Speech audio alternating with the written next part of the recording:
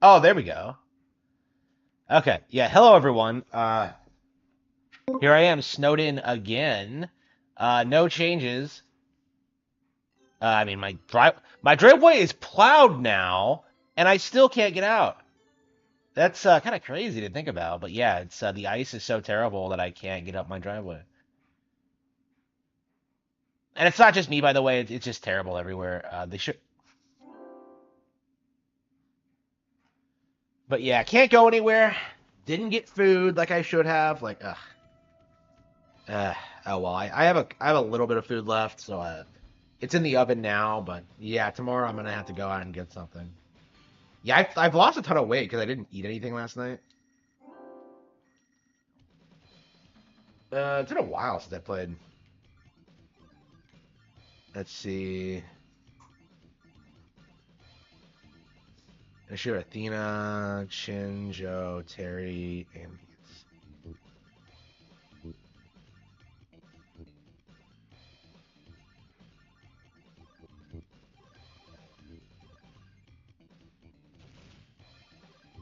oh wait, this is 95. No, this is 97.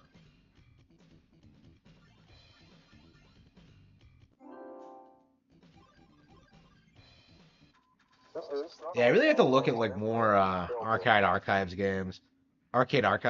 It, I really love like arcade archives, but like it's just to me it just feels like they don't recreate the proper arcade experience. I don't know. Like you're never gonna be in an arcade again playing these games. Oh, here we go.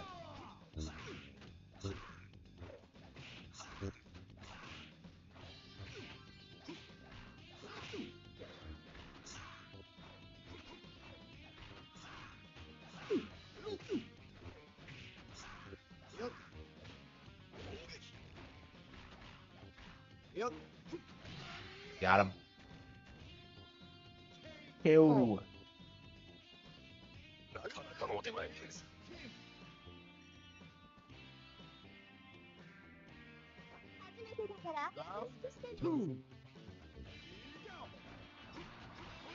Yeah, I really love SNK fighters, but like I just never they've just never been prevalent on Nintendo consoles. So I've never been able to get into them that much. I like them way more than Street Fighter actually, but uh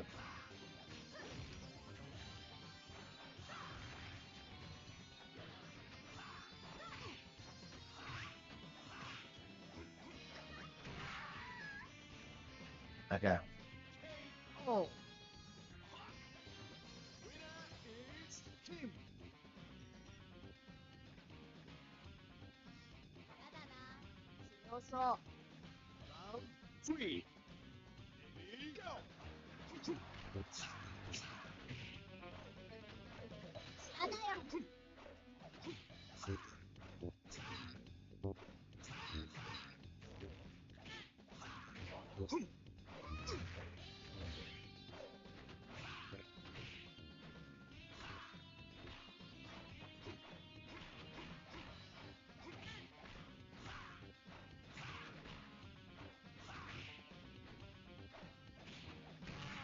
Got him.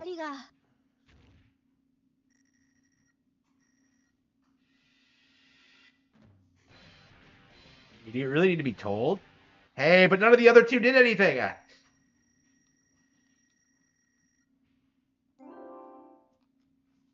I think 98's the good one, isn't it?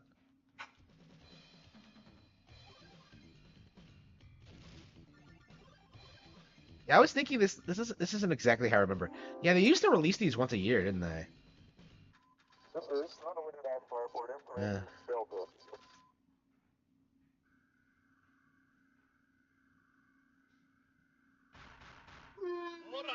Round one. Ready, go! Awesome!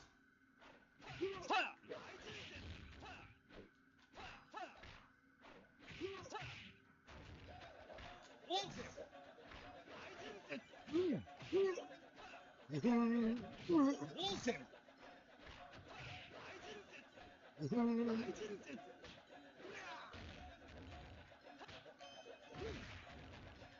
No, I never saw it.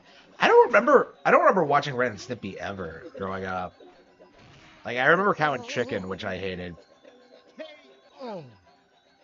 Like everybody in my family hated it and told me never to watch it. So I tried to watch it anyway, and yeah, they were right.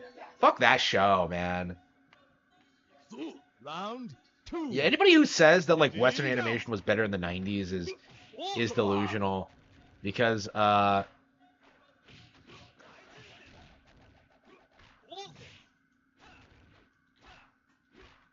the problems today were already prevalent by that point. And it has nothing to do with wokeness. Like that's the thing that really bothers me about people like complaining about media right now. Is that like no, it's woke culture. No, it's people with no talent, you know, making shows that appeal to retards. Yeah, I'm still angry. You know, after all this time, I still have like I'm still traumatized by like some of the shit I used to see in that show. Uh like that one where they go inside Cow or like I don't I haven't seen that show in like probably over 20 years, so uh but yeah, I still have like a seething hatred for it.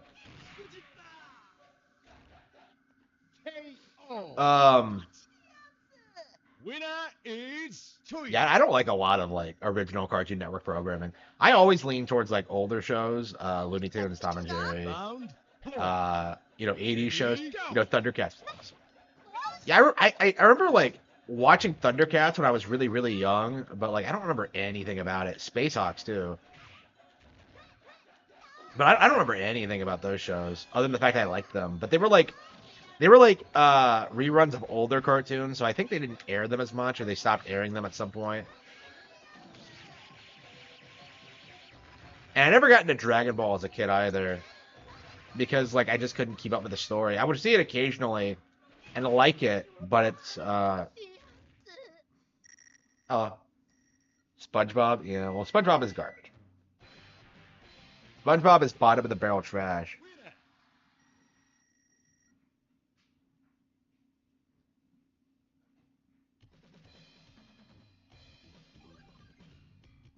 Yeah, console is way better. It's more affordable and there are more titles on it. Like when people say that like PC has more games, they basically just mean piracy. Yeah, I've been seeing a lot lately that like a lot of PC developers are like complaining about the market being oversaturated. Round 1. So like the Friends of Ringo Ready, go. Ishikawa guy came out and like was complaining about how like none of his games are doing as well as Ringo. And it's just like they just get buried, right? And that should be normal, right? You shouldn't expect to be making like a ton of money off of like everything you put out. You know, I certainly don't. So like, John the Dragon bombed. So I mean, it happens, right? Like it's not something you should be like hung up over. But I keep seeing these people like spurging out over it. Like, no, I'm not getting rich off of my my lazy indie games. Like, Winner come on, bro. is Diamond. PC gaming doesn't exist. It honestly doesn't, cause like it's all. Wait, who's this Chinese girl? So they get different girls depending on where you're fighting. Oh, that's pretty cool. Okay, so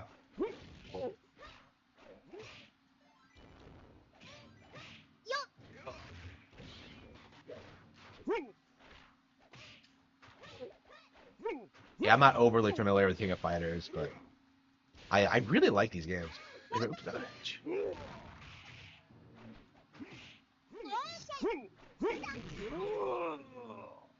But yeah, like everything that's available on PC is available on console.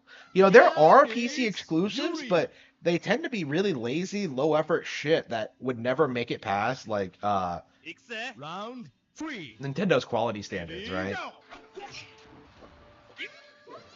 Like I really wonder if that's like the real reason Neptunia is getting rejected because it's just too low quality.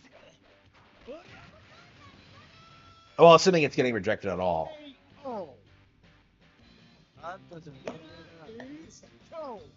Truth be told.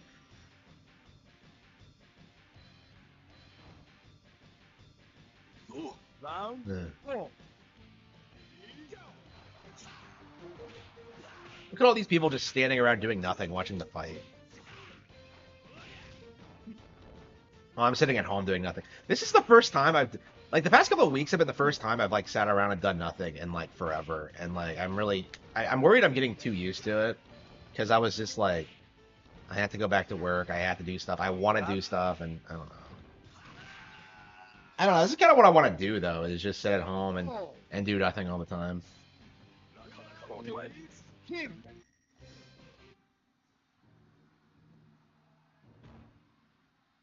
Round 3. Ready, go! I love this game. Uh,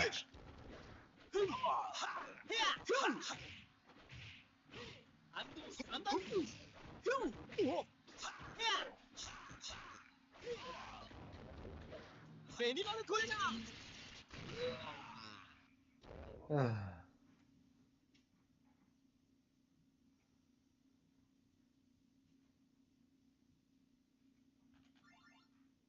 that was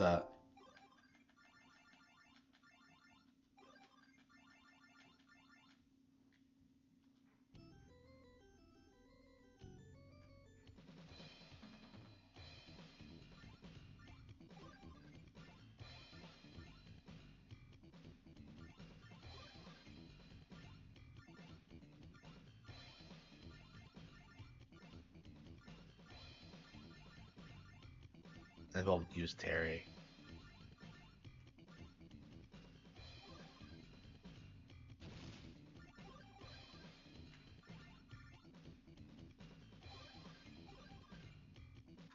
This is not the winner for information available.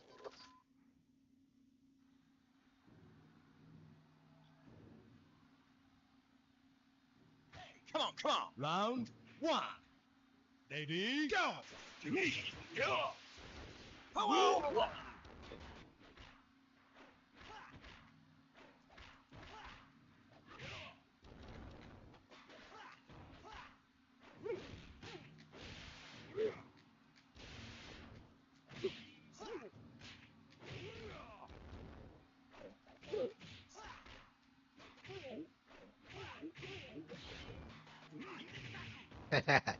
Awesome.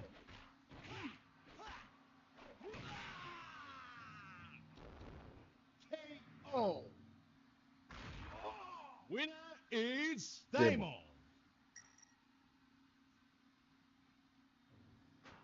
さあ始めましょう Round 2. Ready, go! I mean, I was tired of that years ago. It's really frustrating to me to see how many YouTubers are. You know, maybe I should make a video about that, about how like I don't really respect Switch tubers and how I don't pay attention to them. I'm at the point now where I straight up don't even like follow what people are saying, because like it's just going to be discredited anyway, like every single time. So I don't cover that shit. Ready, go! I don't know. Maybe I should like at least like release a statement about it though. I don't know. I mean, it's not even worth my time to be honest with you. Like, I need to be focused on like producing good content and writing books and stuff like that. I really should write today. I didn't write last night at all.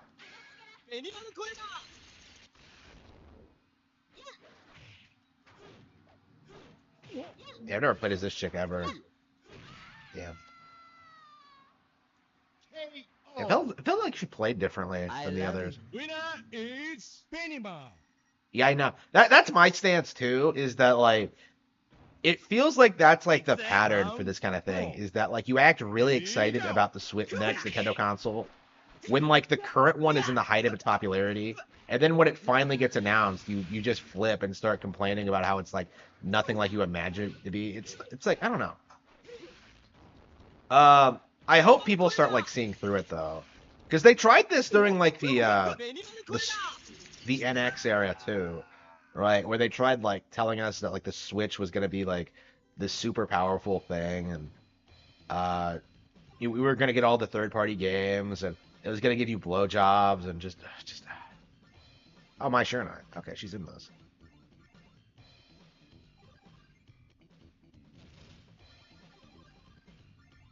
I hate how Mai Shiranai is the only character from the series that feels like she's still relevant, and only because of just how of how people spurg out over Round one. Ready, go. over how Japanese games used to be more sexualized. I don't even think that like they are less sexualized, to be honest with you. I don't understand like the complaints about like censoring fighting games and shit like that.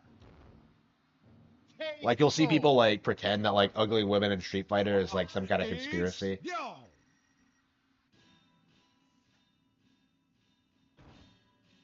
Okay. Round two. Ready, go.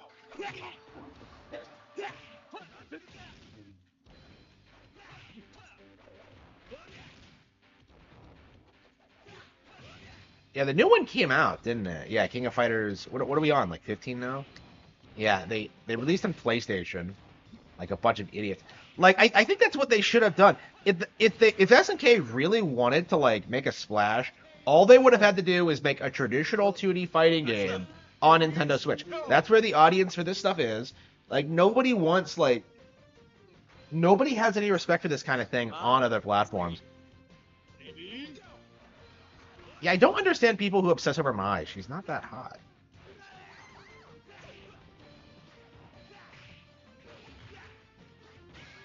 Uh, I only picked her because the character is like somewhat recognizable. Yeah, she's in Street Fighter 6 now, isn't she?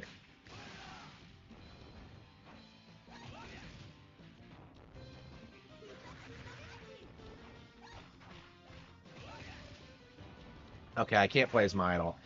Do I just suck at female characters in this game? It feels like they play really differently. Oh. It's go.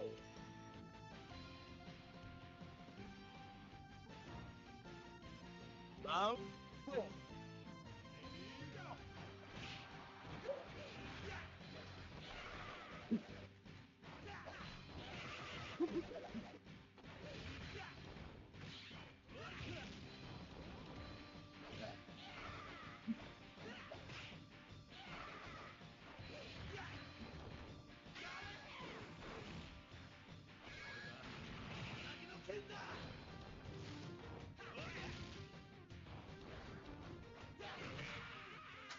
Damn it. Oh, no.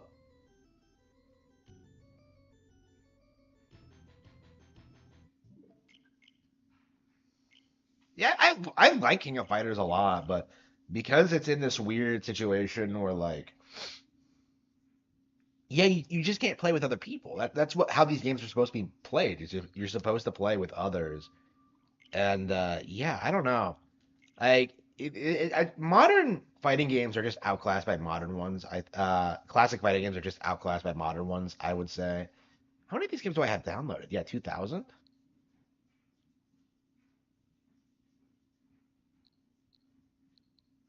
I don't know. I might as well. Yeah, let's not do that today.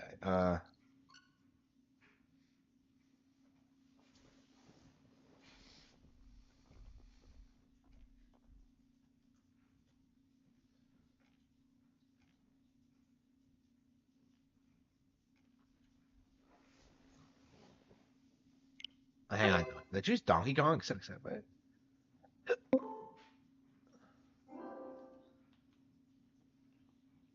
1984.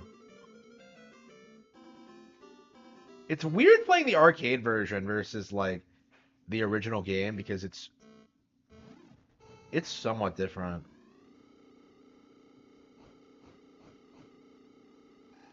It's crazy to see what arcades games looked like in the mid 80s because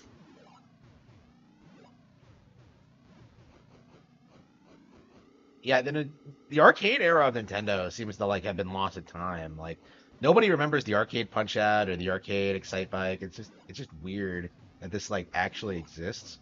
Or like the arcade Super Mario Bros, which does exist. Like the actual like versus Mario Bros, which is basically just a different version of the NES version.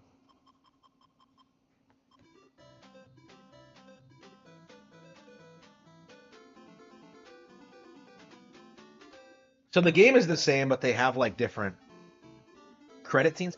It feels like it plays the same.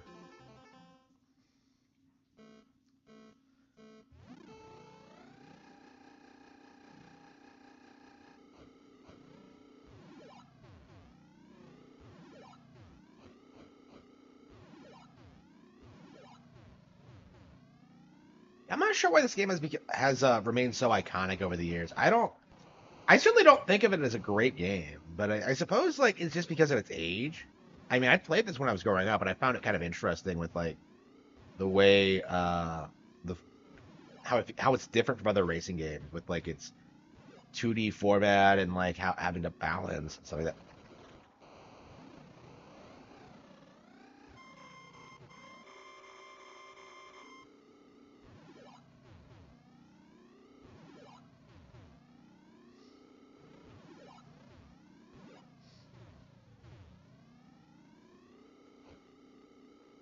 I think the Switch is going to be very competitive, very very competitive. Like oh yeah, yeah, we're not calling it the Switch 2 here. We actually came up with a fun name for it last night. The Nintendo Switcheroo. Yeah. The next Nintendo console will be the Nintendo Switcheroo, according to Harman Smith, who is an unreliable source of information, who does not actually have a girlfriend working at Nintendo. Da-da-bum-bum-ba-da-bum. But yeah, like I feel like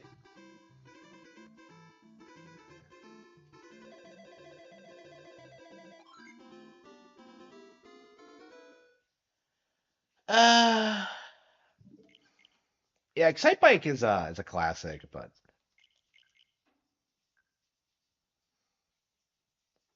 yeah, we definitely should look at our arcade archives and see if like they have anything. Like I wish they had more Western games because like those are the arcade games I'm really attached to is like the midway like rail shooter shit. And yeah, it just seems like hams like they're mostly doing like really obscure Japanese arcade games, and that's kind of a shame because I don't necessarily think Japanese arcade games are better than Western ones. I've never really been that attached to them. Like all my favorite arcade games are from the West. They're like based on Western IPs. I don't know. Donkey Kong. Yeah, Donkey Kong's an exception. I don't know. Maybe I just haven't played enough Japanese arcade games. Yeah, maybe it's like what it's like for casuals today, where like you don't get exposed to Japanese games in the arcade, so you don't realize that they're better. Yeah, it might be like that. Yeah,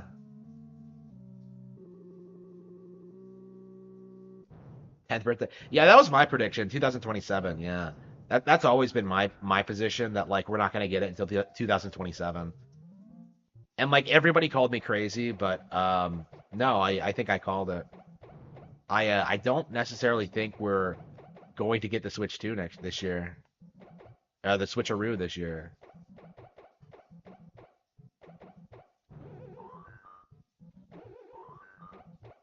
It's gonna be like a good long while, I think.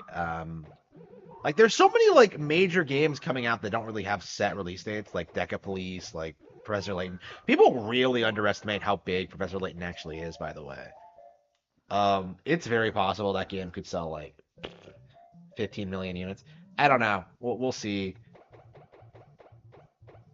We'll see if they like pull it off or not. I don't know.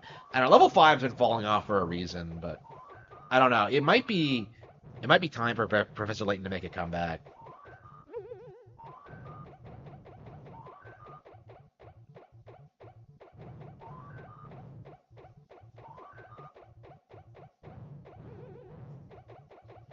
Yeah, we live in a world where Billy Mitchell is no longer the world Donkey Kong champion.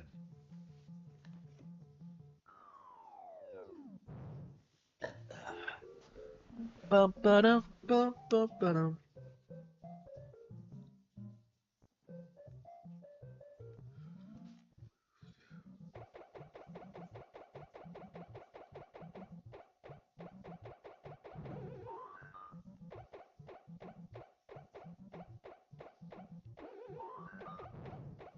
Ah, shit. It's been a while since I played. Yeah, I was playing this a lot around the time the movie came out. Uh,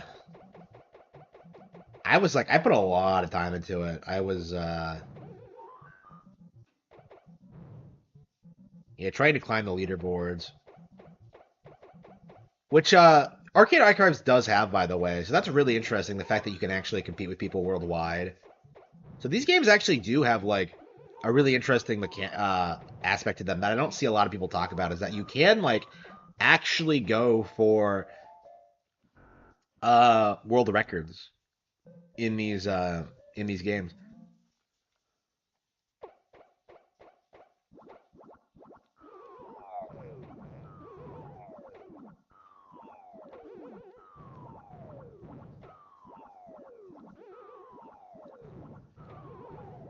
I love Donkey Kong. Donkey Kong.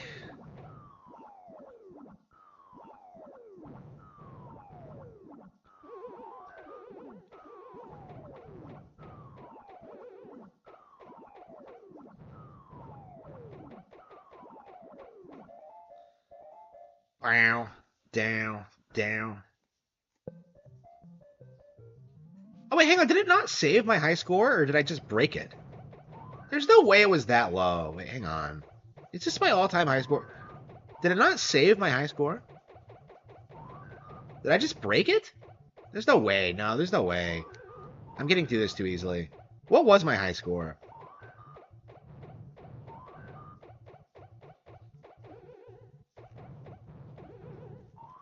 Fuck. I was going for the hammer, but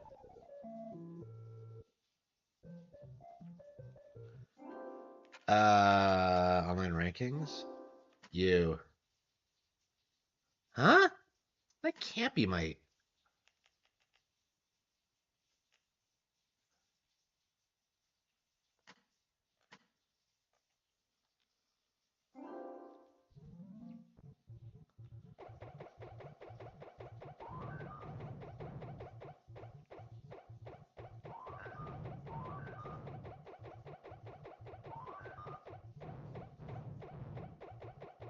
Hey, did I just beat my high score? There's no way. Like I don't. That doesn't seem right to me at all.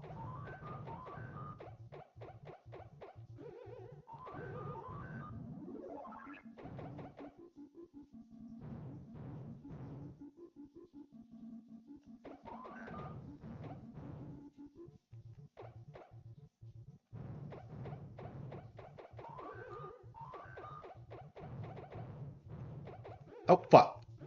Ah, fuck. Yeah, I screwed up. You can't jump in midair in this game. Da, da, da, da, da, da, da, ba, da.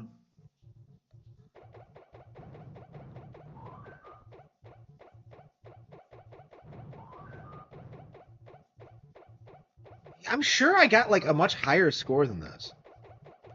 Like I don't know. Did it not save it properly or?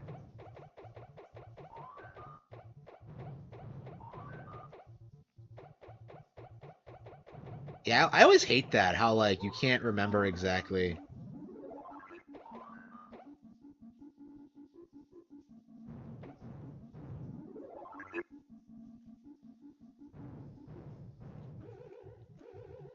Holy fucking shit! This game and it's this game.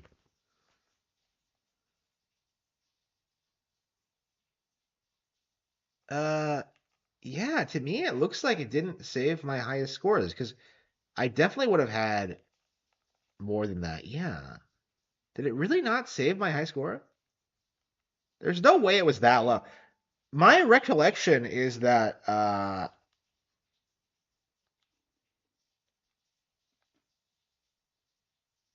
like my goal was to crack six figures or something. I don't know. Yeah, maybe we'll look at my old streams and see because I was streaming my attempts. So like yeah, like I don't believe yeah, we'll keep that installed. We're gonna play that again at some point. Yeah, I don't believe that like I would have it would have been that low considering like how much I was playing the game at the time. Like I mean, I just booted the game up randomly, like played pretty badly and broke the high score. So that I remember struggling to beat. So yeah, I don't. That doesn't seem right to me. Battle Network Legacy. Yeah, we really had to play Battle Network for sure.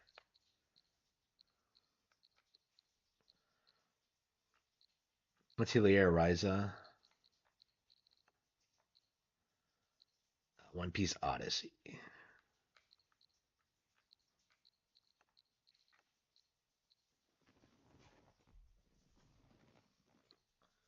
Shantae, One Piece, Valis,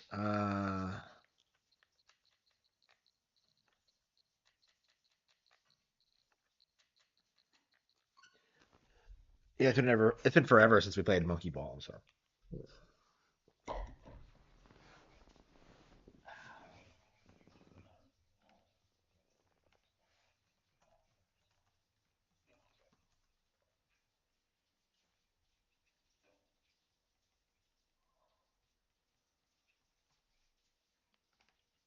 I think my washing machine is done. Yeah, it's some close to like. Hmm.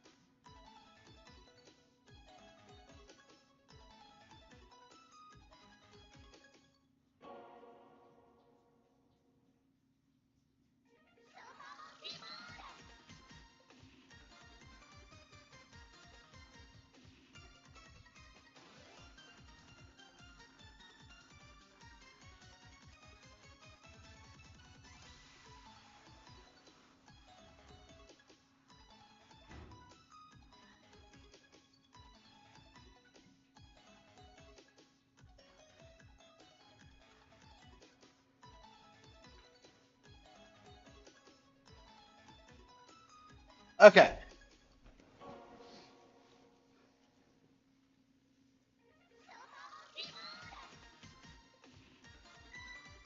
Oh.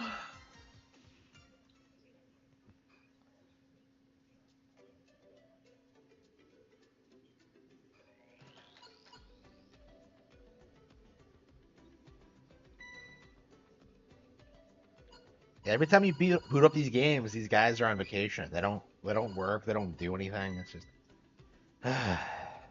vacation from what? Like rolling around in balls? Like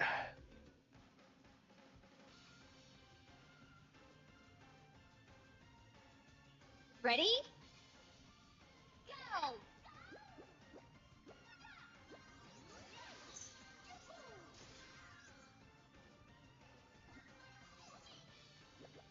yeah, we still have not beaten the stage. I basically mastered it, but I have not actually put it all together and beaten it yet.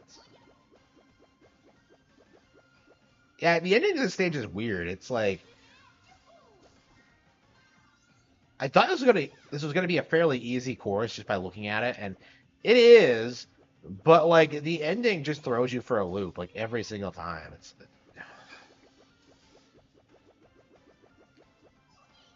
All out. Ready? yeah, I think I'm ready to take a Go! break from this game. I'm just not enjoying playing. The game is great, but it's just one of those things where you're just like, I can come back to this later. I mean, I don't think I came back and beat Banana Mania until this got announced. Oops. So oops. All Yeah, maybe I out. am ready to stop playing this Ready? for now. Like Go! I'll come back to it at a later date. But yeah, I'm just not super into it right now.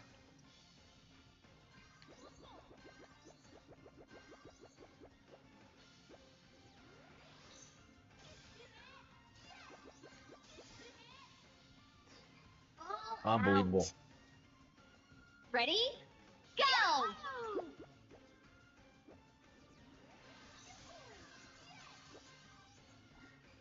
I'm hungry. What am I gonna eat?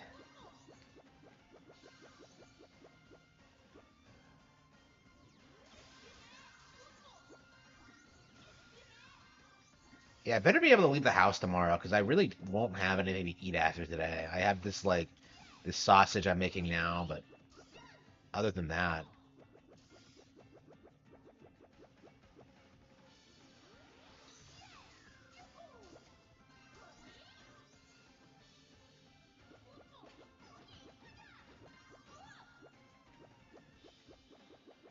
at the very least, I hit a new weight low.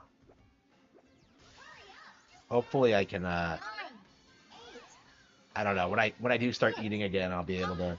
fall I won't out. gain it all back. I mean, I doubt it. I think it'll be like Ready? a little bit lower this time Go! because it's lower than it's been in a long time. Like obviously, I've been at a lower weight, but yeah, like over the past couple of years, yeah, it's been the lowest. Fall out. Ready? Go! Well, the past year or so. Yeah, the past couple of years, the lowest.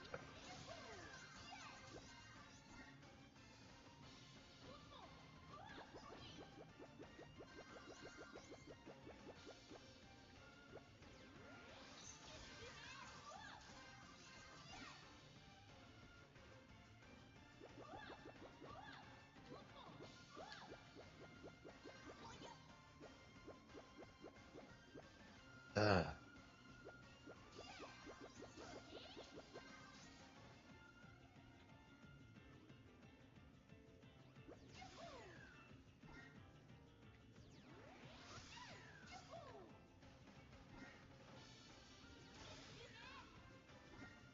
Hurry up!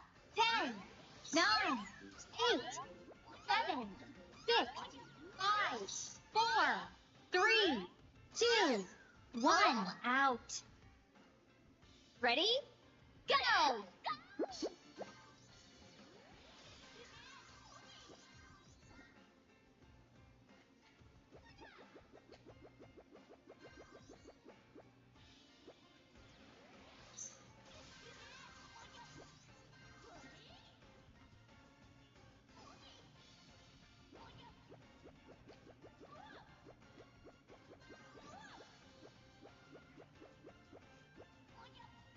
well, Out. Ready? Go!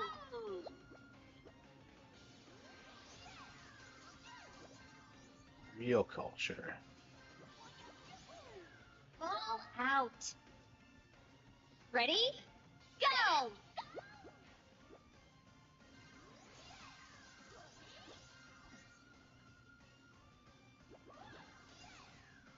Fall out. Ready? Go!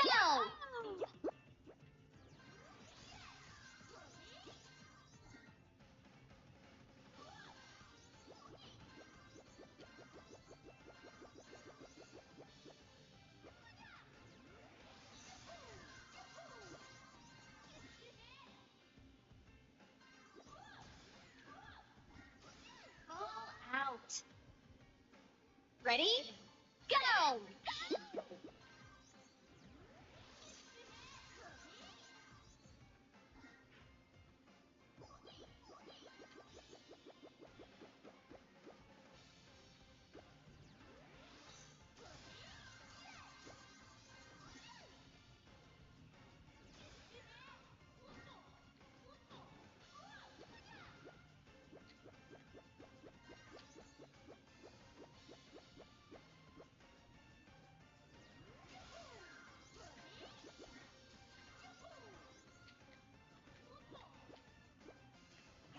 Got it.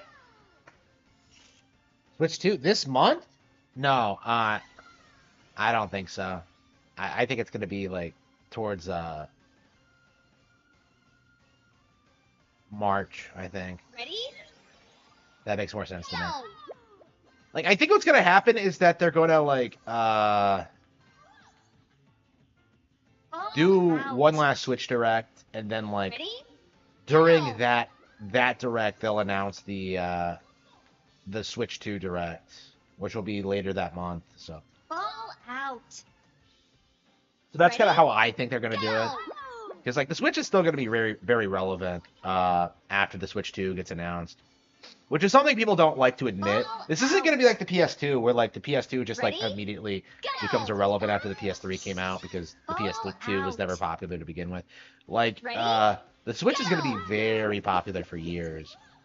I think you're still going to see it on store shelves. It's going to be like a budget option. It's going to be like Ball out. it's going to be targeted for people who don't Ready? want to like spend Go. a lot of money on like the premium thing. So yeah, it's going to remain very relevant Ball out. after the next console comes out. Ready? So, Go. Ball out. now what are we going to play Ready? next? Go.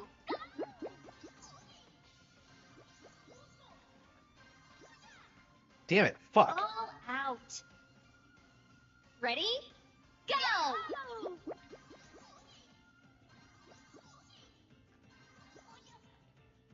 Ball out. Ready? Go. My money's going into investments. And I can't wait to start working again. I really need to start Ball like out.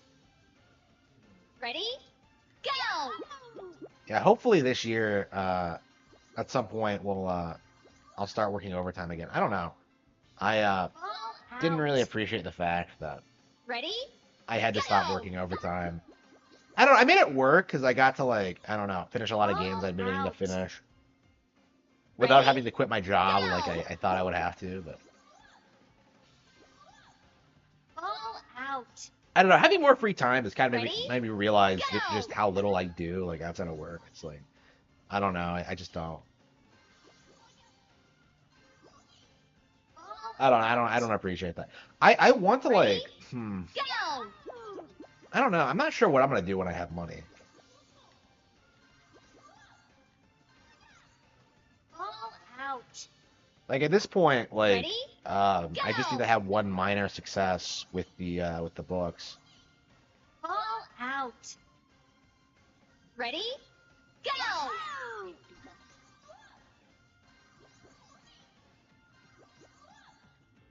Oh, oh shit. Ball out. Ready? Go.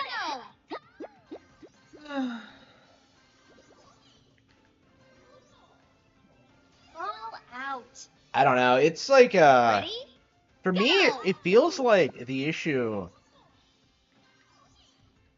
is just the publishing Ball industry as a out. whole. Because like I've been looking Ready? around at like Go.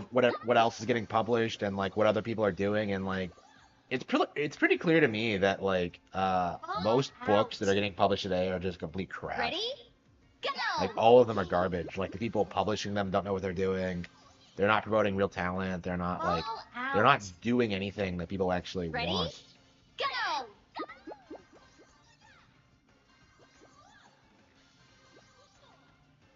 Ball out. Ready? Go.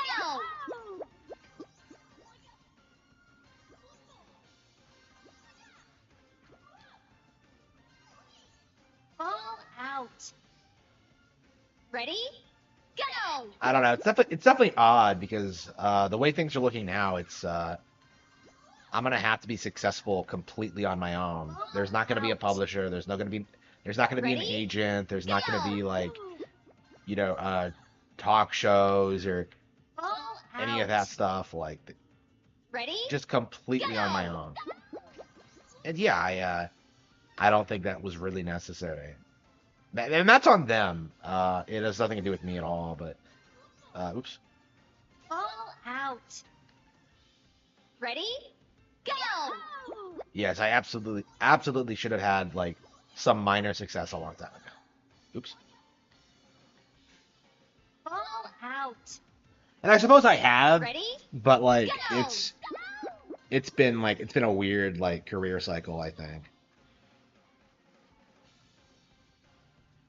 Ball out. Ready? And I think really only because I had to come from absolutely nothing.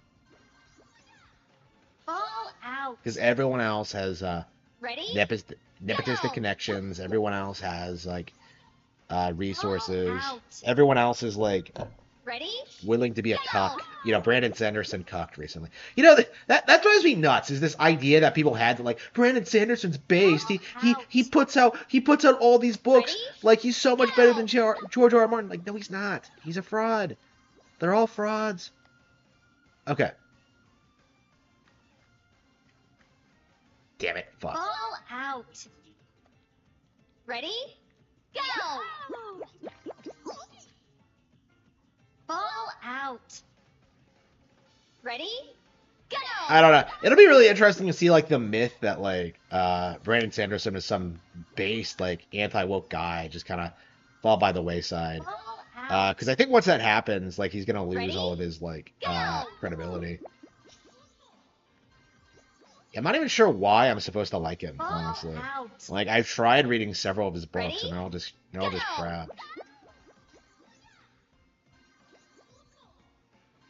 I mean, it's been a while since I have, maybe, but Ball out. yeah. Ready? Go! Ba-da-ba-ba-ba-da-ba-ba-da. Again, that's the problem. Like, you kind of look at like how people review like handle my works. Ball out. It's always like the same thing. Like, oh, it's Harman Ready? Smith, so it must be Go! bad. And you know, they don't even fucking read it. Ball out. Ready? As opposed to Lindsay Ellis or Brandon Sanderson or George R. R. Martin, like, oh, they must be good because they're already successful. No, that's not true at all. Ball Bang. out. Ready? Go!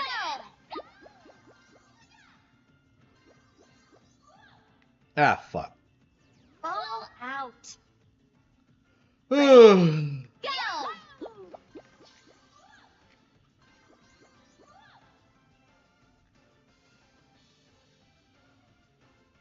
Ball out. Ready? Go!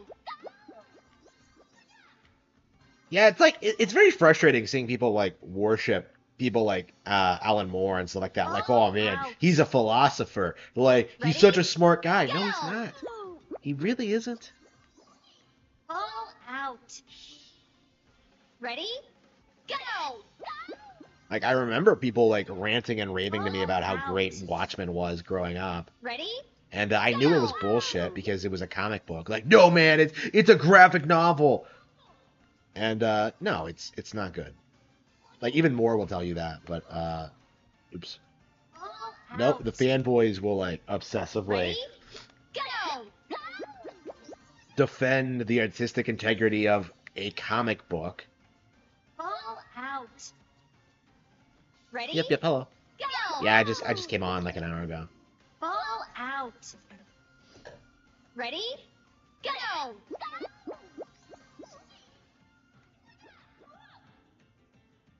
Yeah, no one wants anything like new. Ball You know, all anybody out. wants is like rehashes Ready? of old Go! like properties and like from older writers. Where we go? Oops. Ball out. Ready? Go! Here we go. Oops. Ah, shit. Ball Like, oh out. man, that's how you get published. You Ready? you have to already be famous. Like, that's not how it should work. Ball Okay. out. Ready? Go! Here we go. Ball out. Yeah, it Ready? feels like to me that people don't Go! actually like these writers. They like the idea of them. The idea that, like, oh man, Alan Moore, he's so smart. Oh, Ball out. Ready? Neil Gaiman, oh, he's so Go! smart. Like, oh.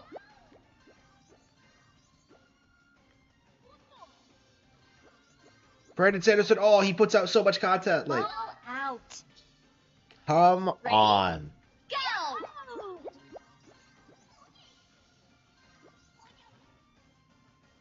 Ball out. Ready? Go!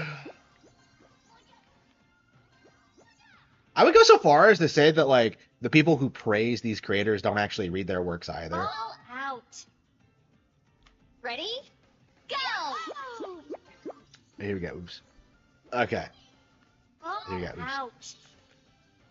Like, Ready? nobody knows about Go! anything Alan Moore has made other than Watchmen. Like, The fact that he's like Ball trying out. to be a real novelist kind of Ready? eludes the comic book industry.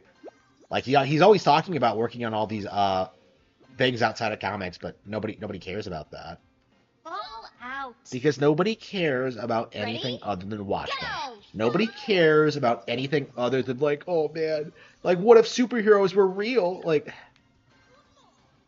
it's Ball just out. no. Ready? Go.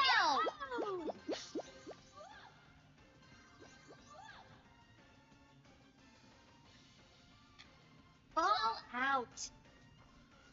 Ready? Go. But yeah, like I'm really happy to see that like the thing that's really causing people to turn on Brandon Sanderson is like the Ball LGBT thing. out. You know, he tried pandering to them, and Ready? his audience immediately told him to fuck off with that shit. So that's really exciting to see actually that more people are becoming more Ball vocal to out. that. Ready? You know, I've been that way for a long time, now, but it seems like my view is becoming more mainstream. Oops. Ball Or maybe it out. was always the consensus and just like Ready? Go. I don't know. Like back in the day, people would like gaslight you about that. Like, no, like there's nothing wrong with being gay. Like it's normal. Like oh, it's healthy. Oh, like and the reality is different. Like Ready? that isn't true at all. Go. So yeah, the fact that people are like just calling him out on that is really exciting to me. Ball out. Ready? Go. Oops. Ball out. Ready? I don't know. It does feel like we're in the middle of a cultural shift, though. Like, a lot of these people are getting fucked, you know? Stephen King's getting laughed at in public. Neil Gaiman's got canceled. Like, Brandon Sanderson is getting shit on. You know, George R. R. Martin is never going to finish his books, you know? Like, all these people that are supposedly, like, way more talented than I am are just completely, Ball out. I don't know, losing all credibility. Ready? Not that they ever should have had it to begin with, but these people really were like all industry plants, like every single one of them. Like this is why. Oops. Holy shit, that was awesome. Did you see that? Wow. Yeah, we gotta save that replay. That was a 10 out of 10 play. Why doesn't it save the replays automatically? But whatever.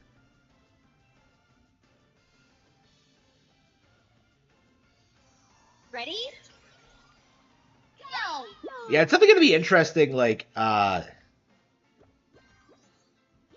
feel like Ball out. if Lindsay Ellis's failure proved Ready? anything, Go. it feels as if like simply being like an industry shill and having connections like isn't enough anymore. Because like Out. that first book had a lot of momentum Ready? behind it. Like a lot of people were fired up about it. Like Lindsay Ellis is writing a book, and then it's just like it's just garbage, and nobody cares. Nobody bought the second one. Like people only bought it and supported it, so like for clout. Like oh man, I love Lindsay. I love her book. Like I don't know. I feel like that's a lot of what this industry amounts to is just like knowing the right people and like sucking cocks, and that's just not something I'll ever do. Like ever. Out. Ready? Hmm. Go.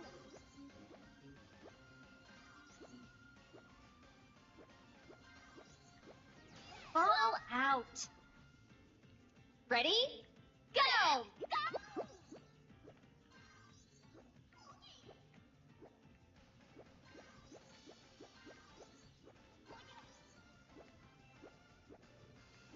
Yeah, I'm at the point in my career where like Out. I do genuinely think Ready? I'm better than most of these people. Not all of them, but like a good chunk of them. Yeah, I feel like the creators who are better than I am are people that like nobody talks about that way. Ball out. Because you know, I read like Ready? that Go. Aaron Morgenstern book, The Night Circus. Loved it. Thought it was fantastic, and like I just love her work and style in general. And like she's not someone that I've ever heard these people talk about at all. And like apparently it did fairly well. So Ball out. Ready? so yeah. Go. So yeah, there are definitely like talented people in the industry who are like better than I am. but it's like you don't hear people talk about them, you know? Like I'm Ball out. like they never come up at all. Ready? And it's just so Go. frustrating.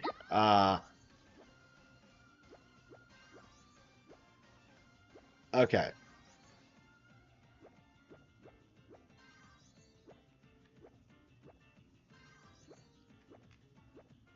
Yeah, I probably should start talking about this more. It's fuck. Out. Ready? Go. Yeah, I don't know. Like, I feel like when you really talk about this kind of thing, what typically happens is that people assume you're just jealous of the success of other people, which isn't the case at Ready? all. Go. The real problem is that people who aren't talented are propped to the top because of superficial reasons. And like, while real talent gets like, Ball out. gets ignored. Ready? Go. Here we go. Oops.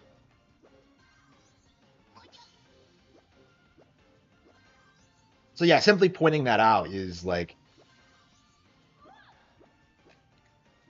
it's just kind of sacrilegious. Ball out. Okay. Ready? Go.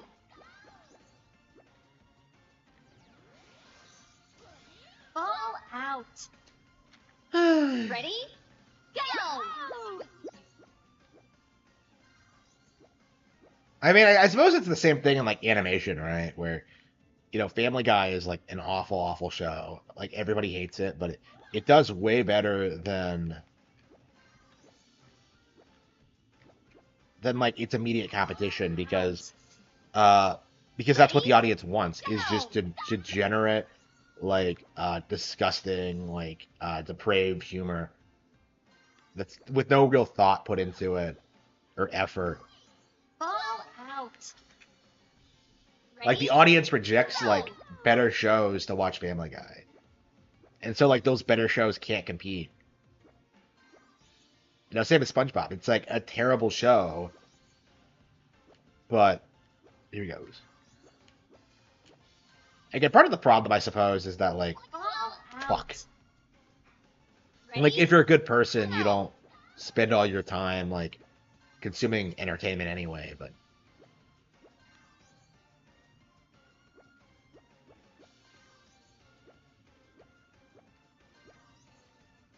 yeah, it's gonna be really interesting to see like Family Guy go off the air for good. Like, cause I really don't know if like Ready? any show will be able to replace its.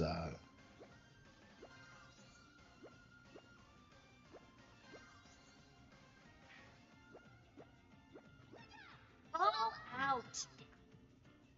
Ready? Go.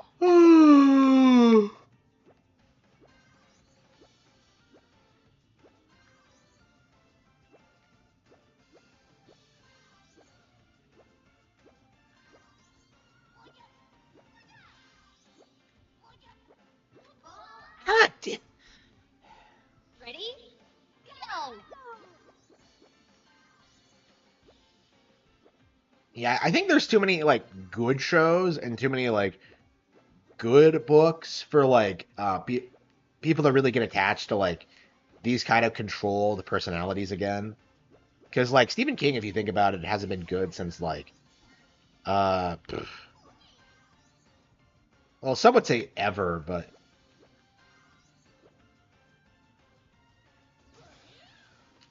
wait, what?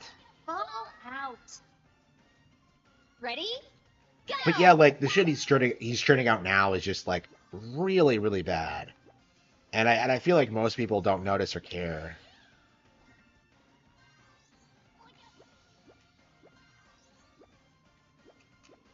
Ball out. Ready? Go.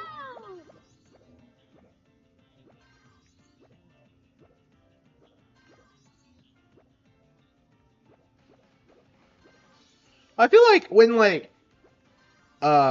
people realize King is bullshit, they just stop reading it and don't really think about it again. That's kind of how the way it seems to work for me. is that like after the whole it thing, I kind of thought of it as like being burned out as opposed to like not liking it anymore. Ball But out. yeah, I think I did like start realizing that it wasn't doing shit.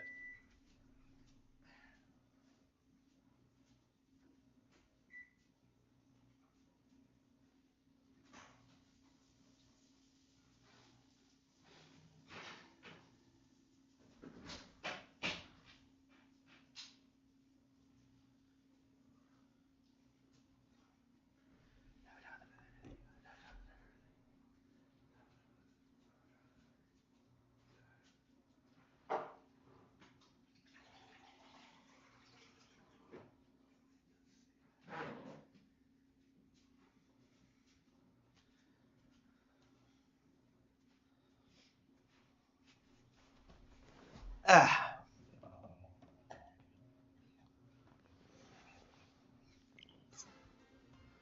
Ready?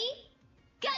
Like I can't imagine like having such a huge like success like Joker and then like fucking over my audience to try and make some ridiculous political point because like oh no like people took the wrong message from it. People didn't like the fact that Ball out. people thought it Ready? was Go! people related to it too much.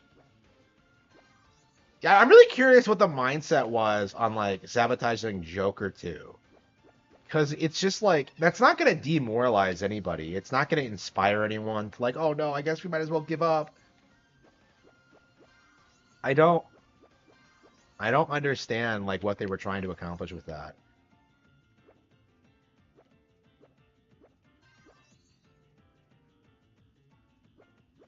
Ball out. Ready? Go! Go!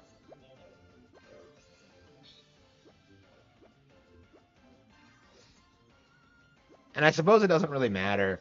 Like the important thing is like why they tried to do it. And I think it was because of like how the original Joker movie like really pretty accurately depicted how you're supposed to take care of these kind of problems. Oops. Ball Shit. out. Ready? Go!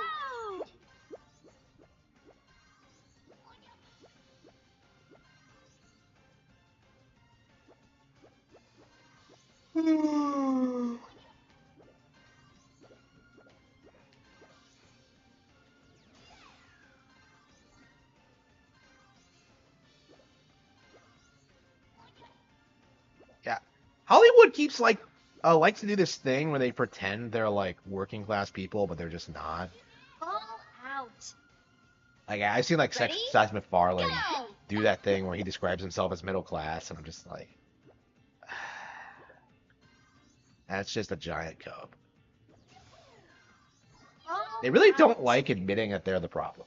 They Ready? really don't. Go! Like, no, we're just entertainers, bro. Like, we don't control anyone or like try to push any agenda. It's just like, come on.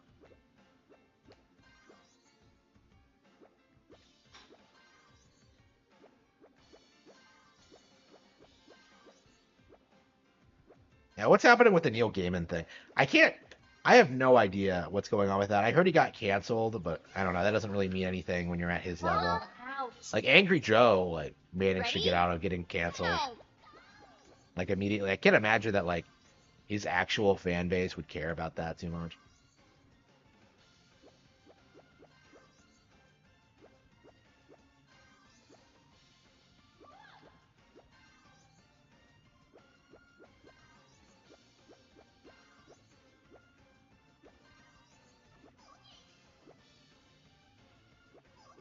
I mean, Neil Gaiman is a hack anyway. I never liked him.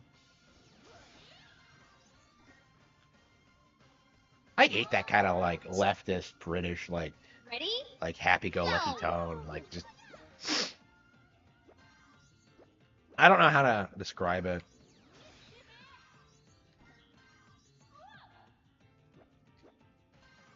Yeah, it's kind of weird like thinking how much better like rolling is than most of these like established British writers. I'd say most of them, not all of them.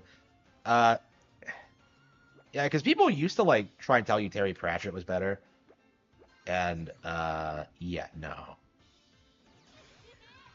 Ball out. Ready? Go!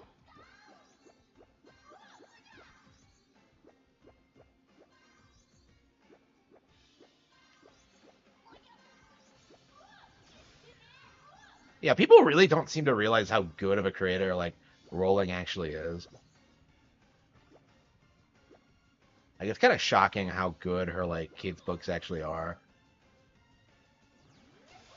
Like she's leaps and bounds ahead of like most other children's books writers I read growing up.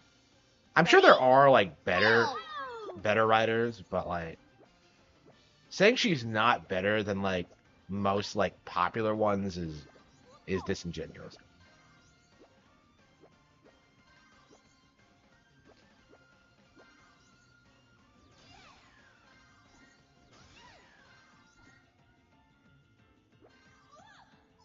Yeah, I'm still snowed in. Yeah, yeah. They actually, I didn't have to call in today. They actually shut it down.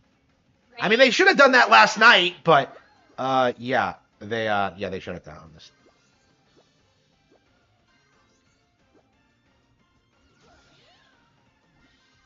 Which is a good thing because I still can't get out of my driveway, so I haven't been able to get groceries or anything.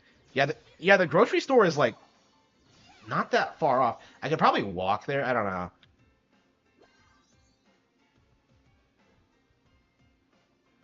I don't know. It's probably not a good idea to go. Ready?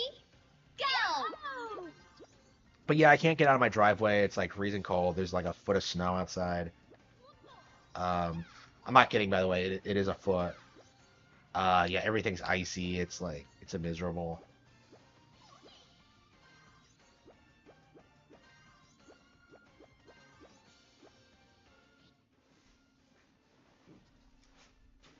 Did it snow more when I was asleep?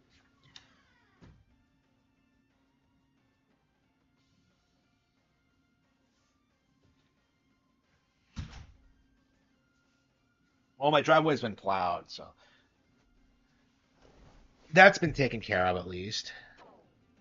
But yeah, it's so icy. I still can't get it out of the driveway, which is crazy to me. I did not think that would be an issue. Ready? Go! I mean, yeah, it's not like this is probably the worst snowfall I've had since I lived here. I can't think of any any period where was this bad. It's not been it has been bad since Ready?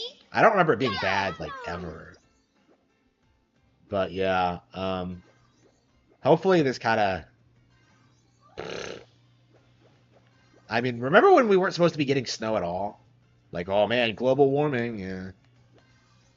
Oh no, it's climate change. Like,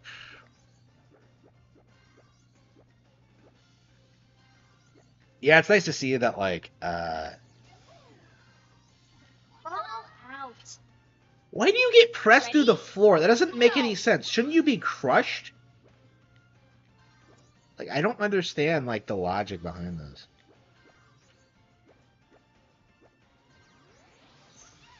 Ball out. Ready? Go!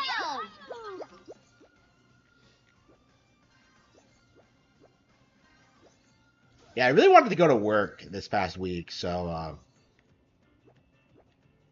it's been kind of frustrating staying home.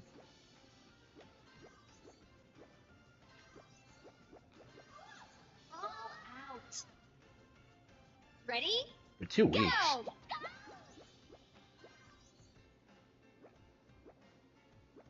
Yeah, I'm not sure I can justify staying out off work that long. I hope it's not that long. Ugh.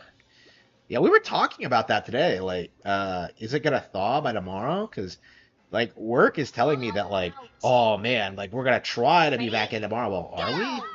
I mean, will I be able to go? Second of all, it's just like I don't know. I don't know. Again, this is why I'm anxious to like supplement my income with like streaming and YouTube stuff. So like, this kind of stuff doesn't bother me as much. But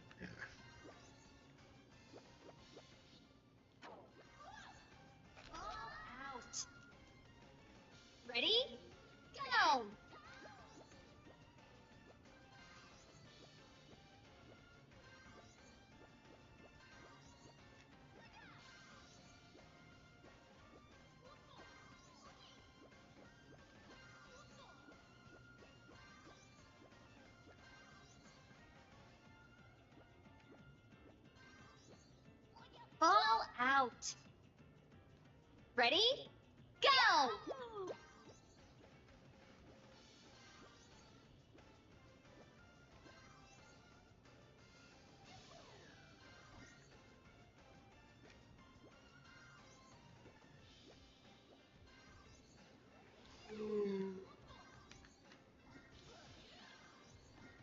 Oh, I see. Ball out. Ready? Go! Ball out. Ready? Go!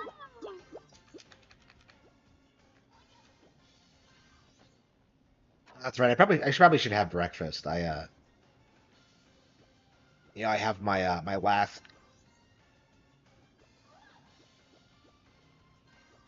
real meal before I start starving again. So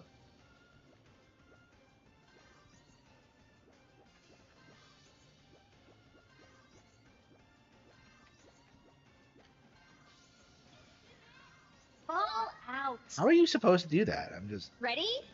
Go! okay. I think we're gonna eat real quick, and then I'll come back and let's see. Yeah, Marvel Ultimate Alliance 3. Now I'll probably just do what I did last night, where I just have this. Yeah. So I started grinding in this game by doing the easiest Infinity trial over and over again by just letting the AI do it. And I did it so much, like the game crashed on me for some reason. I don't know how that works, but yeah, in general, like I don't understand what is with these third-party games and like crashing on Switch. It's just embarrassing. Like, do they really think that's normal? Yeah, people really need to like call them out on it because that's definitely one of those things I've noticed a lot. Like whenever I try to play a third-party game on Switch, is that like oops, it crashed. It coincidentally never happens with Nintendo products. So yeah, so I'll probably just grind on this for a bit while I eat and yeah, thank you all. Yeah, I'll be back soon. Thank you.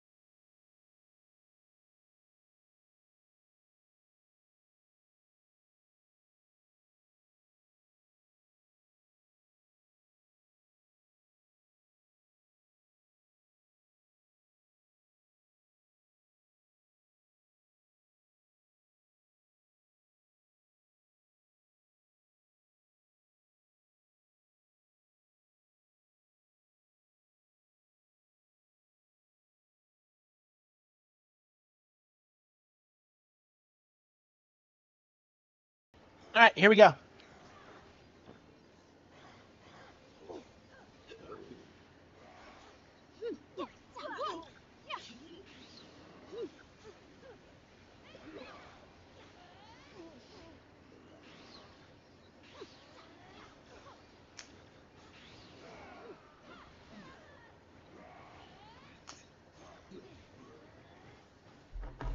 Hopefully by tomorrow the ice will be. Yeah, I just got a message. So we are resuming normal operations tomorrow. So hopefully I'll be able to get out, but we'll see.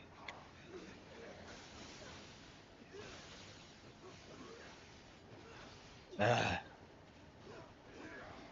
uh, uh, okay.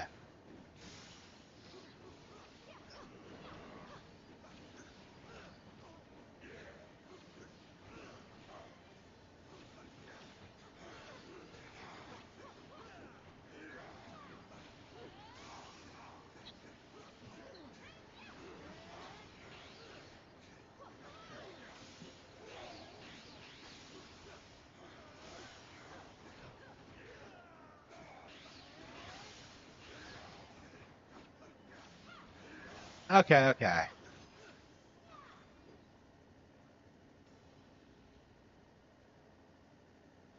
Okay.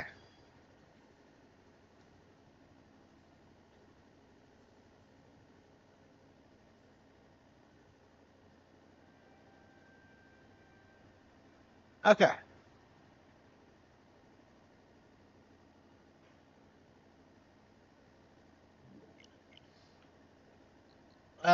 Did I archive that?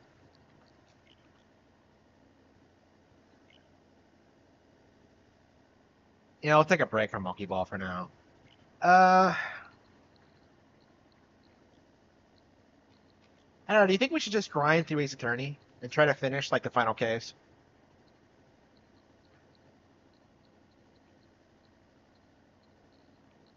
I think that's what I want to do tonight.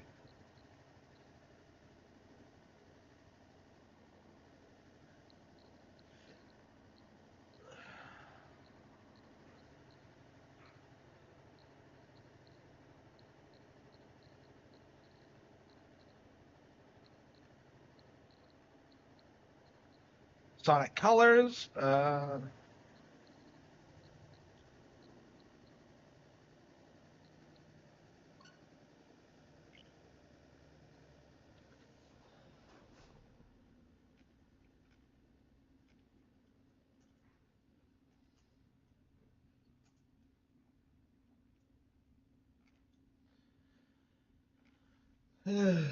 Okay.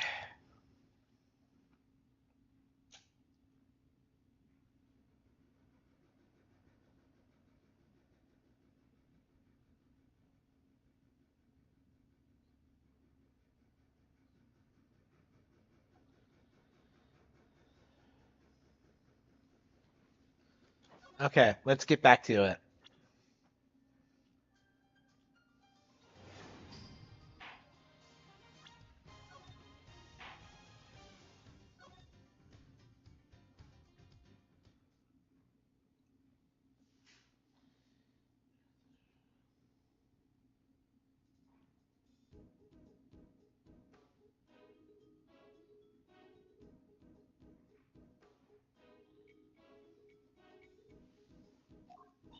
That's it.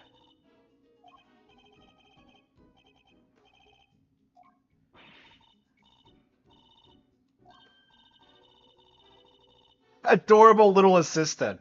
What is he talking about?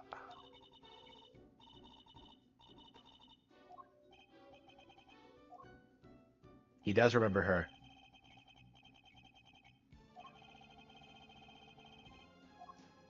Yep, yep, yep.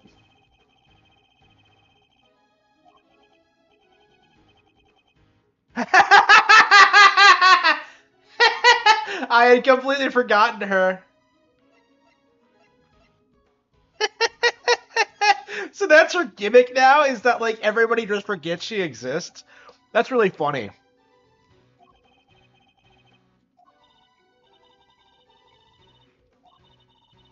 Uh,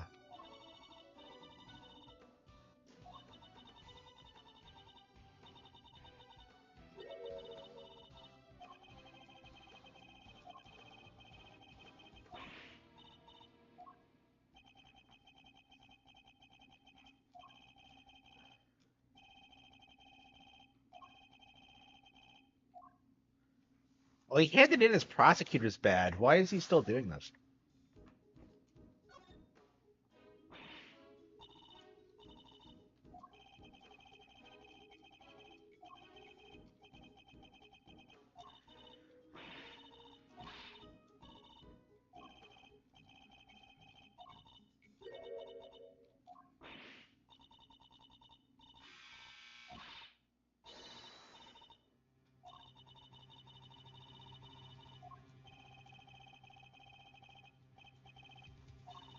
What? So, like, she thinks Godzilla exists?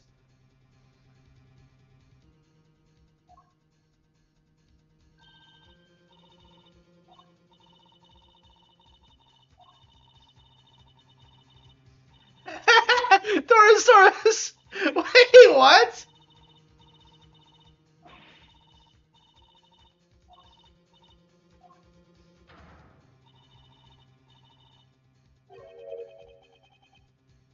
What?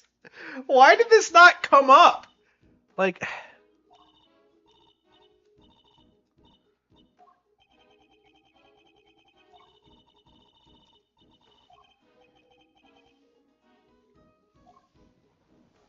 yeah, I didn't believe any of that shit. So she thinks Torosaurus is real? Like, I mean, let's be real though. Torosaurus is the most badass name I think I've ever heard for a fucking monster. That is awesome. Yeah, Torosaurus could beat Godzilla in a fight. Yeah. Yeah.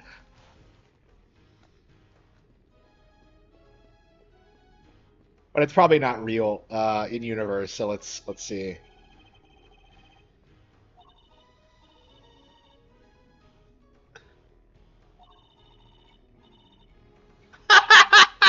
LB looks super cool.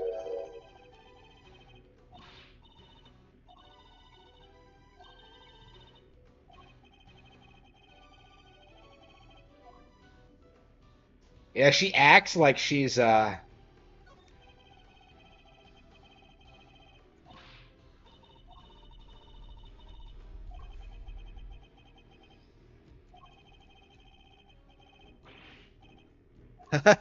costume.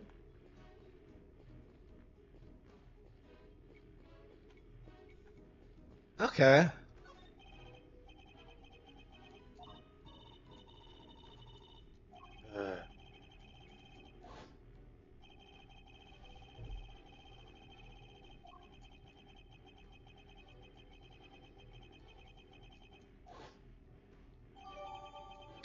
Hey, did I turn on my monetization?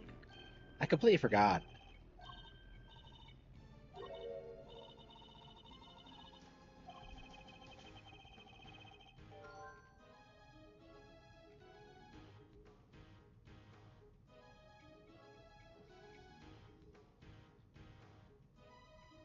Valve is in trouble with Wokies? Oh, yeah, sure. People are delusional if they think, like, Valve isn't going to cuck to the left. Like, you're delusional if you think Valve is based. Honestly. Um,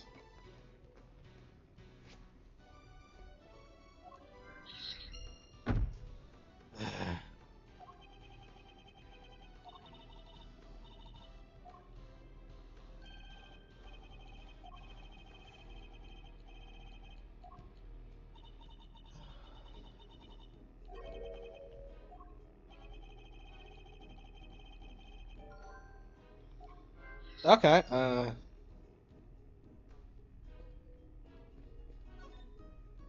Yeah, I'm curious what she's up to.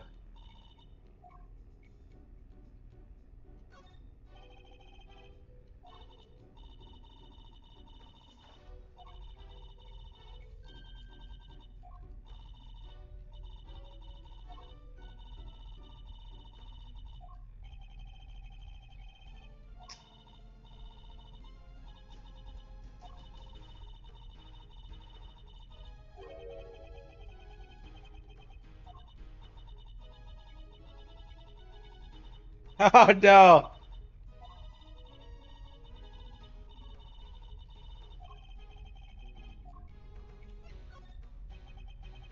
Her eyesight is bad.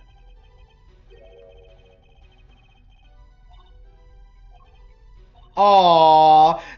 He's disappointed. Amazing.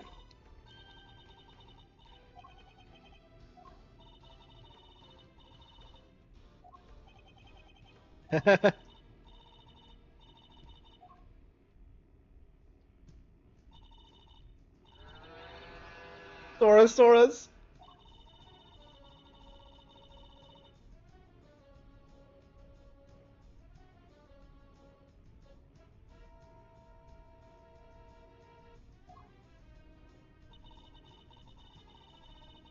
Why is she labeled as assistant instead of by her name?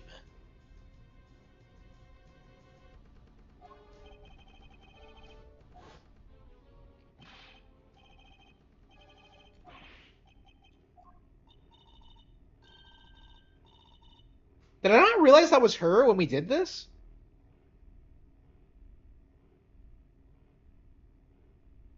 I thought I did.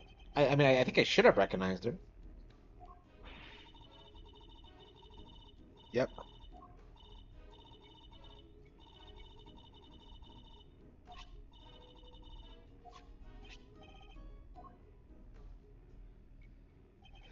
Versus Gordy! It's fighting Gordy! Wow. That's awesome. Last year? I mean, I don't read new books, so like, yeah. Yeah, I read a lot of good books, for sure. Yeah, last year. I don't keep track of the books I read, honestly. I guess I could check real quick. Orders, let's see. Kindle? Let's see. Audible.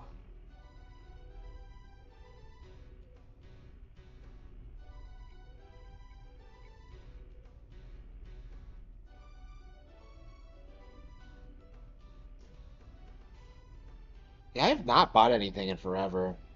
Yeah, right now I'm like, let's see, 2024. Okay. Let's see.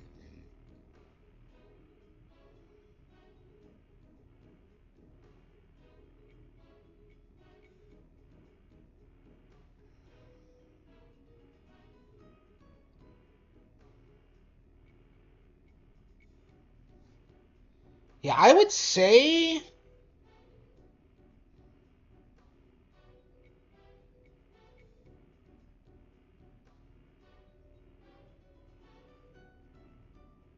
Hmm.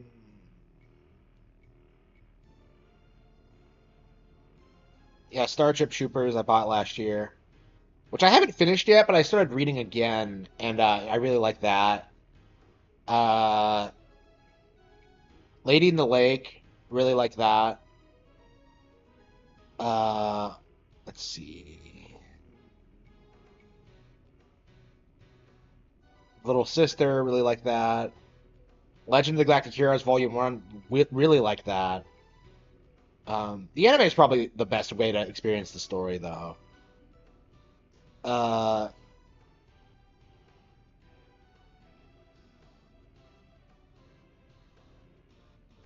yeah, I feel like I was mostly reading older books last year. Castle of the Year, yeah, I read that recently. That's really good. Treasure Island, read that. That's really good. Yeah, I don't know what my favorite would be. Honestly, I think I would say it was let's see, God Save the Child, the Robert B. Parker novel. I don't know. I just really thought that was a lot of fun. There are some things I have like I'm iffy on about that. Like it's weird because I don't think it's as technically good as like a Raymond Chandler novel, but like I just thought that like it it really encompassed like what makes detective stories fun, you know? Yeah, I have Audible Plus, yeah. Gordy, huh? That's right. It's not just Torosaurus on his own this time around. I was just thinking how I wanted to watch some Godzilla tonight, so He has an arch nemesis.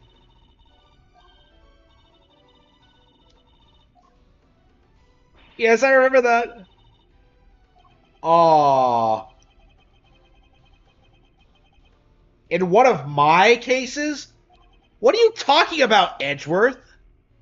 It wasn't your case. You were on trial. Whatever. I don't know. Do the writers? I don't know. The writers are being vague about this, but like, it just seems like. Do do do.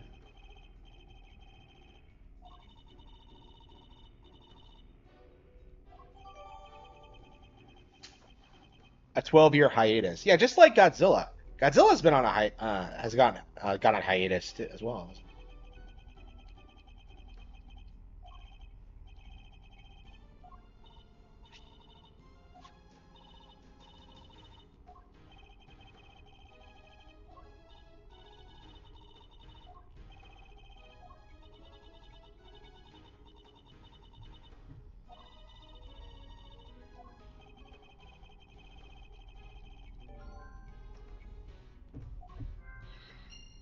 Okay.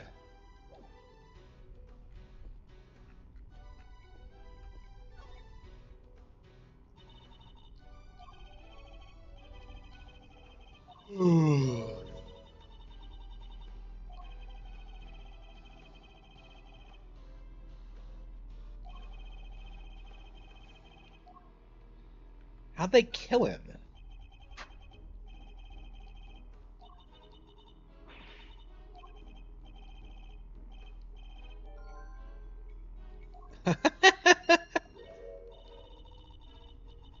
This is definitely a weird like premise for a case, but I really like that about it, honestly. This is like really zany.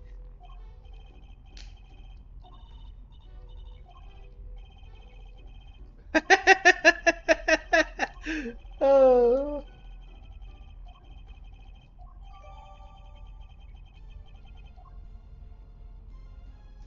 Yeah, Kate just got her memory back too, which is like contrived.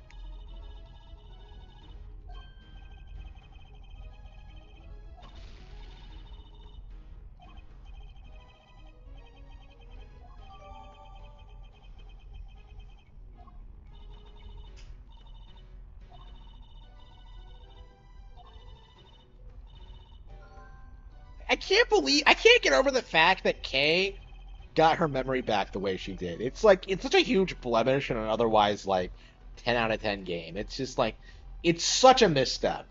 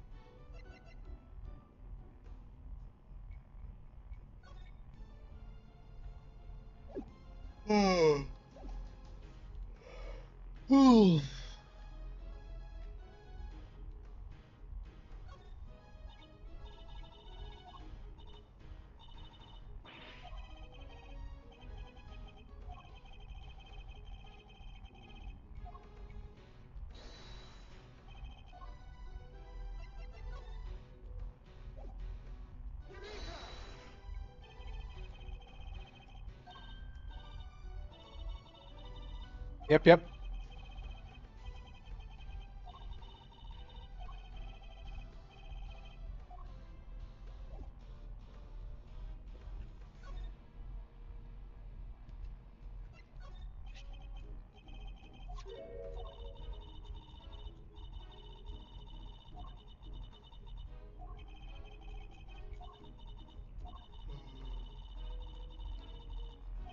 Ooh.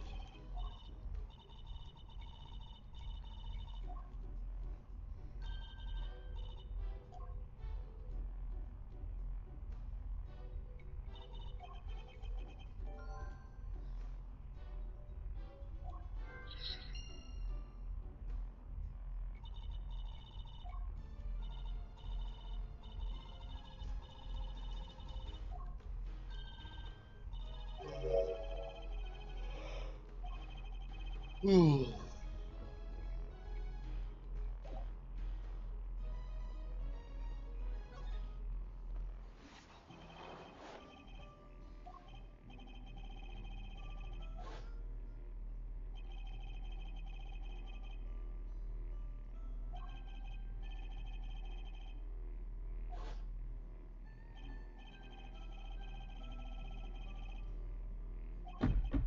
What is he talking about? Oh. Ooh.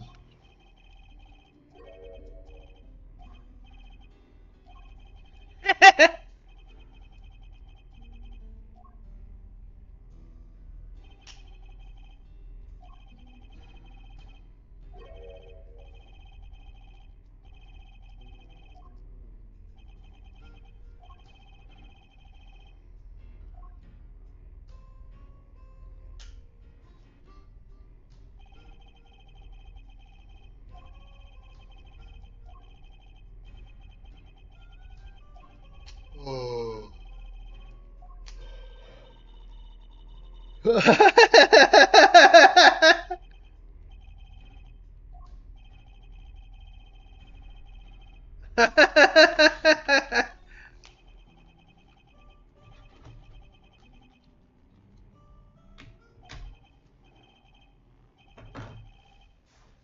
Yep.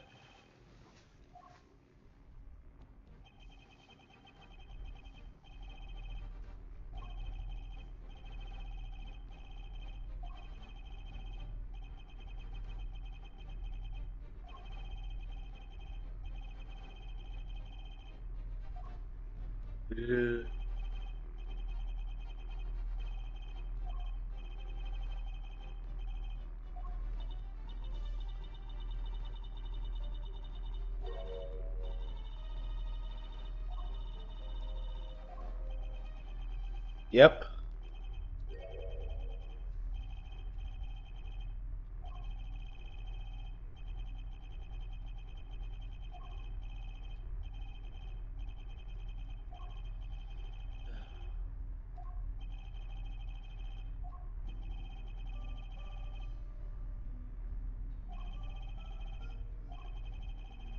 Yeah.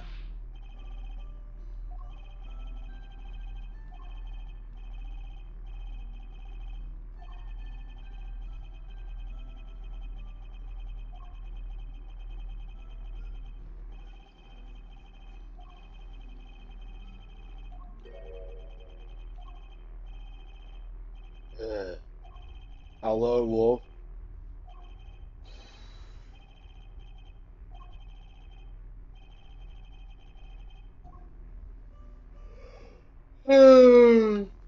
Ooh.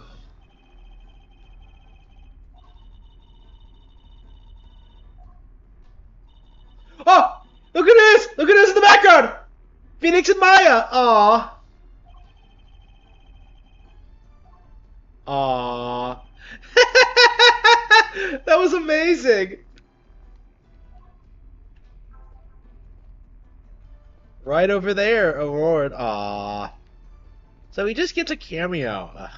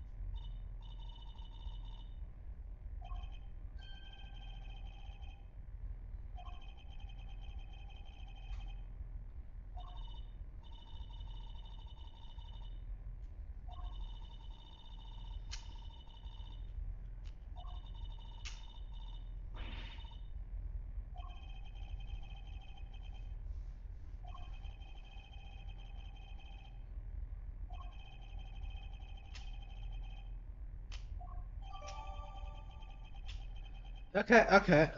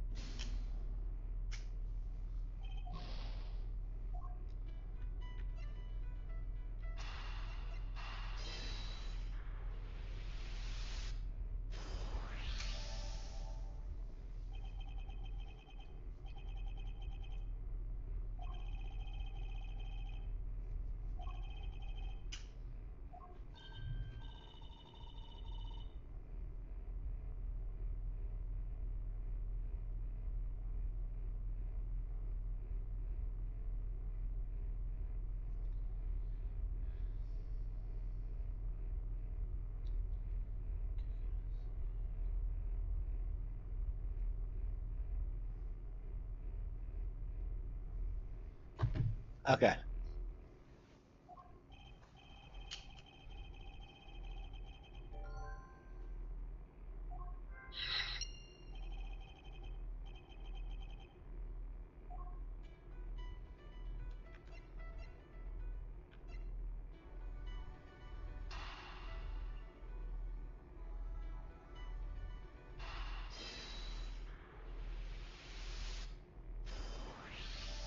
Do.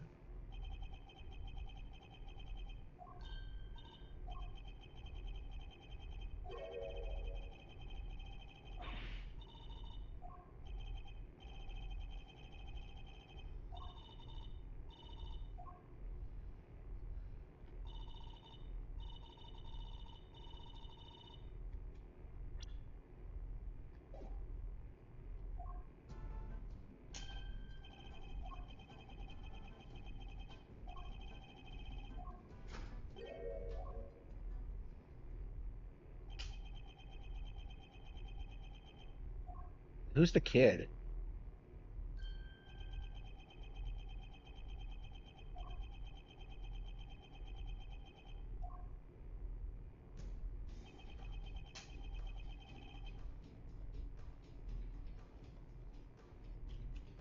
Who is this?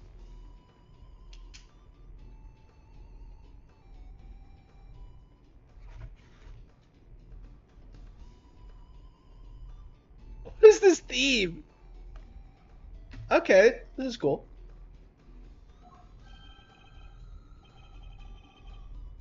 Uh, gives him milk.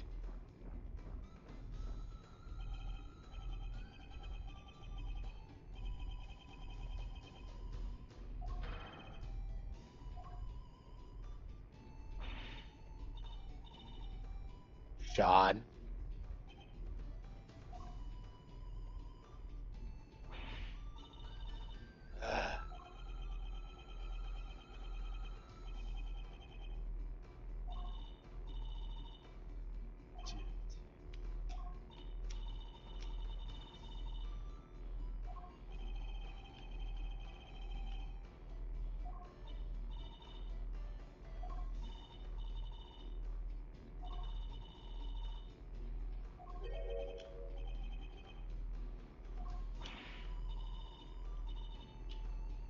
Do, do.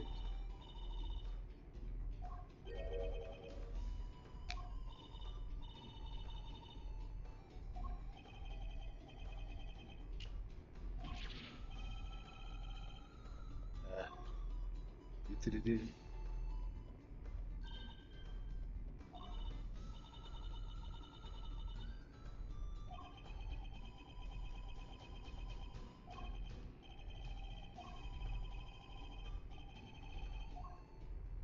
Okay. Okay. Yeah,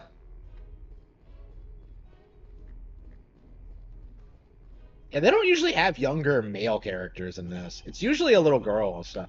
This is a little bit different for them. Okay. How old is he? I'm curious. Like 8? 13? What? A menacing demeanor.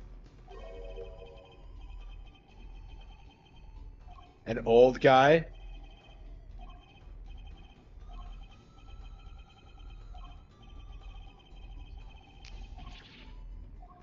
Yeah,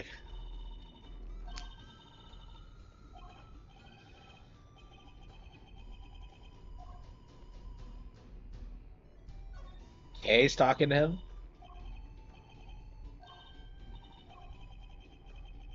Aww.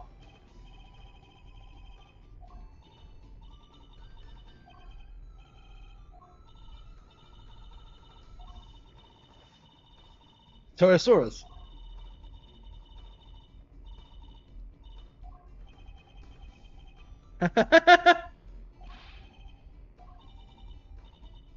Does he not like the movie?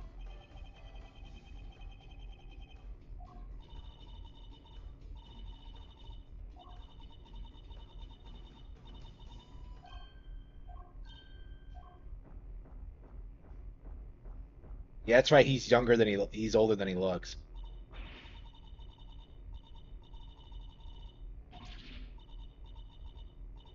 Yeah. I said the same thing. I thought the same thing. Like, wow. Hey, I always checked his age. Okay. You need to learn. Just like, wow. Wow. Oh, he's a manlet.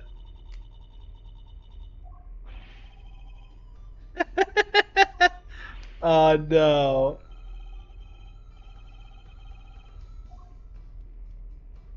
Okay.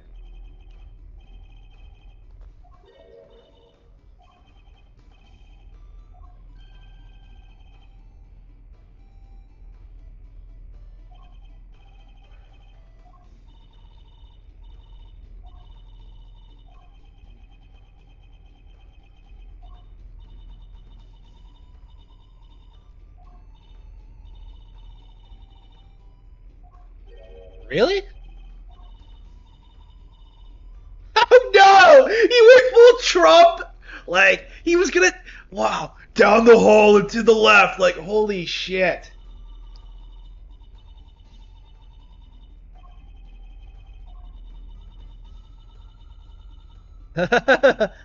Oh no.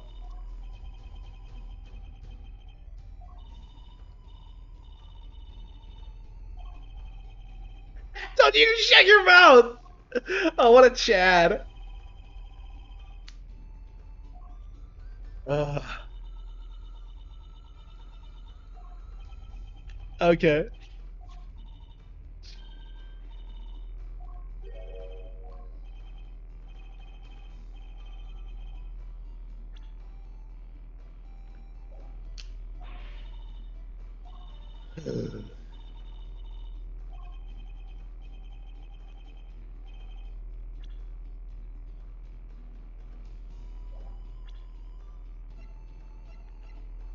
He's. Oh no, is he into petty? Based?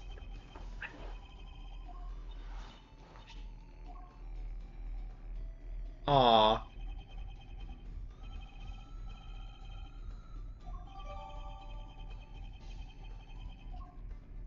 Okay. Okay.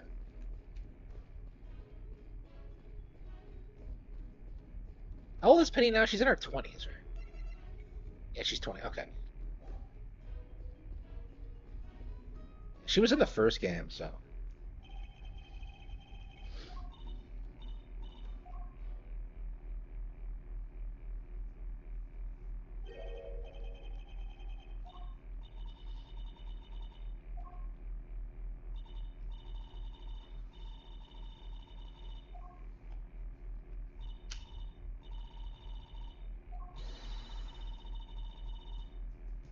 Yep.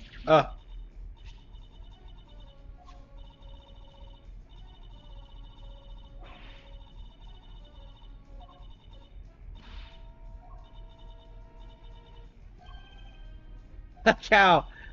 Well, he is a cow.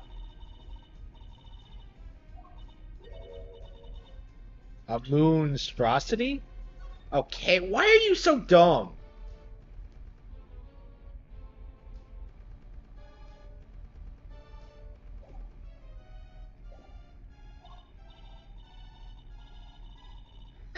The cow! Man's best friend!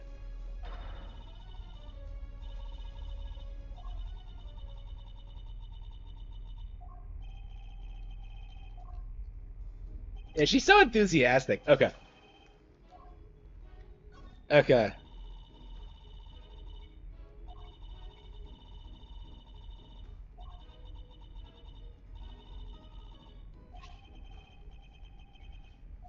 So it's a reboot. So that's important.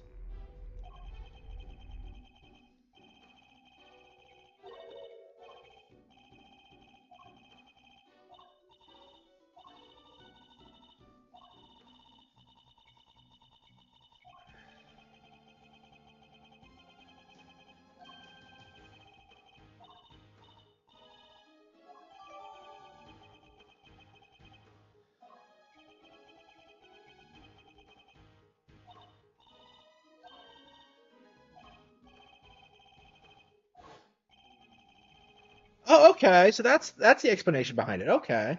So they set this up. Wow. So he was a fan.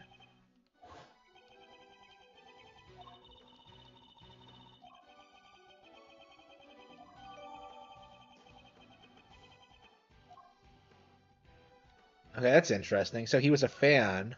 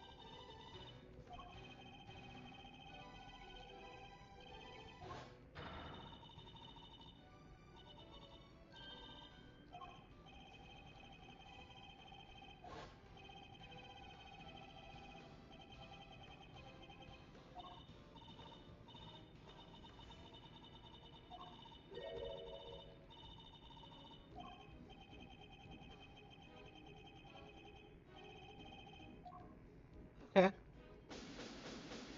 I can't believe they made like penny nickels relevant.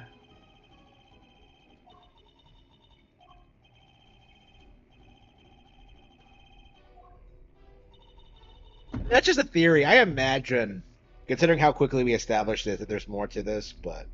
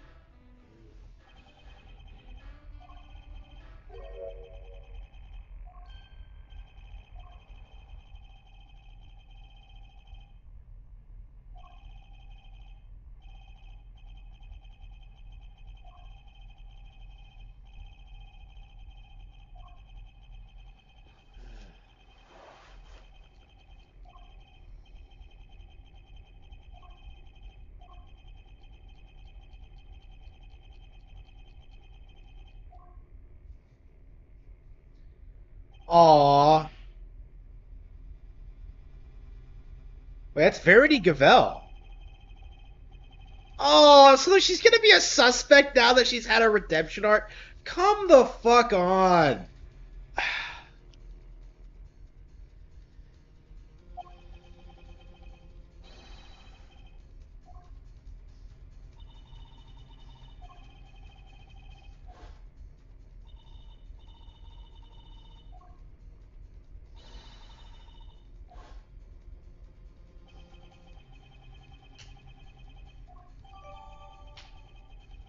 I don't know. I really don't care for how they try to give her a redemption arc. She's scum.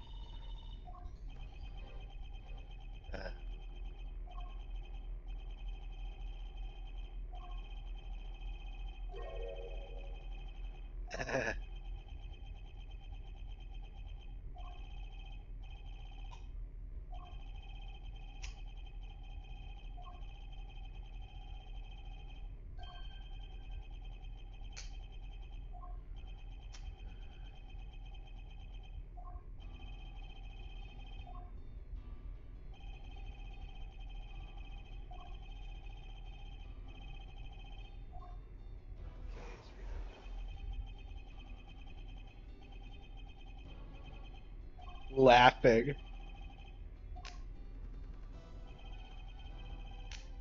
That person. Yeah.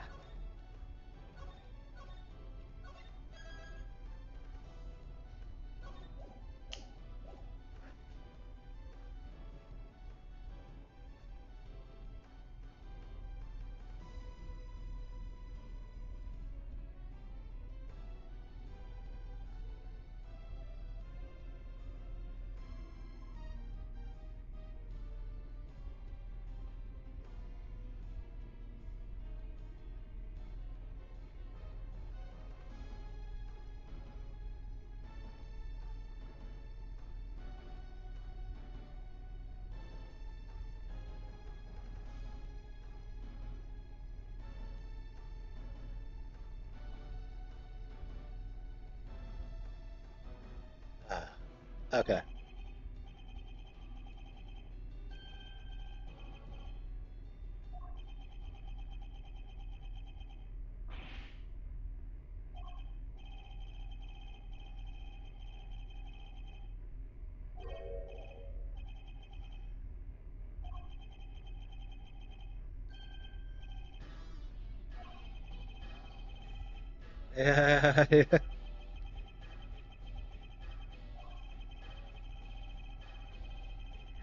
Oh no, we're hanging out with Leg. We've joined the pack.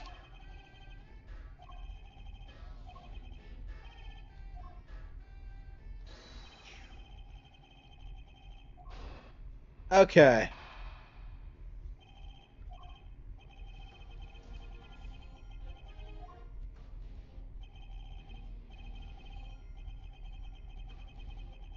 Oh, come on.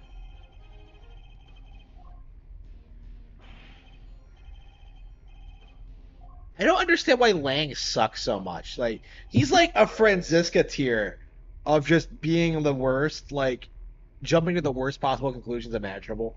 Like, it's crazy. Like, his statements don't make any sense. They really don't. Like, it's. I feel like in the old Ace Attorney games, they put way more effort into, like, making witnesses, their testimony, like, make sense. And now it's just like.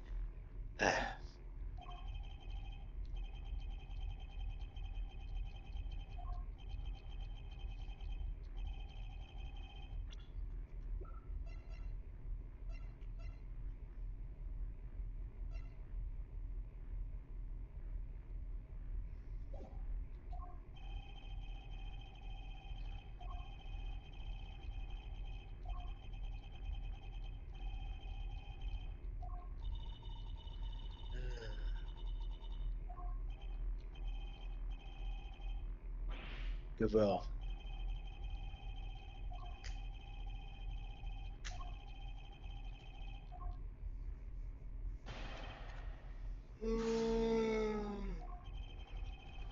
Ooh.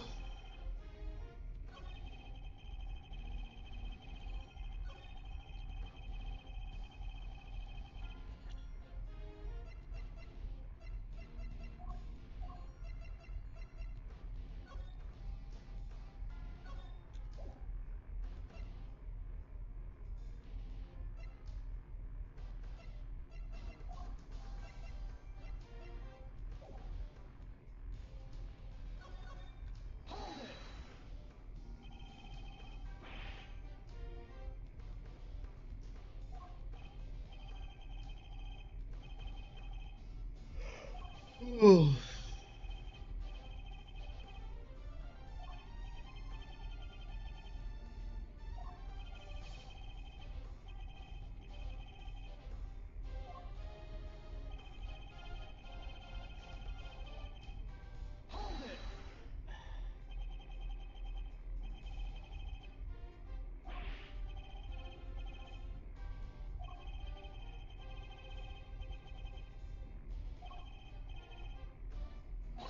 So he's been lying there for 2 days?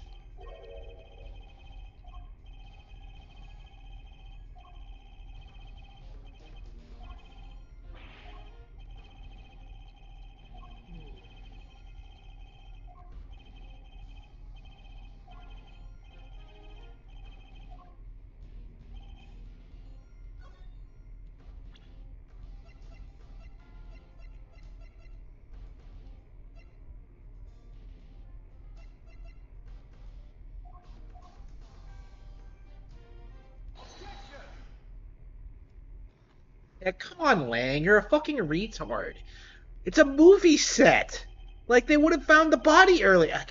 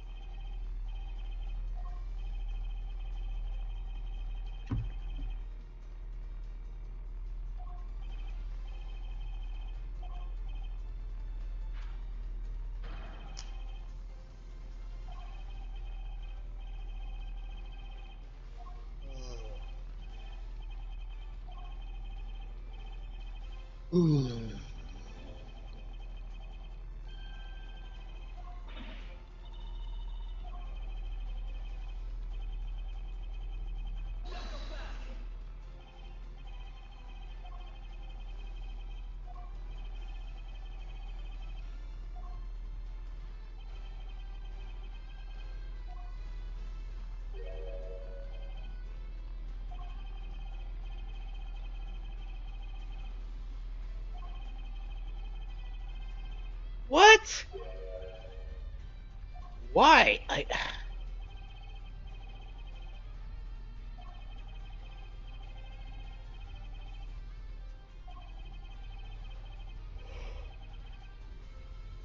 Come on, like his theories are so out there. They're not based on anything. He's just bullshitting. I can't stand this.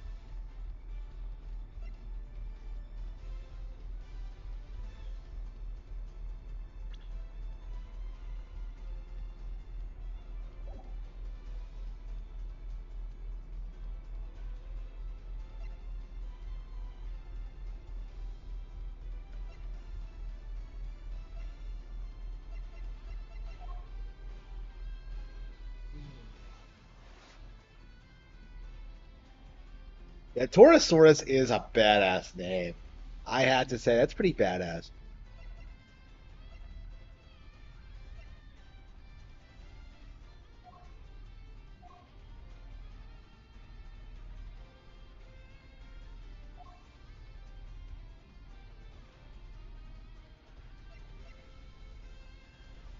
Take that!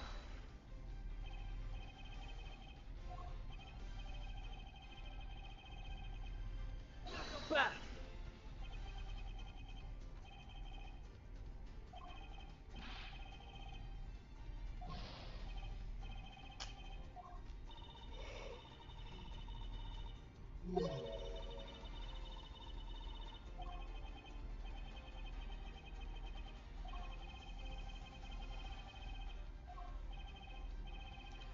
But the lock was cut open. Isn't he just gonna say that like I think I'm like 5 steps ahead of the characters right here. Take that!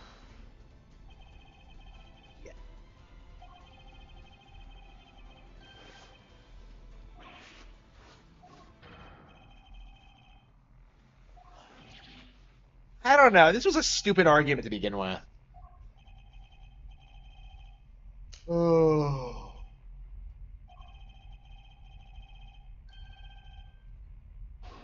Oh.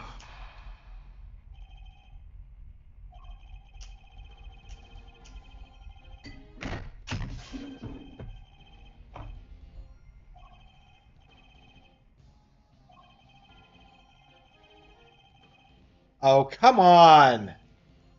By Gavel. Well, he just went down the hatch, you idiot. Well, he doesn't know that, but.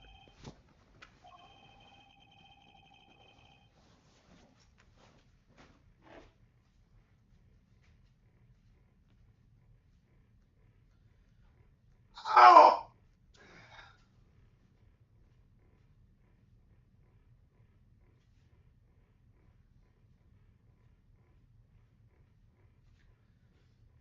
Yeah, I'm feeling really sleepy right now.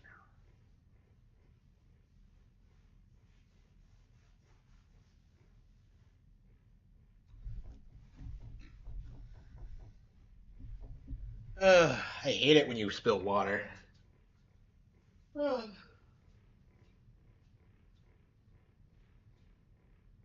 I also hate it when you eat something and then get really tired for some reason. Ugh. I guess maybe I could like pause the stream and nap for a bit, but I don't know. I really, really, really want to get through this book. I really want to get through Ace Attorney tonight, just so it's out of the way, and just so we can move on to like another code.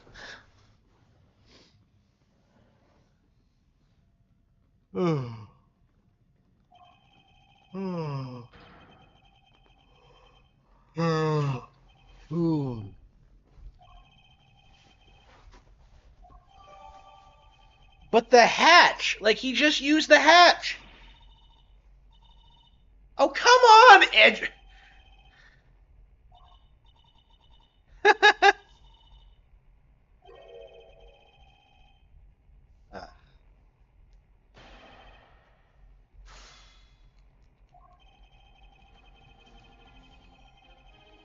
Hold it!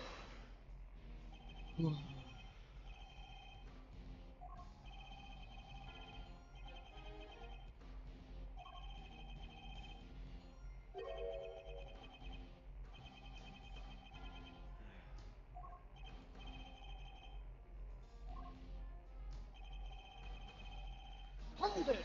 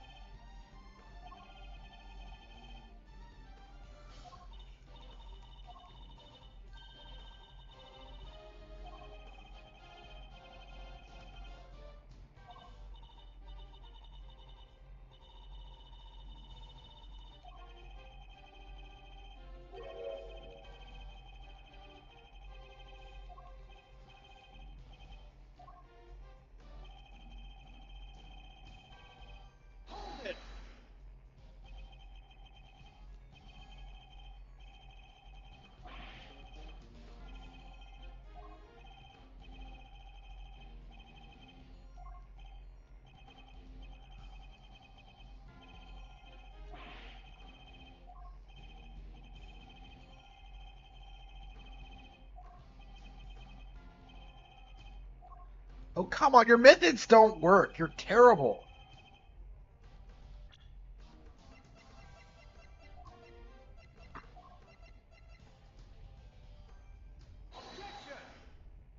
Come on.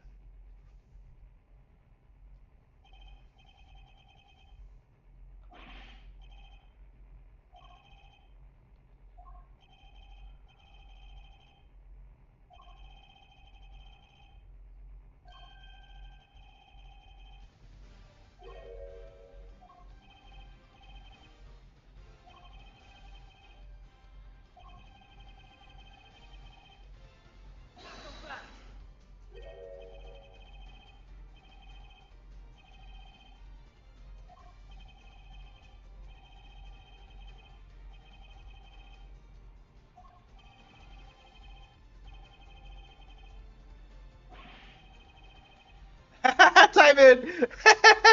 Don't make me come back. Oh no, your little ninja friend. Yeah, she is a ninja, isn't she?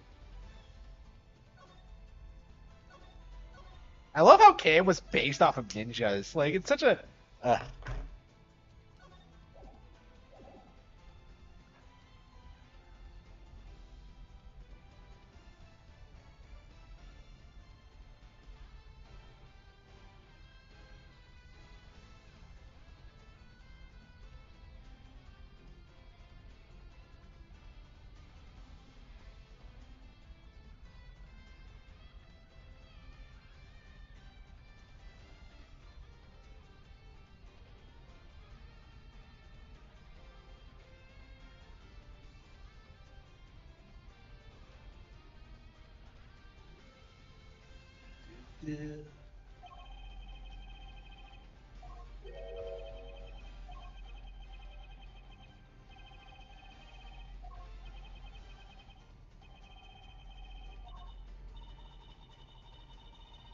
oh wow, so he went there to buy back his plushie.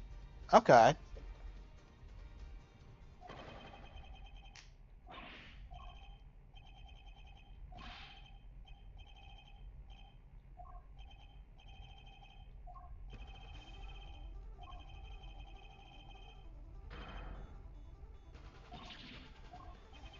He's putting the president on a pedestal.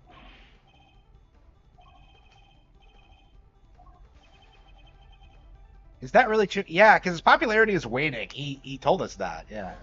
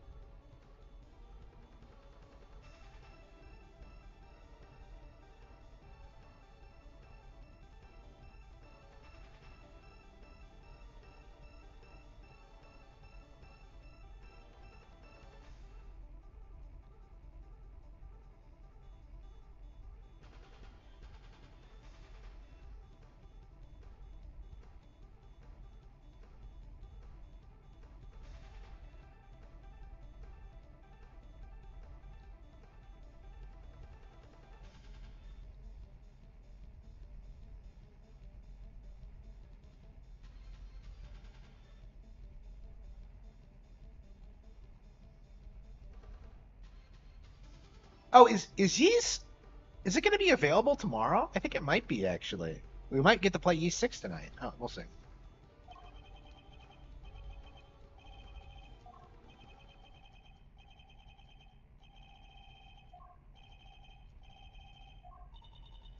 Okay.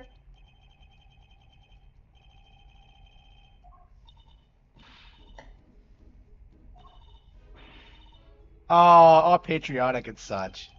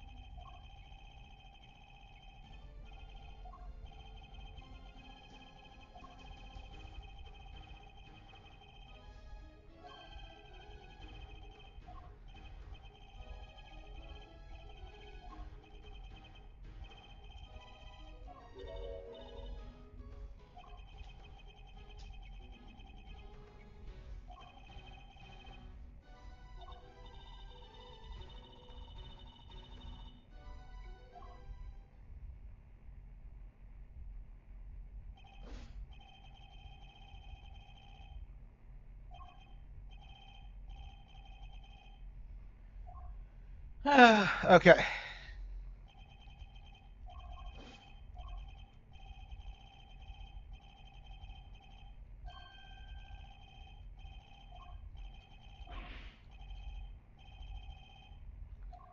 Oh no.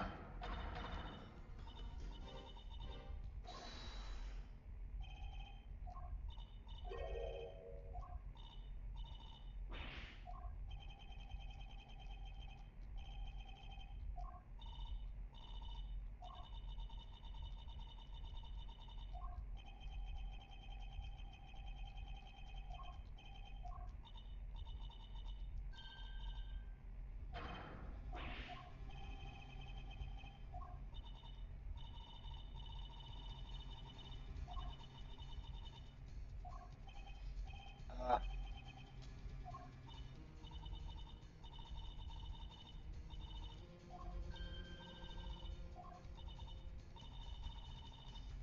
Aw.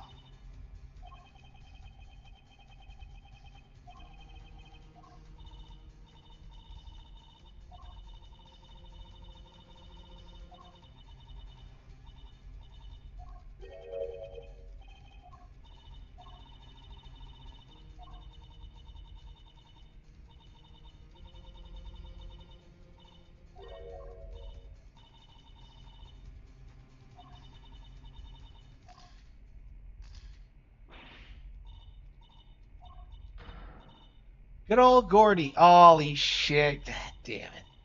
Fuck. You know! Oh, no! No!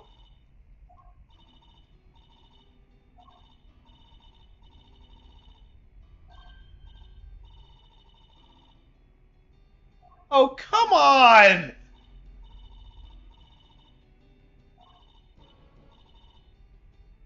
Yeah, it's called acting, you idiot. Like,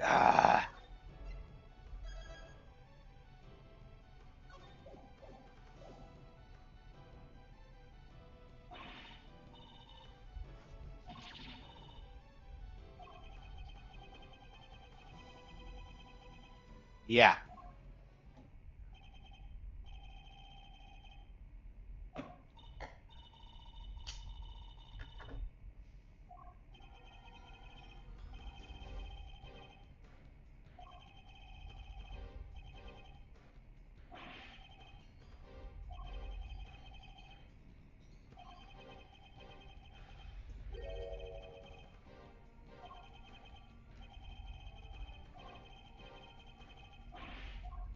Well, he didn't say he did.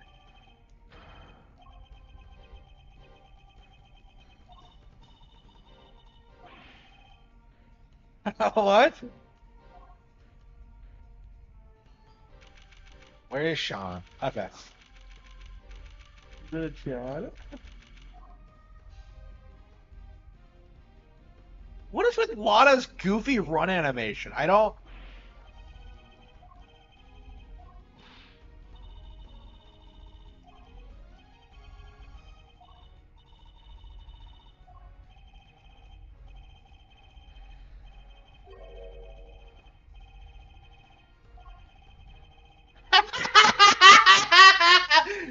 Wait a minute. Oh, he summoned Godzilla to do it? Oh, man.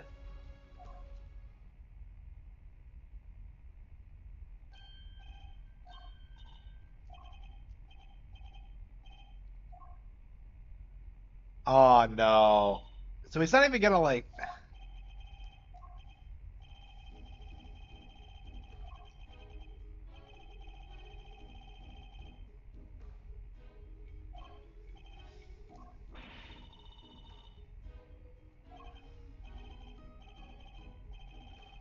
You got a problem with that?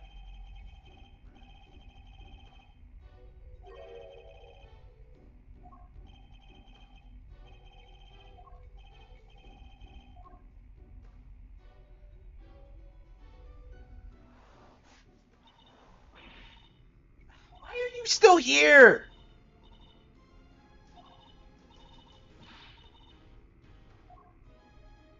Oh, good, she's gone. Oh, shit.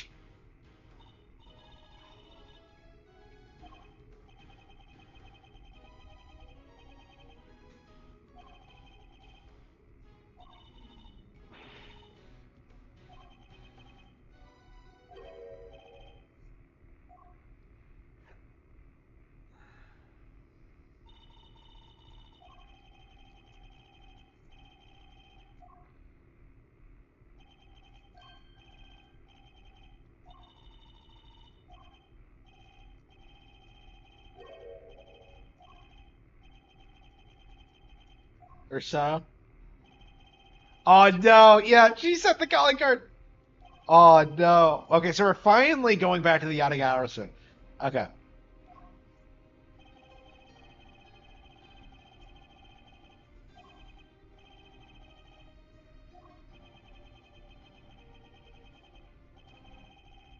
Oh.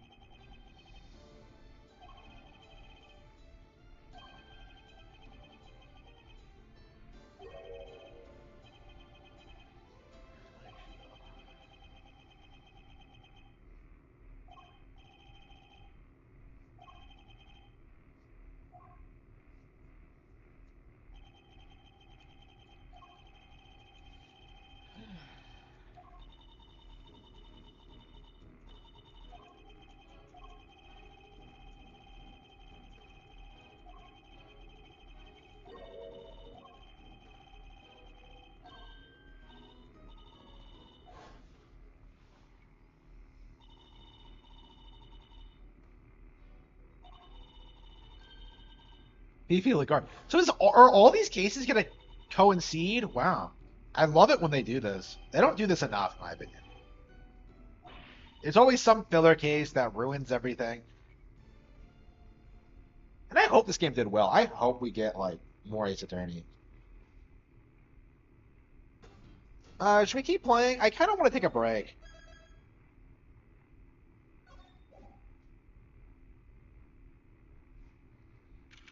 She's actually presiding over a trial? Holy fucking shit. Guilty, guilty, guilty! Like, oh no! Eddie's the... Why is he on the wrong side? Why is she on the wrong side? Wait, wait, what the hell is this? What am I looking at?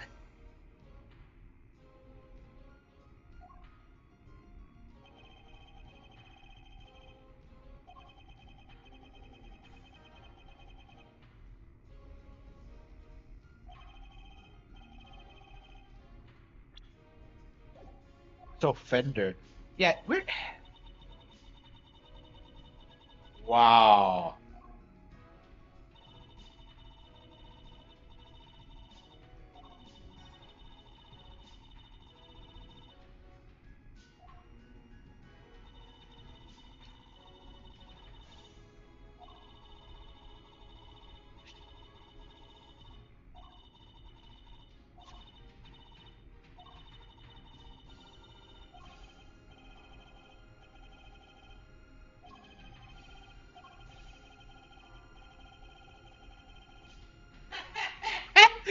Yeah, sure, Eddie, sure.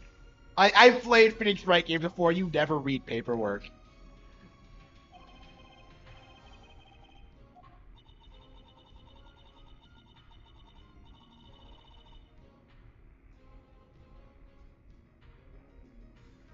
This is the most civil I've ever seen a trial in these games. Holy fucking shit.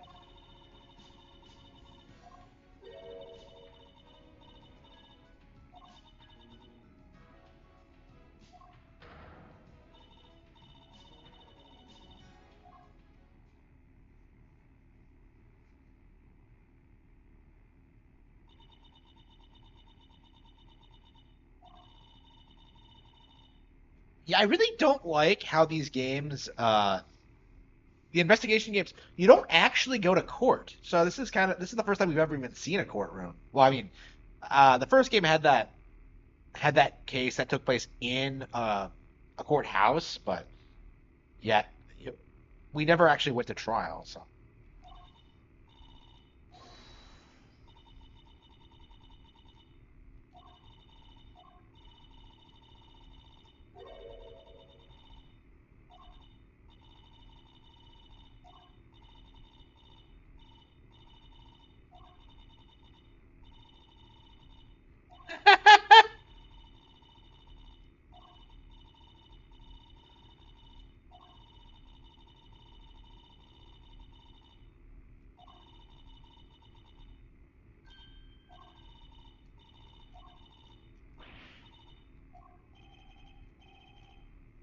Oh no, Fender.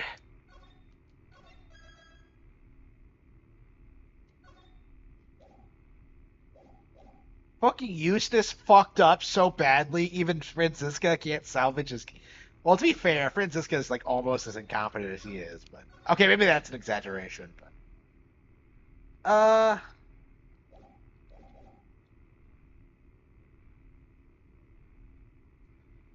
uh, yeah, maybe we should. Yeah, let's grind in Marvel for a bit, and then we'll come back to this. Yeah, we'll take a quick break. Yeah, I love this game, but yeah, it's a really good game.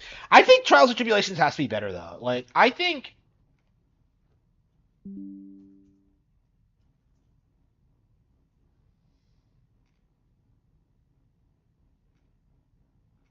I don't know. I'm not sure if the final case is gonna bring it all together or not. Yeah, I mean, I think if Investigations 2 has any problems, it's it's just the villains aren't interesting and some things about it are contrived. And I think Trials and Tribulations doesn't really have that problem.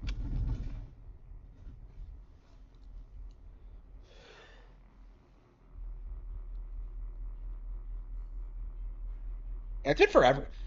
Is this the last time Franziska von Karma has appeared? That is kind of crazy to think about.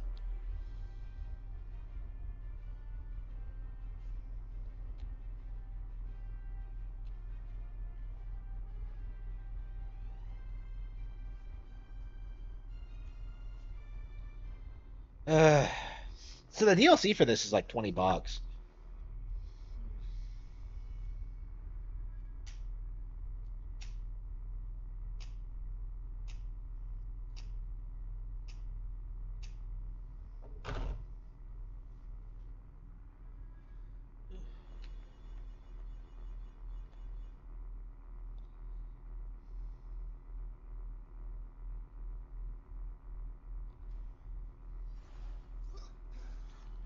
Should be over swiftly.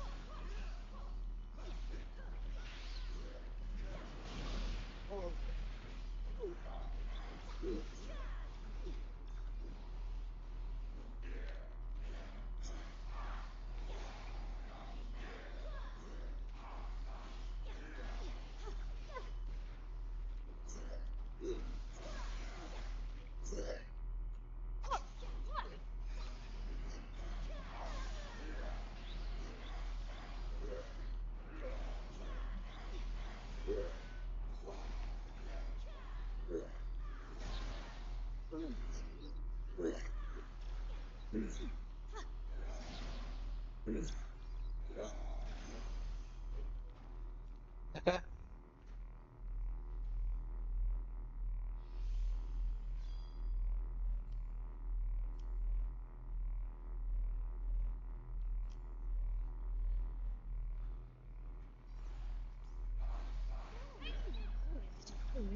I'll give you a head start.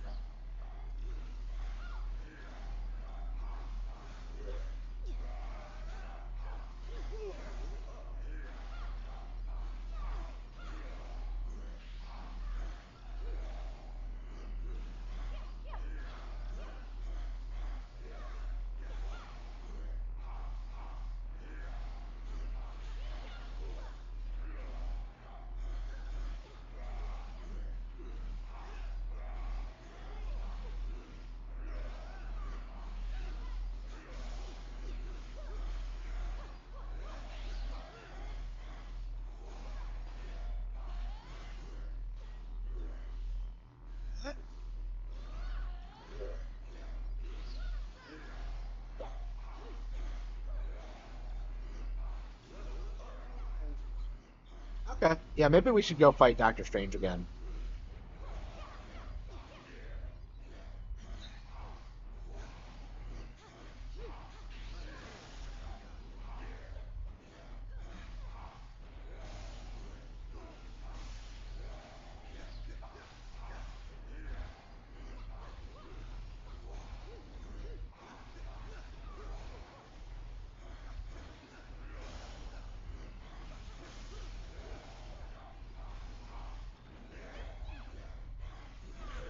Thank you for a profession.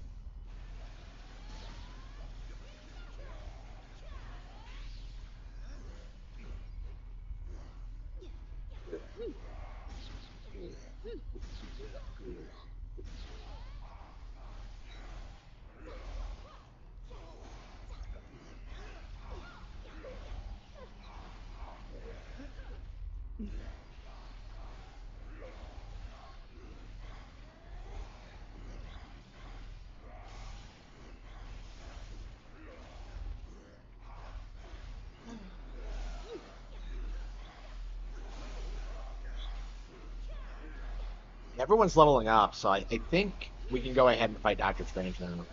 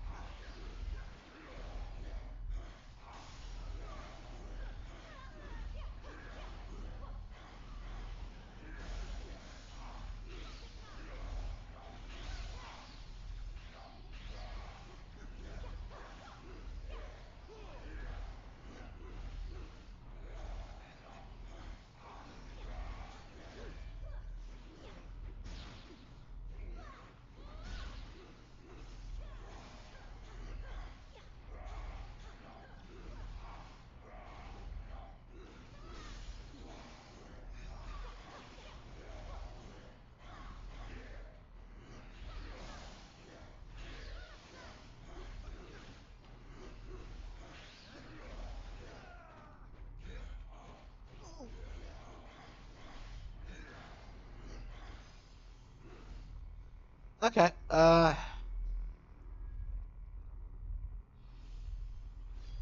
Yeah, we've probably leveled up several times since we last fought Doctor Strange, and we almost won last time anyway. So I think we're good to.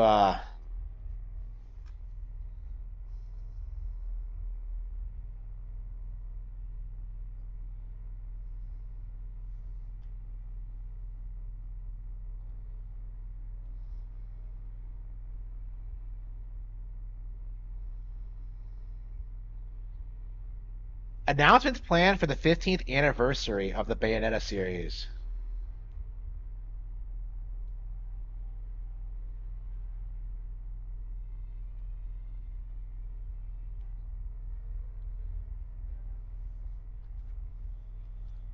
Okay, that's interesting. Uh,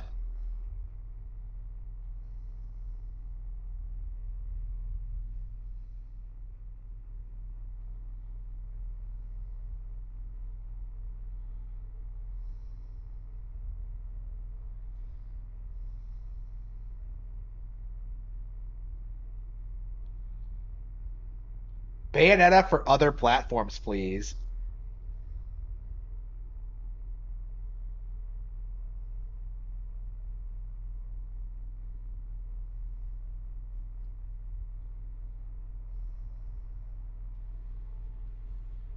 Yeah, I'm very curious, like, uh, what Platinum is going to announce for Bayonetta. I imagine they're going to drop the ball immediately. I imagine they're going to try to like put out some gas project with the character on like it'll be multi-plat. It'll probably make Bayonetta gay. Like I don't know what they're going to do, but we'll have to see.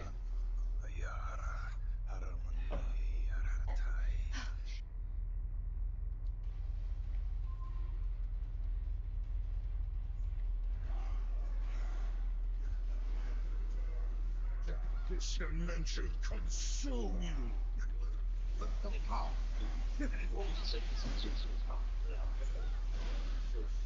Against me. Those who trespass here never leave this realm again.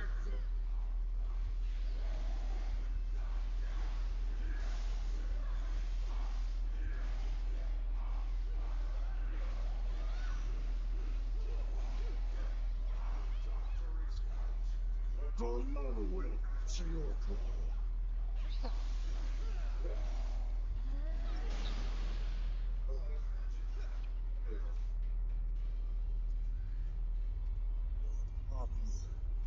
He really does look like Omni-Man. Be gone by the flames of the Voltine!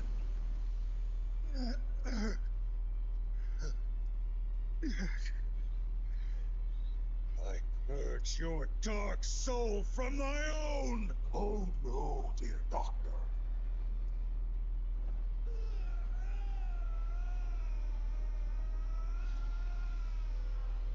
I have not finished with you yet.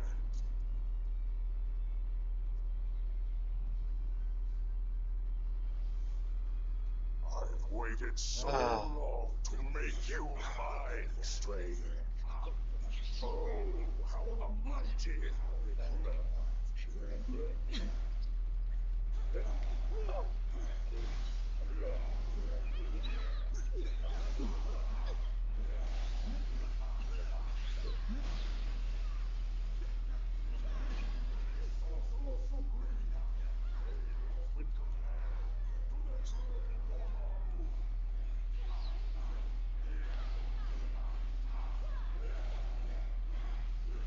Yeah, you're underleveled going into bosses, and after you start grinding, you become overleveled, and you just destroy them like every single time.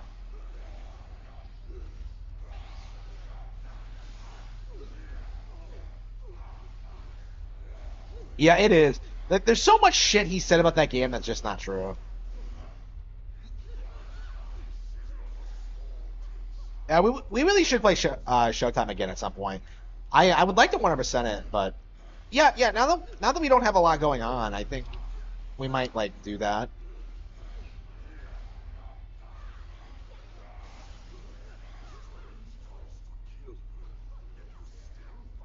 Save him.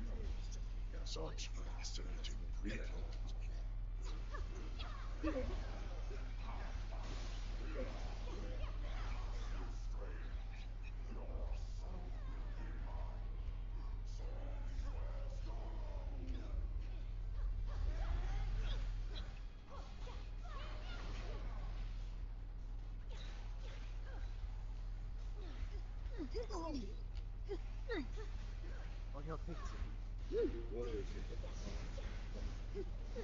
Take it off, Miss.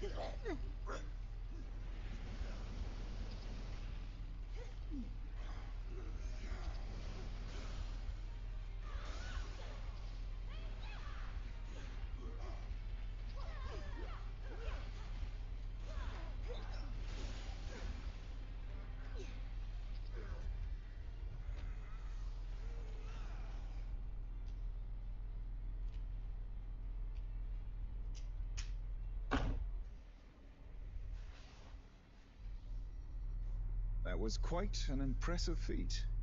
But vanquishing the true Dormammu in his own realm will be nearly impossible. Lucky for us. The impossible is my specialty.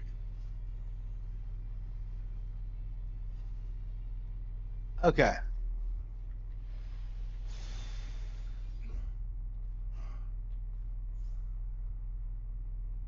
I owe you. I will. But that was no more than a shadow of his true power. He's the master of this. Dormammu has an infinity stone.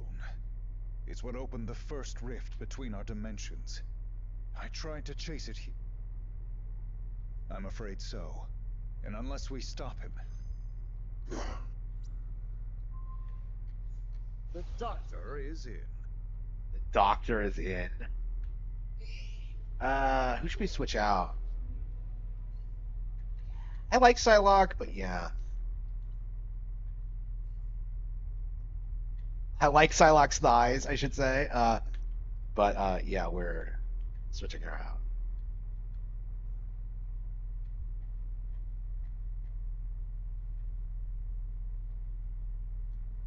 Where's the doctor? There he is. Did anyone call for a doctor? Did anyone call for a doctor? Why? Why does he say? I don't know. That pisses me off. Why is he even called a doctor? He's a sorcerer.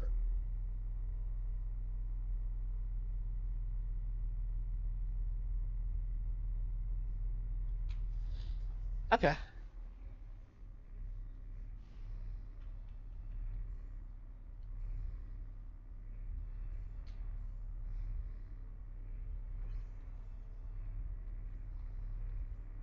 We'll need to make our way to Dormammu's lair. And pick up a little something extra along the way. My tale, Dormammu's toying with the Reality Stone's power. It's altering the fundamental properties of this dimension, right down to our perception of it.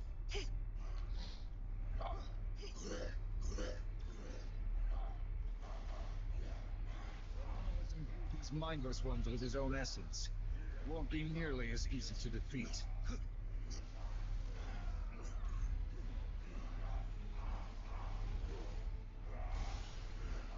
Who else do we even need? Like,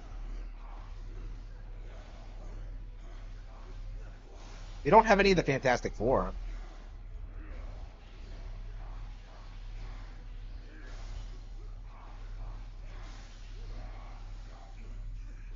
The Fantastic Four were so innovative back in the day, but it feels like nobody really cares about them now. It's kind of definitely weird to see.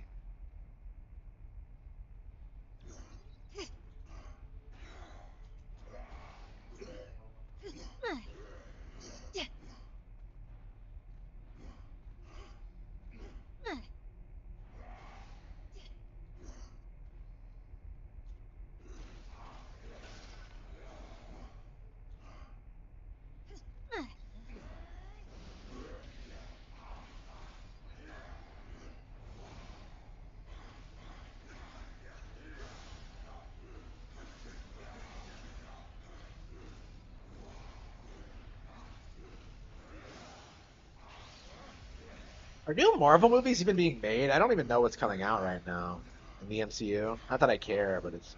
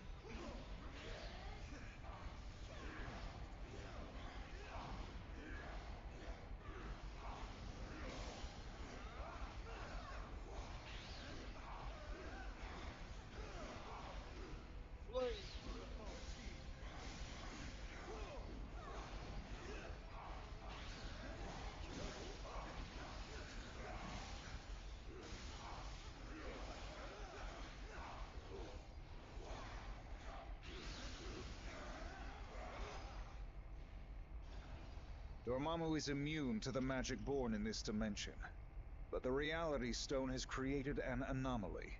Dark crystals that we can use to absorb and reflect Dormammu's energy, if we can find them. Okay.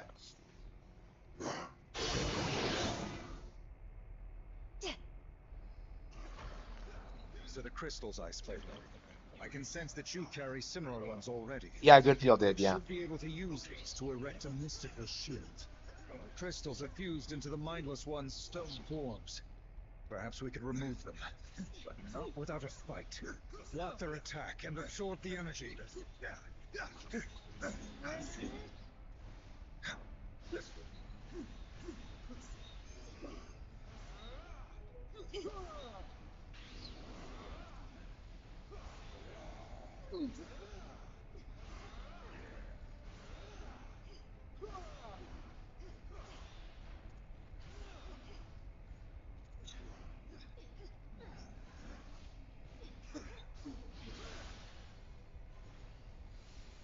The crystals are more fragile than I expected, but there should be more as we traverse closer to Dormammu and the stone.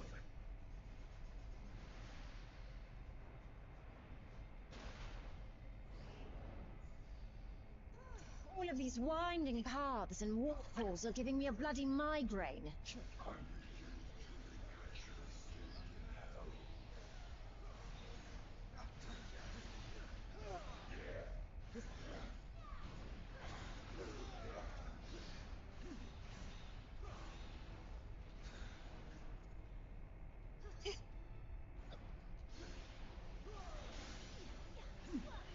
Okay.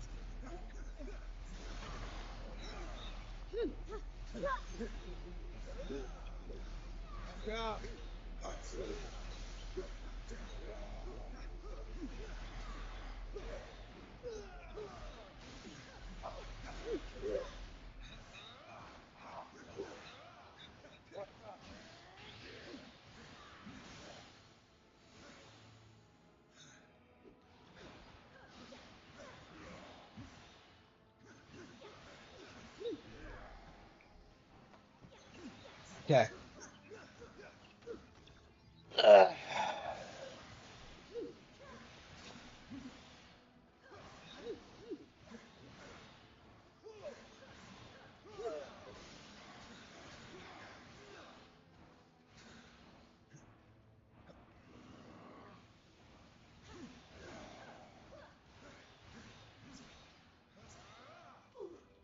Ah. What do you guys think? Star Fox next, or? Actually, I was thinking of playing Sin and Punishment again. I think we'll play Sin and Punishment after we beat Star Fox, actually. But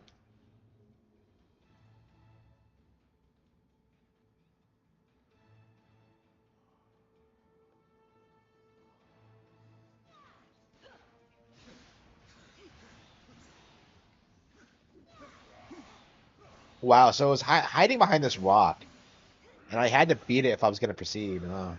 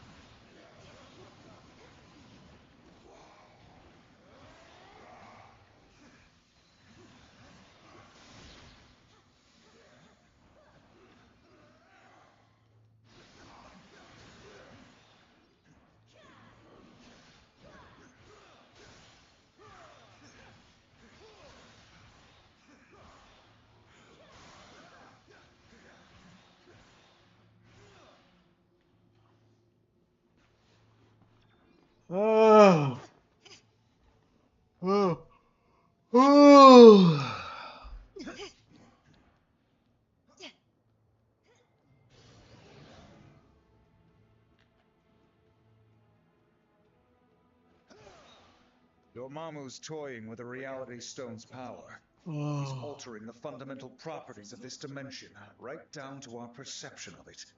But you've told us that already. Whatever.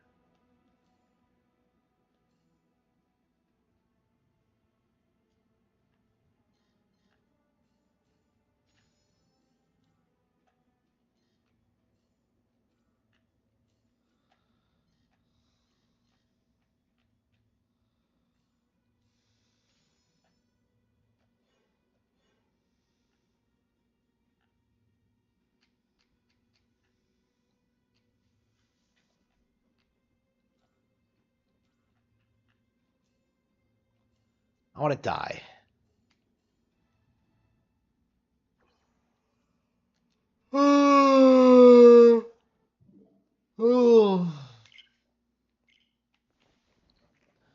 And what else do we have here?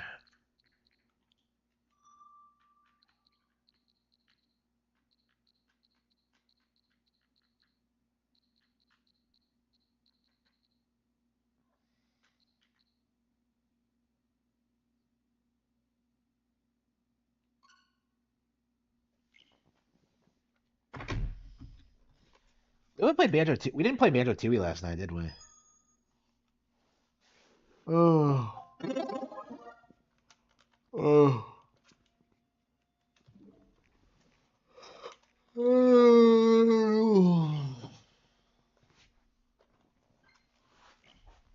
Yeah, I'm gonna charge the controller at some point because I've been abusing this thing for forever. All right.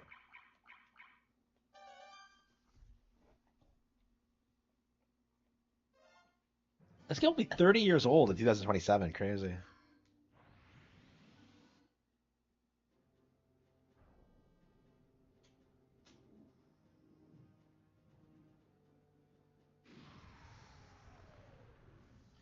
I mean, I want to beat Banjo Tooie, but it's just like, eh.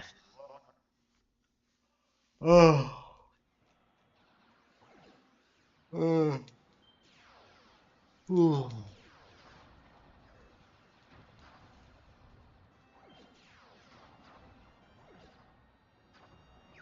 Flippy, get back here! Flippy, walk out! Bogey on your tail. Whoa, help me. Thanks, Fox. I thought they had me.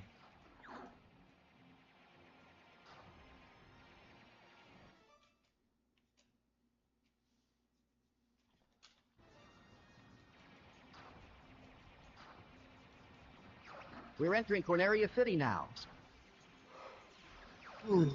Horrible.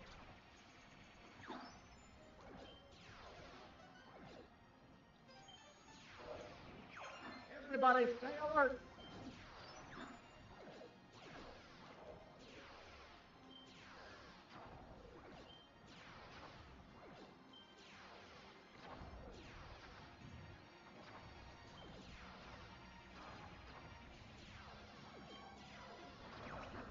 Enemy on your tail! Use the brakes!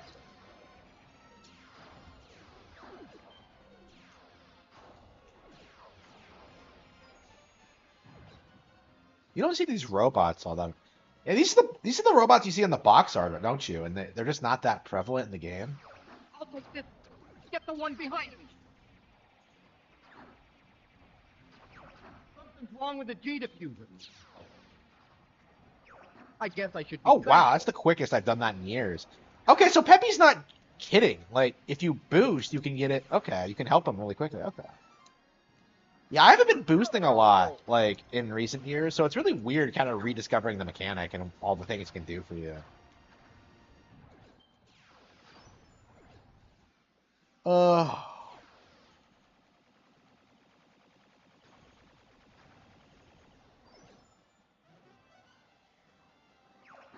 Who's flying, Fox?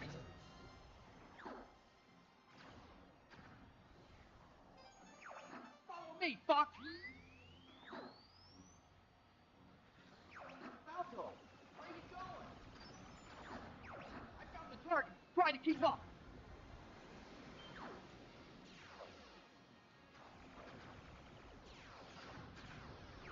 Time for a little payback.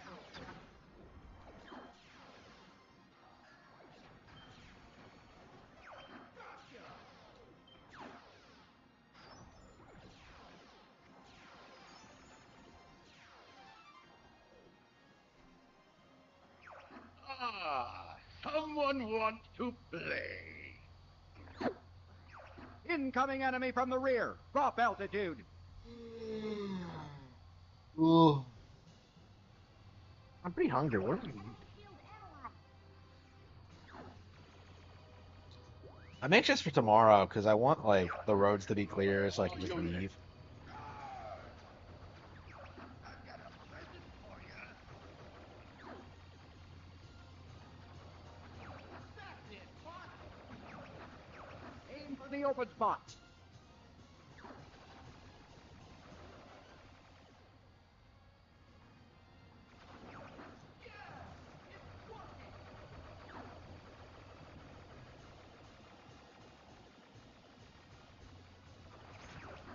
Oh, you could probably boost and catch up to him. Okay. Clear Star Fox. You'll never defeat Astra.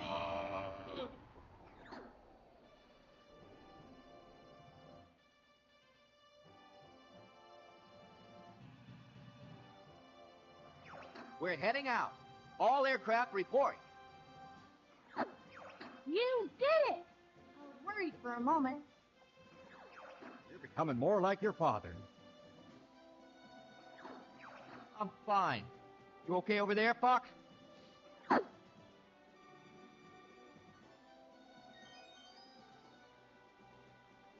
I want something nice. I want something nice. I want.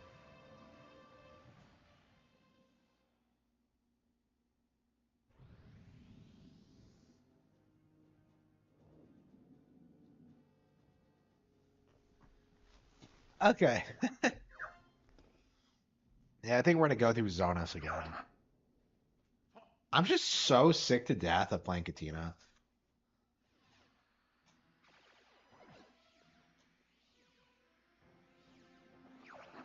Back up the squadron. Somebody's gonna pay for all this.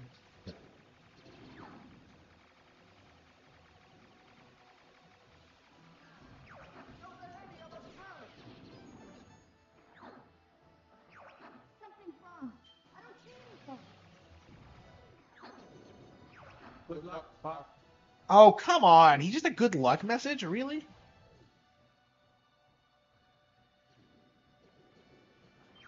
Surprise attack coming from above.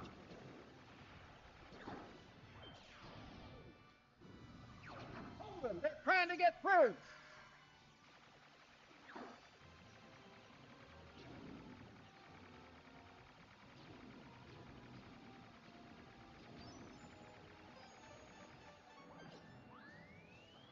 Good job. Keep up the fight.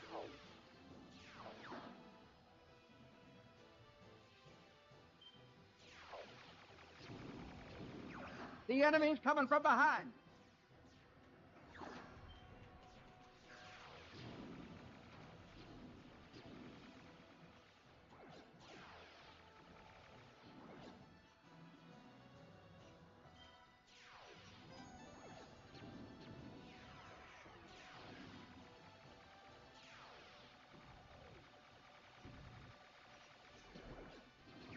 I'll take care of everything below.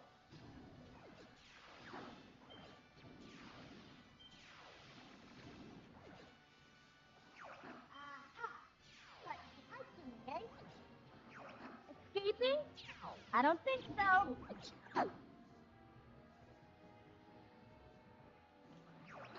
Hey, leave me alone.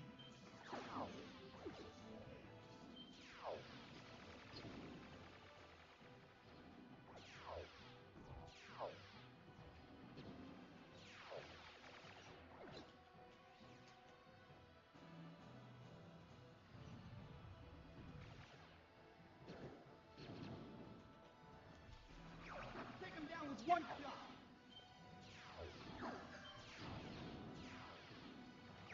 We're gonna break through that fleet. You're becoming a better pilot.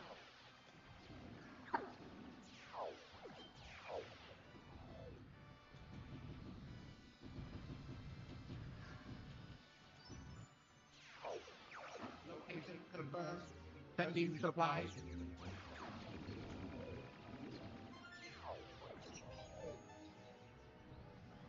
Something's up ahead. Looks different. All range mode.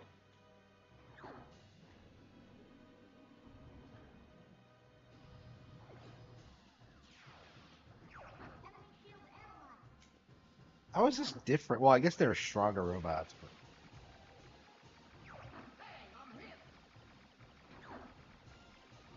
Gee, quit moving around.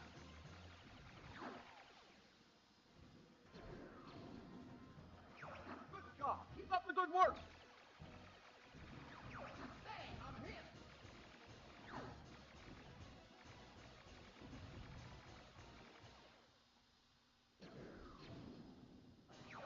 Don't party just yet.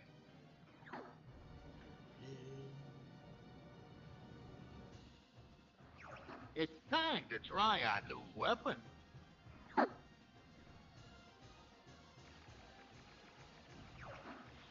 taking damage. Yucky little freaks. Yeah, Falco already got shot at.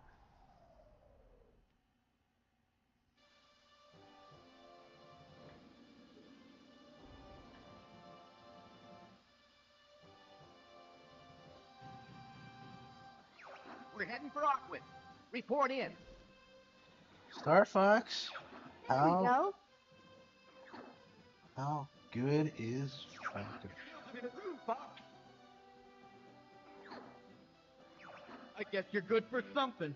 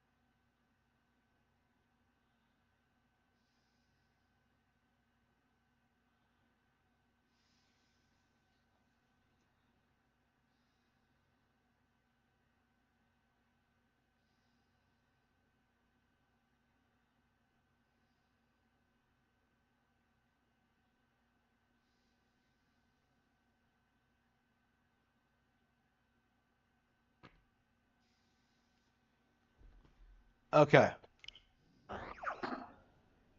Star Fox, I want you to take out the enemy. Good luck.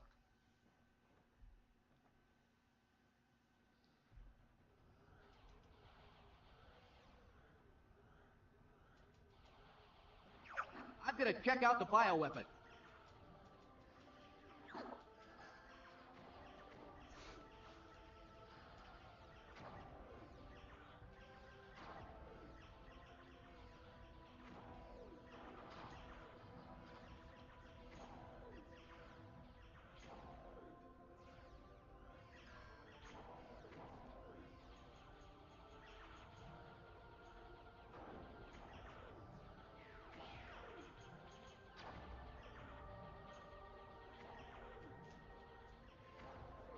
I'm sending the data to you guys. What data? Like, Shoot a torpedo to help me see. so this level actually restores all your guys to full health. So this is actually pretty. This is actually the thing, the place to go if you want to take a little bit of a break. Oh. Oh, they're just sitting in the Great Fox, not doing shit. Like,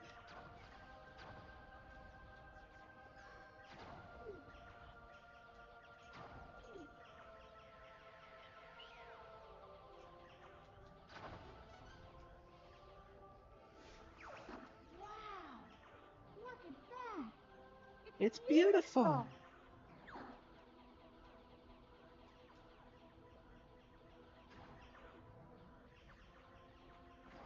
How's the Blue Marine, Fox? It's a good thing you prepared, Cliff. We'll never hold together.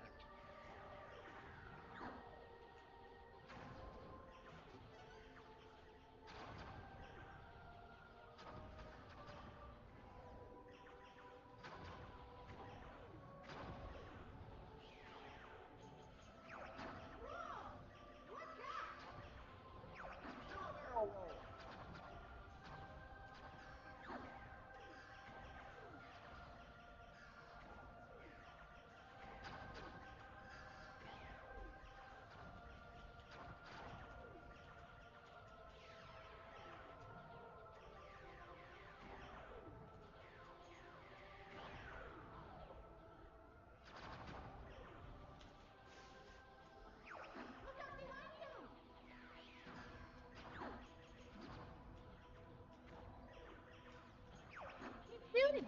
We've got lots of torpedoes. Yeah, Flippy. We'll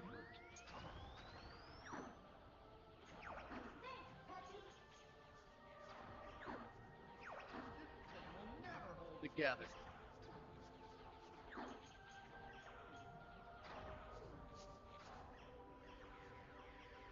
I don't believe you can lose your wings in this area. As long as you don't die, you're not gonna lose your.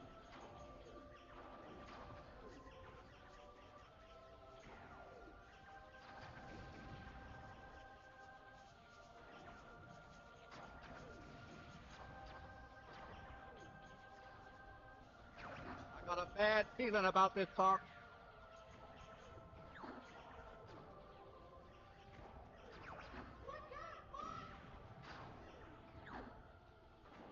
Where's the?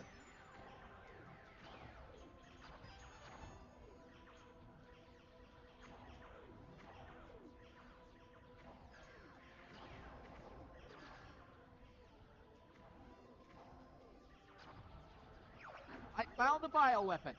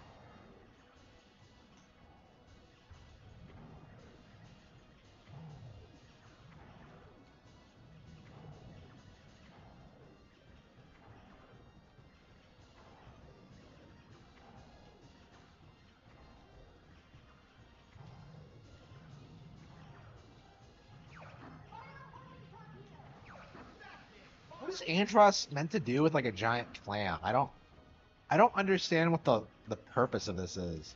Oh well.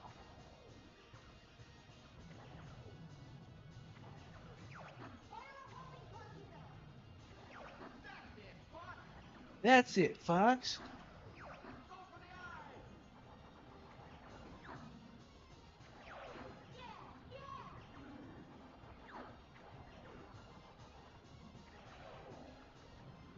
But you can shoot those things? Oh, I had no idea. You learn something new every day, huh? Well, I had no idea you could do that.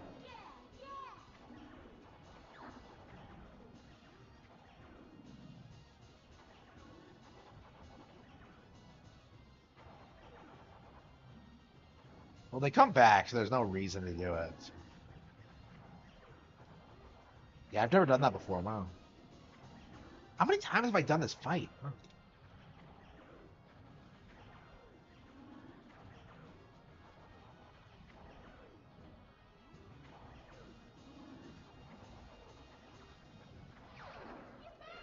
You did it!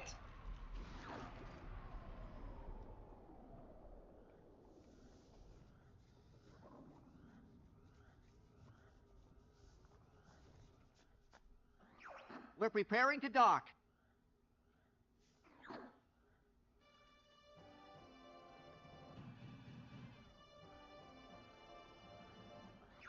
Thanks, Flip. Blue Marine came through. Flip is not such a screw-up after all. Thanks a lot, Peppy. I'll take the sky any day. Sheesh, Falco. You too.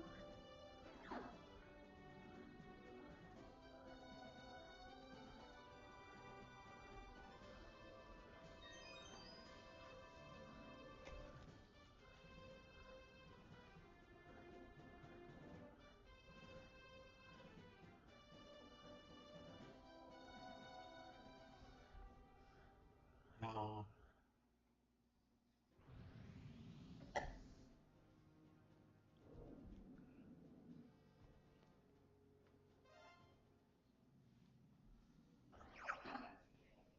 There's an enemy base there? Yeah. Affirmative, General. Let's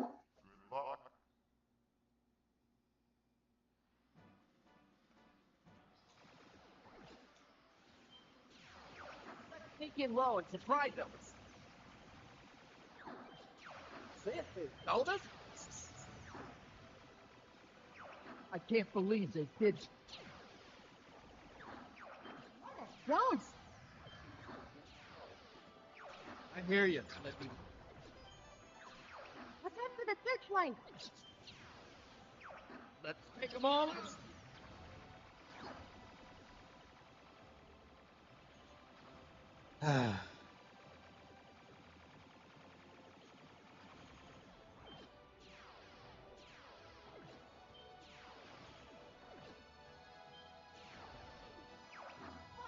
Get this guy off.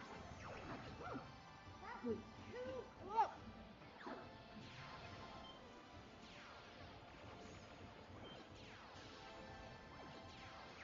Follow your father's example.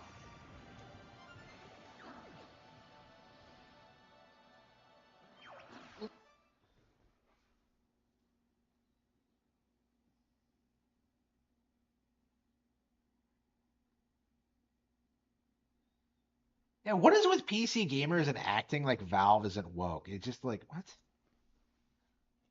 Closing in on them, Falcas. Like, the way they act, you would think that Valve is like, Take the right hand for it. you know, actually produces video games. What are you doing here?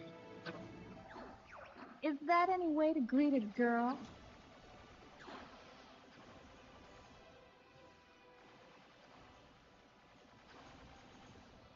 They're being attacked by Wokies right now. It doesn't really matter. I don't really care what Wokies do right now, honestly. Like, what have they ever impacted anything? Like,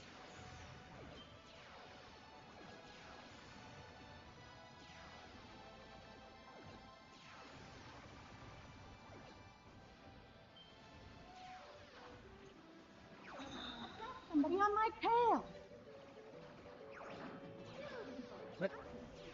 but I didn't do anything, Cat.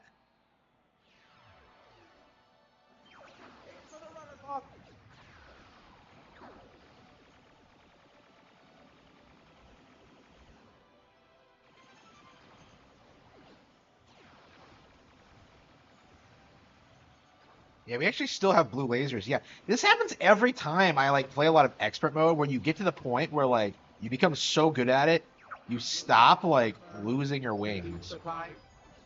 I don't know. It just you just get used to like expert mode and it's bullshit. You got an enemy on your tail. Yeah, shit. Yeah, I should have seen that coming.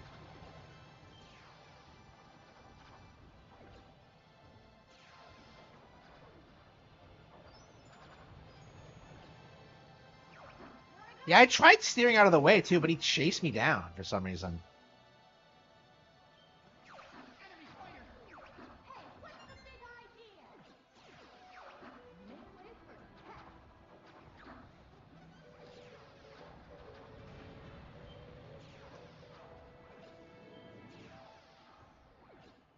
Yeah, I'll be real here. I've never had an interaction with a Wookiee in the Nintendo community ever. Like it just seems like such a non-issue with our culture. You guys don't quit. Shoot.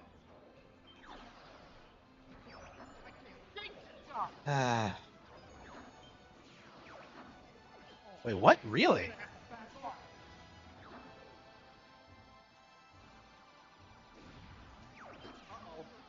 Have we been spotted?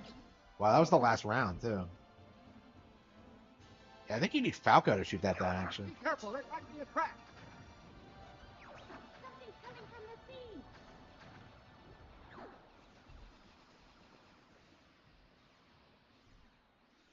Yeah, Mighty Peach is better than Mighty Number 9, for sure. A little well.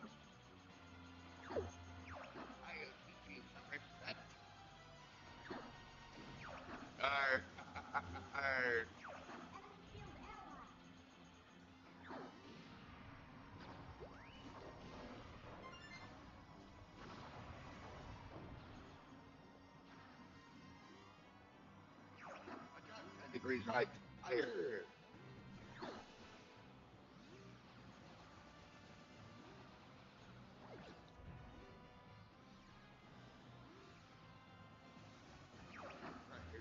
Angle okay.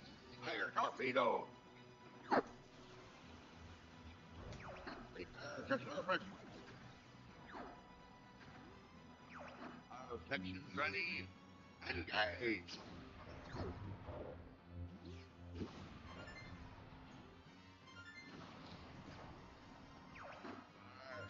Drop the crane now.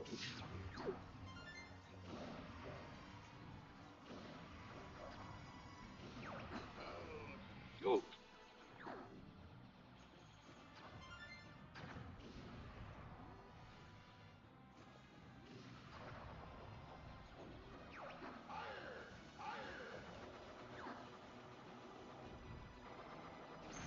Got him.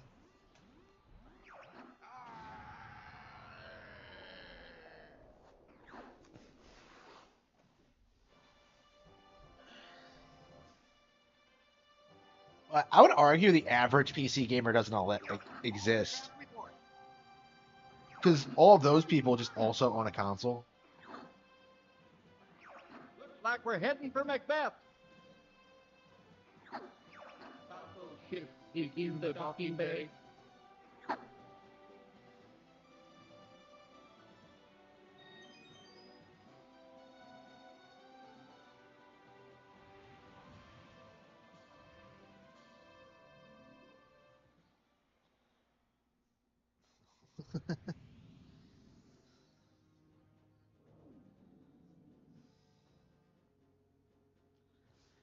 Okay. No. So you're going to attack the enemy base? Great idea, Fox.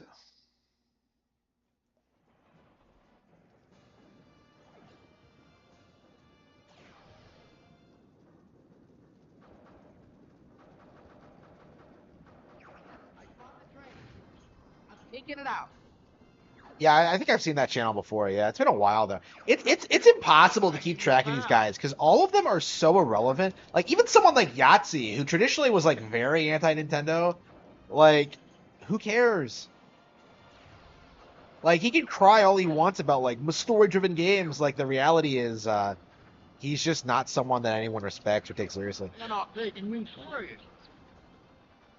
Yeah, same with Spoonie. Same with like I don't know. There's a reason I spurg about Spoonie specifically because like the thing that makes him different is that his fan base stuck with him for years after he stopped producing content. When you compare that to someone like Total Biscuit, right, who like stopped producing content and then became irrelevant. So we have Cat instead of Falco. That's amazing.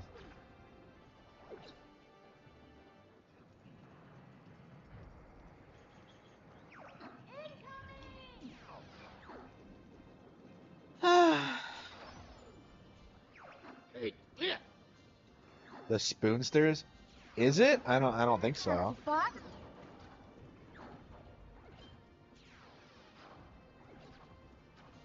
Yeah, I'm not a Spoonie fan. Never have been. Like all my seething contempt for E-celebs like stems from my dislike of Spoonie. I'll never get over that.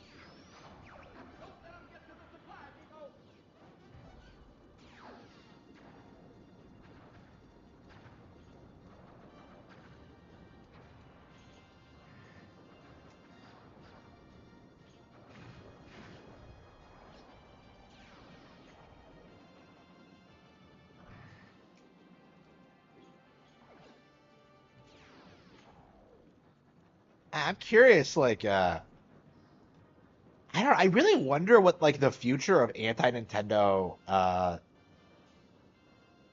controversy is gonna look like because like it feels like you can't gaslight people into thinking Nintendo's like on the way out or going to go third party any day now anymore. Like, I don't know. Like the idea that like, oh, they just don't make games that appeal to me. That was always a co. Like, I'm really curious how it's gonna collapse, really. Like what the evolution of it is gonna be. Like I've already seen Spoonie do this thing where like, oh, I'm a huge fan of the original Xenoblade Chronicles, and then he never plays the sequels. You know, like it's just like what?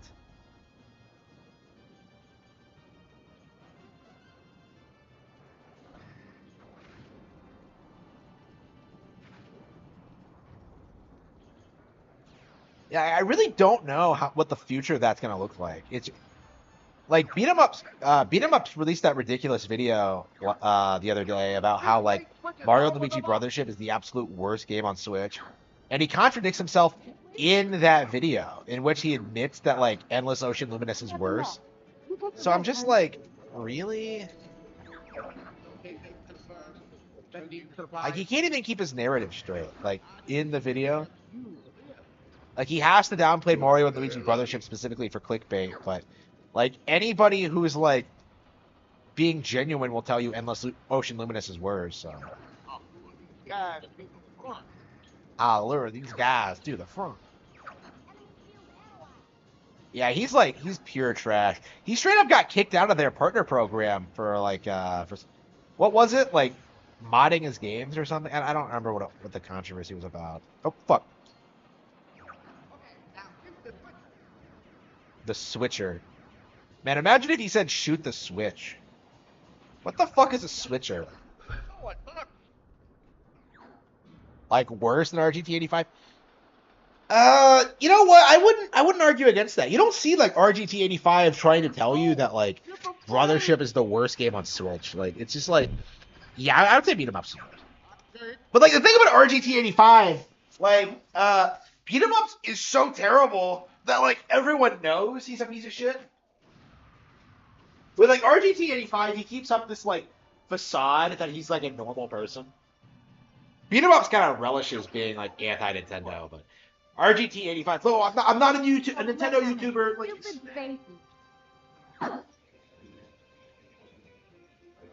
I'm sure we heard of this time.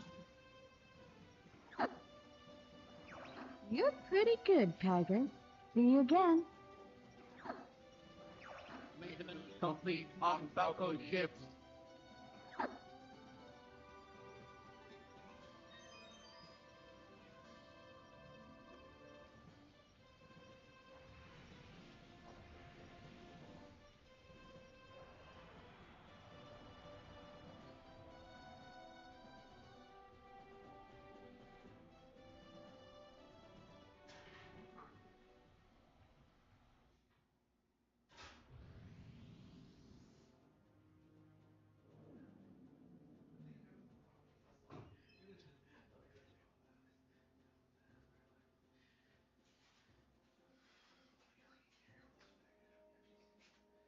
fucking cares? Like, yeah, that's all that trading is, though. It's just,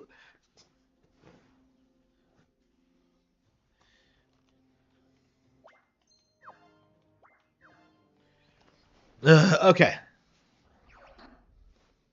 If you destroy the satellite, we can go straight for Venom. Be careful, Fox. I'm on it.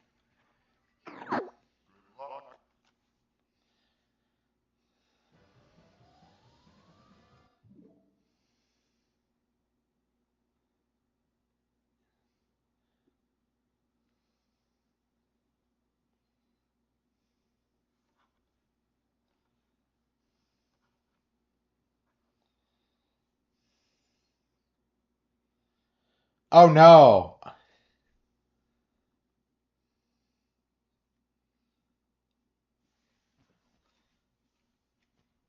Oh no, it's Alex. He's making videos about what? What the hell is this? Any predictions on who Nintendo will sue this year? Hopefully no one, you know? Or, you know what? No, I'll say it. Hopefully some YouTubers that are asking for. Oh, based. Unbelievably based. I don't know who this guy is, but that is based. Yeah, a lot of these people need to get sued. You know, Mutahar, anybody like advocating for piracy, yeah, they should be sued. Yeah. Super chat $10. Wait. If Reforge says poorly optimized games is the standard, why would citing devs who poorly optimized their games be worth citing? Wouldn't they have an incentive to deflect? Ranra super chat $2. I'm losing. You can't watch these. Yeah, you can't watch Oh No It's Alex because he always does that stupid thing with like the super chat that the robo voice that reads out super chat. It's just garbage. But yeah, like super chats. Yeah. Nintendo does need to go after more YouTubers for sure. Okay. Okay, let's go after the Christmas tree base.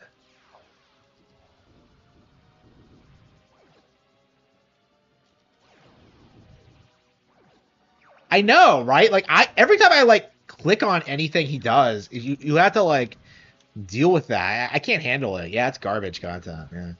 I would never do that. I'll cover you, Fox.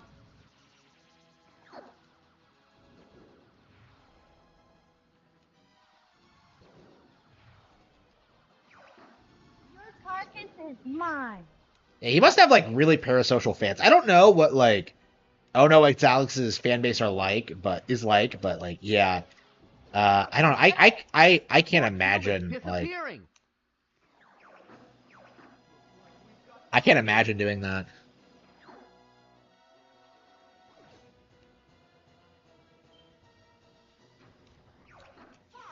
Get this guy off me.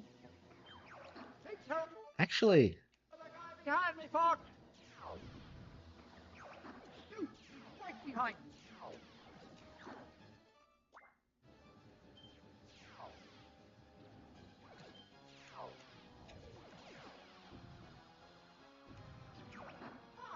Get this guy off me. Max, get this guy off me.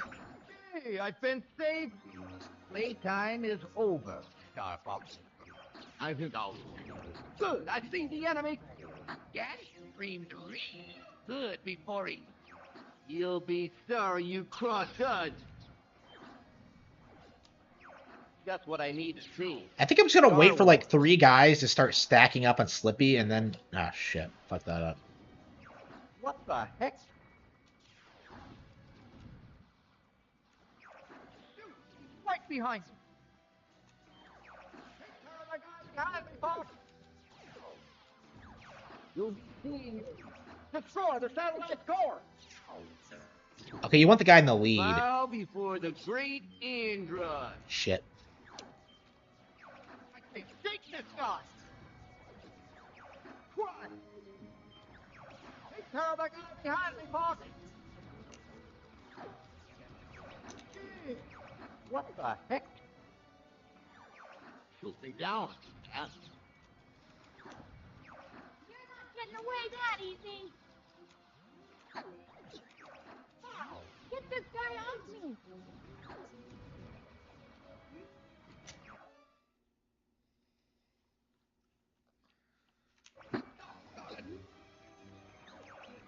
Location confirmed. Sending supplies. Strat 1 boat. Time for a little payback.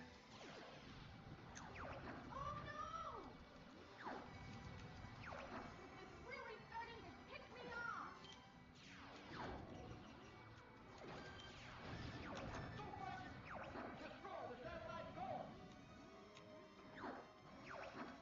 Really starting to tick me off. Get to the pond, Froggy.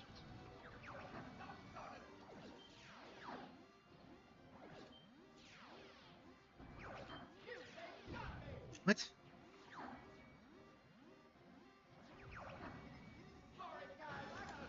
One out. No! Looks like we've got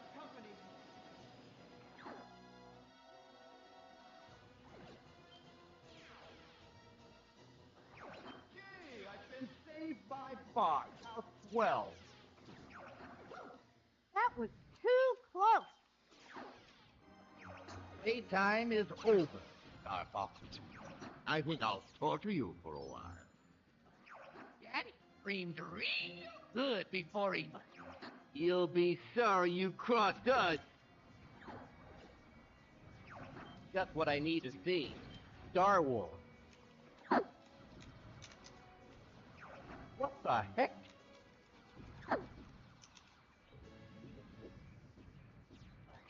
That reward is good as mine.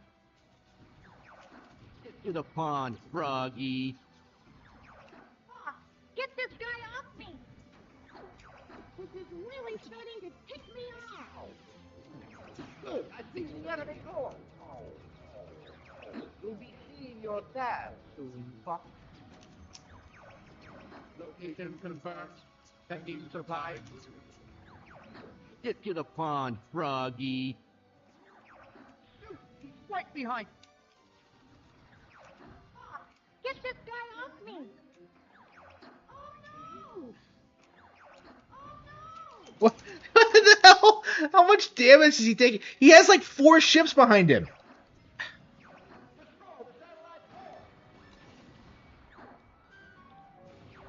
No. Got company.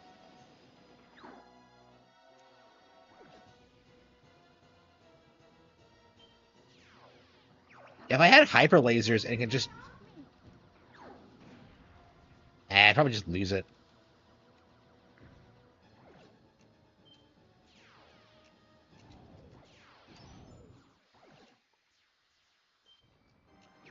Playtime is over, Star Fox. I think I'll torture you. Good before he... You'll be sorry you crossed us. Good, I see the enemy going.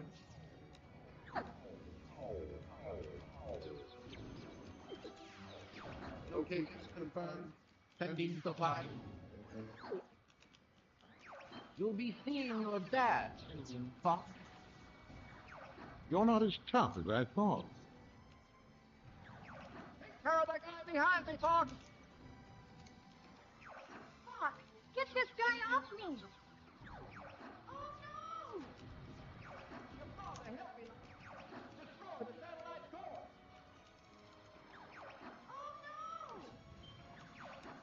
Where the hell is he? And with you.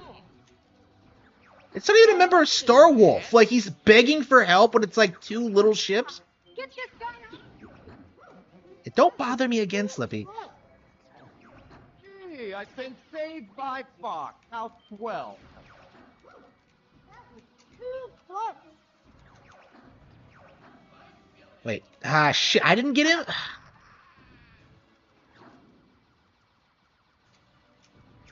can't shake this guy.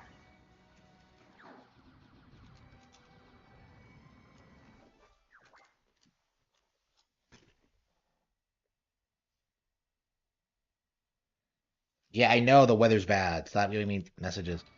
Okay. Fox, get this guy off me. Time for a little payback. Look at that. I'm not getting any of the points for the Star Wolf deaths because, like, my wingmates are not only being chased, bothering me, they're also somehow, like, taking out Star Wolf for me, like, not giving me any points in the process.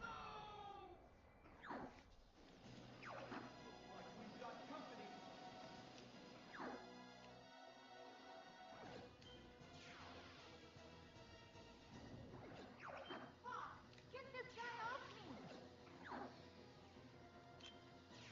What? Huh? This is really starting to tick me off. Playtime is over, Star Fox. I think I'll torture you for a while. Daddy screamed good before he...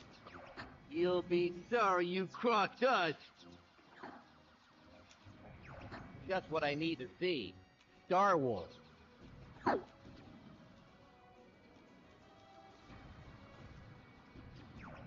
Hey, I've been saved by... Location confirmed. Can you survive? Take care of the guy behind me, Fox. Get to the pond, Froggy. You're not as tough as I thought. Time for... I see the enemy going.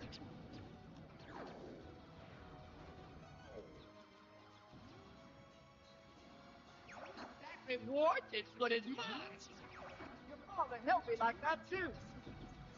Damn it, I hate that. How you get caught in the void.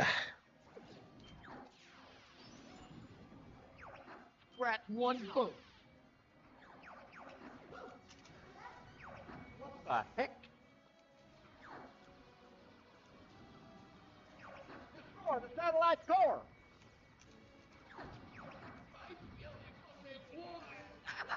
Yeah, I got him. What the heck?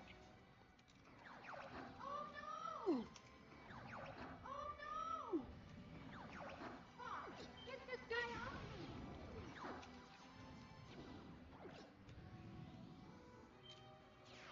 You'll be seeing your dad soon. Okay, perfect timing. This can't be happening. Time for a little payback.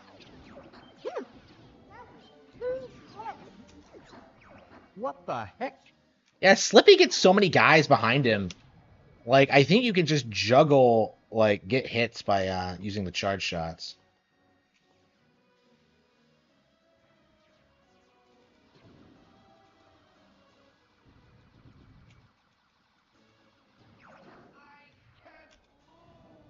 Okay, 86. Okay. That's... Huh? How do I only have 86? I need 150. Well, that was the first hit, but they're not all like that. Pigma is based. No, Pigma's like the opposite of based. Oh, I see. Do you get 10 points for each hit? Fox, get this guy off me! Yeah, I think we might have it. Fuck.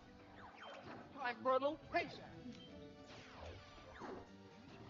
Go find your own target. Yeah, Fox. assuming Slippy doesn't fuck up again.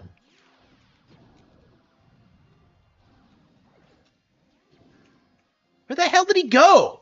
He begs me for help, and he...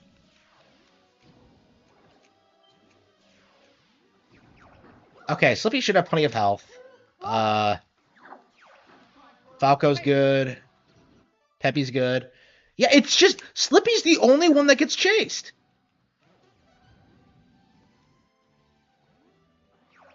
Scratch one foot.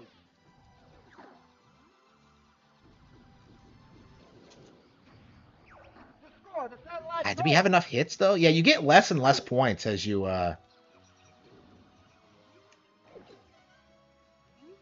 as you destroy it, I think. Get this guy off Fox! me!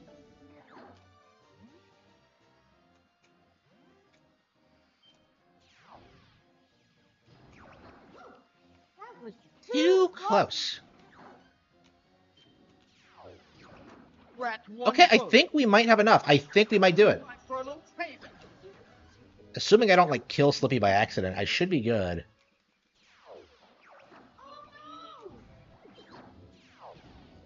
Slippy, there's no... Scratch one Wait, foot. but there's no one behind him. Ah, there they are. That was too close! Yep, I think we got it. I think we got it. Okay, let's finish this. Yep, we got it. Destroy the And how many times? How many practices did that take? Wow. Well, we did it. Just one more level to go. Should we do that tonight?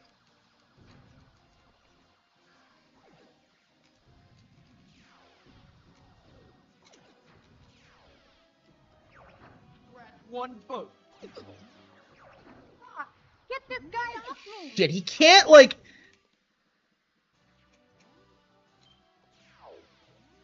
And the only thing that could really possibly go wrong at this point is that, like, Slippy dies in some freak accident, but... Hey, Einstein, I'm on your side. So I could shoot him down, or, like, one of his guys, one of the three guys that keeps chasing him will do it for me. Fuck.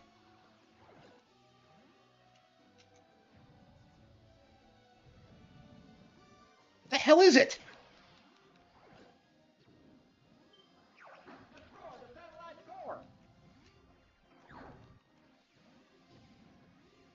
What the fuck?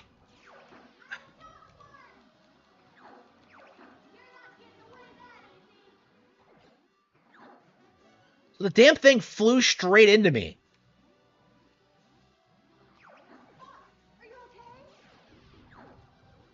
We did it. We got the medal. That was close, though. Man, I almost got fucked. I knew it was going to happen, but damn. Yeah, who could have anticipated a something flying right into me at the last second? But yeah, I managed to deal with it at least. But yeah, it's rough when that happens. Okay, we only have one more stage to go, Area 9.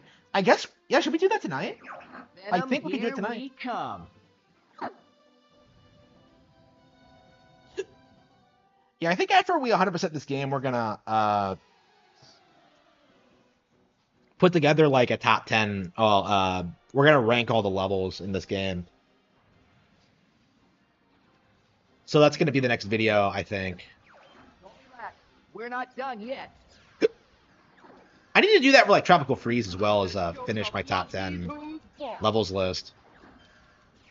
They're everywhere. The cat boss, hell yeah. They're everywhere. I would like to beat the game, but like I've been really struggling with this level lately. Like On me. the past couple of times I've played this, I keep getting filtered by this stage. What the hell? Not leaving yet. Like it's really weird, honestly. Yeah, I guess you just fly high and just barrel roll like endlessly. Yeah, I don't remember struggling with this as much. I guess because I don't need to beat the stage, I guess I don't really feel... I'll take the left. I don't really put the effort into it. Like, I'm not really thinking about what I'm doing. Like, usually I just grease the stage, so... Fuck! Yeah, I think that's the issue, is that I'm flying, like... I keep flying too low when, like... All this version of the stage really does is add in a bunch of turrets on the ground, and it's so annoying. Fuck.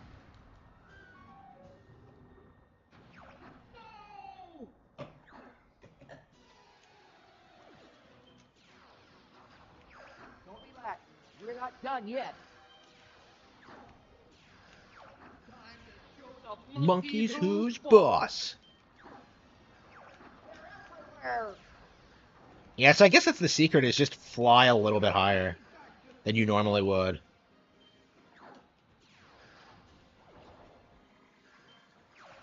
Go dying on me. Yeah, I think on normal, I got into the habit of, like, flying in between the things, but flying low. But yeah, I think here you want to fly high. This has to be the most radically different stage on expert mode, because there are just so many fucking ships. It's such a great final level, it really is. Like, if only the final boss was better in this version of Venom, but, eh. I'm talking about, like, the difficulties, right? So, yeah, wouldn't that be cool if, like, there was just a different Andross fight at the end of expert mode on this stage? Because you've already beaten the game once. I don't know, I guess it makes sense to keep it consistent with the normal phase, but... I don't know, not having a good Andross fight is... Hey, Einstein, I'm on your... These guys don't quit. Yeah, I was getting filtered by this stage, like, the past couple of days. I guess I've really radically gotten better at the game. Well, I mean, I figured out what I was doing wrong, I suppose. Wow, we haven't gone this path forever. Moving around.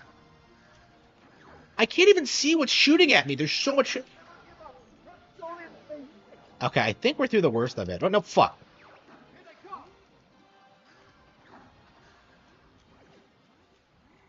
Oh, wow. I don't remember this at all. No, I do remember this, but I haven't triggered this in forever. Hey, Einstein, I'm on your side. Yeah, it depends on your on the route you take. Actually, fuck. Brings back memories of your dance. Yeah, wow, it's crazy. Like, yeah, I've taken the I've taken the same route so many times that whenever you take a different one, wow, yeah, it's kind of weird that like how different it is. Okay, there's probably a bunch of shit I haven't seen in a long time, but okay.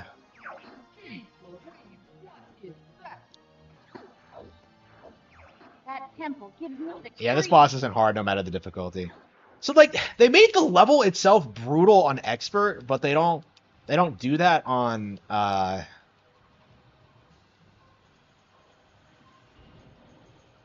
they don't do it on the bosses. I don't know. I would not have minded like an upgrade on the bosses too. The bosses themselves aren't really harder. They just hurt you more. I think that's the gimmick of expert mode in general. There are some different enemy patterns, but generally it's pretty similar. And bosses, of course, are identical. Here But, it comes. like, I don't know. I would have loved some twists, but yeah.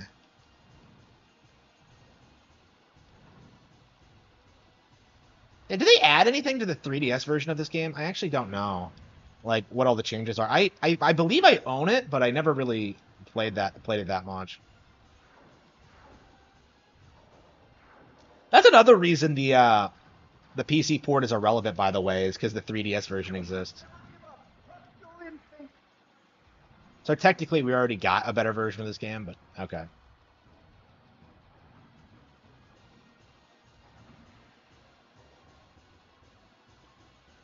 Yeah, Star Fox 64 3D does not feel like it was super popular.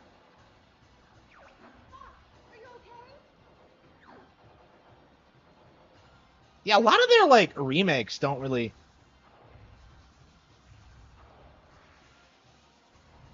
Hmm. Okay, got him. Okay.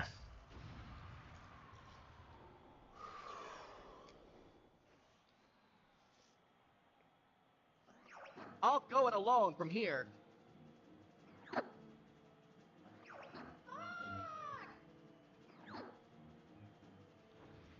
Yeah, I was really thinking. I don't know what I did different on Bolse. I really don't. Like I was doing the same thing I've done the past couple of sessions, but I think all I did was shoot down Starwolf because I think what was happening was that I wasn't shooting down all of Starwolf.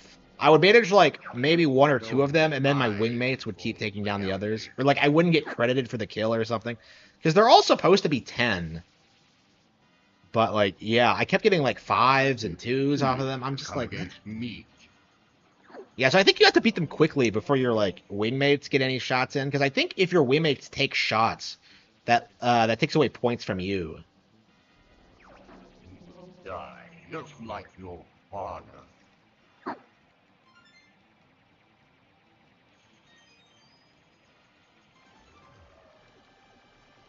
So they even give you hyper lasers before this fight. Yeah, they really take it easy on you in this version.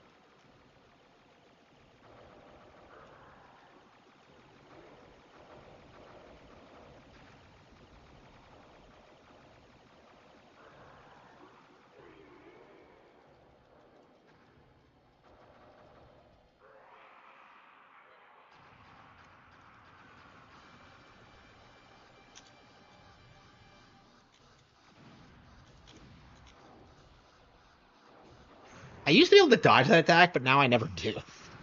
There's no point. Like, oh no, I lost my hyper laser.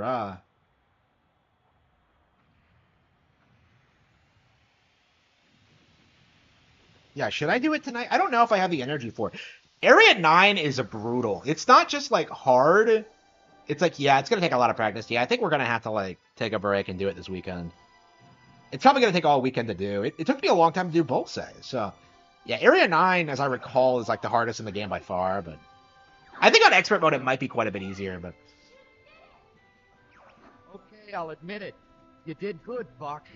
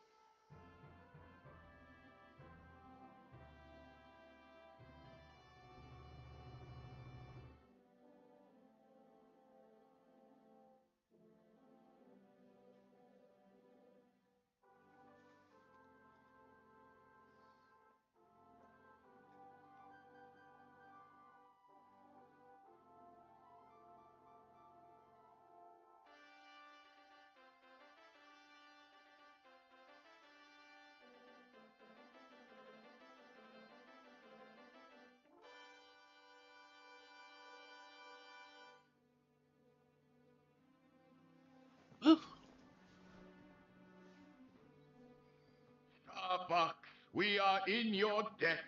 I would be honored to have you as part of the Cornerian. Oh, no, sir.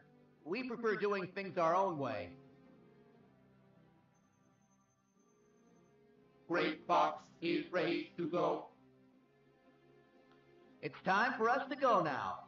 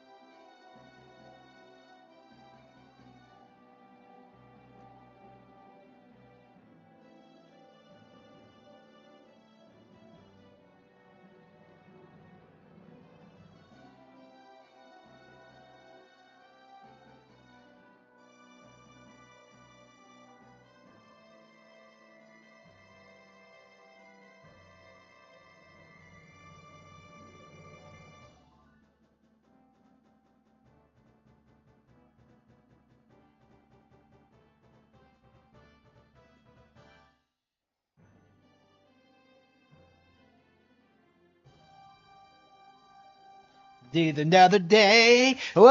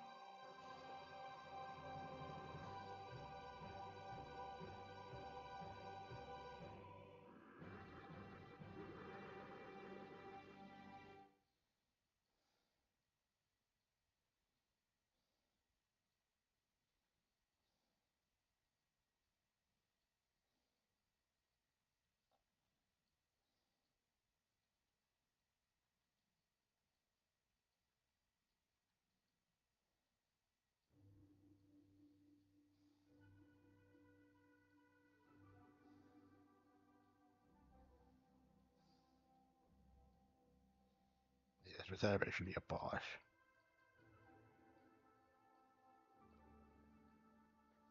Yes, everybody. This is one steep hill, but it...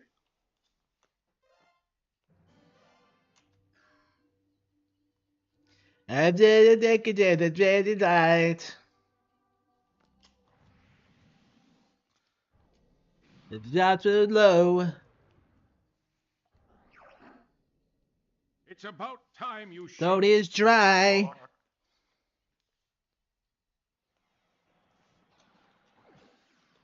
Whoa, whoa, whoa, whoa, whoa, whoa, whoa.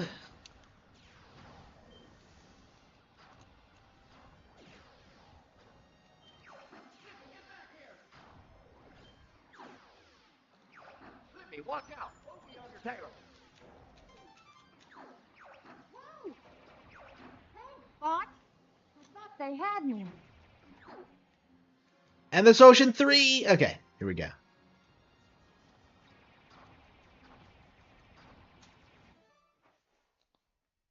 Okay,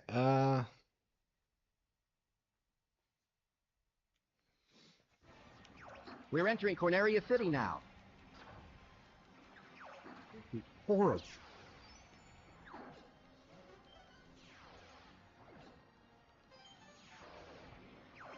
Everybody stay alert.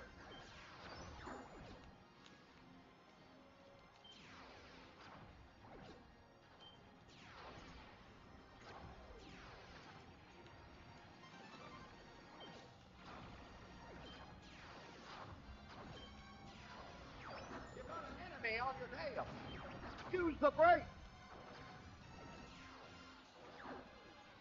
See what it is.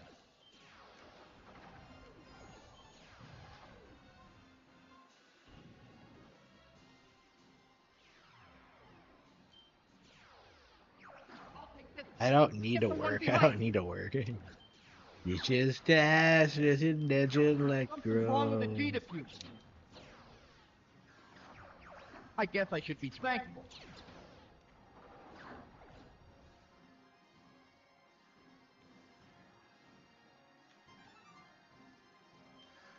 Do a barrel roll. Oh, I don't want to need it yet.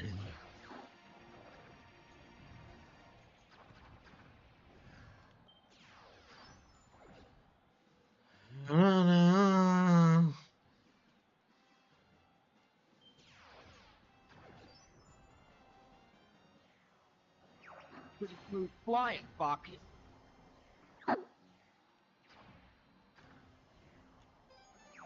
Follow me, Fox.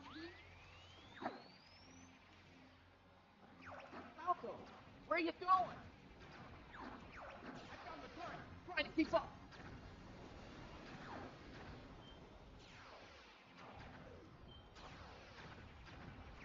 Time for a little payback.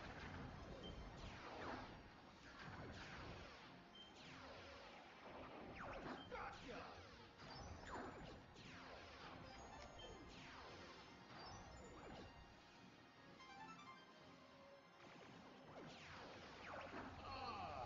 Someone wants to play. Incoming enemy from the rear. Drop altitude.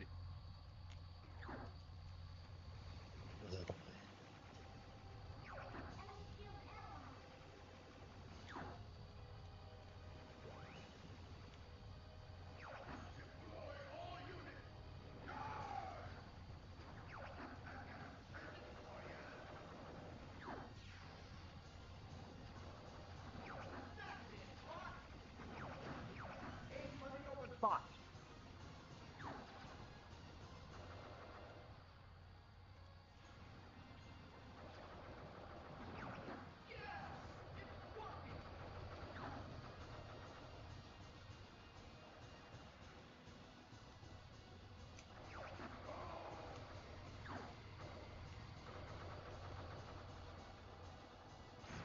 Who are you guys?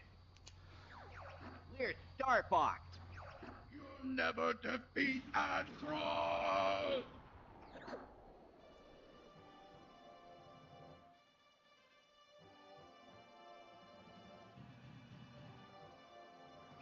We're heading out. All aircraft report. You did it! I was worried for a moment. Becoming more like your father. I'm fine. You okay over there, Fox? I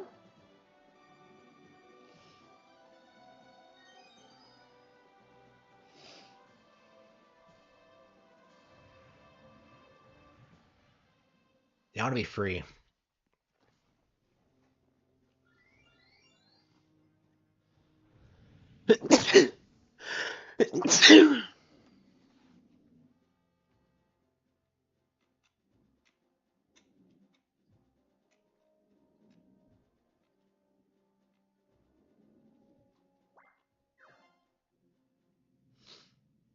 The picture quality, it was fine. I didn't really have an issue with it. Help us out here! I'm on my way. I can't believe we're seriously going to go for Sector 9. I mean, if we do it, we can move on from this game for good. Well, for good, quote unquote. Well, I'm sure we'll play the game casually. I don't know when they're going to...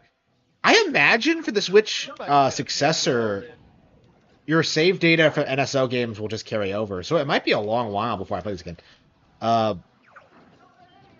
I don't know. Will I ever, though? I don't know. I don't really enjoy meddling games. Like, I'll do it when, like, I've never done it before on that playthrough, but, like, on that version of the game, but I don't know. I don't know. Never say never, but, like, I do need to start thinking about that. Like, is this going to be the last time I play this game ever? Attack coming from above.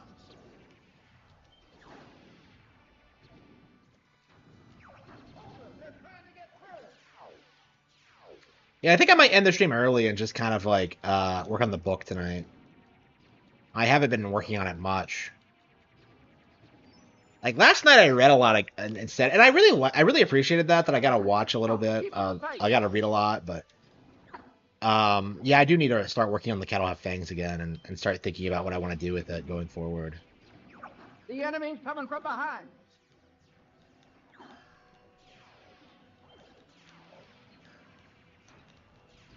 Yeah, so we have this game 100%ed. We have I don't believe we did Ocarina of Time. Yeah, maybe we should go in 100% Ocarina of Time as well. It's been a while since I did that.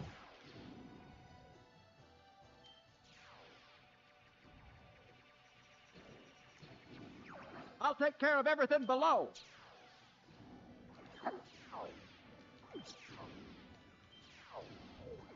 Yeah, I think I got all like the heart pieces, but not all the gold skeletolos. I haven't done all the gold skeletolos in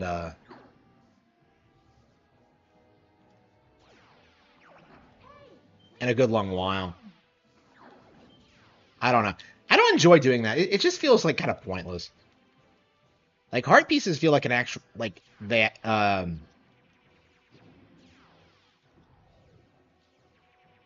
You actually get something out of it, but Hey, Einstein, I'm on. Take him down with one shot.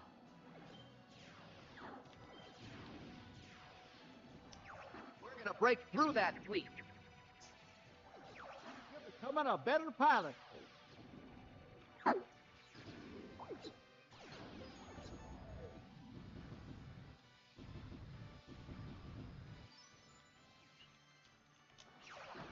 Location confirmed. Sending supplies.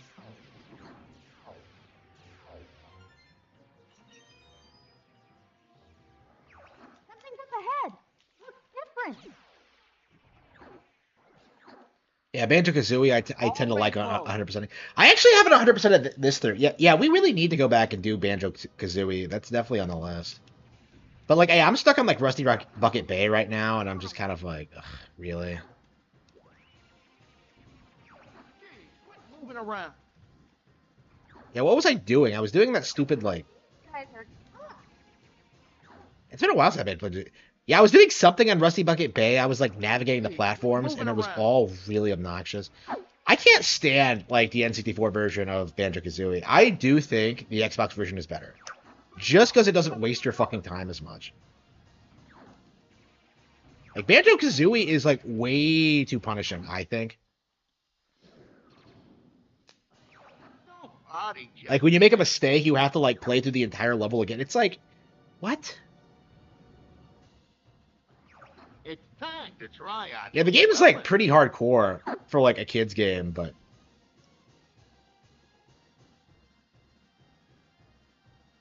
yeah, Tui as well. Yeah, I haven't played enough of Tui. I don't know what Tui does differently. I haven't played enough of that version. Is that it? I don't know what they changed in Tui. It didn't feel that different to me, but I wasn't as familiar with Tui to begin with. Yeah,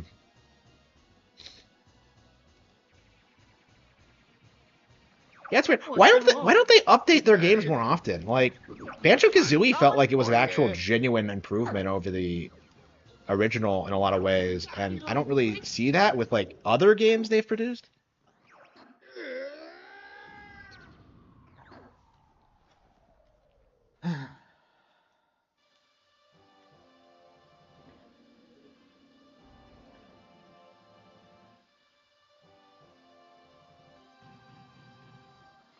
We're heading for Aquid.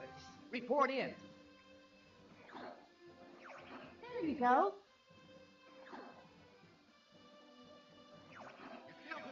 Pop. I guess you're good for something.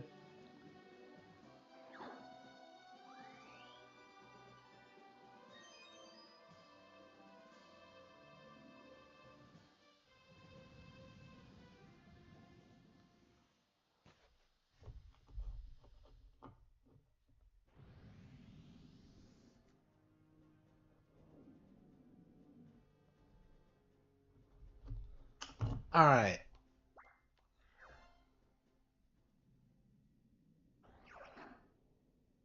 Star Fox, I want you to take out the enemy bioweapon. Yes, sir. Deploy That's to what everyone else Marine. does. Is just wander around. Good luck. Yeah, it's like a non-starter. It's like a non-starter.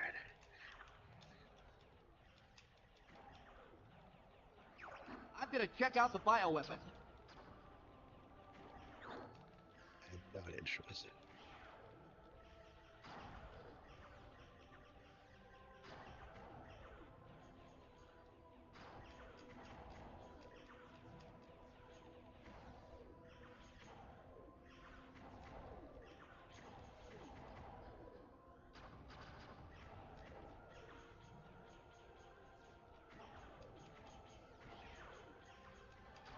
Yeah, 30 years. Yeah. Yeah, this game will be 30 years old in 2027. I'm sending the data to you guys.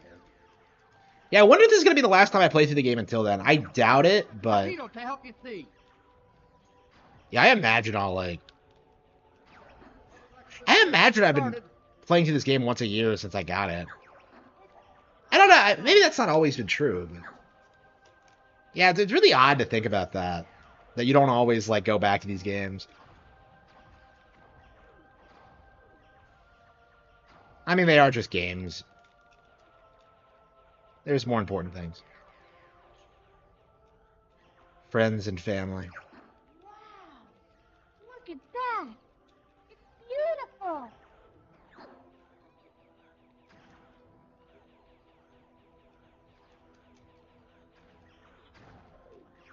How's the Blue Marine, Fox?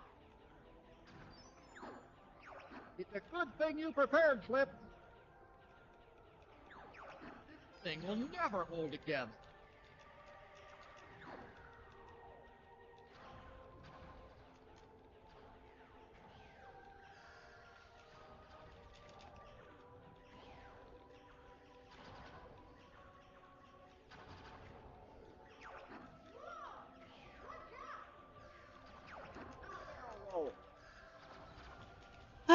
Brothership. Okay.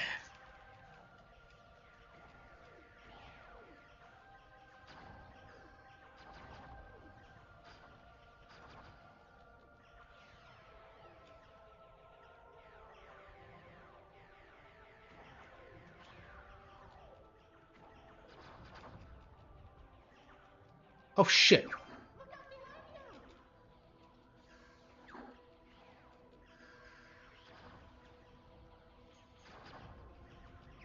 Keep shooting. We've got lots of torpedoes. You're the best, Slippy.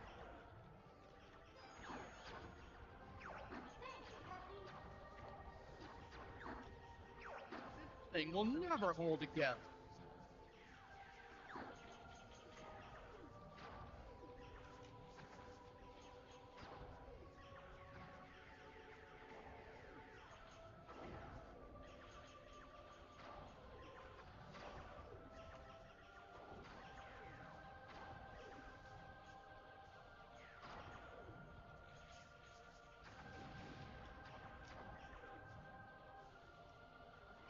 I got a bad feeling about this, Fox.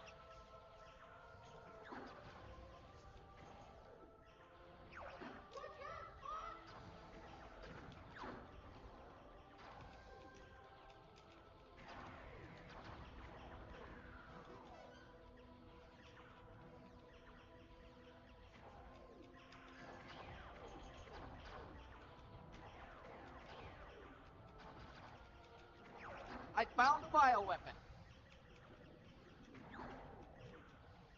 A GameCube game? Yeah, I think that might have been interesting if they just delayed it another year.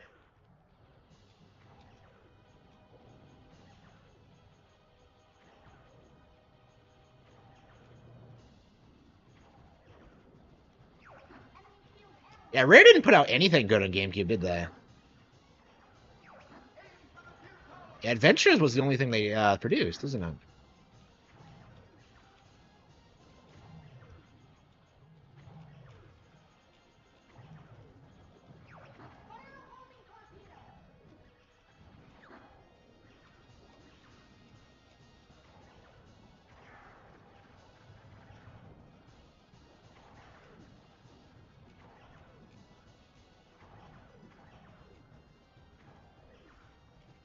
Yeah, Star Fox Adventures, which was supposed to be an N64 game too. So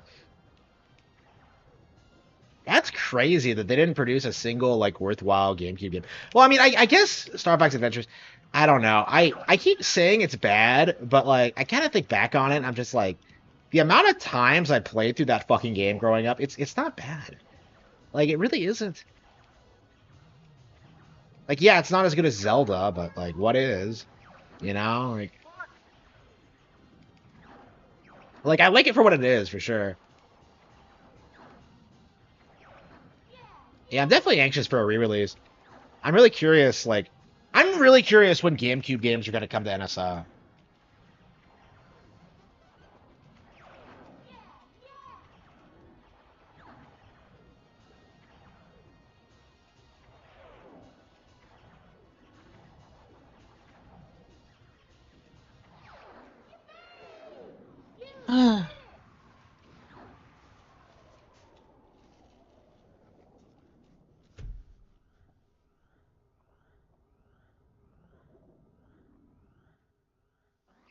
We're preparing to dock.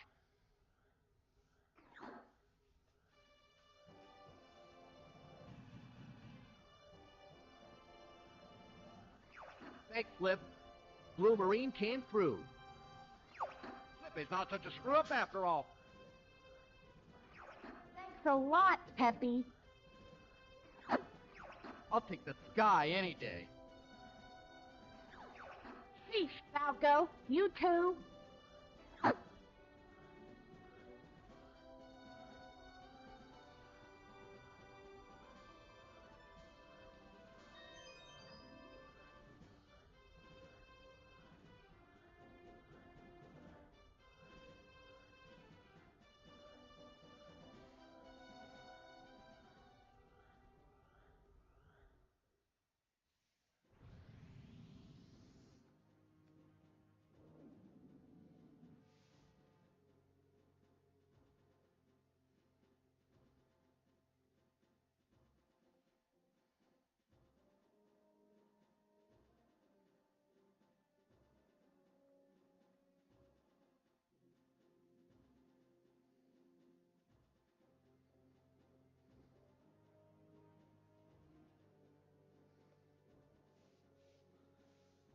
Yeah, yeah, yeah. That's what I think is gonna happen. It's just remasters. Yeah, I agree. But we're gonna get like re-releases of the original GameCube releases at some point. It's just a matter of when it's There's gonna an happen. enemy base there? Affirmative, General. Why does he sound so shocked? Let's sneak in low and surprise them. Now, why does he sound so shocked at the idea that there's an enemy base on Zonus? I can't believe you did it. What a zone. I hear you, Flippy. Protect for the searchlight. Let's take them all out.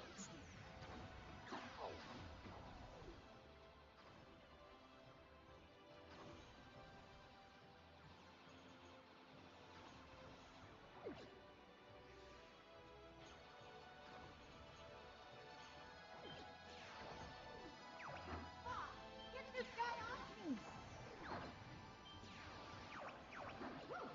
That was too close. Yeah, War World, yeah. Yeah, I've never finished it. I own it, but like, and it's a really interesting game, but like, I've never finished it. I never finished Warrior Land 3 either. I really need to get around to that. We're closing in on them, Falco. Take the right way, boy. I have the right. Cat, what are you doing here? Is that any way to greet a girl?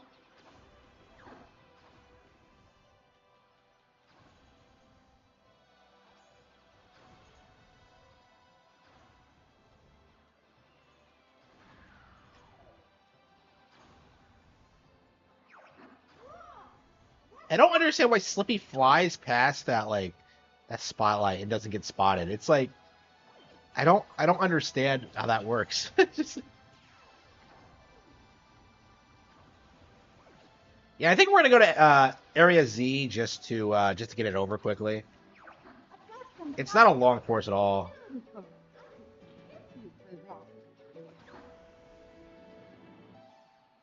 Yeah, 2 back-to-back playthroughs. Yeah, that'll be really cool if we could pull it off. I'm kind of tired, so I don't know if I could do it. I mean, Area 9 is not easy.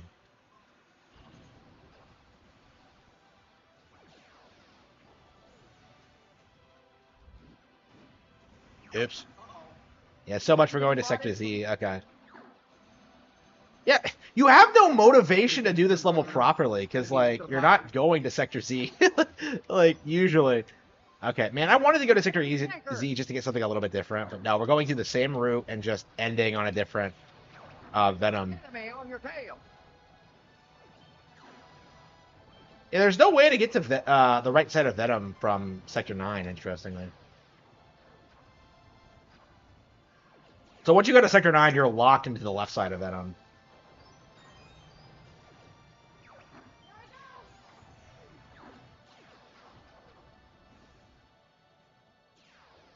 Is that their actual names, like the left side of Venom? I think the official name is like Venom 1 and Venom 2, but I don't know.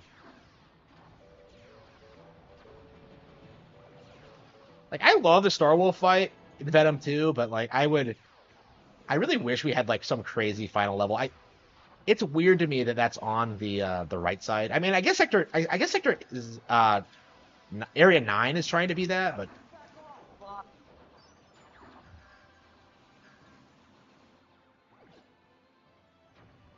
okay. God damn. I want a degree.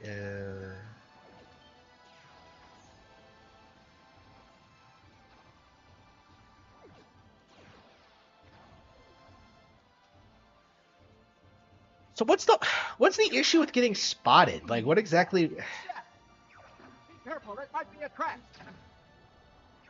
Something's coming from the sea.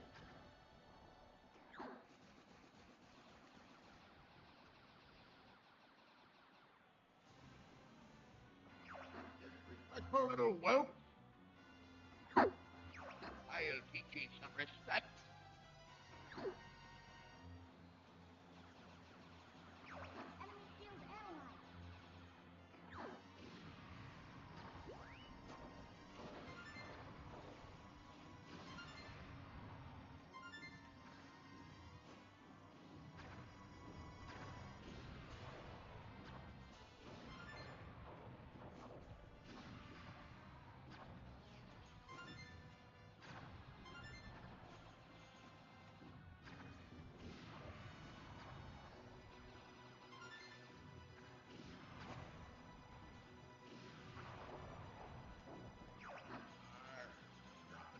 Now.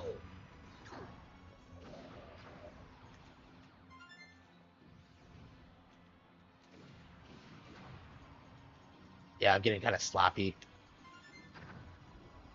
Sloppy Star Fox. Ugh.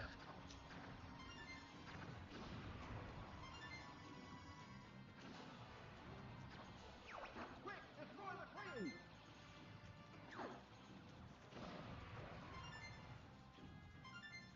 Is this the only boss that requires bombs? I always find it interesting how this boss is like able to repair itself.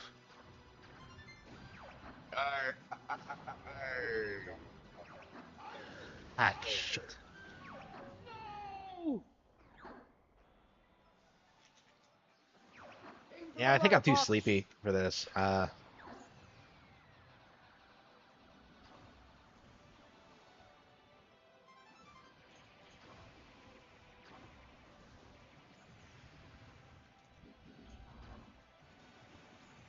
It's a pretty long stage, too. Location confirmed. Sending supplies. Enemy tanker! You got an enemy on your tail.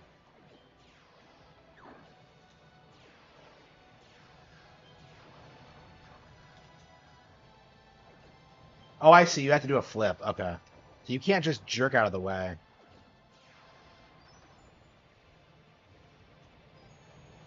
Yeah, what's next in my portfolio?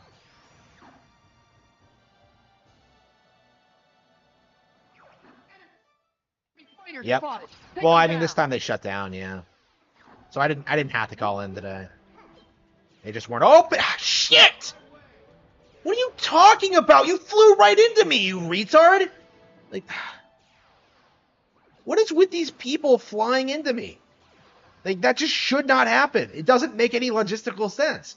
Like, I don't remember that ever happening growing up. And like, every time I play this game now, it's like it happens 5 or 6 times a stage. It's just like, what?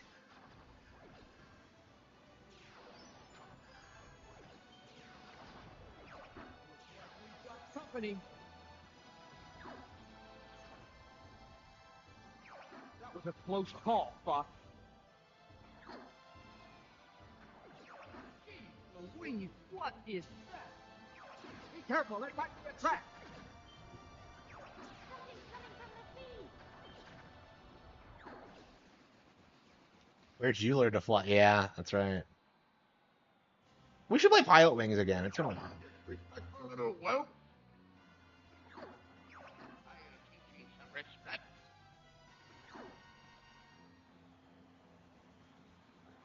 Enemy shield analyzed.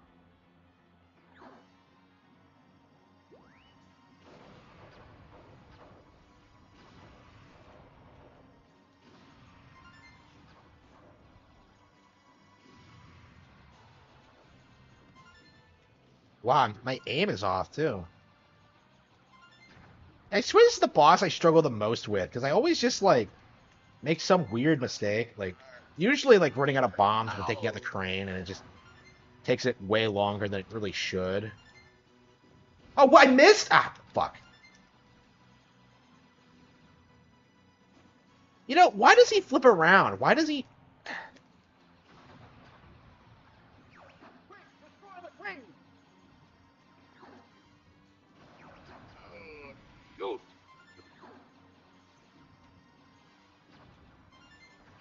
His armor's tough. Use bombs wisely. I want to play Zelda again.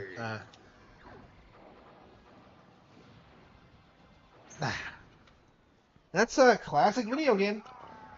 Uh,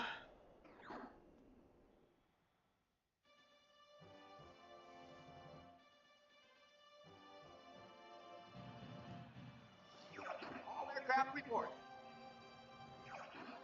Everything okay? Cat, where'd you go?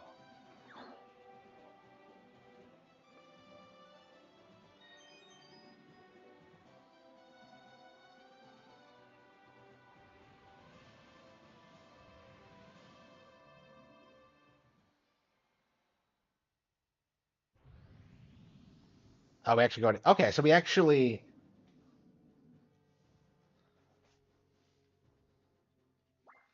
Yeah, it's do Sector Z then. That's crazy. You know, it's a crazy day where I willingly go to Sector Z. To be fair, though, it's just because I went to Macbeth last time, and I've been playing a lot of Macbeth lately, so. Nice. Welcome. So yeah, it makes sense to do Sector Z. And it's an easier stage too, so it gives the guys time to heal up.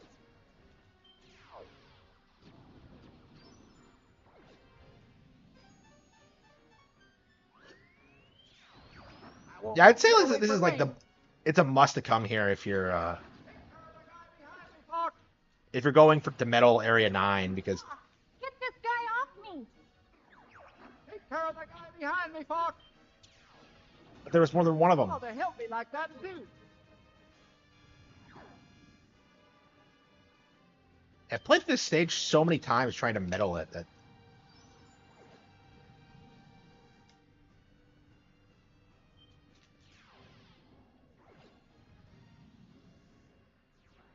There's one down. That is too slow.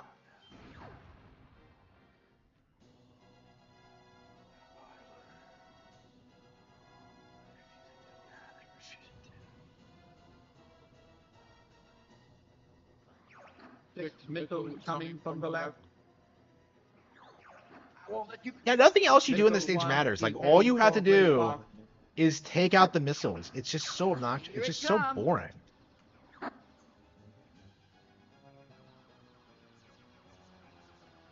I think a lot of times the wingmates will take them out if there's nothing on the... 50.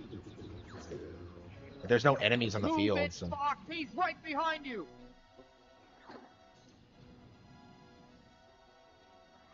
There's one down. Location confirmed. Sending supplies.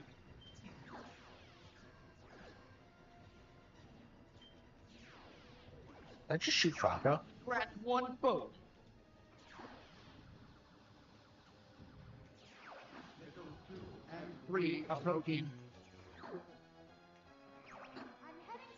Yeah, and they always come from the same side, too. It's just like, they don't even try to do something interesting with it. Like, oh man, which side are they coming from? Like, it's just like, no, they're just here, apparently. I won't let you get away from me.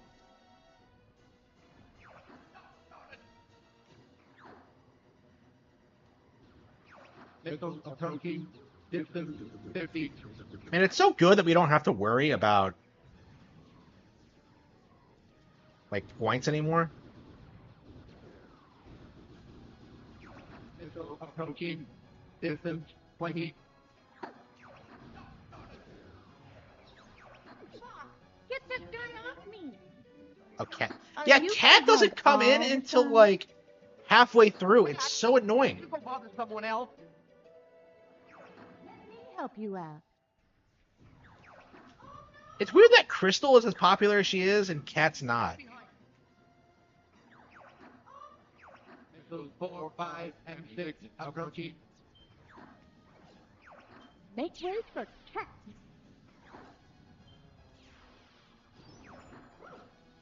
Yeah, they're not going to take a lot of damage here, are they?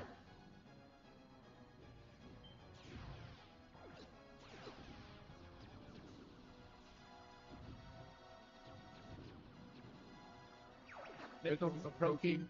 Distance 50.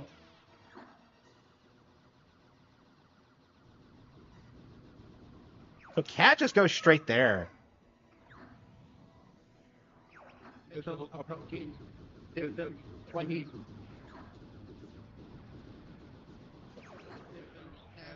You got him. Unable to evade. Unable to evade. You don't even try to evade, you idiot. Like, I don't understand that. Like, what?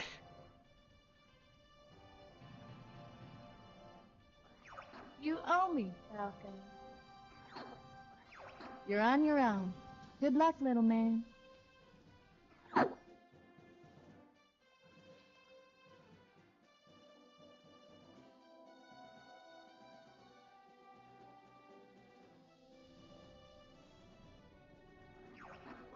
Is everything okay?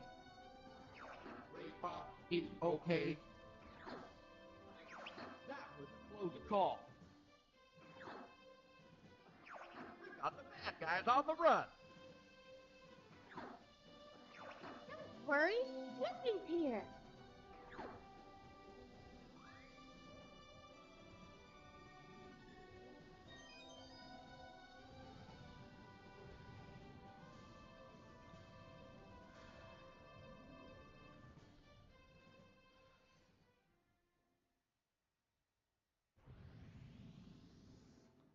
All right, it's the last stage.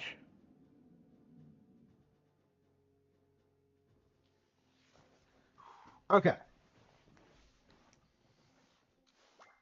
Here we go. It'd be cool if we could pull it off. Yeah, so 300 points we need to get. We're in your debt. Come back in one. He's talking like there's no... Man, Will do, General. that's so poetic whenever you're meddling an expert. Like, wow, it's almost over, because this is probably going to be the last stage you get. Came in here. No No problems. His name's Cayman. Do you copy? Emergency maneuvers. I love how they freak out as you go through the stage. It's so cute. Game over, pal. Yes, we're going to give them a game over. Wow. Entering Venom air defense zone. Everybody stay alert. Okay. Space mines instead of regular mines, huh? Yeah, so there's so many enemies on this stage. There are actually plenty of opportunities to get hits, but a lot of times, like what ends up happening.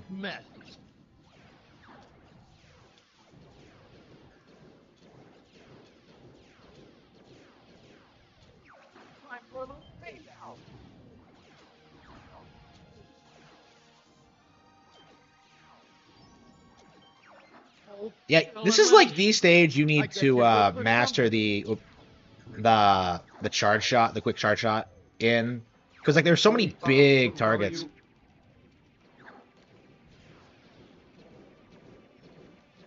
Okay. 126 is not bad, I think. Yeah, especially at this early on. We haven't gotten past the first line. Slitterhead. Yeah, yeah. Yeah, I haven't gotten around to playing it yet. I really need to.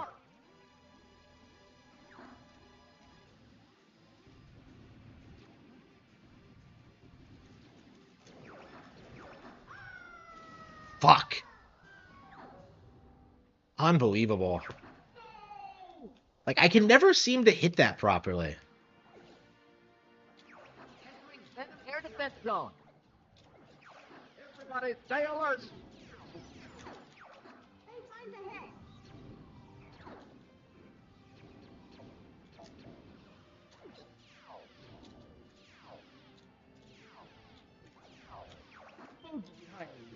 Get slow.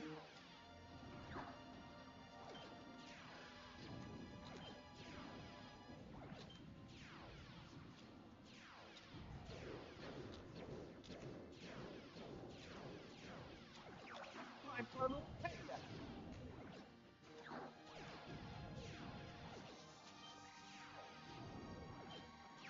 Hold still and let Yeah, I think this might be easier to do on expert because of how. Yeah, we did better the first time. Shit. We'll cover you. Oh, we have plenty of lives, so we'll just try over and over. We're just practicing now anyway. We're probably not going to do. Yeah, it's brutal. This stage is just insane.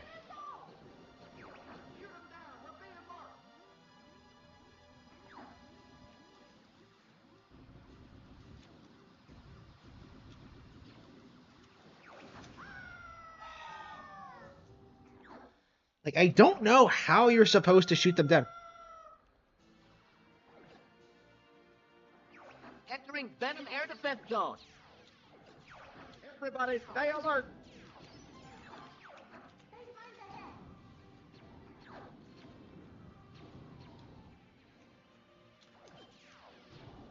Fuck! Right behind me? Slow. Yeah, I'm doing worse and worse every time.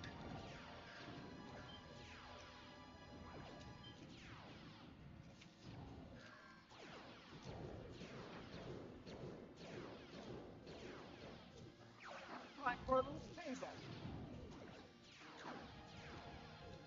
Yeah, I hate to say I choked, but like, Hold still and let me it was like shoot. what 126 last time. I think I got 130 the first time we did this. That idiot like ran into me from behind. Okay.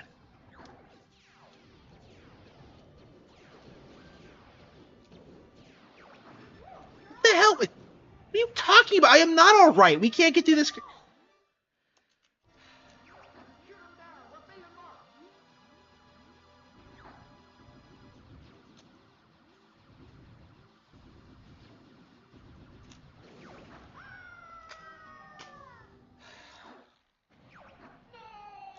Shoot him down with what? Okay. Entering Venom air defense zone. Everybody stay alert.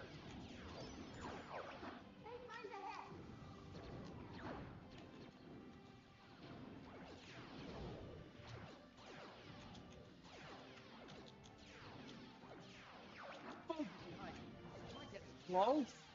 Yeah, I'm kind of feeling the same way.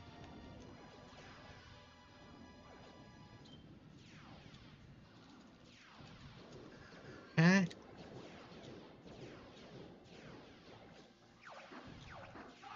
Big Peppy flew in front of me. Like, Hold still and let me shoot. I guess you're good for something. Great Box will cover you.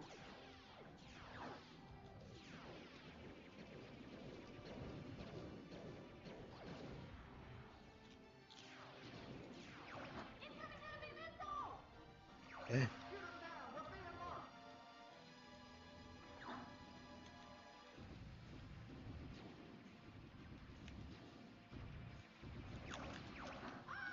Okay, we got him. Okay.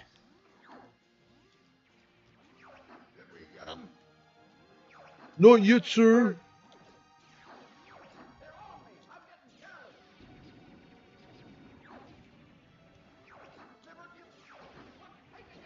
What? More the.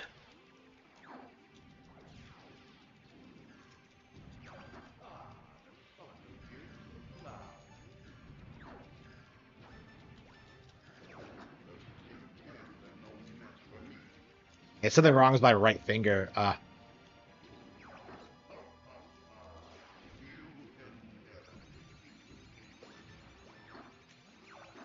make those fools pay.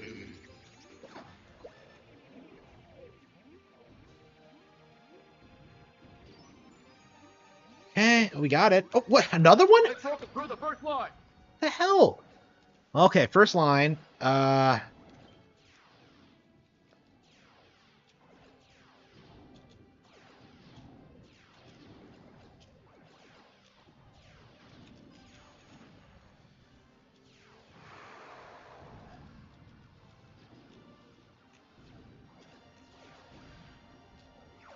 gonna break through that fleet.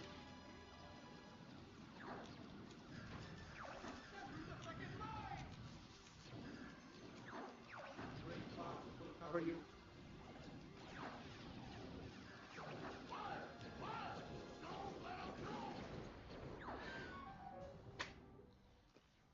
Yeah, it's gonna take a little bit of practice. My hands are giving out. Yeah, one of those stages.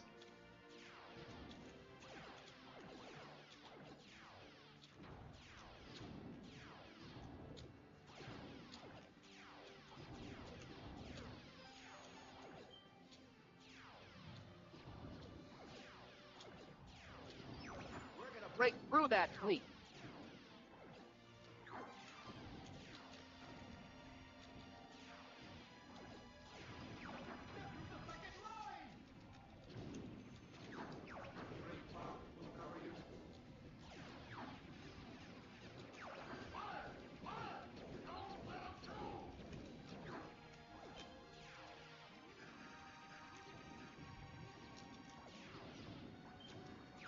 Venom's right there. Location confirmed. Then you survive.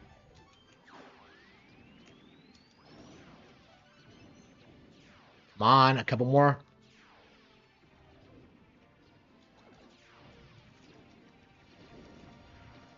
We did it. We did it. We just have to beat the boss now.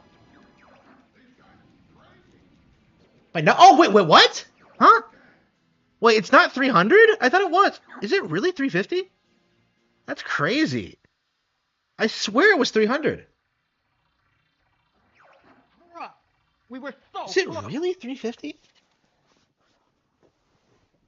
That's crazy. Oh yeah, I definitely can't do better than that right now. I'm gonna need a little bit more practice. But I'm glad we went and played through the game again. I swear it was 300.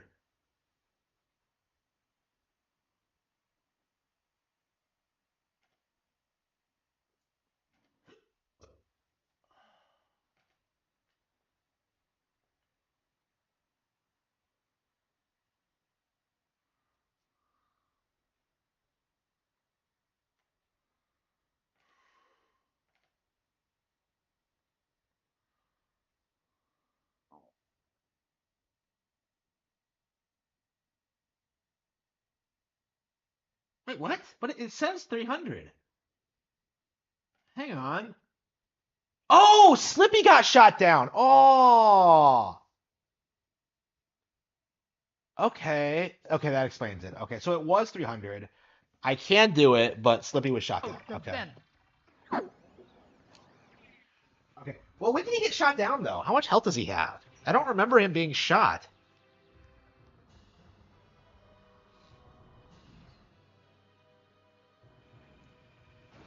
Yeah, I guess I wasn't paying enough attention. Okay, I'm gonna have to die.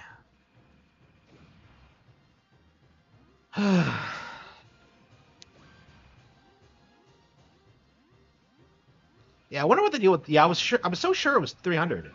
So yeah, I was right about that, but I wasn't paying attention to what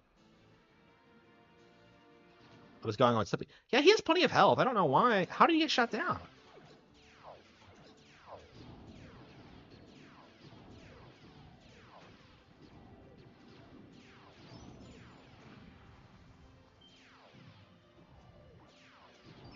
we're gonna break through that fleet.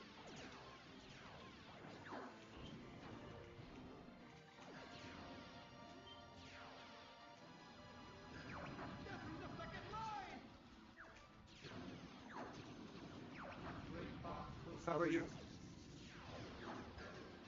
How did he get shot down? I don't remember him getting shot down, but shit.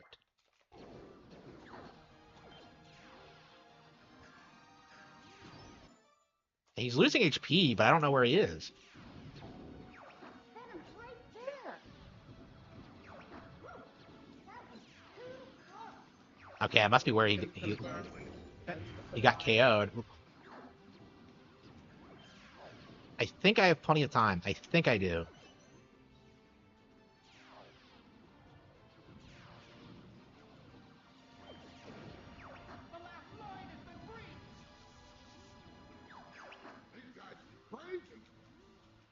Okay. Yeah, the checkpoint is like really late into the level. I don't understand like the first, second, and third lines because like This one's different. okay, as long as I don't shoot Slippy, I should be okay. We were I so mean, to be close fair to though, death. this is a really hard boss. This has to be like the toughest boss in the game, I think. You're not leaving yet. Yeah, I know I said that about the Zonus boss, but I think that's just me being an idiot. Uh,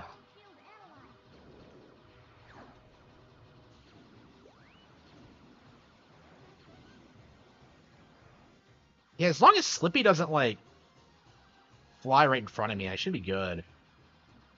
It's always Slippy too. It was like this in Bolse, right? Like, oh man, as long as Slippy doesn't fuck up, we're good. But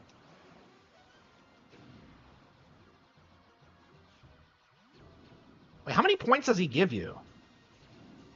Yeah, if he doesn't give me a single hit, I'll be fucked. But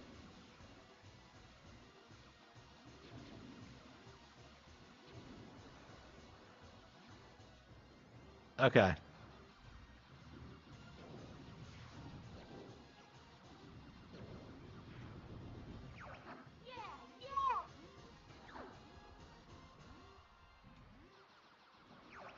The tentacles to open the door. Yeah, I know how this works, Peppy. Okay.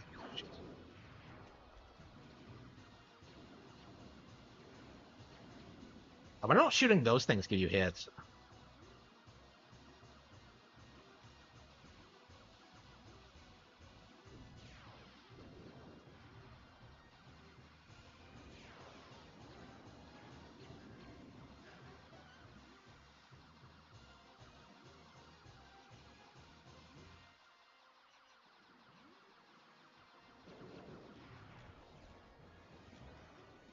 Yeah, this boss takes way too long to beat.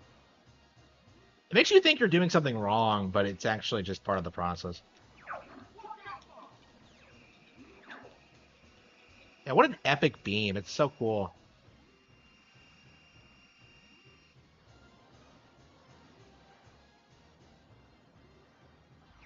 Destroy all 3 energy balls. Peppy, I've done it already. I know what I'm doing. I'm not an idiot.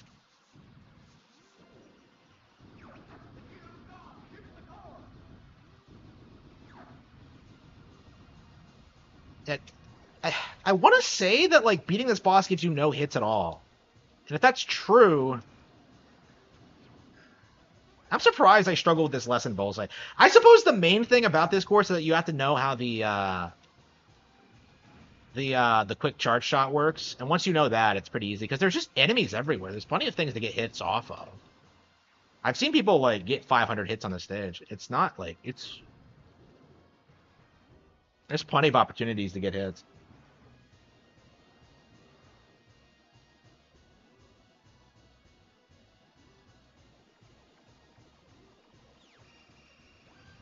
Shit. He angled it a little bit. Yeah, that's the thing about these bosses sometimes is when the fight goes on a little bit longer, they use strategies that you don't not familiar with sometimes. So like the fact that he moves the laser is different for me. 2. Yep, I knew it. 2. That's all I needed. You only get 2 hits for that, but 2 was enough. We got it. We did it. We meddled everything. Okay. Now we just got to beat the final. You don't even have to beat Star Wolf, but we've actually already won, but like we might as well just celebrate with like a proper True Path run. 302. Wow. Holy shit. Hold on. We're entering Venom airspace. Yeah, so usually like the hit thing, it's not because of my skill, it's because there aren't enough things to shoot. So like for Area 9, I don't know, there's so many things to shoot, it's not that hard. Don't get Too cocky, Star Fox. Let's see how you handle our new ships. They all have like those flight computers. Dad's not here to see you fail. We'll make sure you never reach Androd. We'll just see about that, Star Wolf. You guys don't give up. Are they a little slower than they are in Bullseye? I see you've got new ships. Take care of the guy behind me, Fox. You're not welcome here. I can't take this guy. Knock it off, Fox. Knock off saving you? You've got new ships. Wow. Location confirmed. Pending supply. But I'm better. You're not welcome here. Take care of the guy behind me, Fox.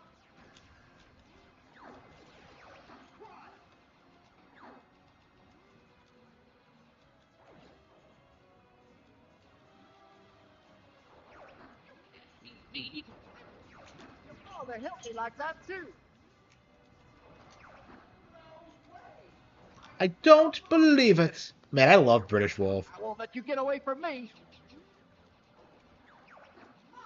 Yeah, I think we should play Zero at some point in the future. It's been a while. Me? I got a better ship.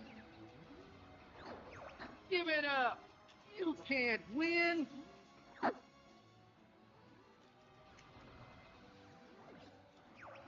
on, little man. Shoot me. Not yet. The party's just begun. He's an Eternal Darkness fan. You're not welcome here. Yeah, maybe we should play Assault first. I don't know. It has been a while since I played Adventures. I have like a bazillion unfinished files. Maybe I should just set that up.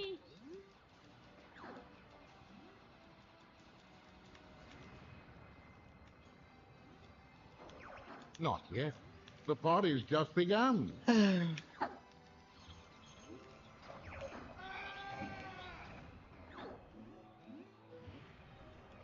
There's one more to go. What? You idiot! I see you've got new ships.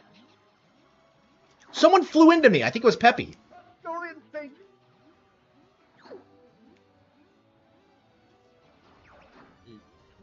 Oh, He's too strong. I'll go it alone from here. Yeah, so we actually got all 3 of our wingmates. Cool.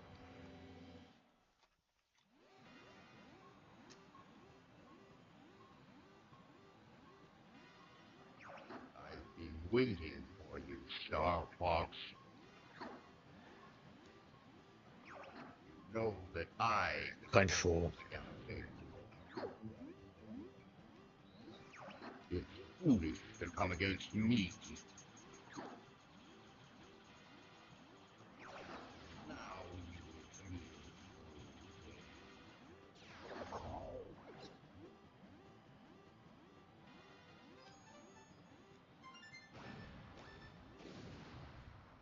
Even make it to Andros. Wow, that's embarrassing.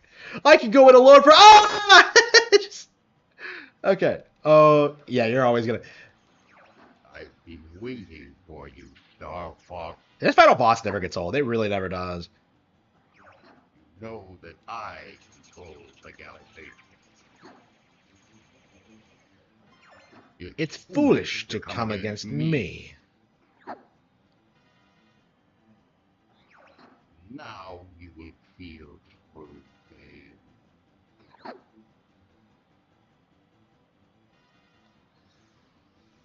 The hero.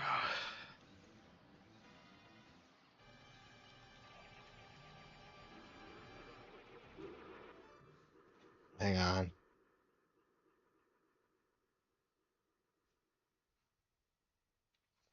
Yep.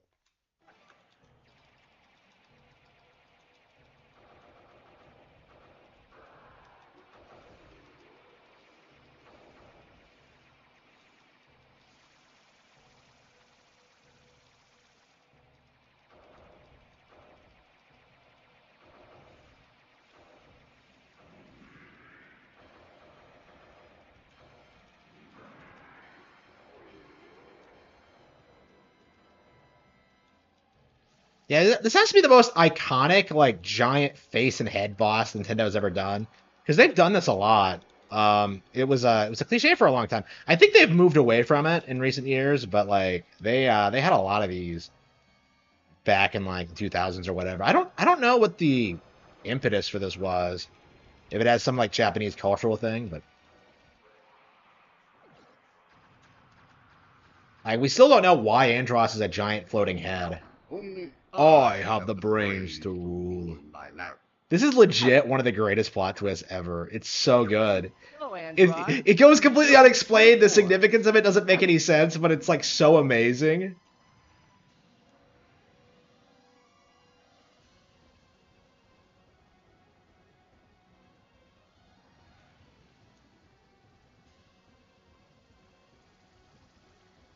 That's right. Don't you have to kill like those things first? I believe you do. Oh, those are the eyes, aren't they? Yeah. I'm always surprised when I realize that. That's kind of graphic, isn't it?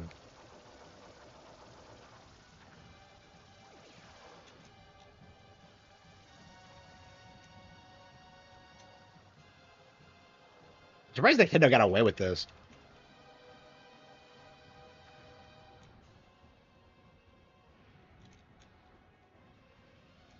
Yeah, it's not a hard final boss. I mean, I think when you're a stupid kid and don't know what you're doing, it can be kind of hard, but yeah, if you've like played it before.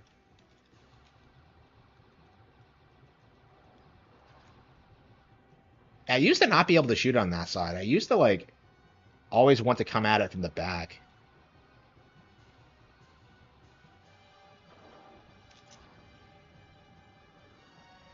I've played this game so many times, I know how he responds. Holy shit.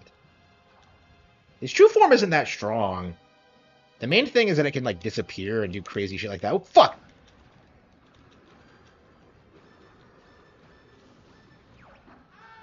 Yeah, just don't do that. Oh damn it! Really? You start from the beginning? I thought there was a checkpoint, but no. Okay. I've been waiting for you, Star Fox.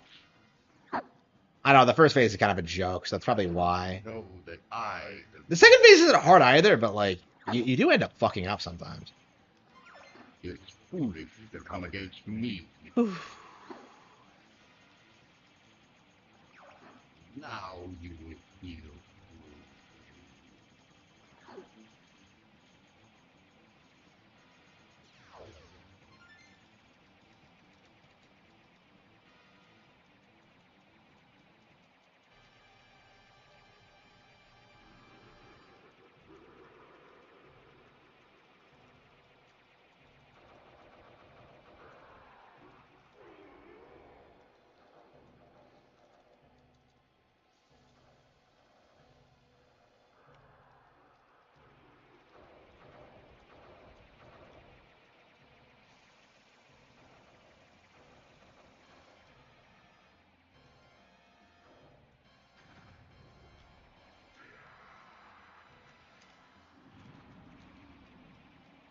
Yeah, bombs are only good against the first phase of Andross.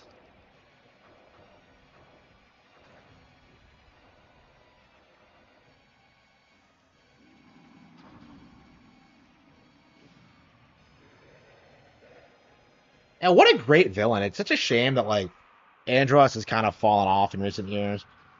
I mean, he had a great fight in Zero. It's way better than this, I would say. But, like, yeah, because of Zero's reputation, a lot of people still don't realize that. Yeah, we should play Zero and do a review of it, yeah. You show your true form. Yeah, that'll be really interesting to do. It's weird when you watch that JonTron video, like, covering Star Fox Adventures, like, how quickly he stops playing. Like, it's legit. Like, I think he stops, like, after you get tricky, which is like, well, just after you get tricky. It's kind of crazy how little time he actually put into it for that video.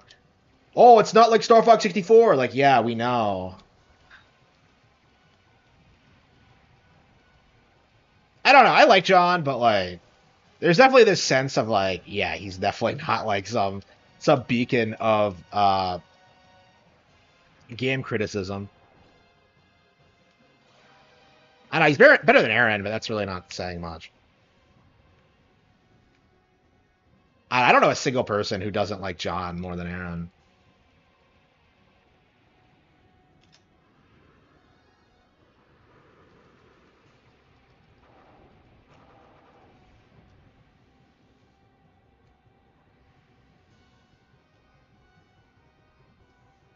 So that tentacle attack is, like, positively lethal. It's pretty brutal, actually. So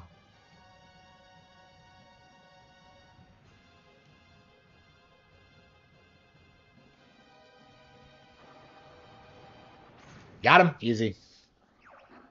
Yeah, I just beat it. Yeah, we medaled everything. We're good.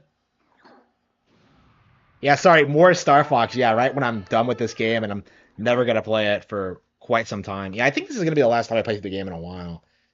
Um, but yeah, it's still like a 10 out of 10 matchup. This is a game that, like, I feel like this game by itself kind of proves just how, like, how the N64 was absolutely the best console of that generation. Because, like, nothing PlayStation put out even came close. Like, just compare this to Metal Gear, right? This has, like, way better visuals, better voice acting. It has more combat scenarios. This way, Fox. Its plot is better, actually. I'm much more emotionally invested in the whole, like, Fox and his dad thing than anything that MGS pulled. Never give up. Trust your instincts. Yeah, this is a good example of just, like, one of the all-time greats. Yeah, nothing on PlayStation ever came close to this. Nothing.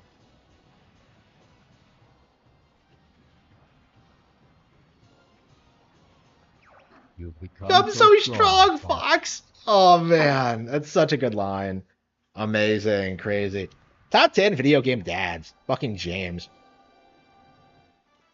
Right up there with Rex and Shulk. Like, amazing. Mission accomplished. Yes. We did it. You're okay.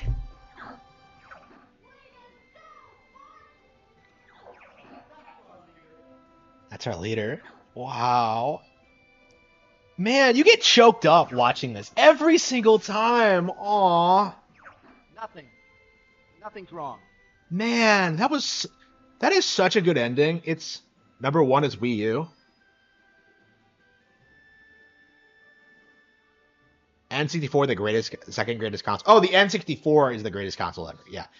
I would not bet against that, honestly. Like, people love to bring up sales and shit like that, but when it comes to, like, long-term relevancy, I think it was the N64 that kind of established, like, just how many of these, like, NES and Super Nintendo properties were here to stay, right? We got, like, Mario, Zelda, like, all this stuff that just really just demonstrated just how ahead of the curve Nintendo was. And of course, like, the casual masses rejected it because the game journalists told them to, but actual players look back on this period and, like, wow, Nintendo was putting out bangers year after year, month after month. Rage Racer? I've never even heard of that.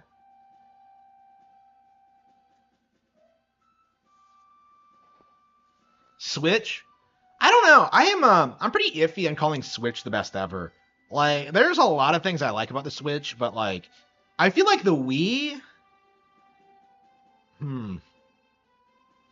I don't know. Maybe it is. Maybe it is the best ever. I'll have to really think about that. I haven't really thought about that in a long time because like I really don't like using the term best ever because like it feels like you're downplaying all the other stuff that also came out. So like I'm kind of moving away from that. Because like this is an older medium now, right? You know, you have all these different generations who have different opinions and like play different games, right? Like I feel like you're never gonna have like a universal best ever like you did back in the 90s and 80s ever again. So like, you know, in a lot of ways, Ocarina of Time is never gonna be topped, is my opinion on that. Like everyone agrees on that front.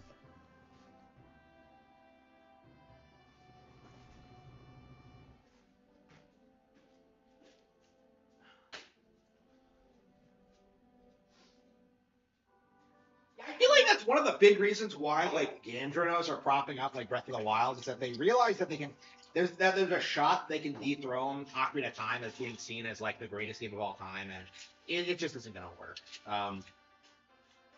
Not that Breath of the Wild isn't better than Ocarina, but like Ocarina isn't the best ever because it's like the best game ever made. It's the best ever because of like the huge leaps it had, like technically speaking. But anyway.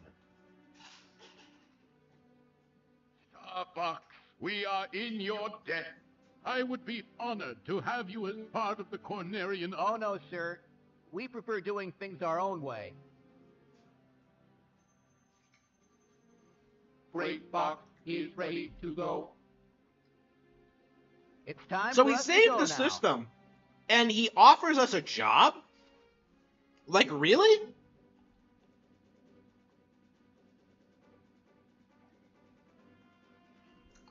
Man, I used to watch this credit scene and think they were running to their next adventure, and it just never happened.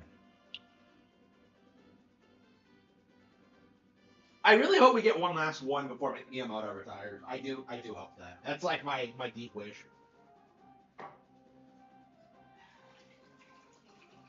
Oh, well, I mean, we got 0. I'm happy with that, but it's just. I don't know. There's just no going back. There's no getting that Starbucks game we needed on the GameCube. Assault did not cut it.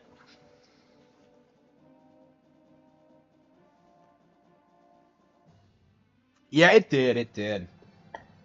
Like, truly a revolutionary title, yeah.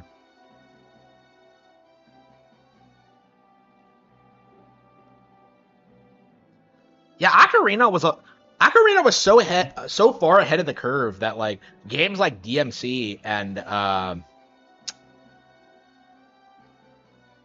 Final Fantasy X, games that came out years later, did not feel as sophisticated. It's kind of crazy if you think about it.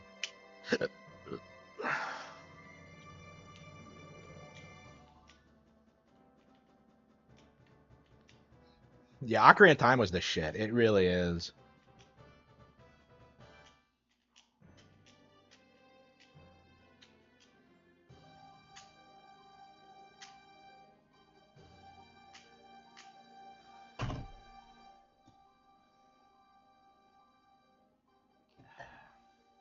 I love how we finished Star Fox 64 and we inevitably started talking about how great Ocarina of Time is.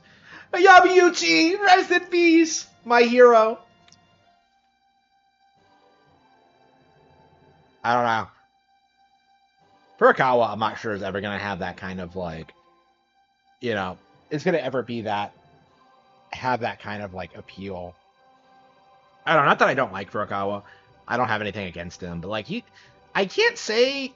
I don't know. Iwata was just irreplaceable. Yamauchi like built the company. It's like.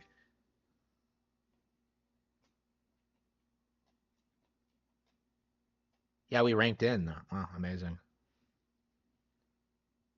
Great job. Oh, that's right. We got our new title screen now, didn't we? Wait, this game resets. Why does every other... Yeah, we got 4th place. Okay.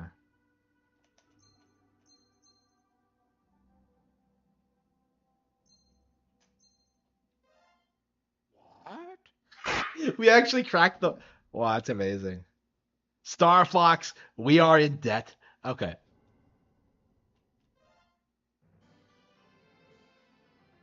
Yeah, so I've never been a big fan of this alternate title screen. Like, I think the original is like iconic. So like having Fox take like center stage like this just pisses me off. Yeah, I used to have so much fun just on the title screen, just moving this thing around.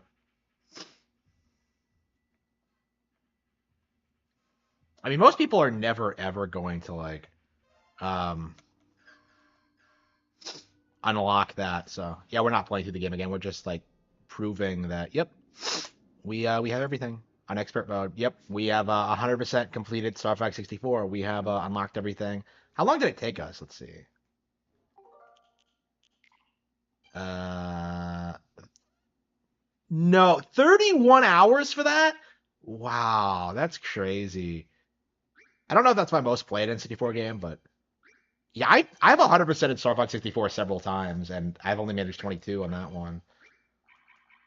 Have I played anything more than that? Yeah, Ocarina is 28 minutes.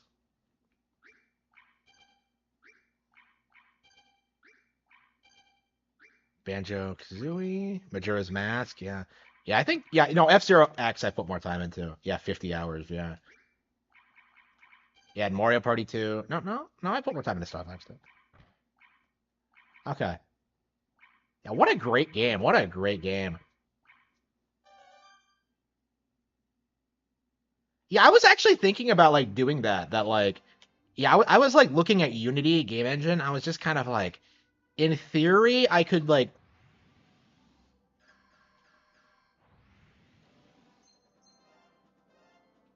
Oh wait, you're by yourself? You can play it by yourself, really?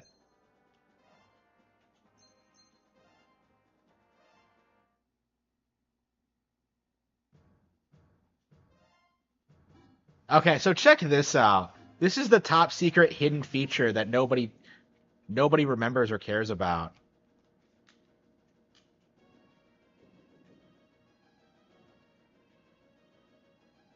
On foot mode in Star Fox 64.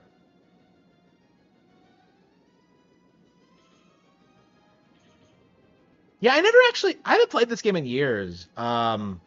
And never with like four people. So I actually don't know. I actually don't know how good it was because I think I was playing with like younger kids or something. Yeah, I was aware this mode existed when I was a kid, so I guess I had a copy of a game or like I rented it from Blockbuster or something, and I remember seeing this as a kid. So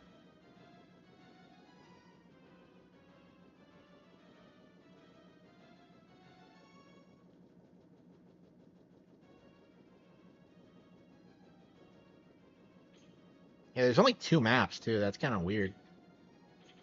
And this is the only one where you can use like on foot mode or the Landmaster, right?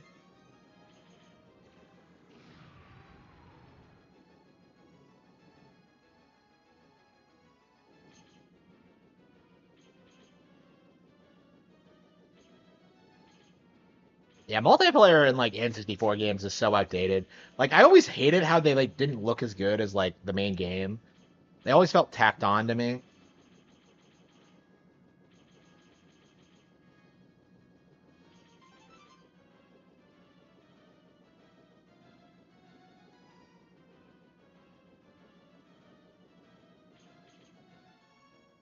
Yeah, here's hoping that we someday get a new entry in the series.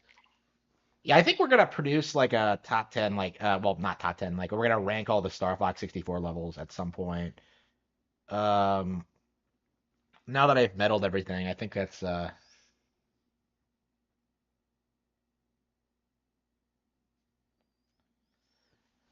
okay. So that's Star Fox 64.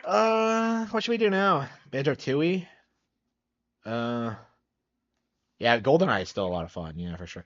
Yeah, I've played GoldenEye occasionally. But yeah, Star Fox 64 is one we never pick up.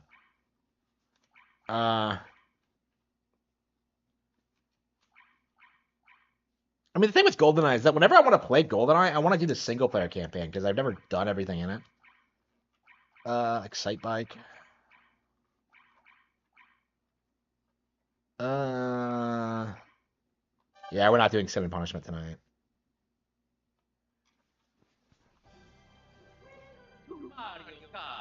Link to the Past. I am not playing a Link to the Past. No, like I am. Well, actually, no. Yeah, we need to do Four Swords multiplayer. Yeah, we need to do the Game Boy Advance version. I'll do that, but I won't play like the base game A Link to the Past for a while. Like I love that game. I do. But I am like extremely burned out on it at the same time. It's time to play something else, right? Like a lot of those Super Nintendo games, I was playing so much when they got ported to Switch that like I really gotten burned out on a lot of them. So yeah, Link to the Past is absolutely one of them. So I'm taking a big long break from that. There's a lot of games like that that I'm not playing as much right now.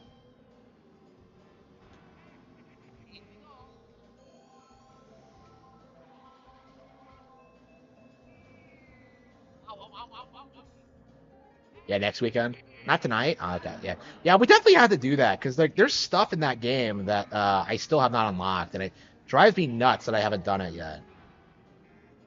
Every time I think about it, I'm just like, why haven't we done it? It's just like, yeah, we're definitely gonna have to do it.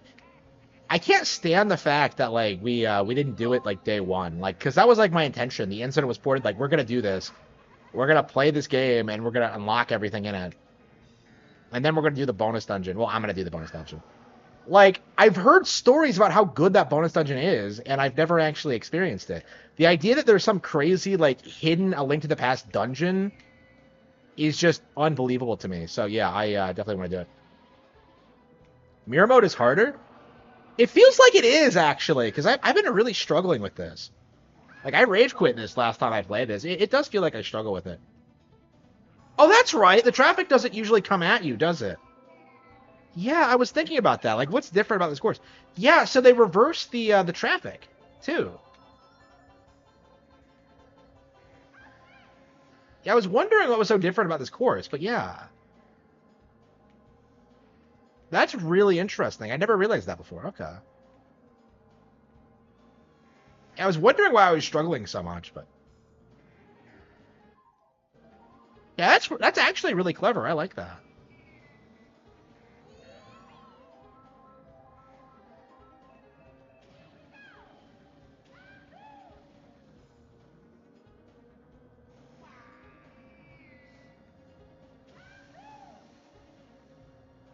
Yeah, after we finish this, I think we're gonna go back to Mario Kart 8 Deluxe.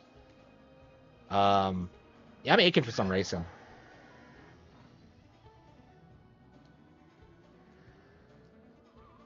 Yeah, now that New Year has started, it's only a matter of time until Nintendo drops the next Nintendo Direct. So hopefully we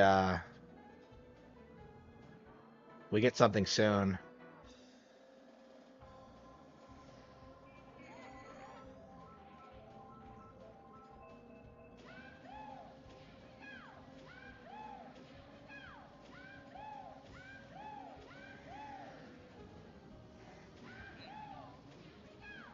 Fuck.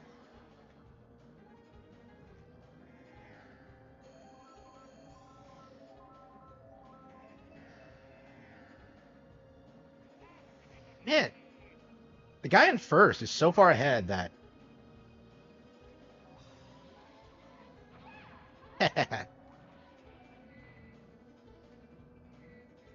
yeah, I think I'll be happy taking second and then like just oops. Shit. Okay, third. Damn it, I almost had it too.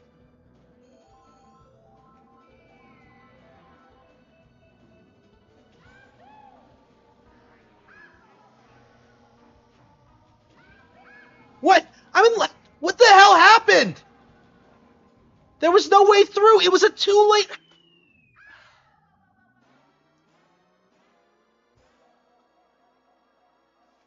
A Xenoblade X video is soon.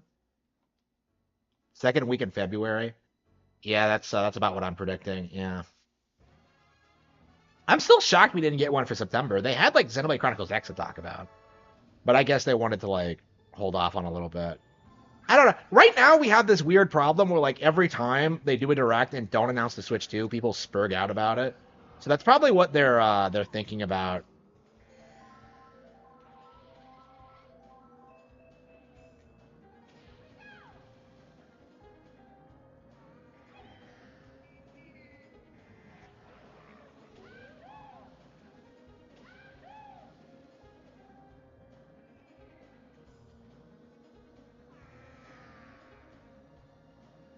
Yeah, I love Brothership. It's so good.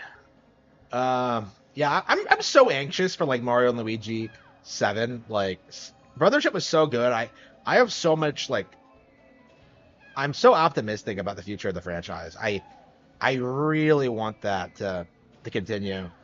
Like I can't imagine what they'll come up with next after Brothership.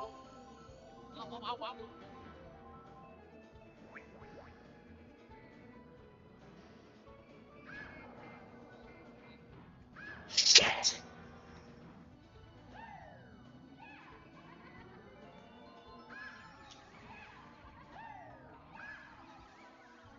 Yeah, this is just unbearable. Like I hate this fucking course. Okay. Yeah, I never liked Toad Turnpike, but it's like it's worse. Beat 'em up says it wasn't. Beat 'em up like beat 'em ups has no credibility at all. Like I don't know why anybody even watches the channel. He's like a clickbaiting shill. Like nobody cares. Now, how am I gonna get caught up?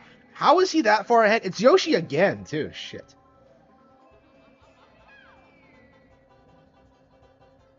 Even with a star, I can't catch up.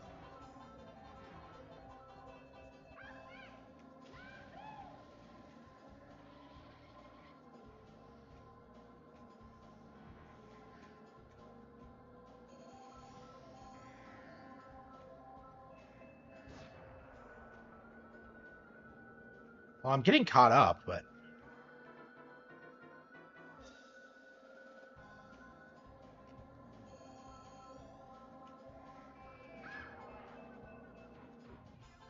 man, I started the stream early, huh? Yeah. I guess like as soon as I heard that like I wouldn't be going into work tonight, I'm just like, well, I better get to streaming then. Hey, why didn't the star last long?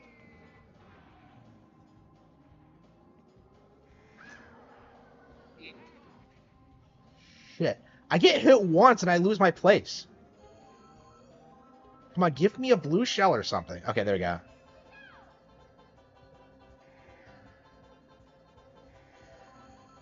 Toad kind of sounds like a girl in this. Okay.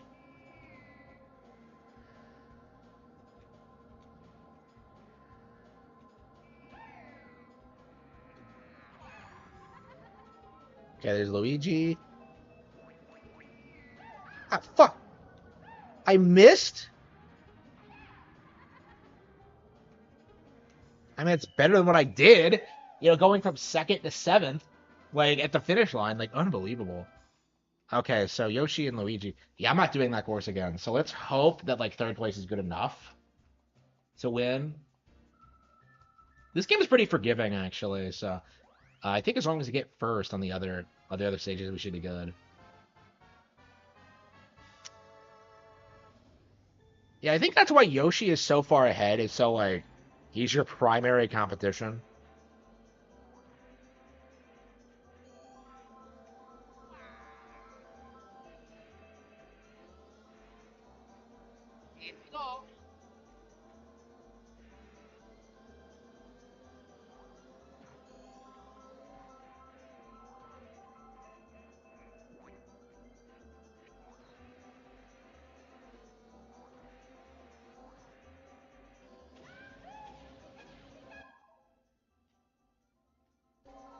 Yeah, it's really bad. I traditionally haven't bothered with mirror mode much. Yeah, I don't remember playing it at all as a kid. I deliberately avoided it because it felt like kind of boring and pointless to me. So yeah, that's kind of I think it's kind of a new thing for me.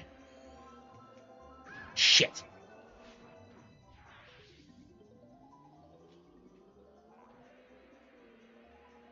Well, Yoshi's nowhere near, so yeah, I think I'm happy with the standings as they are. Wario finished below me last time, so I think I'm fine with him finishing ahead of me.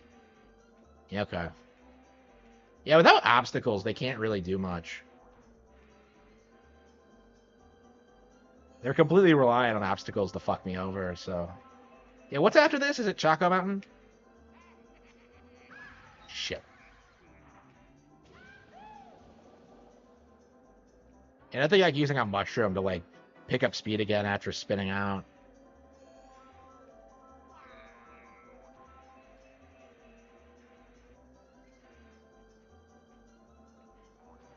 This is a viable strategy, and whoop. Yeah, is that a mechanic they got rid of in modern Mario Karts?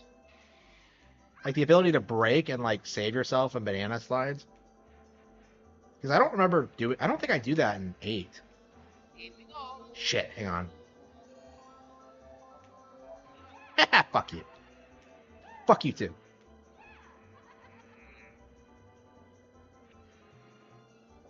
Well, who voiced Toad in this? This was before like the modern voice, like the raspy like.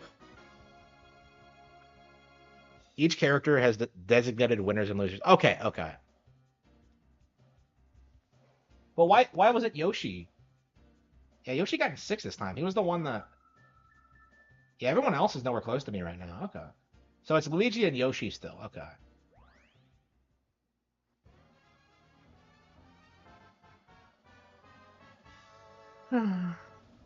Yeah, 14. Yeah, this stage is gonna be annoying. I hate it when you like fall off the edge of the course. Fuck you both.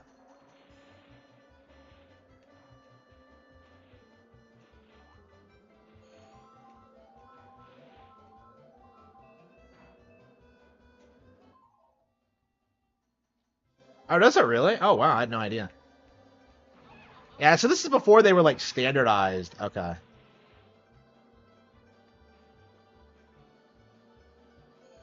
Did they? Yeah, so the English one became the default, interestingly.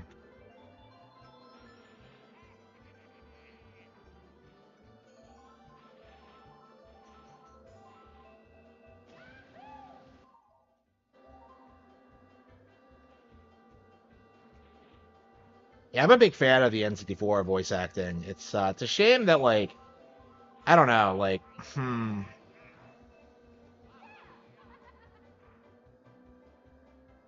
I don't know. I would not mind having like different actors for the characters.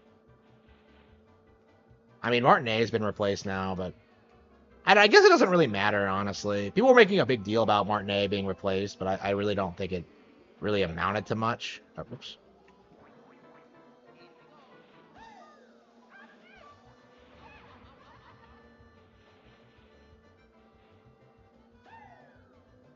Dunk. I hit myself. I hate that when that happens. Okay. How many items did I miss? Wow. Yeah, it's very uncommon for me to miss items. I always go out of my way to get them. Oh, shit. I knew that was going to happen. Yeah, 5th place. Shit. Yeah, on the final lap, too.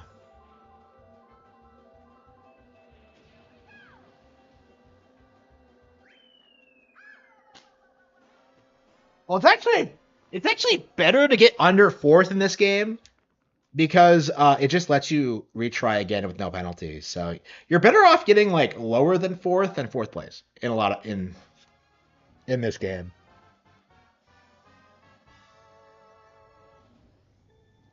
Yeah, I don't know. I don't understand why they didn't just get like a Martinet impersonator. Like I don't know why they went with a different approach. Like the new guy is terrible as Mario. His Luigi's okay. His Mario is not great. I don't know. I'm curious how long he's gonna last because I don't know. I could see like AI advancing far enough where Nintendo just does that, just uses Martinet's voice.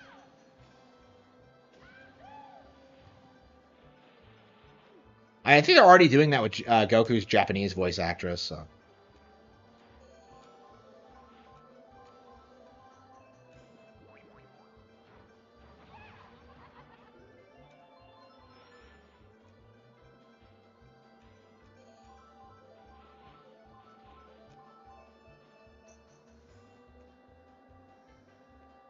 Yeah, I mean, Brothership is the first time the new guy got managed to have like a fully fleshed out role, and yeah, wasn't impressed by it. I don't think anybody was, but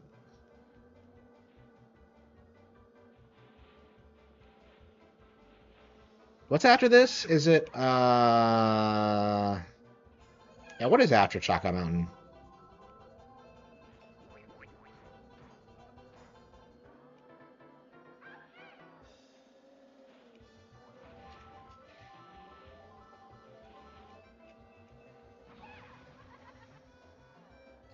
Mario Race. Oh, yeah, Mario Raceway is super forgettable. I never remember that. I'm just like, oh yeah, like what's the final? Like it's always Mario Raceway. It's such a forgettable track. You remember Luigi Raceway because it's the first one, but Raceway just kind of blends in. Like I imagine everyone's favorite is of the raceways is Peaches Royal. That's by far my favorite, and yeah, Raceway. Fuck! Are you serious? What? Why am I getting scammed? Like, now let's Lightning McQueen it. Yeah, we're trying that again. Fuck you. There's more to racing than just winning. Unbelievable.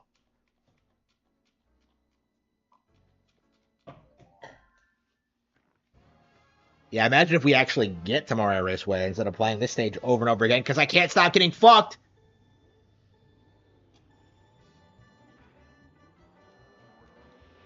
Okay. I haven't seen Cars in forever, and yet I remember those lines. It's crazy.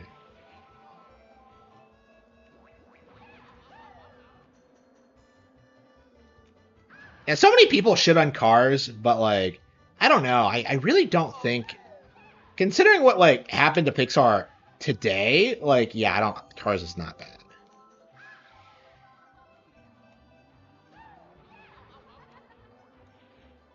All the first Cars. I don't know about the sequels. Everyone complains about the sequel to Cars, but I don't know about the third one. Yeah, I know someone whose sister was working at Pixar at one point. I don't know if she's still there.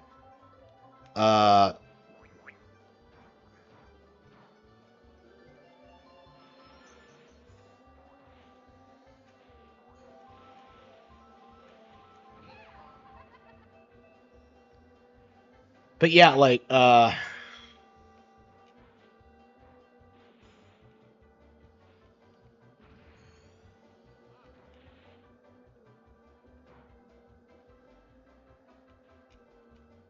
fuck! Cars 3 was woke, yeah. Like, the girl car wins the race, right? So I imagine that's what they were, going for, yeah. I mean, that was before people started really complaining about shit like that, though, so...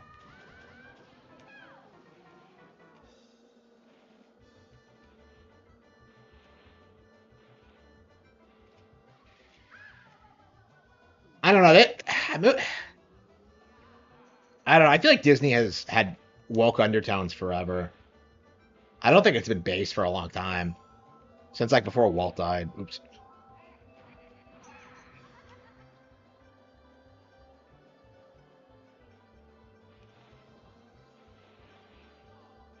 Yeah, I keep seeing people, like, try and, like, damage control, like, what Disney's doing, and it's just like... I don't know. It's gonna be... Oh, wow, second place. It's gonna be really interesting kind of seeing, like, Disney fall apart, because I think a big thing that's gonna really impact them is just, like, kids are just gonna naturally gravitate more to Nintendo. And as they, like, start producing more and more films, yeah, it won't be limited to, like, just gamers anymore. So it'll be more normal to like Nintendo stuff without really like playing the games, I think. And you can already see that happening now. Like I see a bunch of girls with like Kirby plushes and shit like that. That's like pretty normal.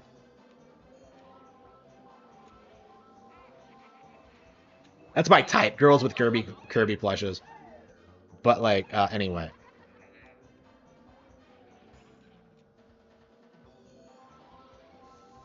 Yeah, Star Wars. Yeah. Yeah, Star Wars is a dead IP, and like my issue with that is that like why don't the fans just let it go? I feel that way about Harry Potter.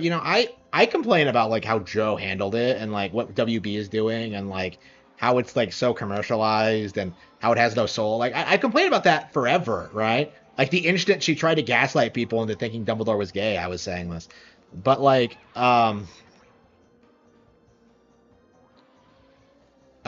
like people still like swallow up like Harry Potter shit, especially women. It's really frustrating. Well, Wizarding World shit, I suppose the brand is called now, because they're the way they're doing it is that they don't want to focus on the Harry Potter character. They want to like expand the setting, which actually makes a lot of sense. But the issue is that like all their ideas are garbage and they don't know what they're doing.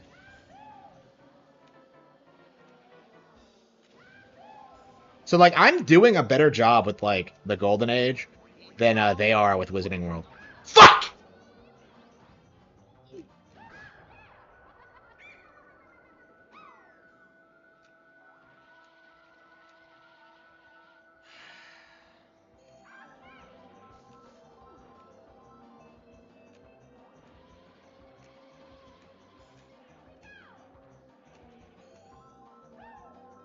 How am I this far behind?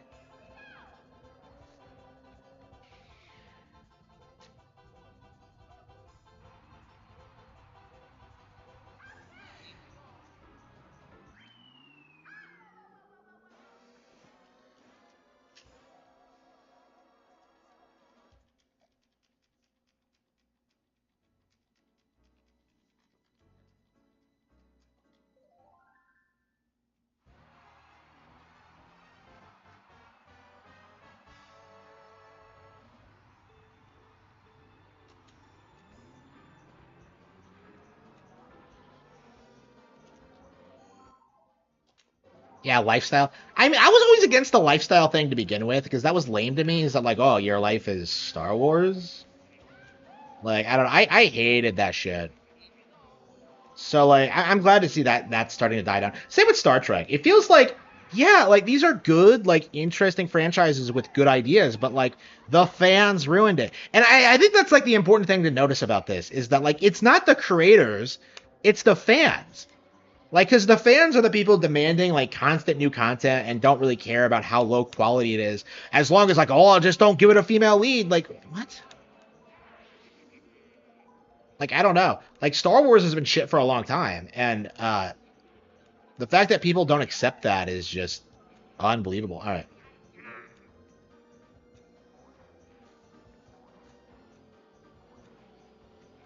Here we go.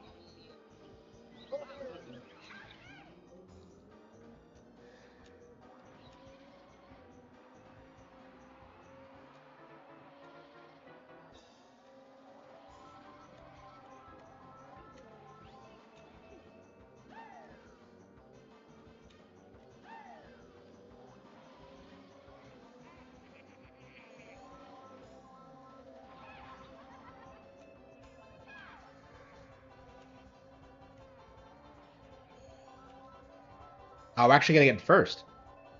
Okay. Like I said, Mario Raceway is so forgettable. There's nothing good about this track. It's just a track. There's nothing like I don't know. This has to be like one of the most boring tracks in the game. I'm not even gonna call it the worst. It's just boring. Okay, did we get it? I actually wasn't paying attention. Yep, we got it. Do you think we should go ahead and do special cup, Star Cup?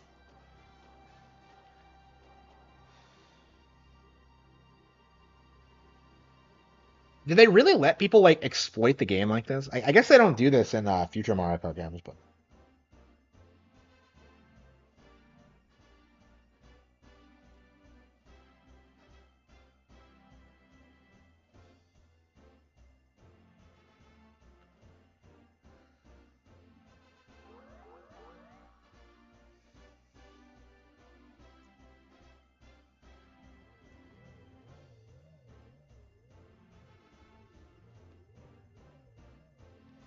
I looked at the 15th anniversary post on X, and the thing that made me laugh is people still port begging for Bayo 2 and 3 after all these years. Brings me back to the announcement of 2 during the Wii U days. Yeah, it's crazy how much people like still beg about that. Like a lot of people just have this weird contempt for Nintendo hardware. It really is. Bayo 2 is a really significant game culturally because I think that was the moment where people realized like just how like inherently toxic like Nintendo haters are. You can look back on that and like prove that people are retarded. Because, like, when it came to, like, Final Fantasy VII coming to PlayStation, like, what happened? Like, oh, I guess you're going to have to buy a PlayStation then. But, like, when it's a Nintendo game, like, no, you can't do this, Nintendo. Like, every single fucking time. You know, Angry Joe even did that for, like, Marvel Ultimate Alliance 3. Like, it's insane how consistent they are with this. But yeah, I'm very curious if Nintendo's going to allow it to happen. I would say it would never happen, but that was back during like that was before the Wonderful 101 Cup, so I don't know. I would say just let Platinum go under at this point. I'm very curious what the announcement's going to be.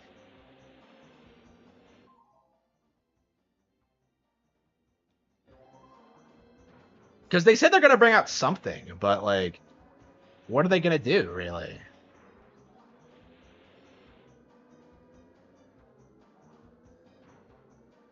Again, this is why I'm so like angry at like the Wonderful 101 getting ported, because like it's just led to this culture where people genuinely think if they just wait long enough and beg hard enough, they're gonna get Bayo 2 and 3. And I don't know, it's not gonna. Yeah, it's crazy how like this happened with Shin Megami Tensei 5 too, where like people pretend the game is awful when it's a Nintendo exclusive, but when it gets ported, it's suddenly like great again. Like, did anyone notice that shift with SMT5 Vengeance when that got ported? That's unbelievable. So like the people seething at these games are like PlayStation and Xbox fanboys.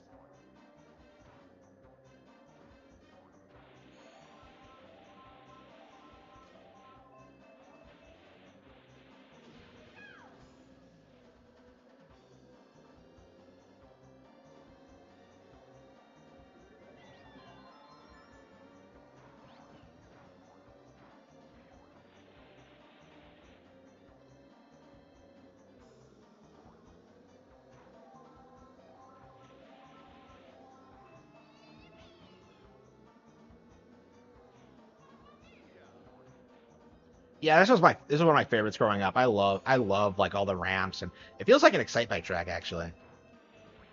I bet there's like a lot of Excite Bike DNA in the Mario Kart IP. It just feels like it's always taken a lot of influence from it.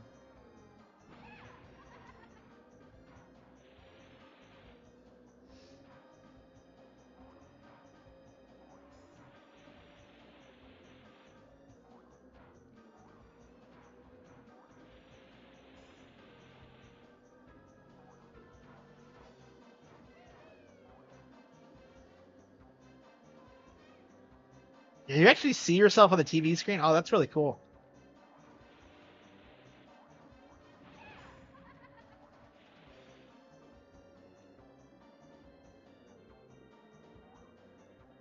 Yeah, in general, I think the Star Cup has the best tracks in general. Like it has this, it has like Sherbert Land, it has see what's the one after Sherbert Land? It's another good one, right? I don't know. Special Cup is kind of gimmicky with Yoshi Valley and Rainbow Road, and like it's just this is way more balanced. Does it really not work on emulators? Wow, I've never heard that before. Like you hear this a lot. You see this a lot with emulation, where like they tell you it's the best version of games, and then like you actually look into it a little bit, and you realize really quickly it's not actually true. They really can't emulate it, huh? That's crazy.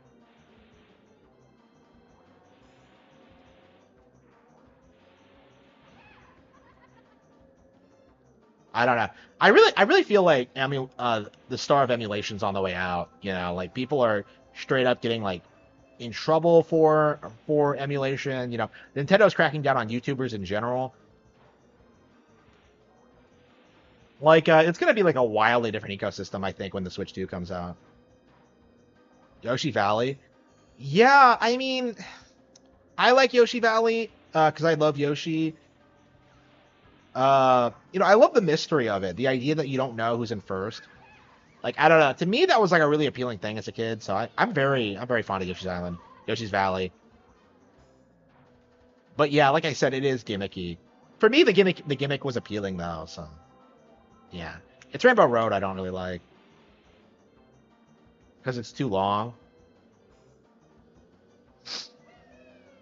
But yeah, that's just my personal opinion. It probably is like objectively not that good, but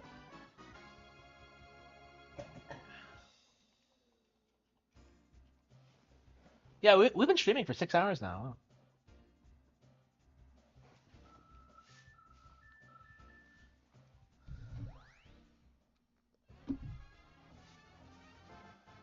Sherbert Land. Yeah, so then the Mario movie 2 is coming out next year. And that's another thing that's going to happen that nobody's talking about. The release of the Zelda movie.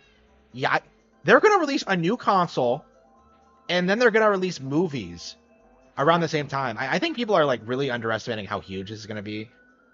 Like, I really don't think people are going to be able to downplay Nintendo ever again after 2026. Like, the instant they outperform like Lord of the Rings in the box office, it's like over. Because like Zelda has way more potential for growth than Lord of the Rings does. Because Lord of the Rings is a single story that's already been told, and they can't really milk it. And they've tried, but like Lord of the Rings should not be a franchise. Now that I've actually read it, I can safely say that like yeah, like the people who are in charge like have no idea what they're doing.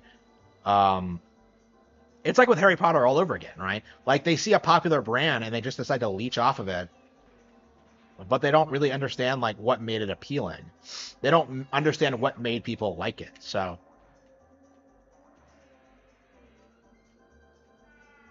yeah, Lord of the Rings is never going to be a franchise. It never should have been a franchise, I would say. Like people should have been like adamant about that when it came to like the movies. Like yeah, make the movies, but like never try to like adapt shit that was never written to begin with.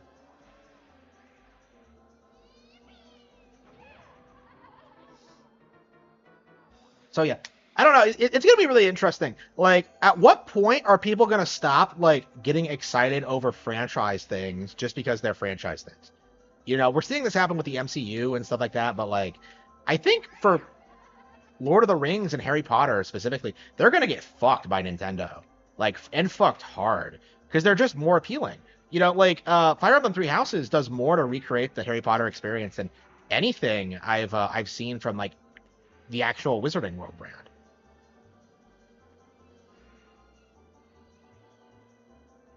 Like they're making an HBO show where they're trying to make Snape black. Like, do they really think that's gonna fly? Like people didn't even really buy that when like when Joe like tried to say Hermione could be black, like everybody laughed at her, but like making Snape black is just gonna like make everybody just be like, yeah, it's just not gonna work.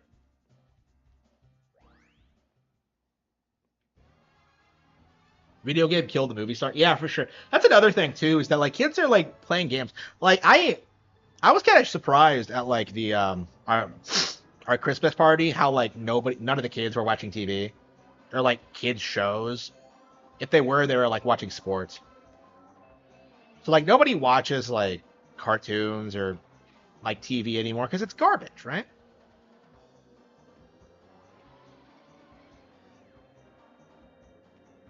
So yeah, I think like the culture has definitely changed a lot.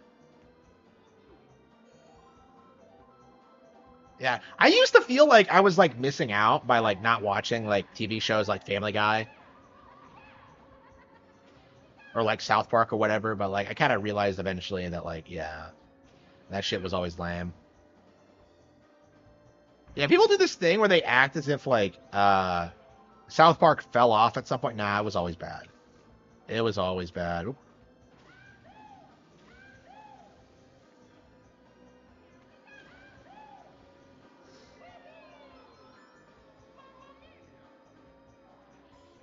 Yeah, Royal Wasteway is great. Yeah, I'd say Bowser's Castle is probably like the weakest track in the cup, and it's really not that bad. I'd say it's the gimmicky one, but I mean, it's cool getting a Bowser themed stage, honestly. Yeah, if we could beat like Special Cup today, we'll have beaten the game. So we'll be done with this one too. I mean, we already beaten the game anyway, but we're just doing the mirror mode.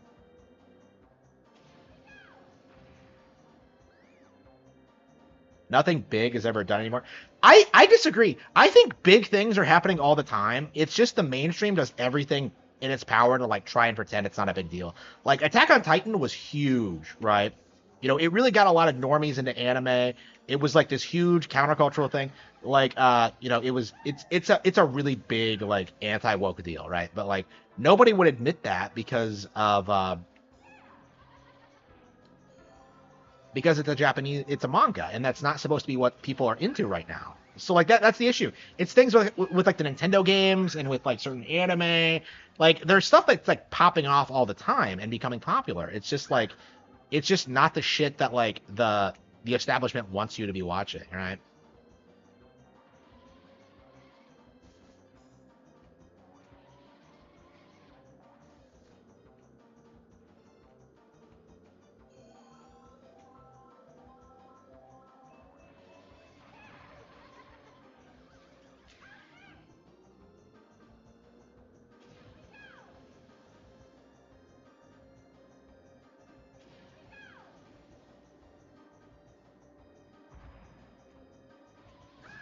Damn it!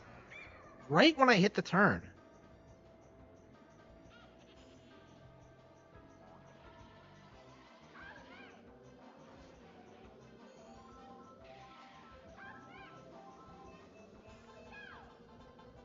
That's the best I could do. Given the circumstances. Dirt Giggity? Who's that? I don't know who particularly is.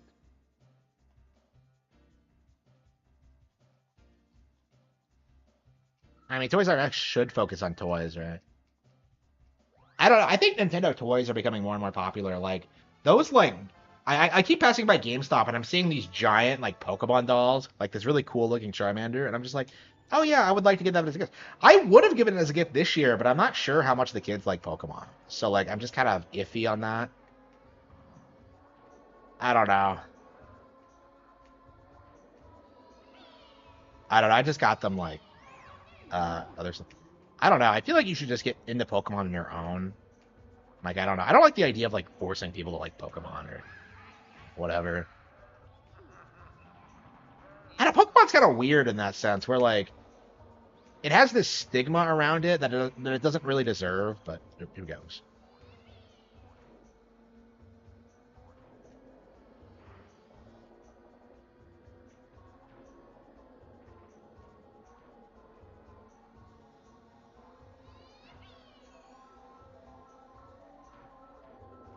Oh shit! Ah, fuck.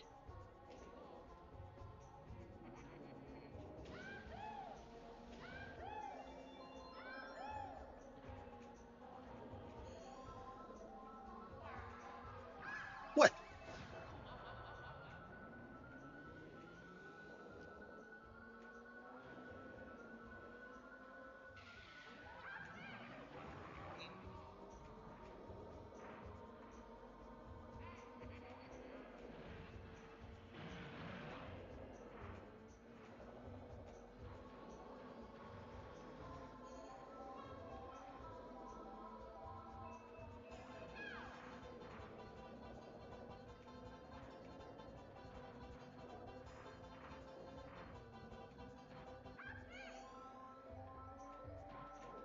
I did it again. Fuck. Oops. No, I'm not going the wrong way. I'm going the right way. Fuck.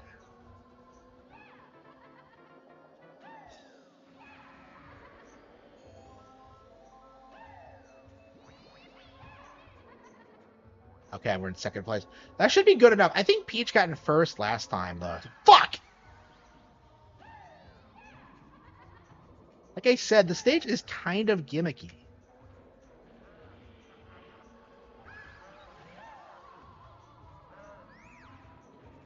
What? What am I getting caught on? What?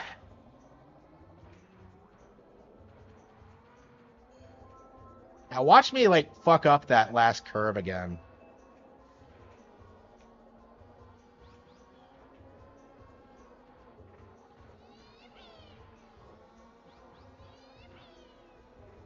That's right. Shit. Fuck that up. No, fuck! Third? Damn it. I should have gotten first, second. I could have gotten second if I didn't screw up that last jump.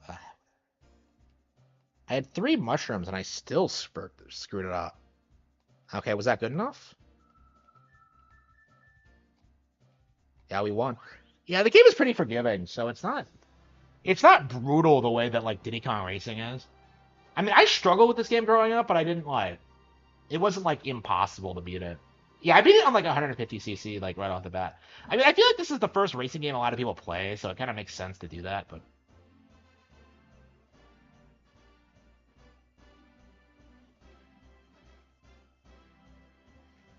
yeah, nobody watched my Ace Attorney video. I mean, I guess it wasn't a good video.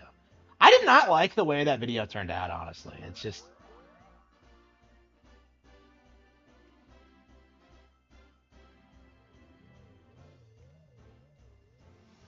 I don't know. Yeah, as I finish the game, I'm starting to see the problems more and more, but yeah, I think Trials and Tribulations is still better at this point. And maybe even Ace Attorney 6, I don't know.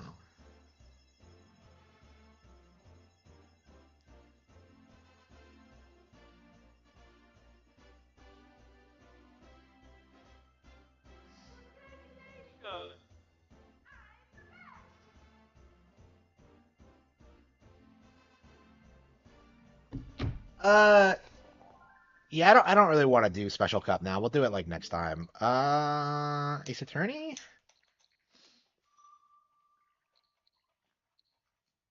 Wonderful 101. Yeah, we'll do that at some point. I love the Wonderful 101. I love the Wonderful 101. Star Fox 64.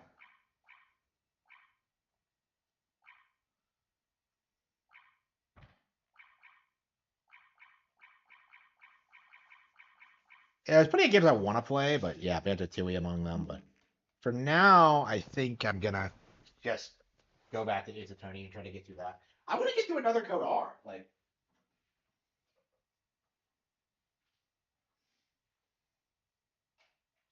I mean, I wasn't like super like in love with the first one, but like, yeah, I think if we are gonna get a sequel, which I really do think is gonna happen after what happened with Emio, yeah,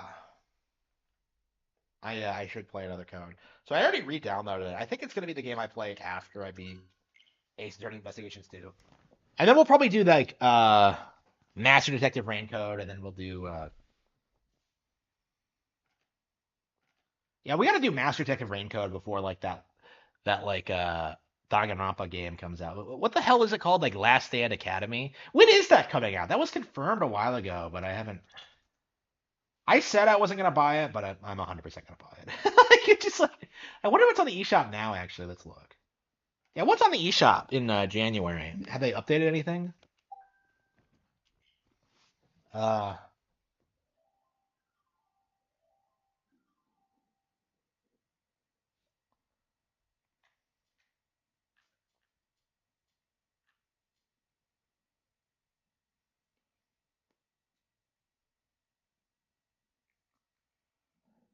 uh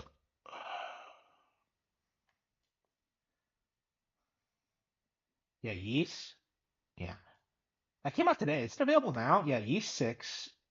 Yeah, Yeast Memoir. Yeah, it's one of the most anticipated games. Yeah, that's out now. Well, we'll play that today. TCG Simulator. Freedom Wars. That was some Vita game that I probably should check out, but I don't know. I'm not a big fan of Vita games in general, but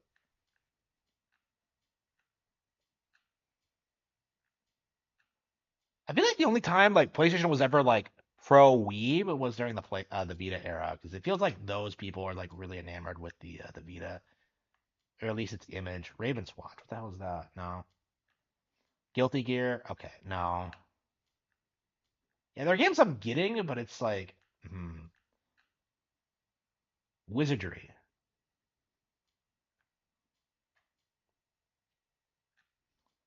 And Wizardry influenced Dragon Quest, and I probably should check that out at some point. But yeah, Yu-Gi-Oh! Early Days. Yeah, we got that. Xenoblade Chronicles X. Have I pre-ordered that yet? Yu-Gi-Oh! Yeah, it's in late February.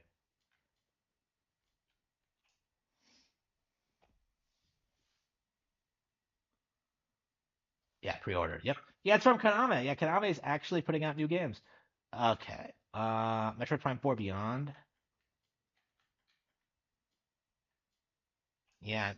Yeah, nothing interesting. I hate the way like the coming soon section is structured. Like, where are all the good games? The Sick of Me, Spun Glass. In the rural town of Usibana, the Yoshia family holds much of the wealth.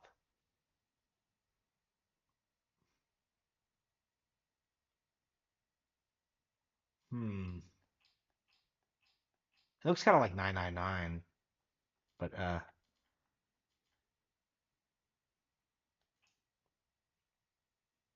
yeah, I tell you, Yumiya is not on here, is it? Yeah, I'm gonna go ahead and pre-order Xenoblade Chronicles X because we all know I'm gonna buy it, so it's like whatever. Wait a minute, wait a minute.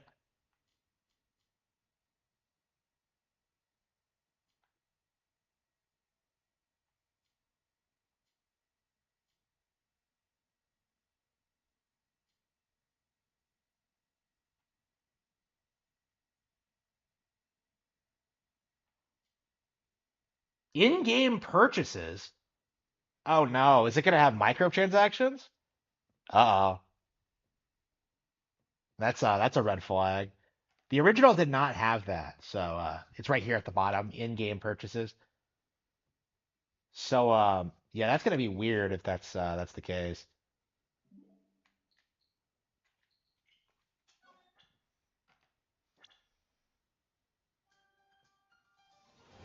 DLC? Were they gonna make you pay for DLC though? Like it's a port. What? Why would they have DLC for like?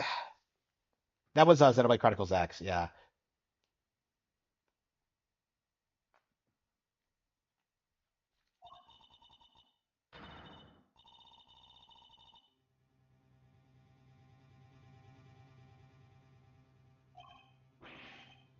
Oh come on. Really?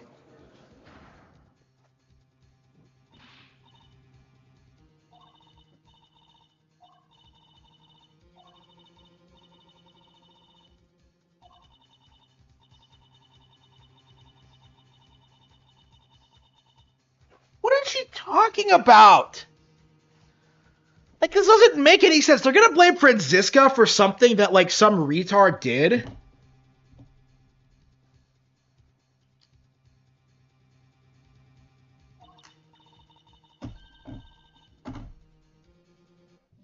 Actually, what physical games do I have? Uh, because I have a couple of physical Switch games. Let's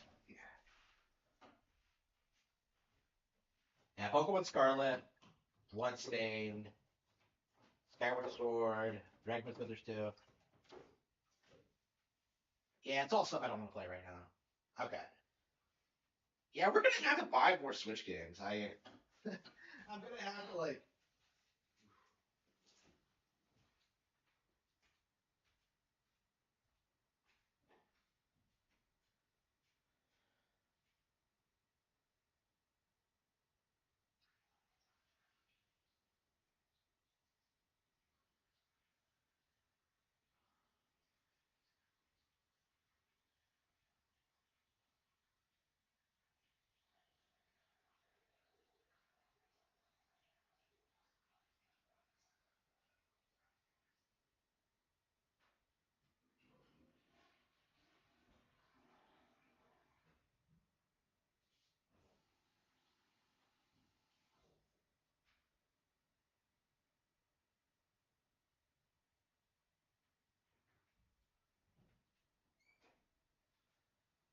Okay. Hmm. Yeah, I'm really craving sugar right now, but if I have nothing left, my pantry, it's all gone.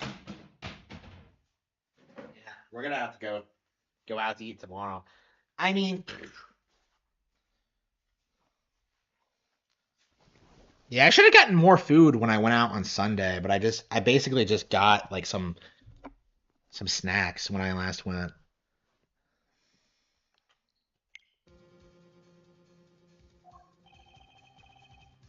Yep.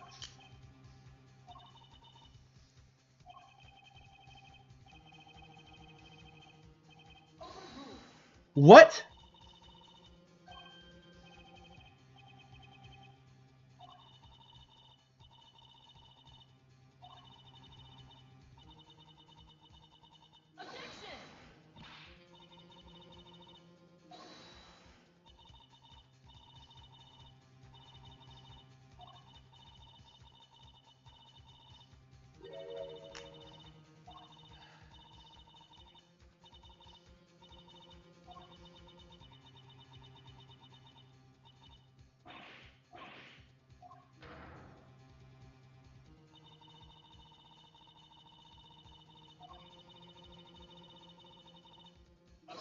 Destruction!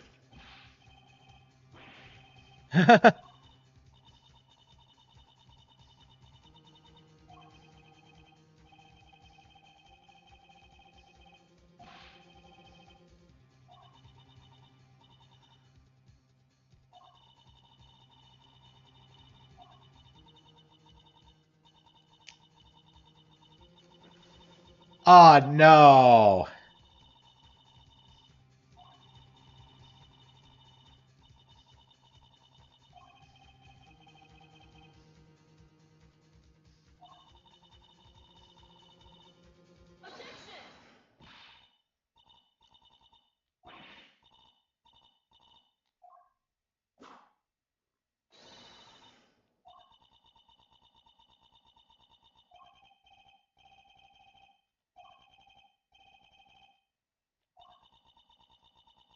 Bender must be a really shitty defense attorney if he was like gonna throw her under the bus like that. Why was he representing the case? That doesn't make any sense.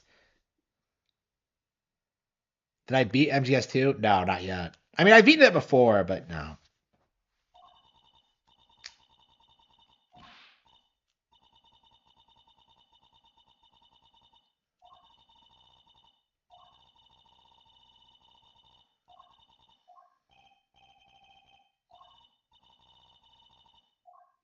Now, why was he defending her? Like what?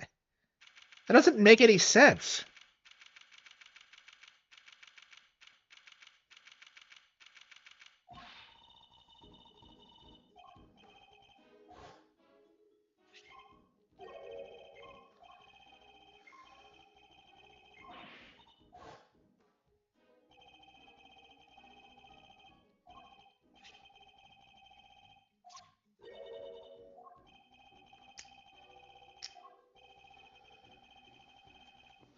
Oh,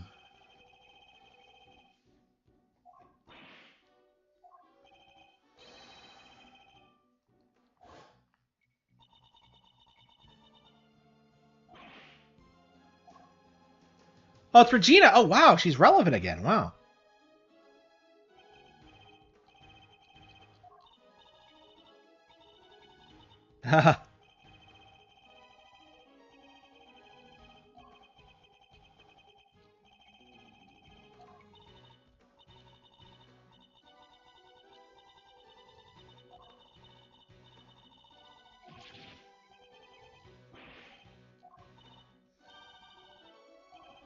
No. I'm surprised they're relevant again. Okay.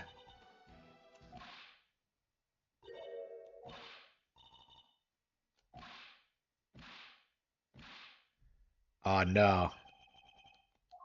Yep, Franziska's pissed. Franstina. Franderella.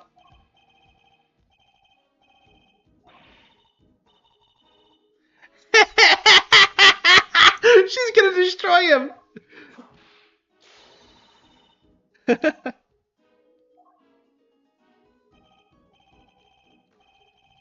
Kid's got cuckoo.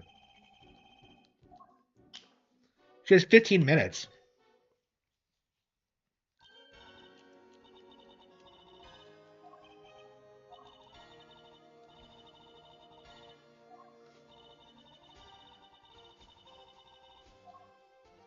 Ah.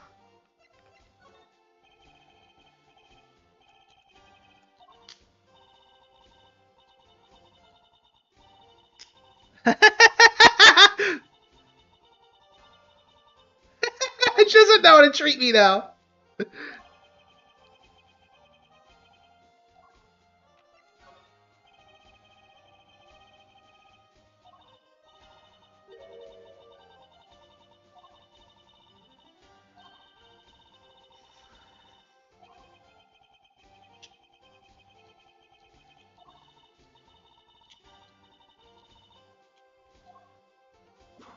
Yeah, she is furious.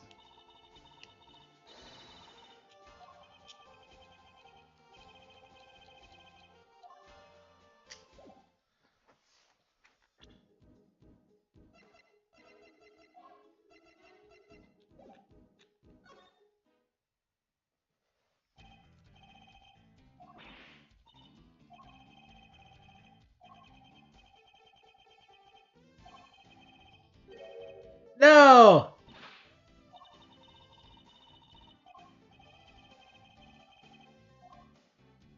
What's he talking about?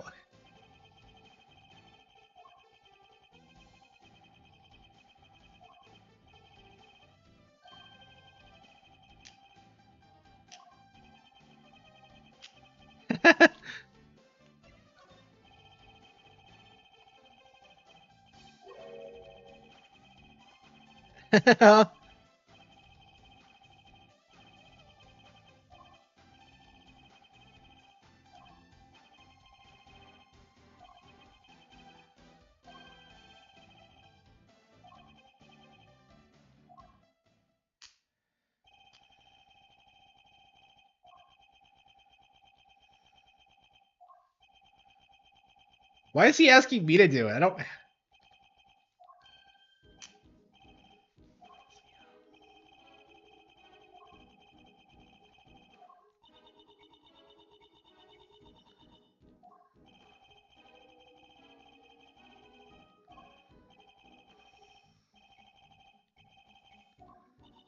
Yes.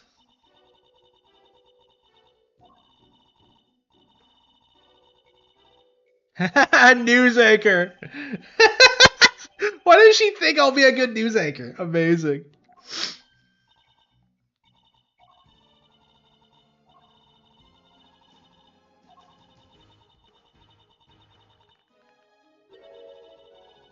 Oh no.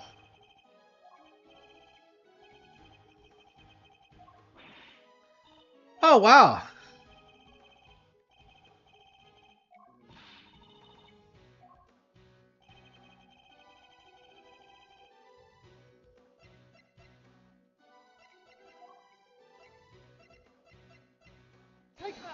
Yeah, Eustace. Oh no.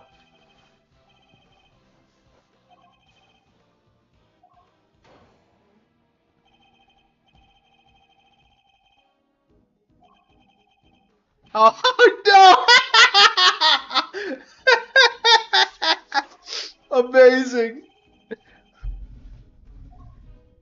Bender is seriously trying to smash Franziska. Holy Franny Poo? What a douchebag. Yeah, censored. Unbelievable.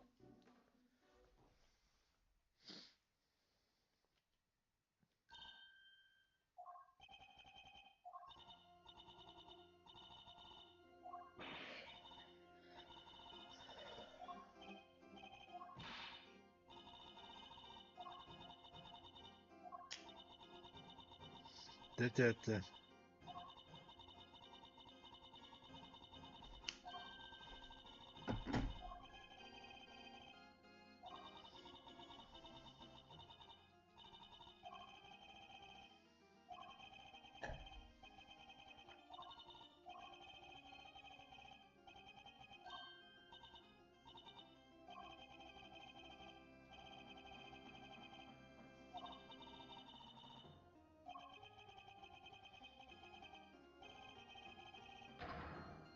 No.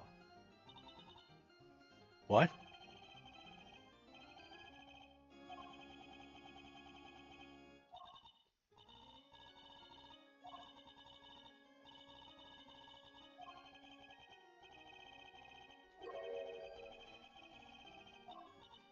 Oh no. She's rattled.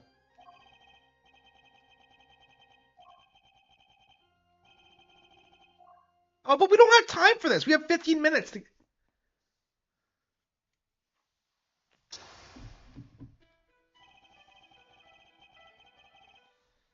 We are the D, we are the D, we are the D. Okay.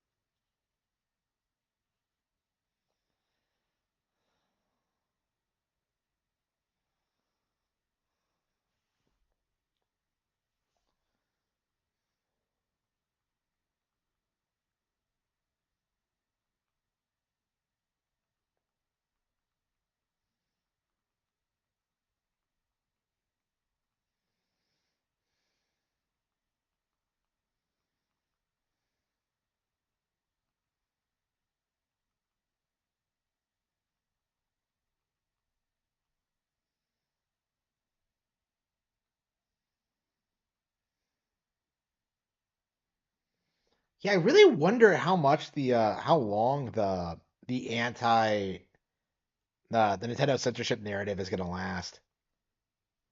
It's so obviously fake, and yet they're trying to like meme it into a major controversy. It's just weird. We don't have time for this though. Like,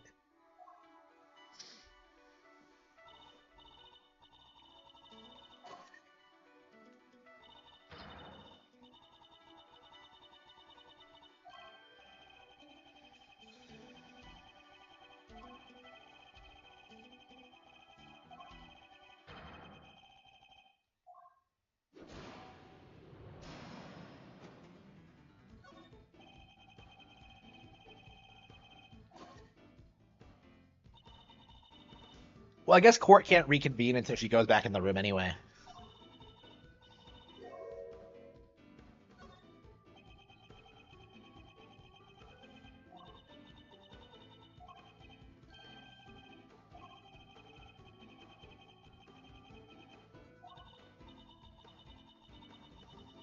Oh, she looks so smug.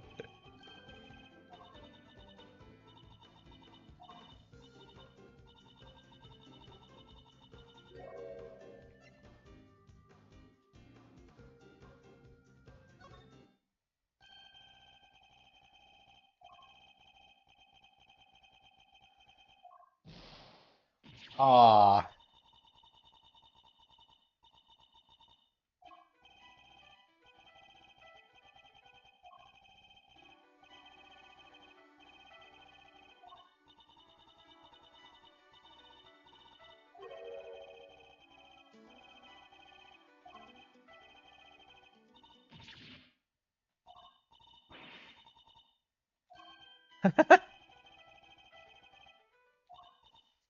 Oh, she's a fan. Oh.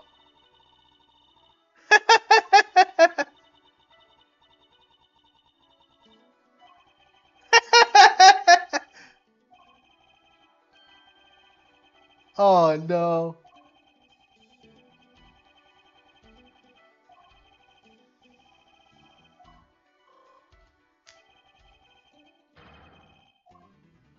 Where's Mr. Winner?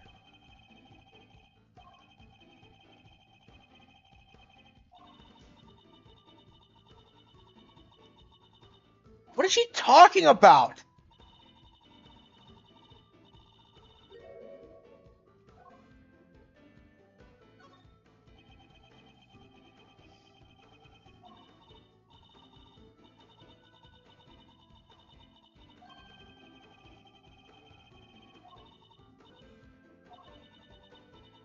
Ah.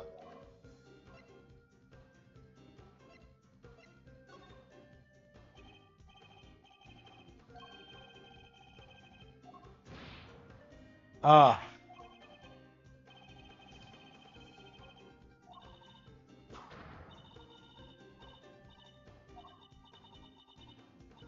I am the law.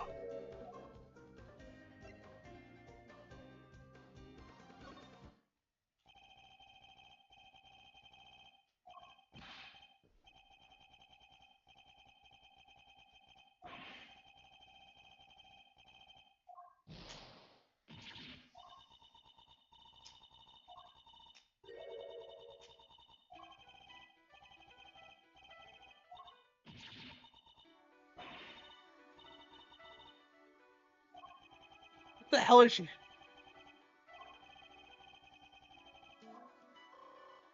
Yeah, so she wasn't like this morning.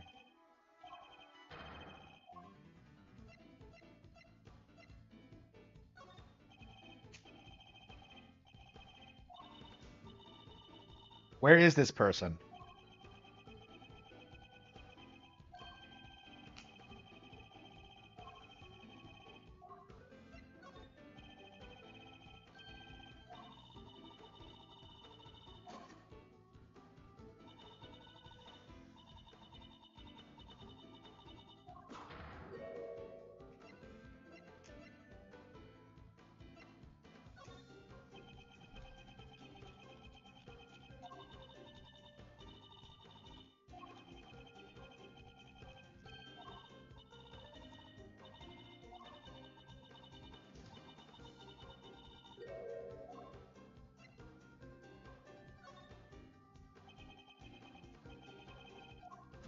Oh, is she talking about Sean?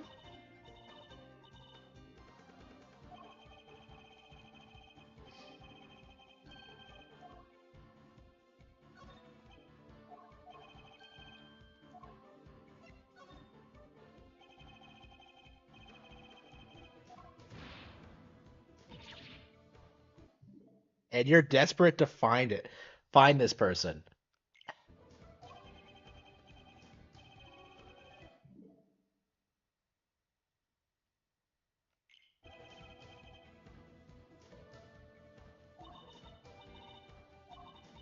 Ah,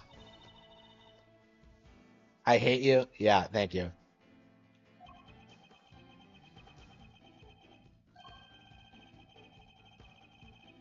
Yeah, it has to be Sean. But what does she have to do with Sean?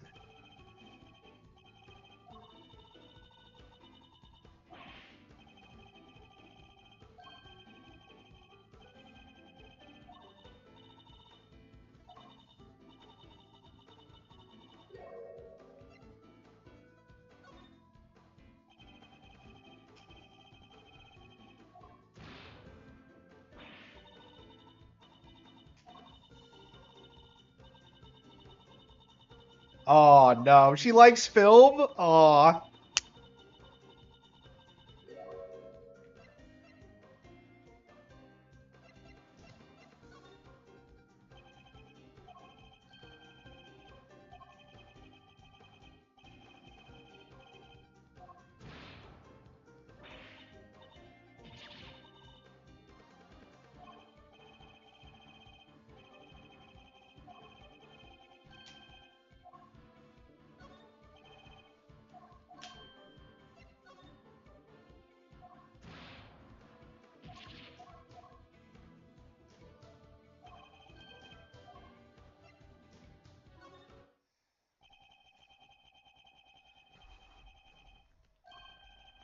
So does Sean have like some dark background? What is with that face? That looks like straight up hentai face. Like, what is she doing?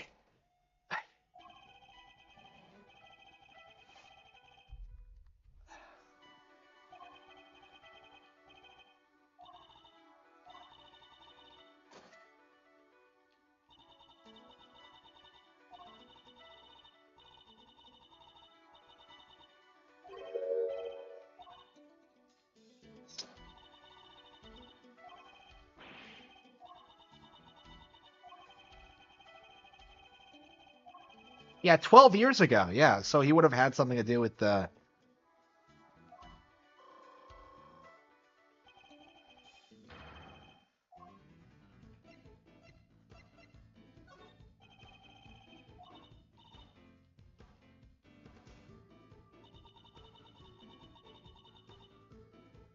He's famous?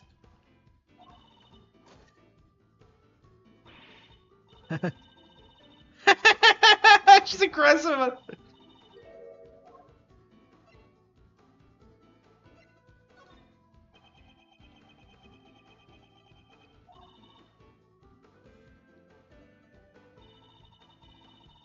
He's too young to be his mom.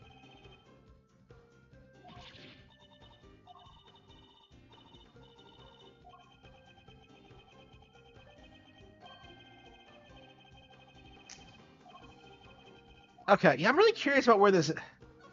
Yeah, I was really curious about this character's role.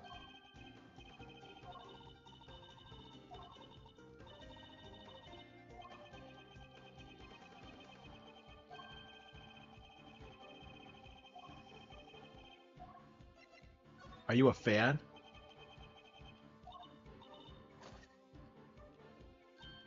Yes, I am. Child actor extraordinaire.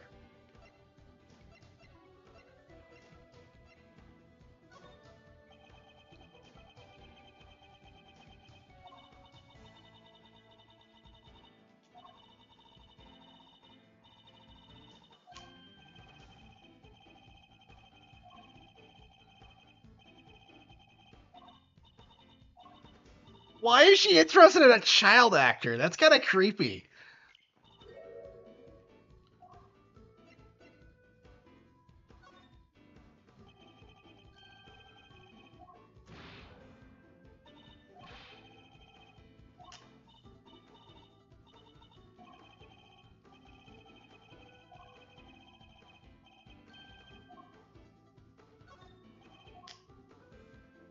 Yeah, okay.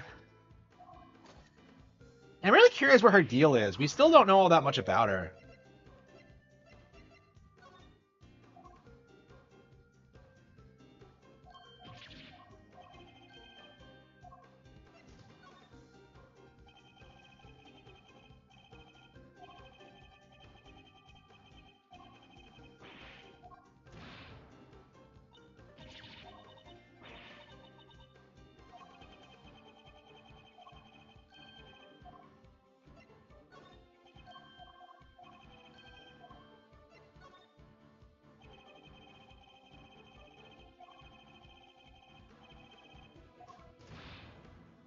She doesn't want to admit it.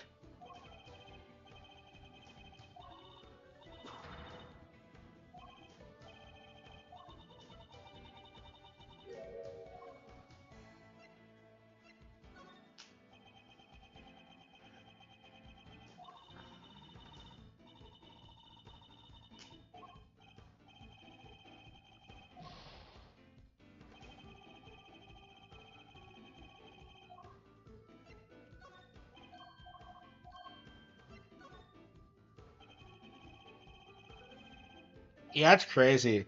Yeah, to get like the most high end graphics chips, you're gonna have to shell out like $2,000. Yeah, you don't need that much. Okay.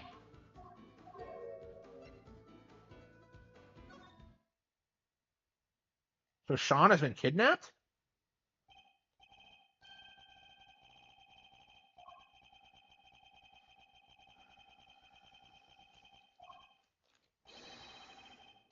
He's been kidnapped. Oh.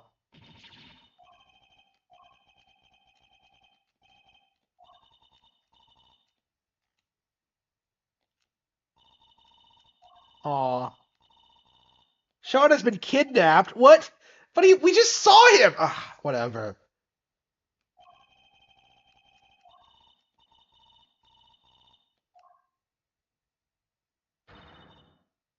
What? But he's 13.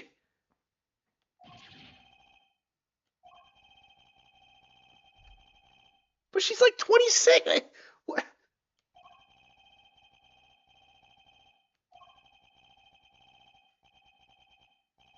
I mean, I got those vibes, but she's like stupidly young to have a son that old.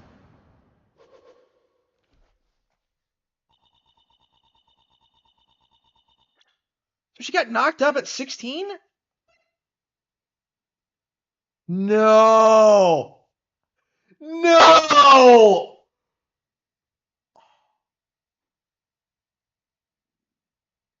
No!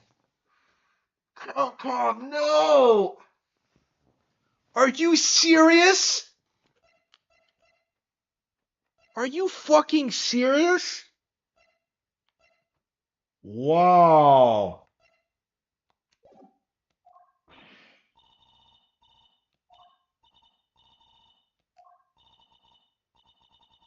Yeah, I thought that too.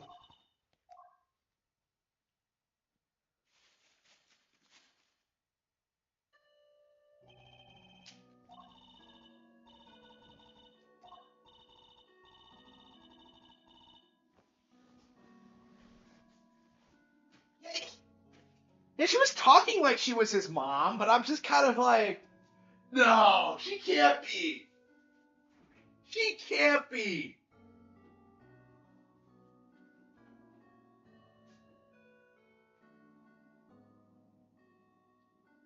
Yeah, I'm gonna make some.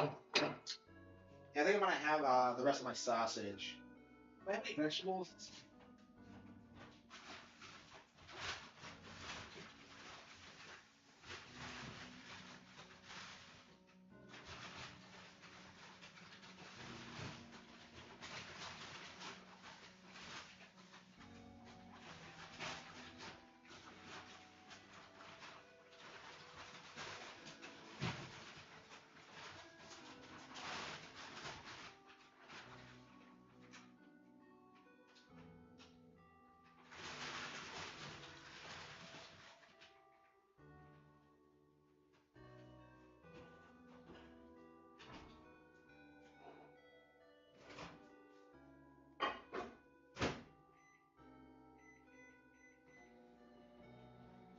Shock 2K. What the fuck is she?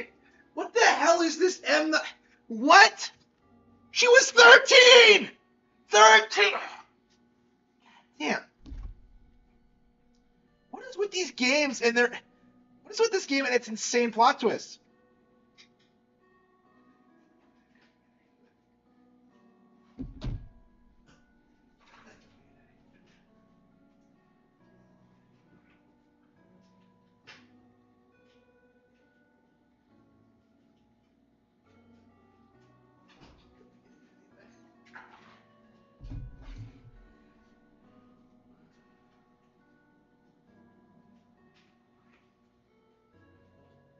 I don't know, man. I don't know if I can ever get over that. That's just like... Fucking what?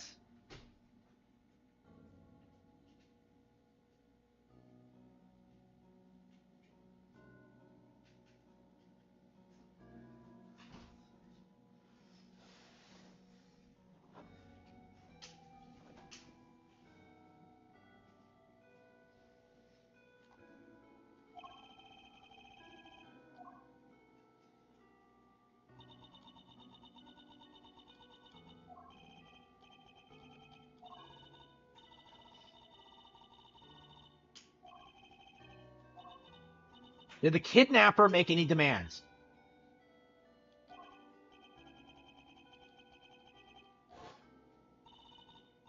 And she kept her composure under those circumstances? Wow.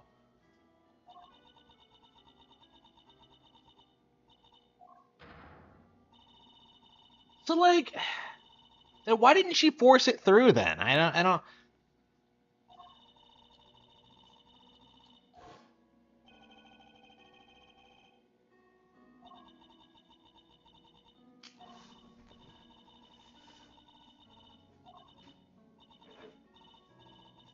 Okay, fine. I hate how this is trying to make her sympathetic after all the shit she pulled in 2 and 3. It's just like...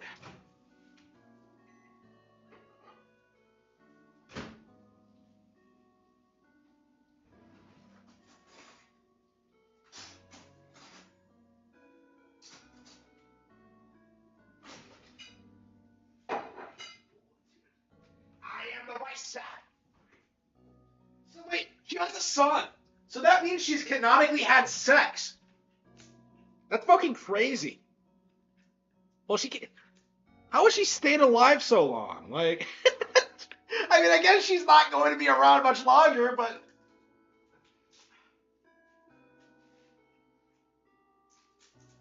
Yeah, she's gonna get axed off because of this shit. I guarantee it. I guarantee it.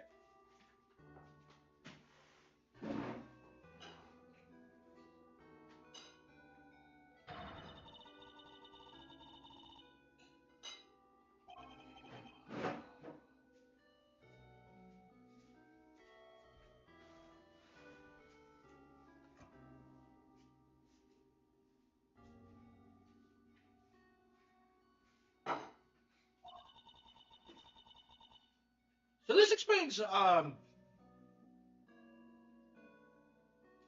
behavior, but what about Eddie's? Eddie also didn't make any sense.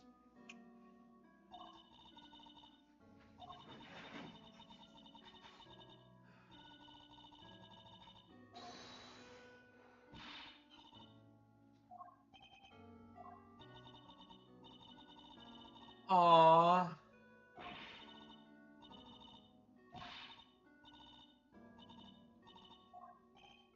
Yes. Yeah, both of them are orphans now. Holy shit. Unfucking believable.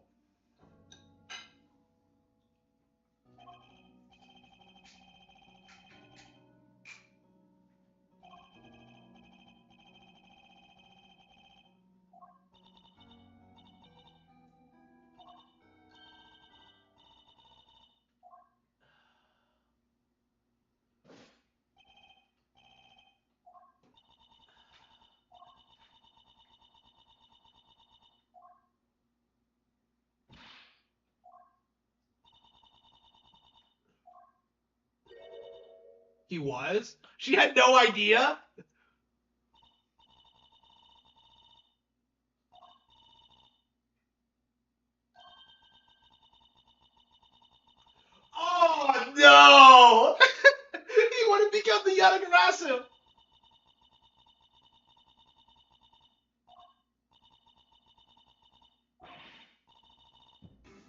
Yes!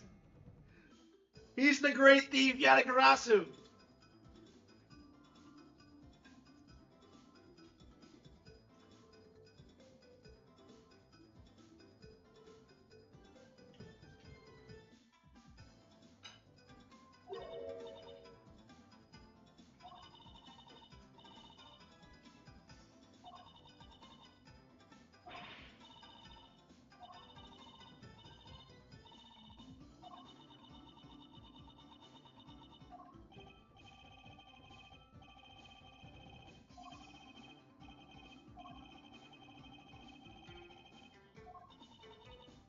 The great thief.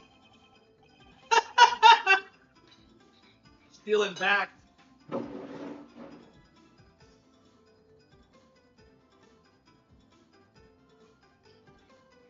Yeah. Sorry.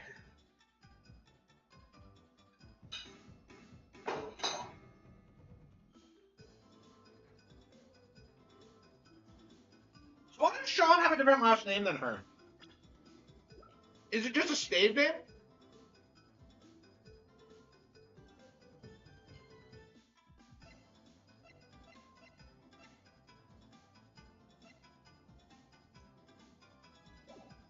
So what's his dad like? Yadagarasu.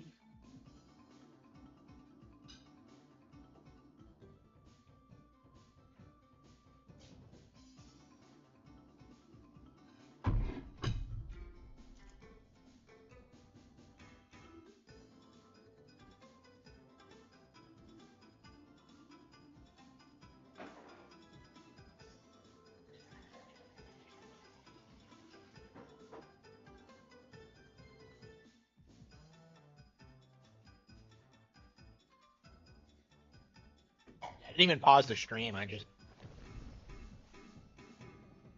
It was Justine Courtney. That is awesome.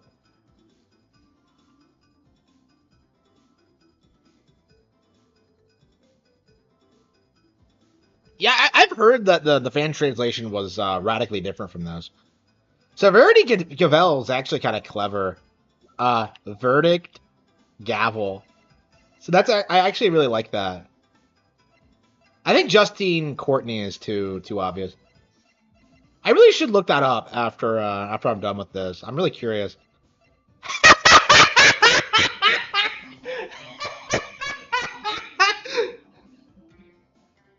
Her name is Penny Nichols? Wait! Why isn't she labeled under her name? I don't understand.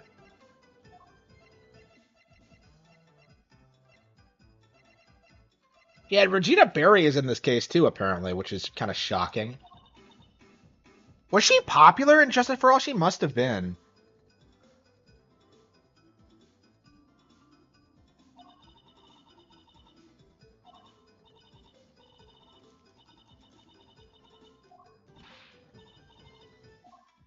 The Great Thief gotta take my cell phone.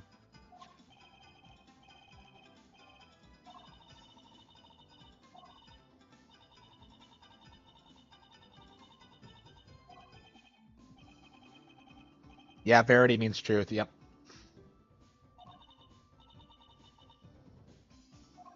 But why are their last names different? That threw me for a loop. And the age thing is also bizarre. 13? She's back in business. So the Great Thief is actually gonna. So we're actually gonna see Kay steal something. Wow, holy shit. Well, assuming that actually happens, I don't know. She comes off like she's incompetent, but I don't know, man. I think she has it in her once she like trains for like a decade or something. Yeah, that's what I want to see when she comes back. I want to see her like actually become the Yatagarasu instead of just like an imposter. Maybe he's adopted.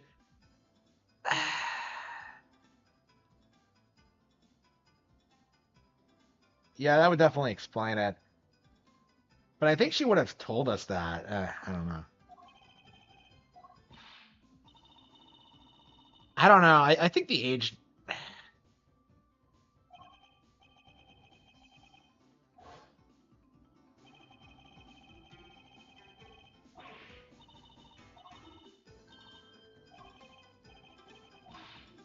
You're my assistant. So we're actually gonna steal him back. Yes. Oh, look at that. Oh, that animation.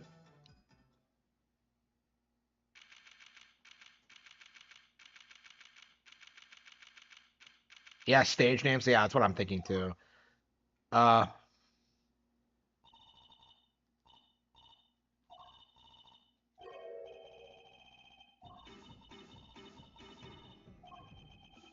she's doing. Oh no, she's doing this again.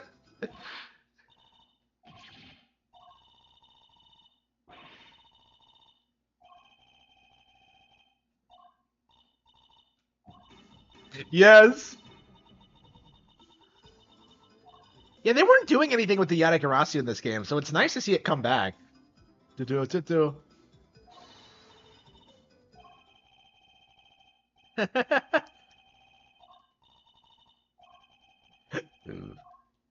And we don't even have time for this.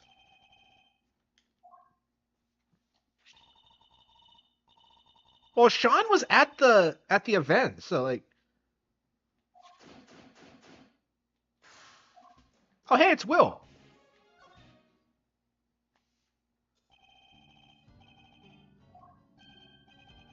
Oh no.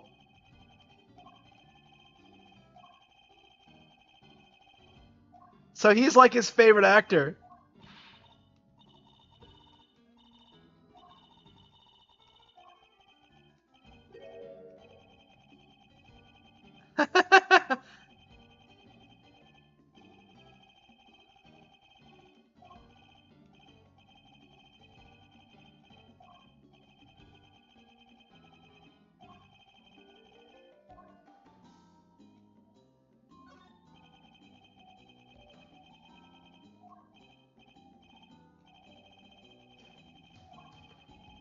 Well, who is the prosecutor in charge? Simply. You're right, of course. I'm in charge of this one. Don't encourage him.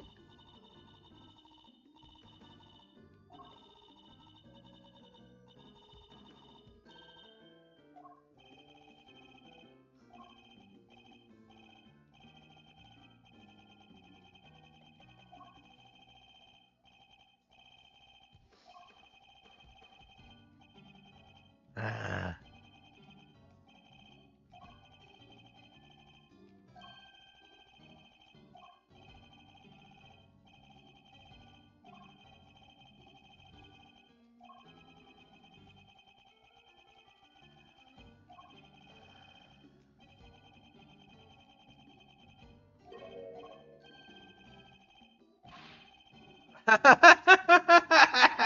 Man, he does a really good Lana impression.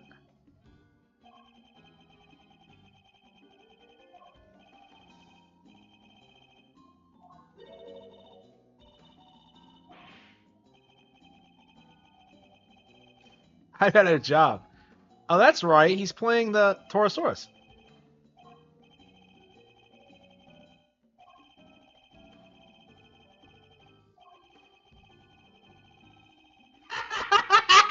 I know.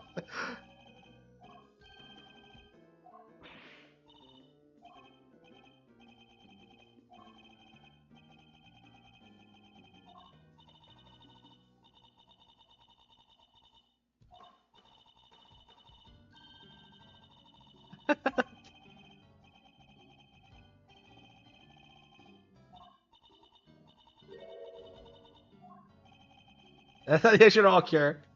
Yeah.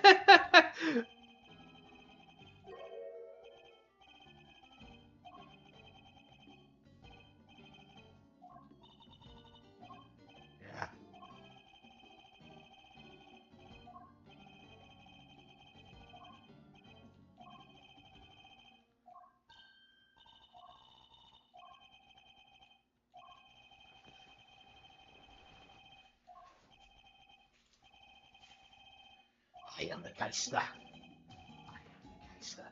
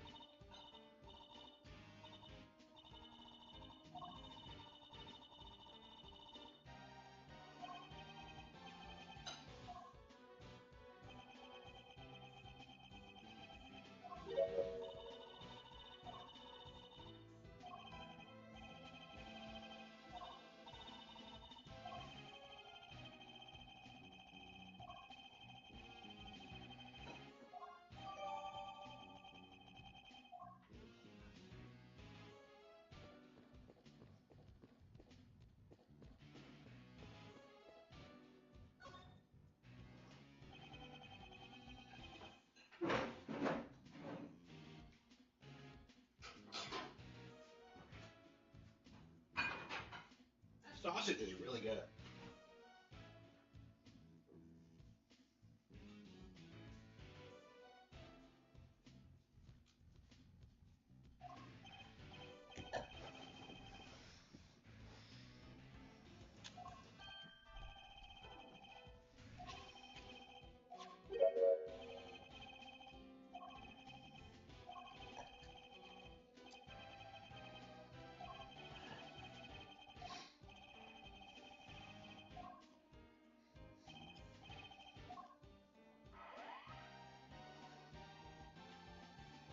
Good thing he around it. Oh.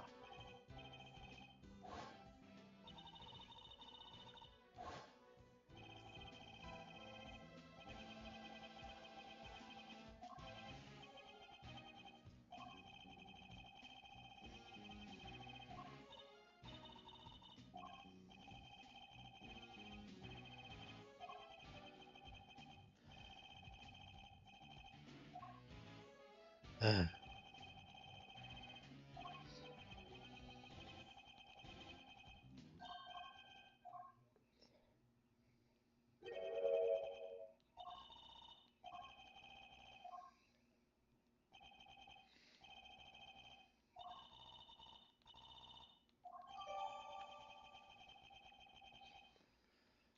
Hmm.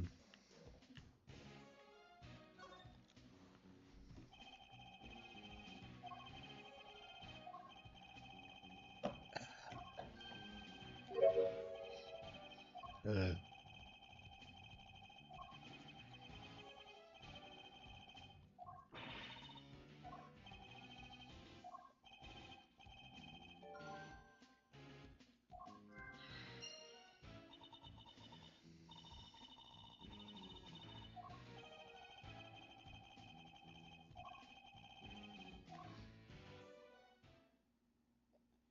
Uh.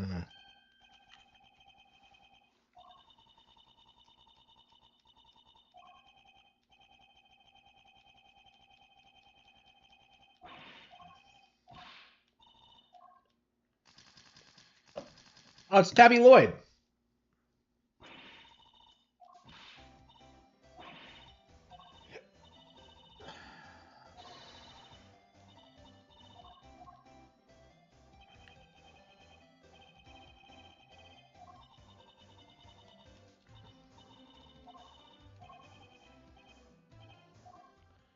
Even Edgeworth is like, no, please. Hey, where'd my AirPods go? Oops. Am I charging them? Yeah, where'd my AirPods go? I lost them. I thought they were right here, but. Hmm. Oh, there they are. They're on the table. Okay. Whew.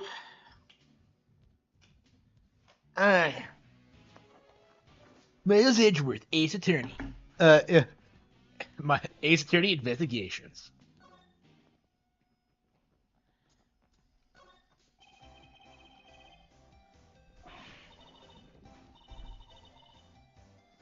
Cub reporter.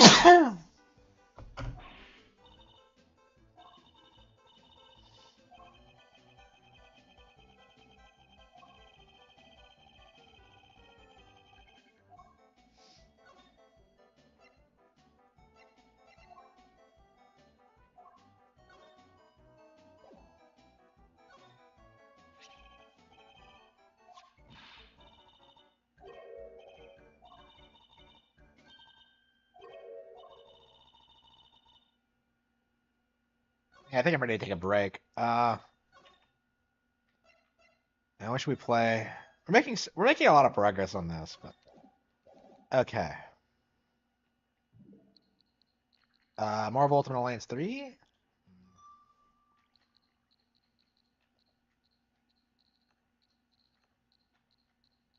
Blaster Master Zero?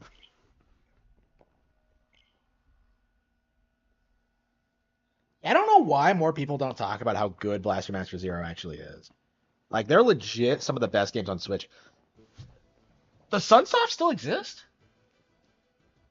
That's crazy. I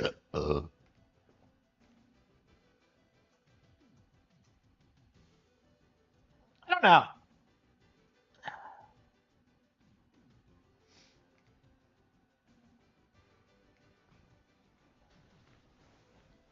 Yeah, I've been streaming for 7 hours. It's still early in the day, but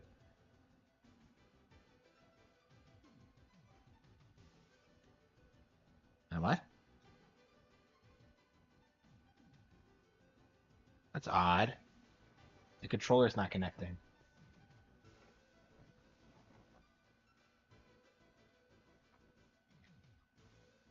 Did the battery have died?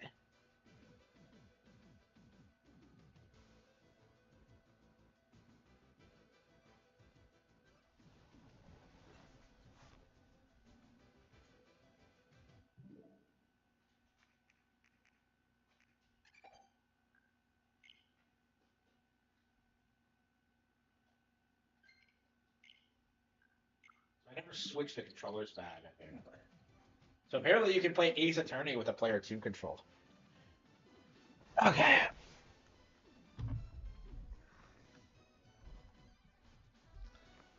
Yeah, so this is an NT Creates game, but I guess Sunsoft still exists in some capacity. Crazy. They were big in the NES days, but it feels like they're one of those companies that just have fallen off. Yeah, Blaster Master is the shit, so.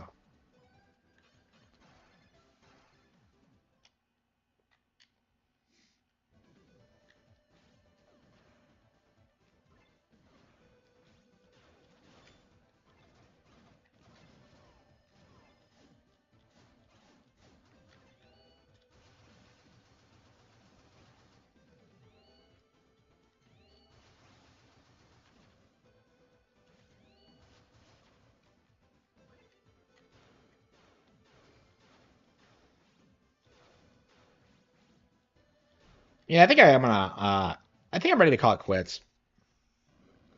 I really want to play this, but it's like,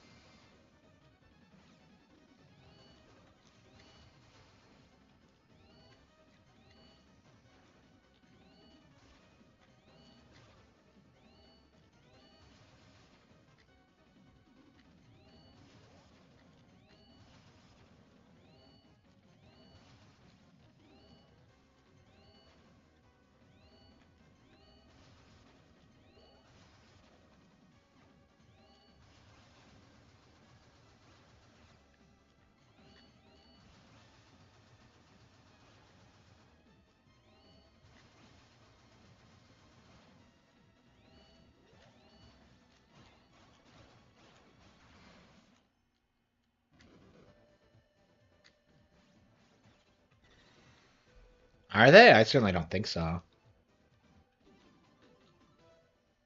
right, here we go. June, got him.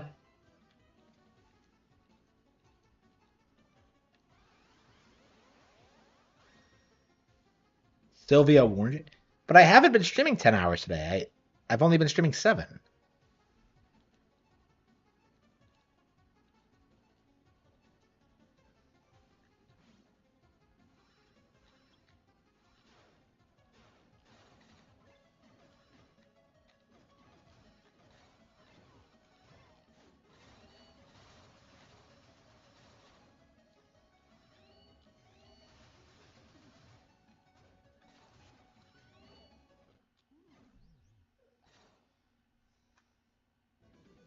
Yeah, the Killer 7.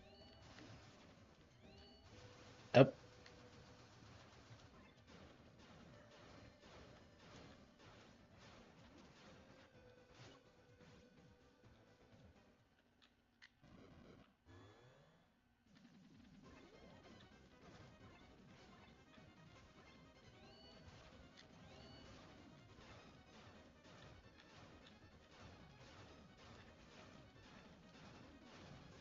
yeah, how does the dodge thing work exactly? It's like the X button, but I don't remember what triggers it.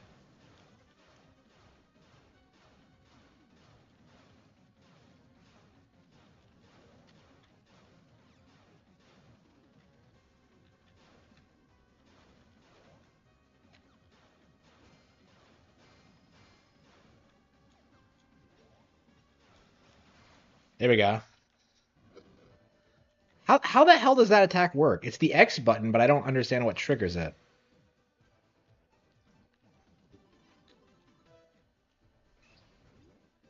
What gorgeous sprite work. Okay.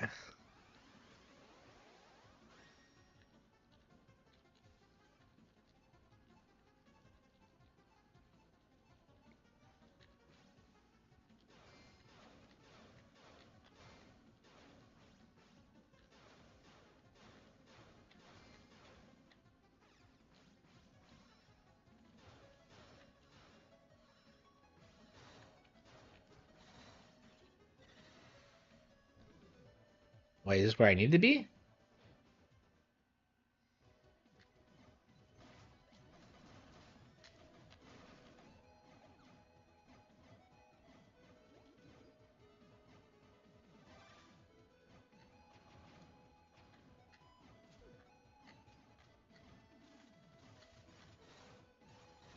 Wait, is that what I needed?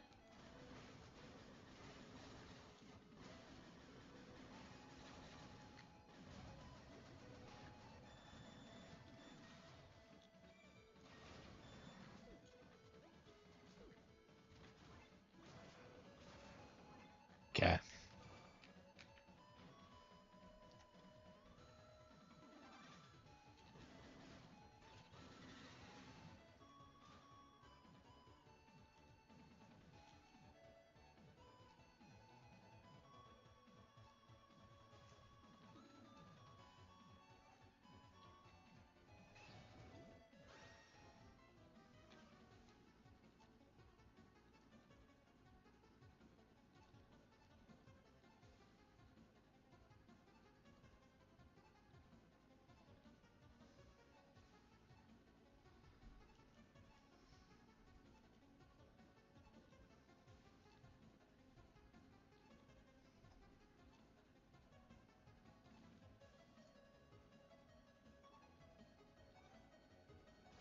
These games have like the most insane like lore imaginable. It's like crazy. It's like a fucking anime.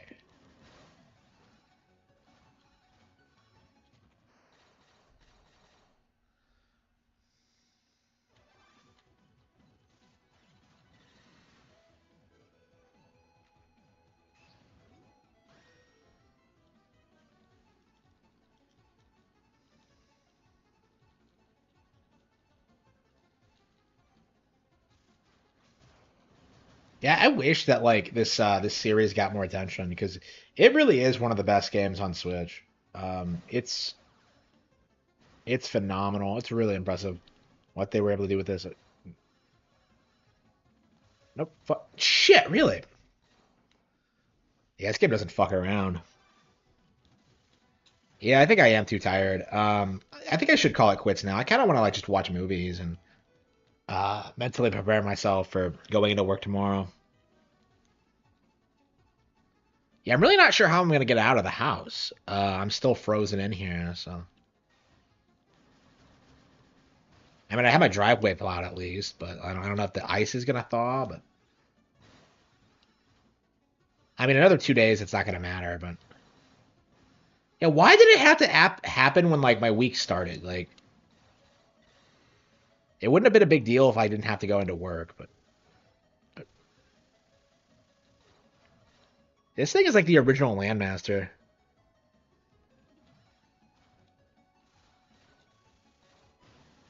Look how it flies. Oh man.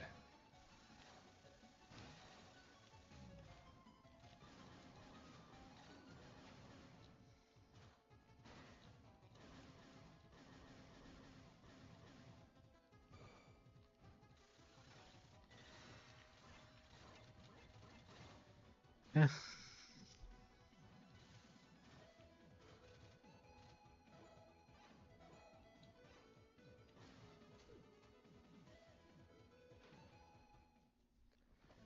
Yeah, I haven't put a lot of time into this. I don't have like any of the.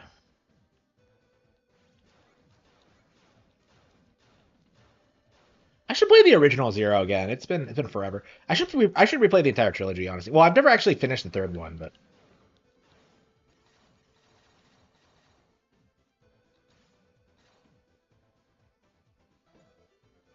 yeah, it's gonna be really interesting because that's been a cope for PC gamers forever. Is that like, oh no, mouse and keyboard is better? Like, okay, but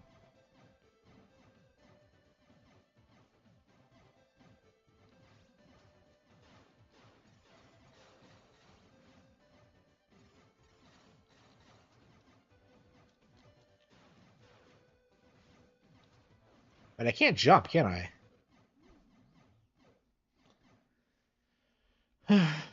Mario Maker with a mouse, yeah, that's gonna be amazing. Yeah, it's gonna be like Mario Paint again, isn't it? I never owned Mario Paint, so I don't. I've never had that experience, but yeah, it'll be really interesting to see if Nintendo like releases keyboard attachments, like has PC features on it, because this should like hopefully this is a big blow against the narrative that PCs have like more utility than consoles do.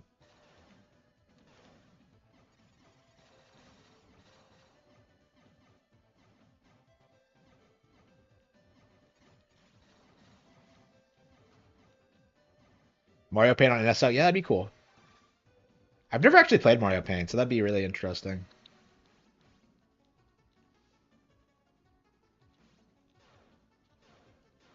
Yeah, it's weird how many like super popular like Super Nintendo games feel like they've kind of not aren't really in the public eye. Like the AVGN did that video on like SimCity, and I was kind of shocked. Like that's a launch window game. Wow. So I would definitely want to play it, but yeah, it hasn't been re-released on anything. They've never produced any sequels. I don't know. I definitely want to play it one of these days, but uh, it'll be really interesting to see like at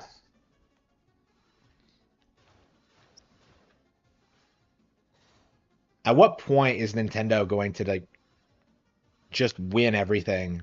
Because right now it seems like the cope that people have, like Nintendo is the most evil company in all of gaming. Like, yeah, it just isn't gonna fly. Because people unironically believe that.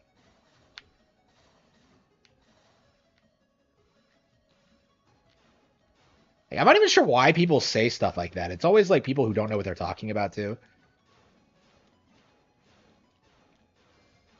Yeah, I didn't have the mouse. Yeah, yeah, that's one of the reasons that game is just hard to like. That game is hard to deal with because like of the mouse thing. Oh, here we go.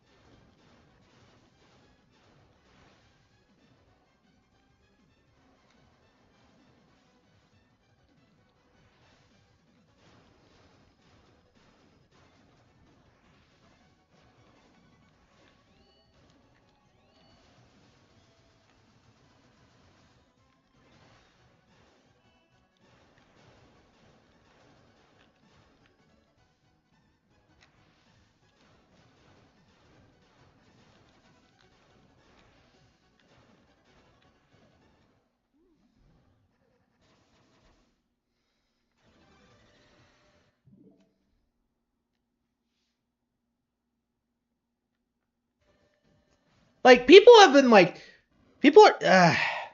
People just straight up ignore what Sony does. Like you can see this right now with like the Neptunia narrative.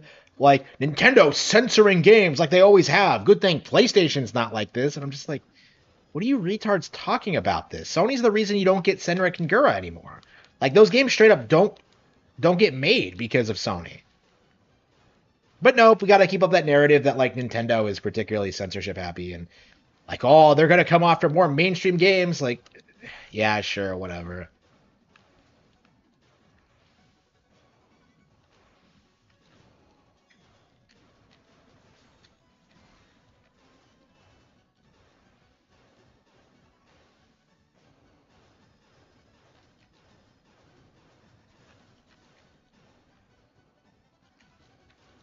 Yeah, we're still in the early game, so this is like this might be the first boss.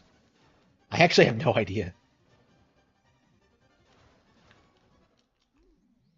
Yeah, how does the counterattack work? I don't.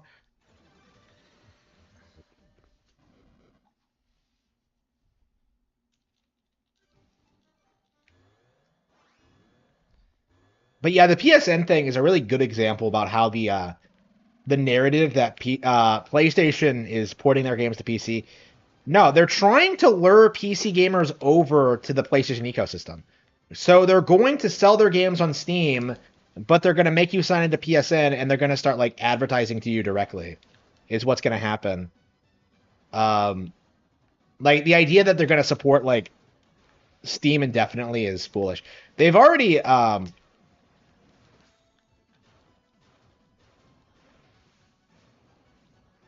they still don't release day and date with the PlayStation version because like all they're doing is like marketing their games to people who weren't going to buy their games anyway.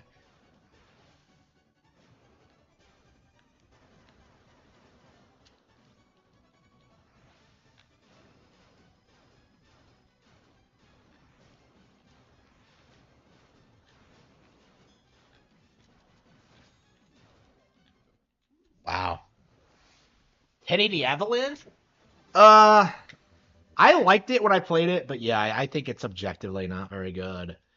I would just wait for it to like the GameCube NSO, honestly. A lot of GameCube games are like that. They just don't really hold up very well.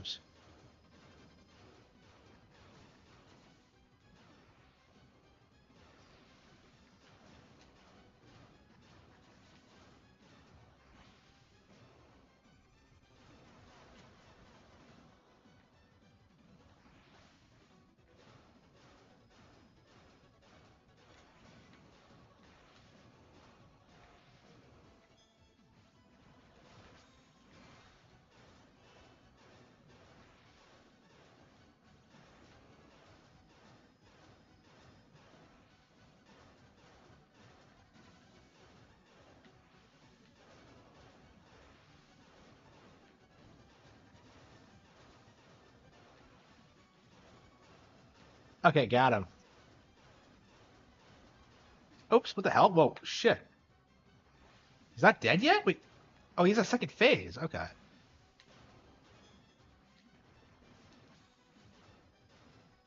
I keep trying to do the X button thing, but I have no idea how that works.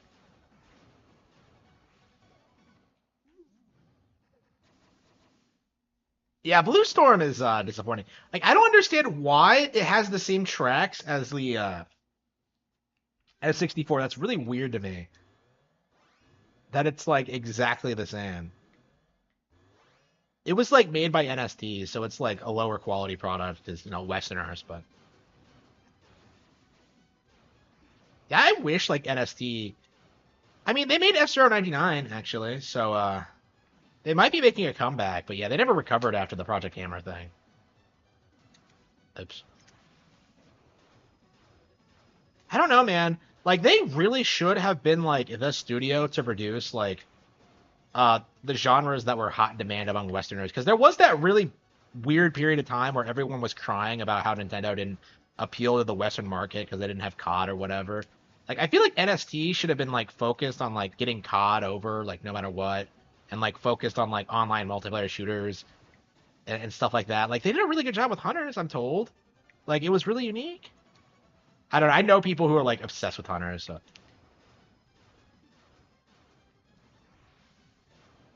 maybe I'm bullshitting, but like I've never actually played hunters. But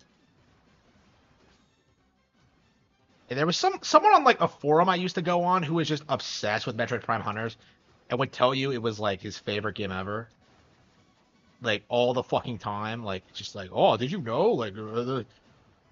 Like he would do like anniversary posts every year. Like, I fucking hate that. Like it was really annoying, but like it was unbearably autistic.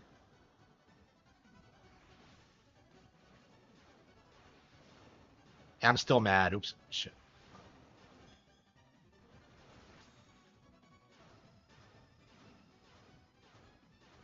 Yeah, I think I might have to change up my strategy because it feels like this isn't working.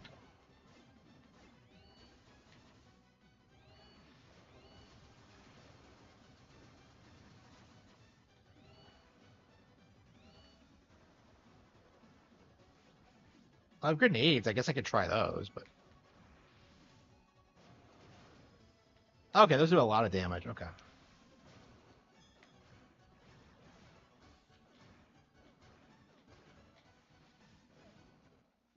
Ah, shit. Yeah, the bosses in this game are not easy. DK's yeah, yeah, I saw that. Yeah, yeah, I was playing a lot of DKC3 lately. Yeah. Well, like they're doing a lot of Donkey Kong stuff related lately anyway. Like I am 100% convinced at this point that we are going to see a new Donkey Kong game very soon. Um, like it makes sense, but like it's going to be really interesting to see the IP make a comeback.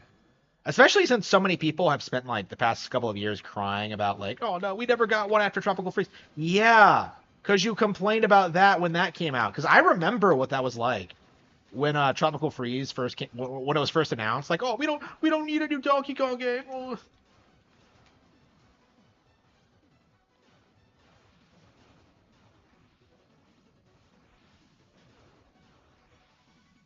So this thing has two life meters, like it's a Kingdom Hearts boss or something.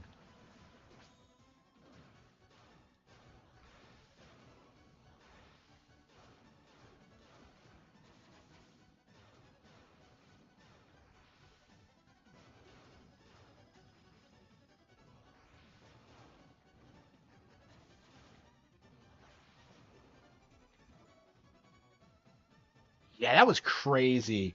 I'm still mad. And now they're acting like Nintendo doesn't respect Tropical Freeze enough. Like, come on, you were the problem. I don't know. I was thinking maybe next year I'll gift like Tropical Freeze. I don't know if like anybody in the family has it. I imagine not. I mean, I really should ask. Yeah, it's an older game, so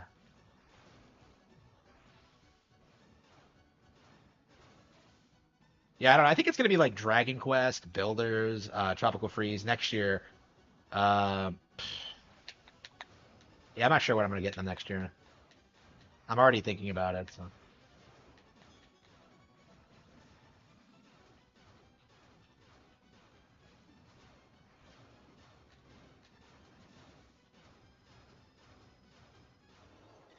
got him. That was a good boss fight. Yeah, this is why Blaster Master Zero is a 10 out of 10 game. Is that like it's so like incredibly creative and it's just packed with like incredible gameplay moments. Like it's so underrated.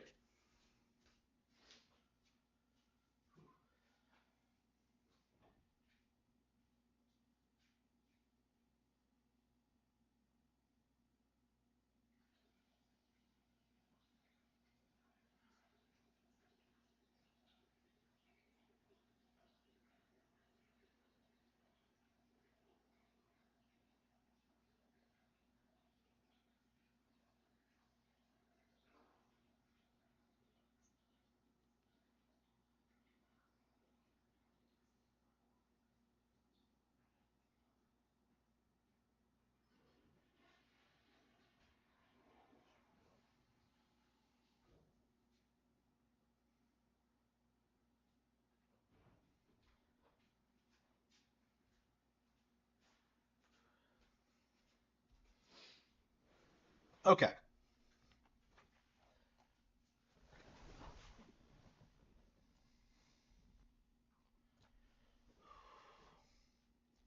Yeah, they used to complain about Virtual Console too. Like a lot of people don't remember that period of time where they would say that Virtual Console games were too expensive, even though they were like $8. So now Nintendo like introduced a subscription service, and they try to flip around and complain about that too. It wait, what? Wait, no, you're kidding me. Wait, so it has a third phase? Yeah, I love Inti Creates. It's been forever since I played anything they've made. Probably because like I keep not playing Blaster Master Zero. Yeah, it took me forever to get through two, and I never actually got the true ending in it. And I've never finished three, so yeah, I do need to get through this. Yeah, Inti Creates in general is a really underrated studio. I agree. Last time I heard about them, people were complaining about them for some reason. I don't know. I think it was a censor shitter thing.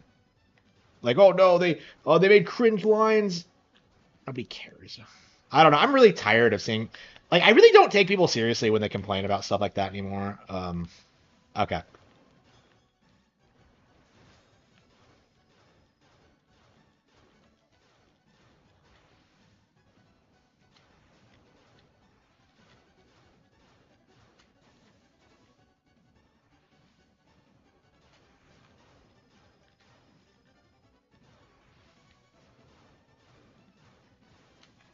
Yeah, I think we'll use the grenades for the second phase.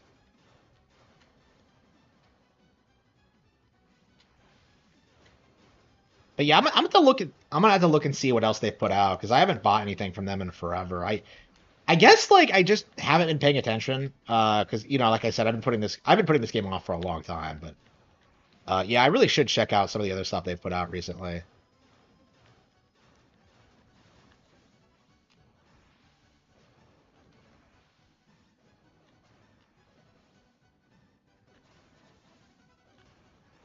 But yeah, Inti Creates has to be putting out the best like old school uh games today, I would say.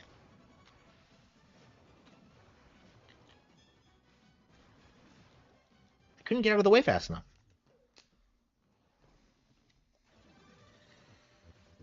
I don't know, but like the thing is people are waking up to the fact that like people will complain about Nintendo no matter what they do. So like I think the instant that it becomes like generally accepted among the audience, like the narrative ends there. Like there just won't be any recovery after that. Like I don't know, we're kind of already seeing this with Tears of the Kingdom. We're like, no, it's failed, it's been forgotten, and it's like I don't know, man. It's one of my favorite games of all time now. It's my most played Switch game. Same with like Xenoblade Chronicles 3. Like so many people like rallied against that game that I thought there was like something controversial about it. But then I actually played it and I'm just like, no, it's just Pretendos being Pretendos. So yeah, I'm getting to the point where I don't take what these people say seriously ever. It's crazy. I mean, Fire Emblem has been going through this for years. Like, oh, the old games were better. What, you mean the old games that never even came out in the West? You fucking retard. It's like who are they trying to fool? Okay. Oh, how are you supposed to dodge those?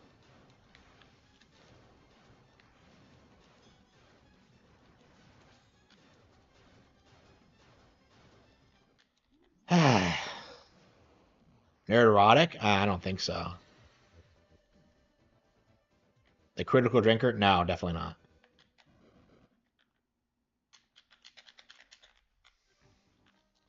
A boss mutant?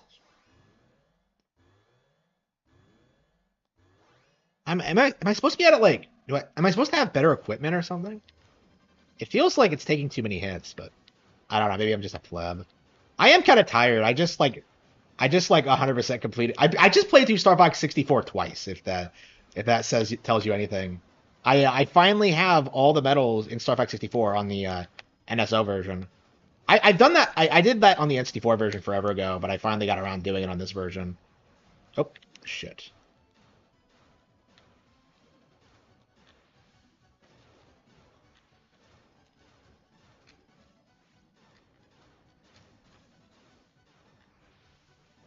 Yeah, I think I'm gonna go to bed early. I think I'm gonna end the stream early tonight. I want to work on the book. It feels like I haven't been doing that a lot the past couple of days.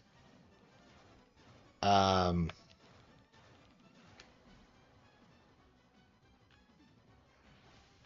I don't know. I keep feeling like I'm not working enough on it, and then I kind of look at my like. Oh, I see. It's right when you get hit. Okay.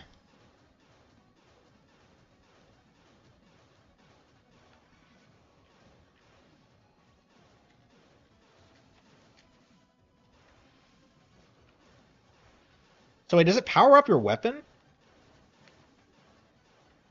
I don't think that was a thing in the first two games.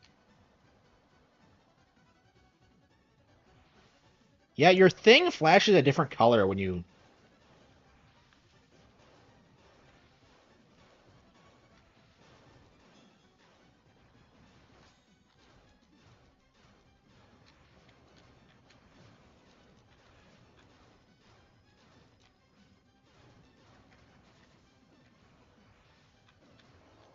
Okay, we got him.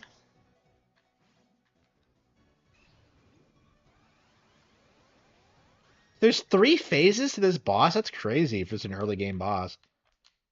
Uh,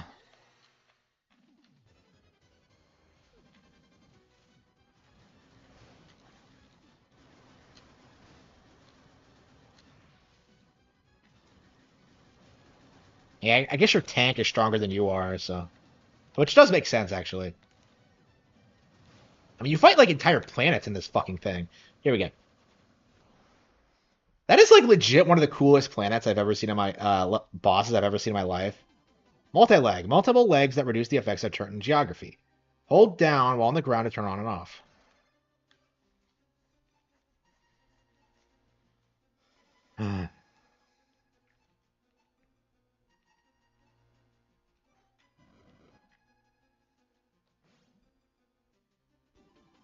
Eve's DNA.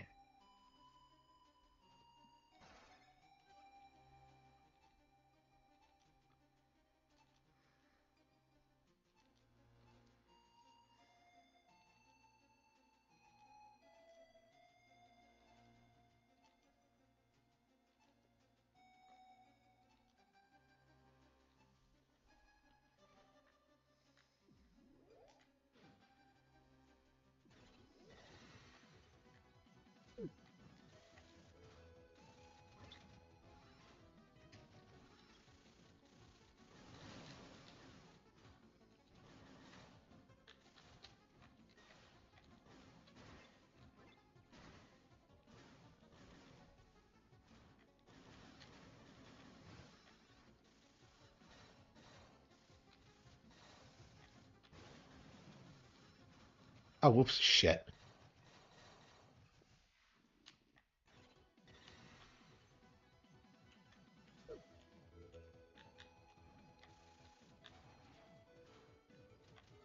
The hell is this? Wait.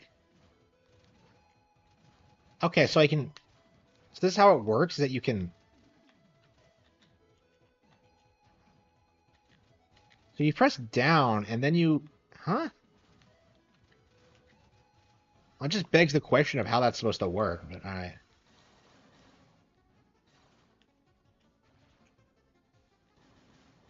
Is it even a tank anymore when it has if it has these kind of legs?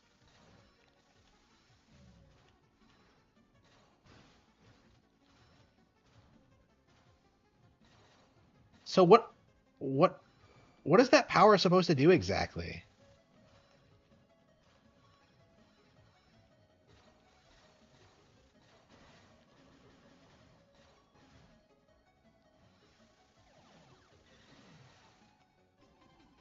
Life energy guard. Okay.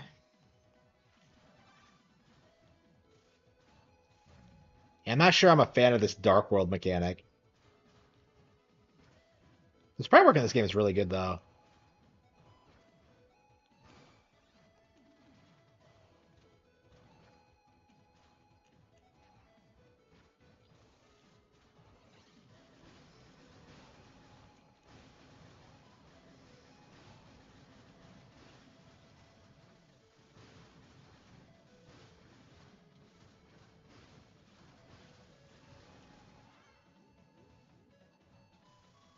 Wait, what?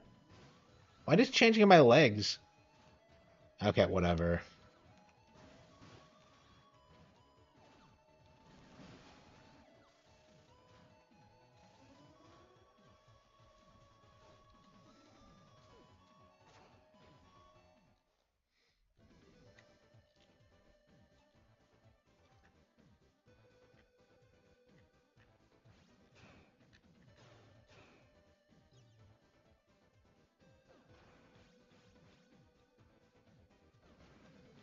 Okay. Yeah, awfully convenient, but okay.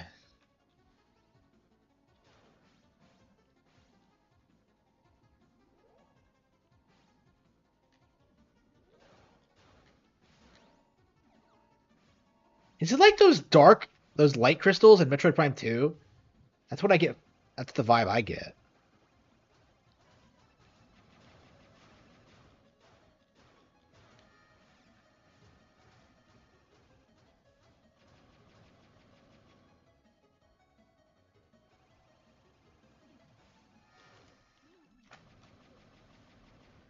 Shit.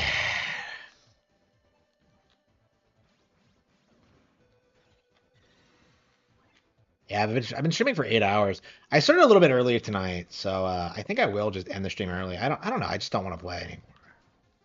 I'm having fun, obviously. It's just one of those things where I'm just like, yeah, I'm just kind of tired.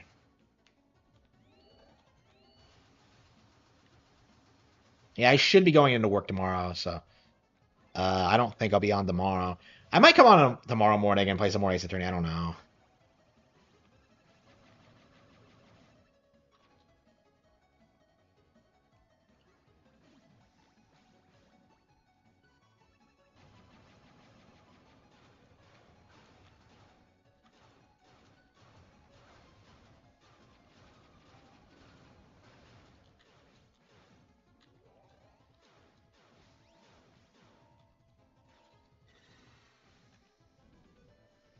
Okay.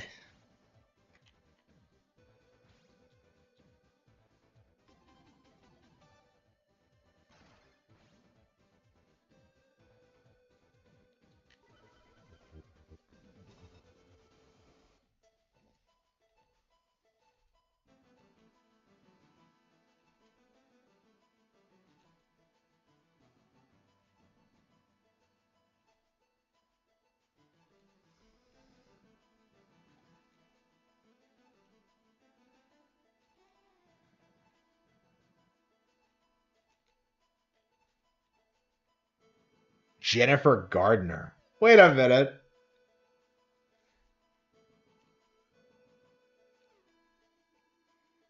She's my wife? Yeah, why didn't you lead with that? Like, go find my wife.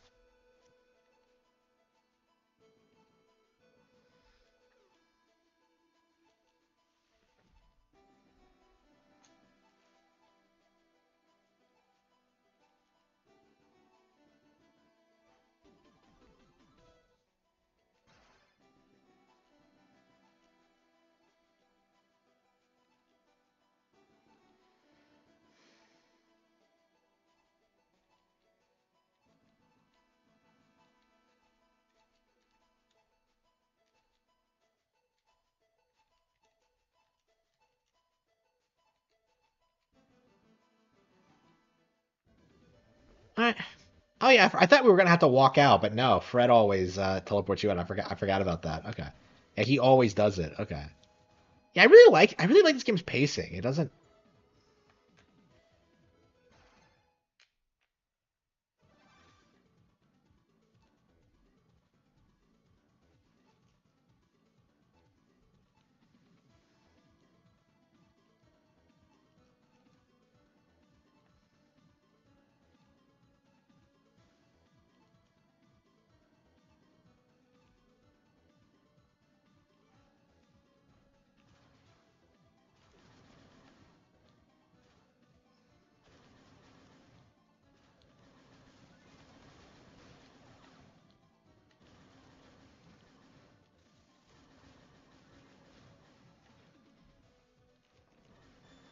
Yeah, I think this is gonna be one of the games that we focus on in the coming weeks. Oh, here we go. I've been putting this off for years now. I think I got it in 2022 when it first came out. You know, because I had been putting off Blaster Master Zero Two forever. I saw this was coming out, so I went back and finished Blaster Master 2, Zero Two, and yeah, I bought this and never actually played it because I was kind of burned out on it at that point. They're great games, but yeah, I definitely felt like okay, blasting through all of two and then going on to three felt weird.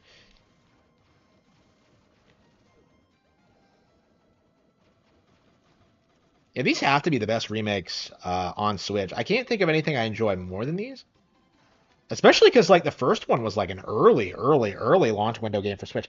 I want to say it was like, was it day one? I think it was like 5 game. It was like 5 games, wasn't it? Like Bomberman, One Two Switch, Zelda, this, and what was it like? I Am Setsuna, I think. That was like nothing day one. If it wasn't day one, it was like pretty.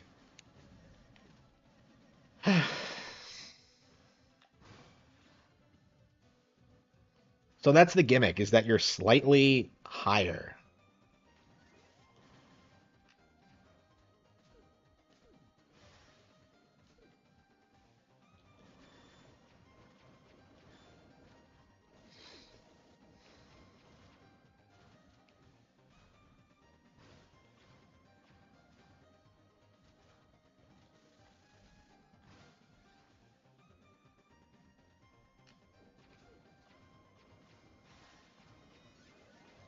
Oh wow, it just didn't go far enough? Oh, come on.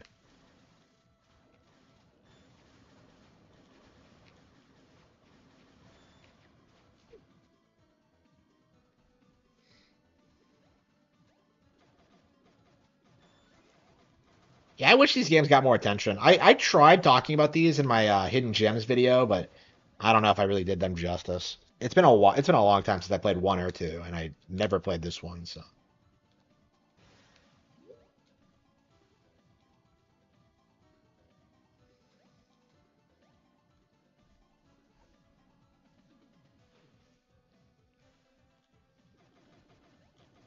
I mean, this is kind of a weird Star Fox like thing, right? With the tank. It's like, yeah, it's like a Landmaster game, isn't it?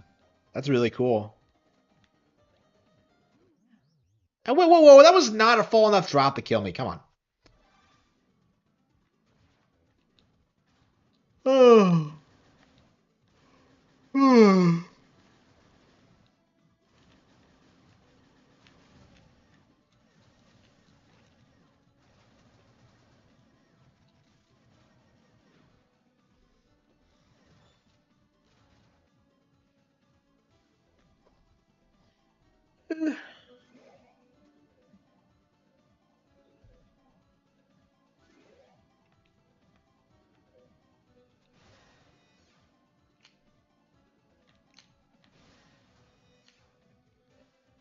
I don't know why you have to run like that, but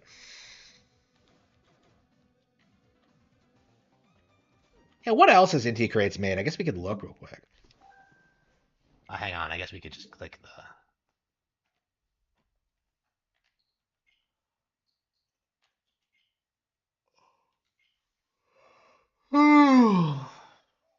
Oh, that's right. I was gonna play Yeast tonight, wasn't I? Yeah, isn't Yeast available now? It should be. If not, we'll play this weekend. Yeah, Bloodstain. Yeah, Card Unseal. What's that? Never heard of that. A card battling RPG adventure through the eras of gaming. Okay, we'll done the demo for that. We won't get to play it tonight, but I'll check it out. I've never heard of that before. Okay. Johan. Yeah, this is so like autistic, like such autistic Japanese, like.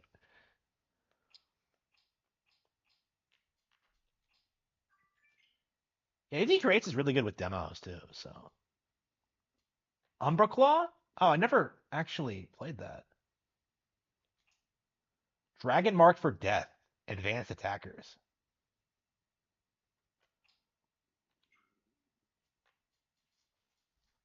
Yeah, that had like Mega Man Zero people working on it. I own like Dragon Mark for Death, but that game has a weird dark tone to it. Like in spite of the art style, it's like, what the hell were they thinking?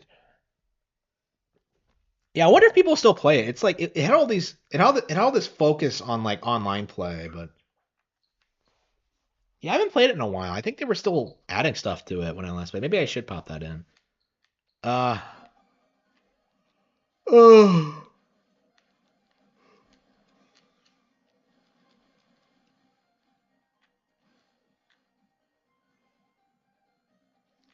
Yeah, I really hate the idea of like ending the stream now when like I have such a good audience, but yeah, I need to get my book done. I haven't worked on it in forever. Actually, specifically what I need to do is like start consuming like uh watching movies. That'll help me like understand what I'm trying to do.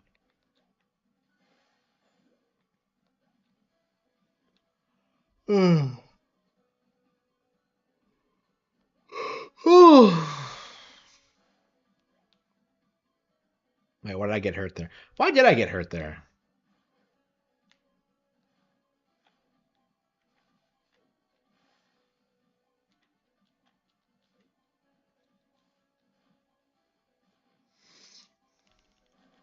I see the tank can blast through.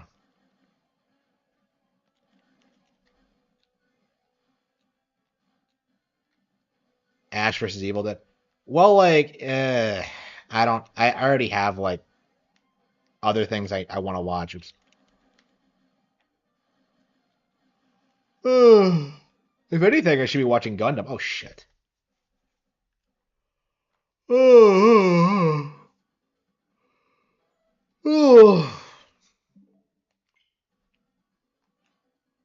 Oh, I didn't? Yeah, I'm not tired, huh? Uh,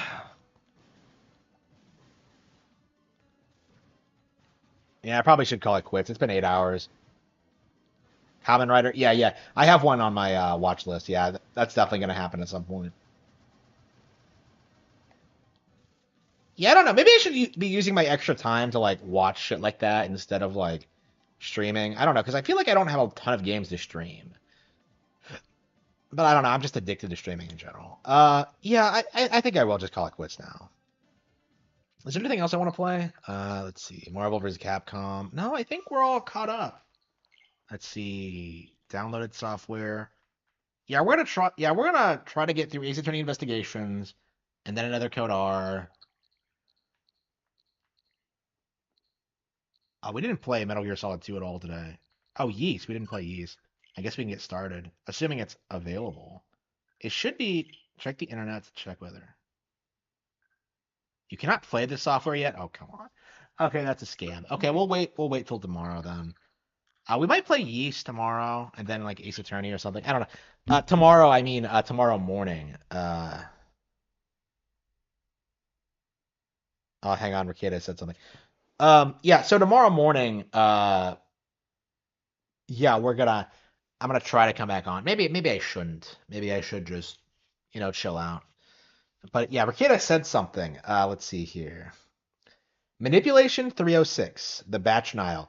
I've been in several different professional fields as well as hobbyist social communities over my 4 decades, but one thing that links all of them for me is human connection. This post will be a lesson in a very specific manipulation that people use. I'll try and explain why it works so well, but this is a higher level section that's going to assume some understandings of intermediate levels of interpersonal communication. I'm not saying this in a condescending way. People have varying skills, education, exposure, and needs, and not everyone has used to understand why communication works the way it does. What? The batch denial is a manipulation technique to falsify, deny a true story allegation. What one needs, the real story. Critically, the denier knows the true story, whether anyone else does or not. The denial is a specific denial of the truth as a manipulation. What is he talking about? Oh, thank you. Yeah. Um, the allegations. It's important to distinguish the allegation from the true story. Allegations can be essentially true even if facts are wrong. I.g., someone is accused of liking citrus and being seen eating an orange one morning, but they were actually eating a grapefruit at noon. The facts are not the essence of the allegation. Their importance is specific to the allegation, the essence of the story. The denial is happening because the essence of the story allegation is important. The denier knows the essence and must use the essence to generate facts for the false of batch stories. What the hell is he talking about? The plausibility, consistency of the decoy or batch stories. The denier must create the illusion of equality between the allegation, the true story, and the decoy stories. These four elements are woven together to take the allegation, create decoy stories, tell them alongside the real story, imply that the decoy stories are real and real stories are equally believable, reliable, and deny all of them in the same way or at the same time. The higher level move is to, in the false stories, create the potential for moral aspersion. what is he trying to say here? That like we Denier can imply that he would be justified to believe the false story that paints the accuser in a bad light, but it's too ridiculous, just like the denied real story. Here's how this works in a hypothetical. Accusation. Smith is accused by Joe of eating vanilla cream. Wait, I've been accused? What? Nick should have played Ace Attorney Investigations and made Miles his literally be character. No, that's what I did. No, that's what I do. Denial. Smith denies eating vanilla creme because eating vanilla creme is embarrassing for men in the hypothetical culture. Ah. So, like, is this his cope? Embarrassing for men in the hypothetical culture. So he's like coping about something, but this is so convoluted that I have no idea what he's trying to say. The accusation survives the denial, so Smith uses the batch denial to address it again. Smith will now create several decoy or batch stories, tell the real story unprompted alongside the batch stories, and deny all of them in the same way or at the same time. Let's say someone accuses me of eating vanilla creme. I know it'd be funny if I did, but I didn't. I didn't do it, but Joe said I did, and people are believing it. So I think, well, maybe I did? I don't think so, but could it have happened? That's like how Linkara, like that's how Linkara acted during like the him story. Like when somebody like asked him about it on Twitter, and he said that it might have happened. Like, bro, this doesn't make you look good, okay? Like, come on. But Joe said I did, and people are believing it. So I think, well, maybe I did. I don't think so, but could it have happened? So I've been trying to think how, when, and where I might have done it, and none of it makes sense. The stage is now set for several plausible decoy stories. I thought maybe I was reaching into a box of chocolate creme-filled cookies in the dark, and someone had put a couple of vanilla creme-filled ones. A food analogy? Oh, God damn, fuck. But no, that didn't happen. Story A. Plausible, but just didn't happen. Then I thought maybe Joe pranked me and used food coloring to make vanilla creme look like chocolate creme and got me to eat it. But no, that didn't happen. I only tasted chocolate. He could have done it, the jerk, but he didn't. Sets the accuser as nefarious is plausible but is benevolently denied by Smith. Then I thought maybe I saw a plate on the drying rack and thought someone had washed it, but they didn't. So then I could have licked the creme smears on the plate and there was some vanilla creme. Like, wait a minute. Creme, vanilla? No. No, Nick, no! Story C, the real story. It's slightly ridiculous and denied the same. There is, however, a tell. Story C is internally ridiculous.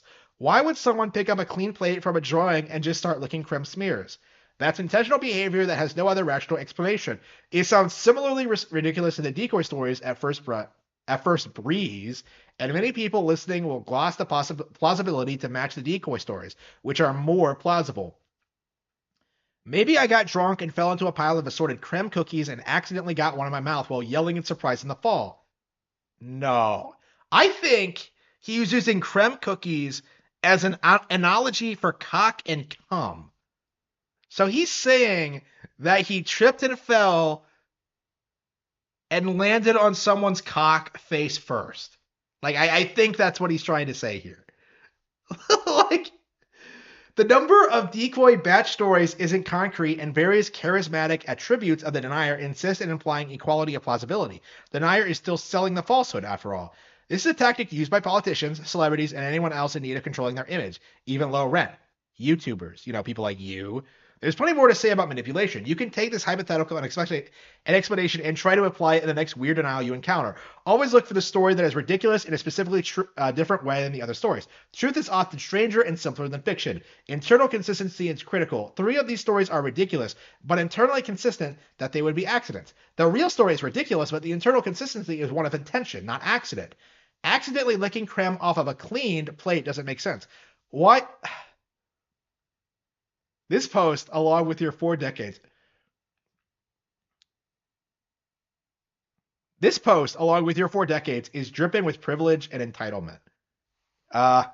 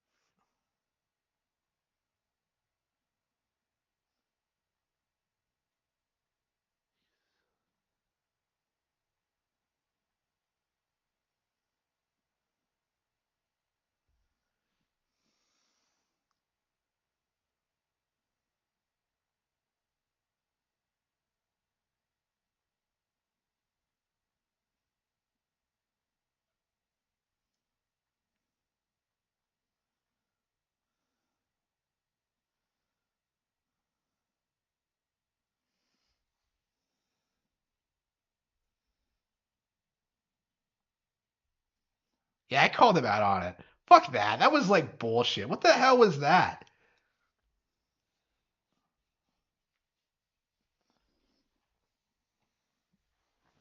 Okay. Yeah, I don't know what the hell that was about. Like I have no idea what he was trying to say there. Like he was trying to say that like politicians and YouTubers manipulate their audience, like he does, like well, tries to. Like he's just not good.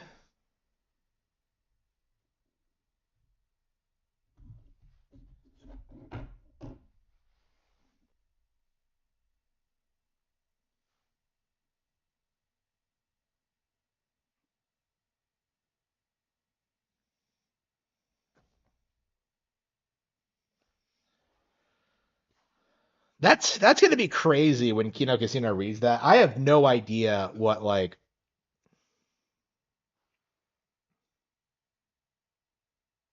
I have no idea what like Kino Casino is gonna make of that. I don't know. I'm curious if it's on Kiwi Farms. I guess we could look real quick. We could turn this into a Ricada stream. Yeah, we can stop the gameplay stream and we can do a Ricada stream. Do a typical drama stream.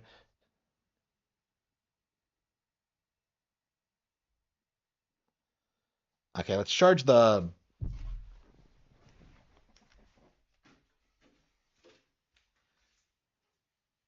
Yeah, it's been a while since we've done anything like that. So yeah, that might be cool to do sometimes. Just do gameplay streams and then transition into. Hang on, that's not right.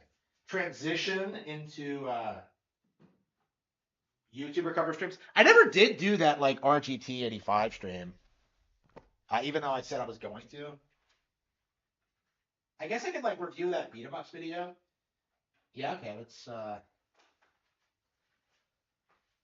yeah, it's been a while since I've done anything like that. Okay, is everything good? Yep, Yeti X. Yep, yep.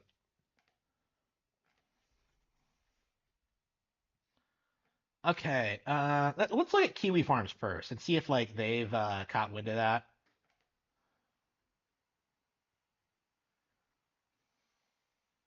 Oh, damn it. Yeah, Kiwi Farms is always down whenever Ricada does something. Like it's just like, huh? Okay, we're gonna have to wait until later. I don't understand how Null is so incompetent. Like, it's a website. It's like everything else is available all the time.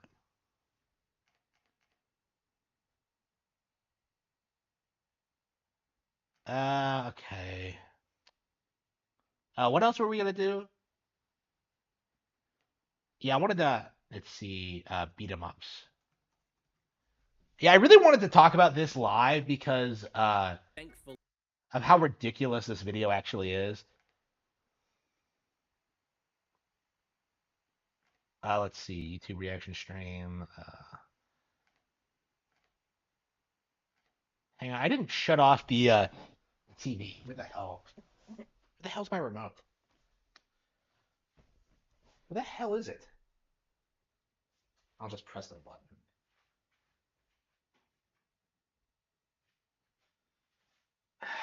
Okay. Okay.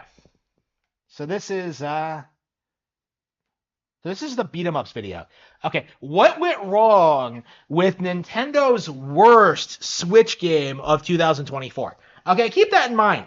Like before you watch this video, before you really process anything about it, let it be known what the video is ostensibly supposed to be about. The worst game that Nintendo put out in 2024. Like what could it possibly be? Like, could it be Endless Ocean Luminous? Could it be some 2-bit indie game that nobody cares about? Like, what came out last year that could be so terrible that this individual saw the need to declare it the worst game of 2024? I know I'm a little late to the conversation, but can we talk about Luigi? No,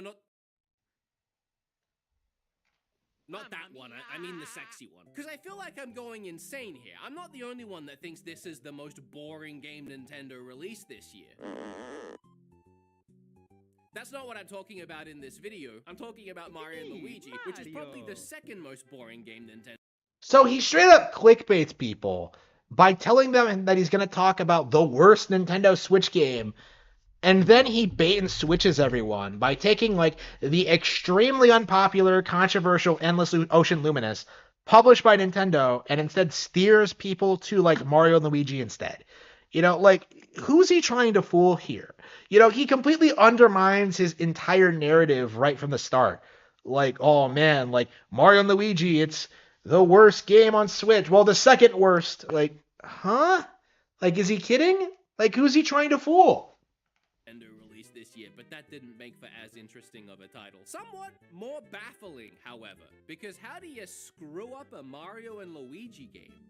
Well, I'll tell you how. In November, Nintendo released a new entry into the Mario and Luigi series to generally favorable reviews. I mean, it got a high 7 on Metacritic, despite the fact that a lot of places did rate this game pretty low. I mean, yeah, mainstream game journalism outlets that nobody respects or takes seriously. Like, this is what we should be saying every time this happens. So what?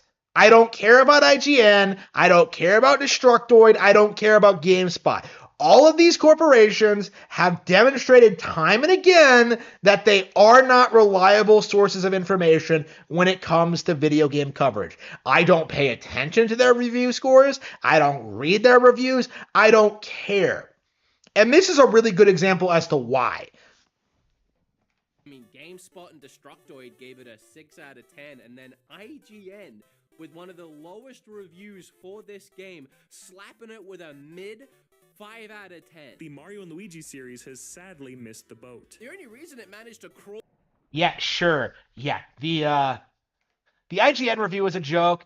Everyone hates it. It's just like, why are these YouTubers bending over backwards trying to legitimize it? Like, they've been doing this forever, but... Hang on, let's switch back to Bluetooth. Now connected to Cody.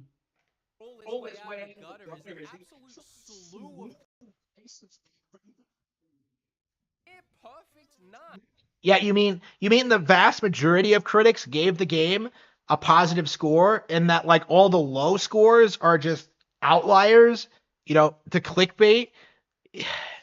It's almost like the game isn't actually that bad, but you'll never see these people admit to it. Like, it's the worst thing ever made, but there's almost nowhere else to go in these reviewers' opinion than a perfect experience.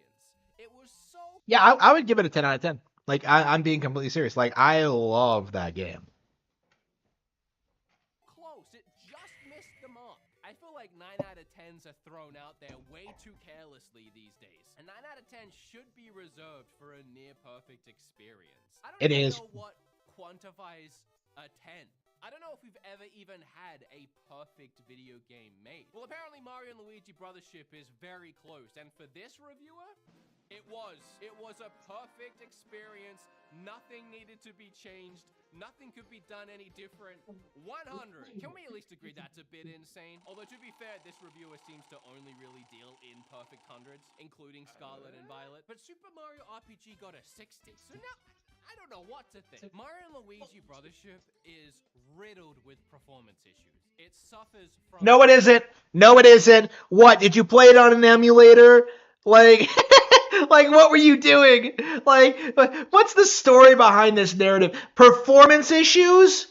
Where? How? When did they affect the game? How do they affect the game? Is anyone besides Digital Foundry making these allegations? Why is it only YouTubers who parrot this narrative? In fact, this is the go-to excuse to downplay every Nintendo Switch game. Like, it's perfect in every way. It has, tons of content, like all these interesting mechanics. It has a great story, but like,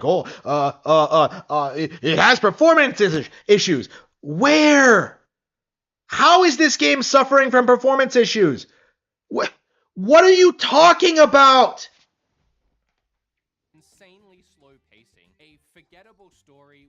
Nope. Slow pacing. No. The slow pacing does an excellent job building up the characters and the world. It feels like you're going on an adventure. Okay, this is something that the game does better than iconic titles like Wind Waker or other similar games like this, right? This game is impeccably well paced. Anybody who uses slow paced as a pejorative doesn't know what they're talking about. Non-memorable characters, and a pretty decent combat system that I wouldn't say even comes close to other games in this genre.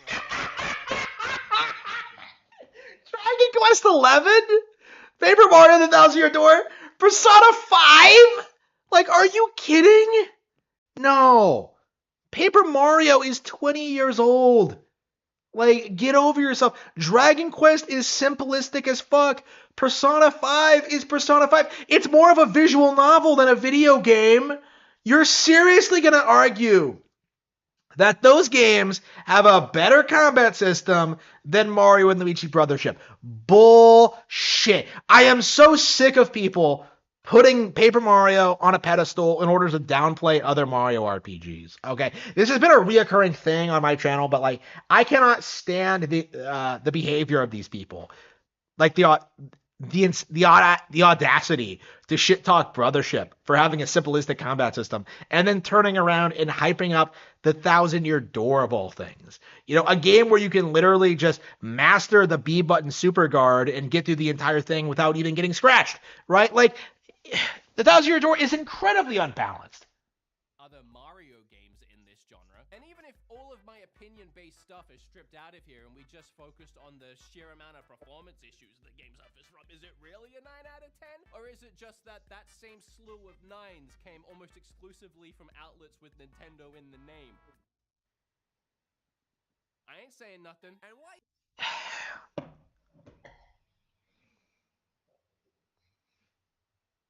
But it's perfectly okay for the extremely biased mainstream gaming press to like hype up The Last of Us or any of these major PlayStation titles, the major third-party titles. Like, again, none of these people have any credibility. So bringing up like, oh well, these are all Nintendo publications doesn't mean anything. Why is it IGN's 5 out of 10 score got mocked by dozens of other reviewers online days before the Scoring systems are kind of bizarre. My 7 is somebody's 9, and somebody else's 2 is someone else's 5. Like, it doesn't make any sense. Don't get me started on the fact that some places rate things out of places out of 10, and then some places is out of 100. As I was playing through myself, or should I say, and I'm sorry, struggling to find the motivation to keep playing through myself, I just didn't know what these people saw. Other than maybe just a respect for the series, and just so thankfully, lovingly glad that the series wasn't given up on, and we had another entry in the franchise, despite how the game turned out. And in my... Are you not aware of what Mario RPG fans are like at all? Like, were you not there when Sticker Star was unveiled for the first time with like that demo at E3 with like the 3DS thing, and everyone got excited over like the Thousand Year Door 2, and then it turned out to be Sticker Star? Like, do you not understand? Have you not seen just how these people behave every single time a new Mario RPG comes out? Like, no. Like, the problem isn't Brothership, it's with the people covering these games. The problem is with you. These games are fantastic, and every single time we have to deal with chucklefucks like this coming out and trying to tell us that Brothership is, oh, there's something wrong with Brothership, and there just isn't. And whenever people point that out, it's, oh, but you're just a fanboy though. Like, my opinion, it turned out kind of a mess. They did a whole Nope. developer interview. I'm surprised they even published it, because I feel like through the whole interview, the creators of the game were trying to excuse so many flaws the game had while screaming in between the lines. Let's take a look at that, and Mario and Luigi Brothership as a whole. Before we begin, I want to talk about the developer Acquire, because this is the first Mario and Luigi game not... So he's gonna talk about the interview before he talks about the game itself. Like, what a fucking retard. Not developed by Alpha Dream. It was directed by Haruyuki Ohashi, who has been credited with a special thanks on many games, but There was only ever one other game he personally directed. Aegis of Earth Protonovus Assault on PlayStation 3. I had to read that. There's no way I'm remembering it. And wouldn't you know, that game received a 57 on Metacritic. Wow, nobody cares! His other game was a 5 out of 10. Alpha Dream, the series' original developer, sadly went bankrupt due to the declining sales of the Mario and Luigi games, which were the main things that they did. No. Dream Team was a huge success. Dream Team was a big deal. The issue was that they made the shift over to 3D models. It was too expensive for them, and they were never able to put out a follow-up. They did Paper Jam, which was a low-budget thing, and then they did like a bunch of remakes. Like the issue was that they weren't. It was just typical mismanagement, right? The company just wasn't able to stay afloat. It wasn't because of the performance of Mario and Luigi. It was because the company wasn't able to expand and it wasn't able to stay afloat in spite of the success of those games. Like the fact of the matter is, the only thing they were producing that was relevant was Mario and Luigi. So them going under was unfortunate, but it's a byproduct of not being a well-run business. High development costs and an inability to adapt to the changing gaming market. They just got a bit stale, and they failed to innovate outside of previous entries in the series. So after Alpha Dream shut down, a lot of people that worked there moved to Acquire, and Nintendo, for a long time, thought about giving up on Mario and Luigi, which would have been a shame. But they ended up contacting Acquire to develop the new game, which makes sense, because Acquire already had people on the team that worked on previous Mario and Luigi games, and also they had great success working on Octopath Traveler for the Switch. But from the start, there were a ton of issues with the development, with the art director of the game saying he wanted to create a more unique and rugged style of Mario game, but Nintendo shut that down and told him to keep in line with the series' normal style. Yeah, they went through the normal development process. Wow. Just like they do with every single game ever made. Like, what? Like, again, Sticker Star is a really good example of this. It was originally going to be like the older games, but then Miyamoto stepped in and made it more like the Sticker Star we know and love, right? This is not atypical. So right from the start, there was already an element of creativity being stifled with the development of the game. Stifled? Have you played this game? It's bursting with creativity. What are you talking about? And I mean, look at the concept art. This is just rough.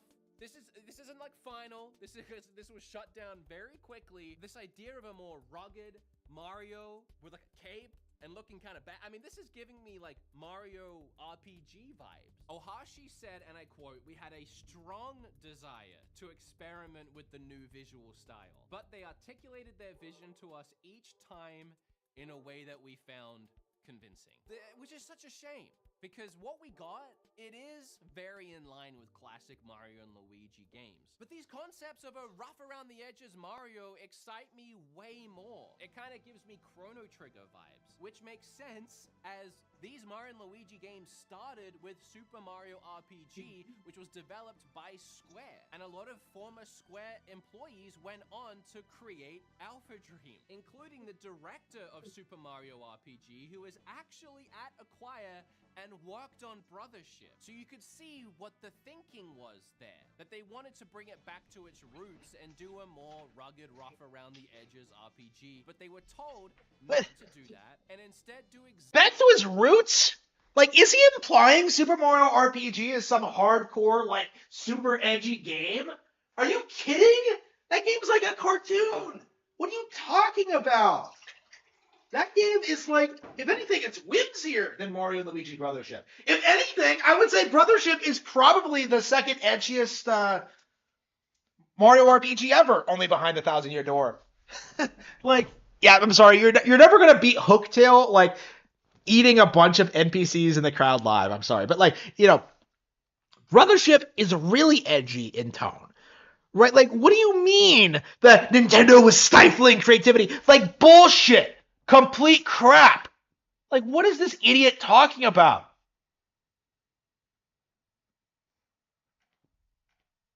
Exactly what they had been doing before with the series. The series, by the way, that made the developers go bankrupt because it failed to innovate. They even suggested to Nintendo that they could make the game in that 2D HD art style that Octopath Traveler was in, since that was part of the reason why Nintendo wanted them to make this game in the first place, and that could work really well with the old style of Mario and Luigi games. But also, imagine a Mario game in a 2D HD art style. That would be sick. But of course, Nintendo vetoed that too. It was clear that they had a vision, and they immediately had to pivot that vision to make something else. But I do wonder now, reflectively, if all parties involved still think that was the right choice to make. Because while sales numbers aren't everything, Brothership sales are down 50% from Thousand Year Door Remake that released.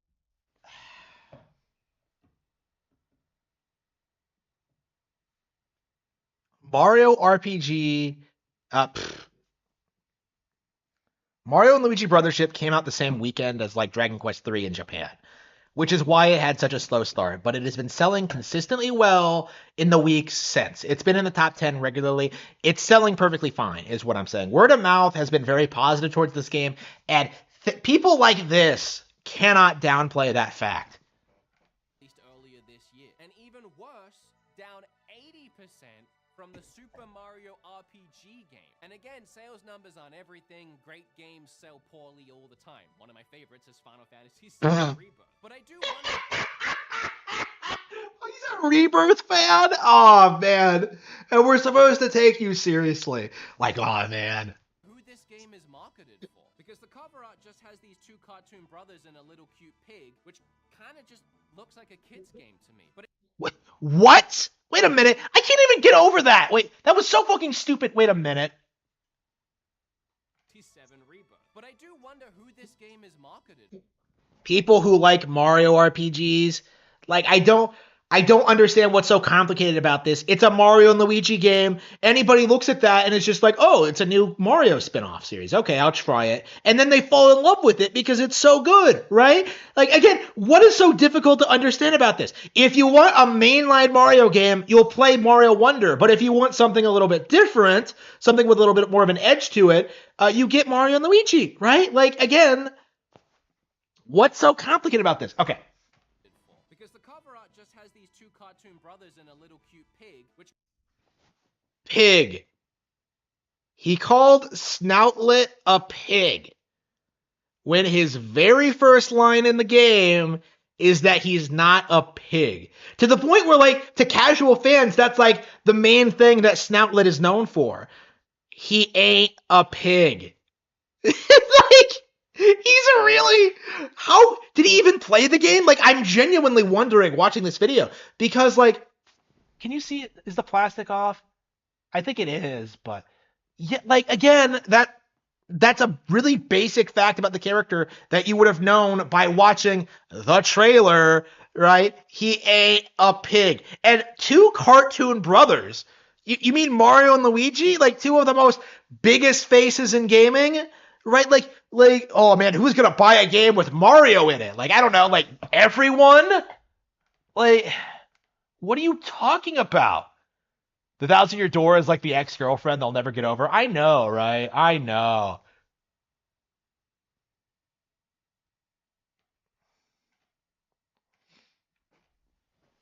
Kind of just looks like a kid's game to me. But it's part of a series that started so long ago that it could legally be of drinking age now. So are they trying to appeal to kids, or are they trying to appeal to the adults that grew up with the franchise?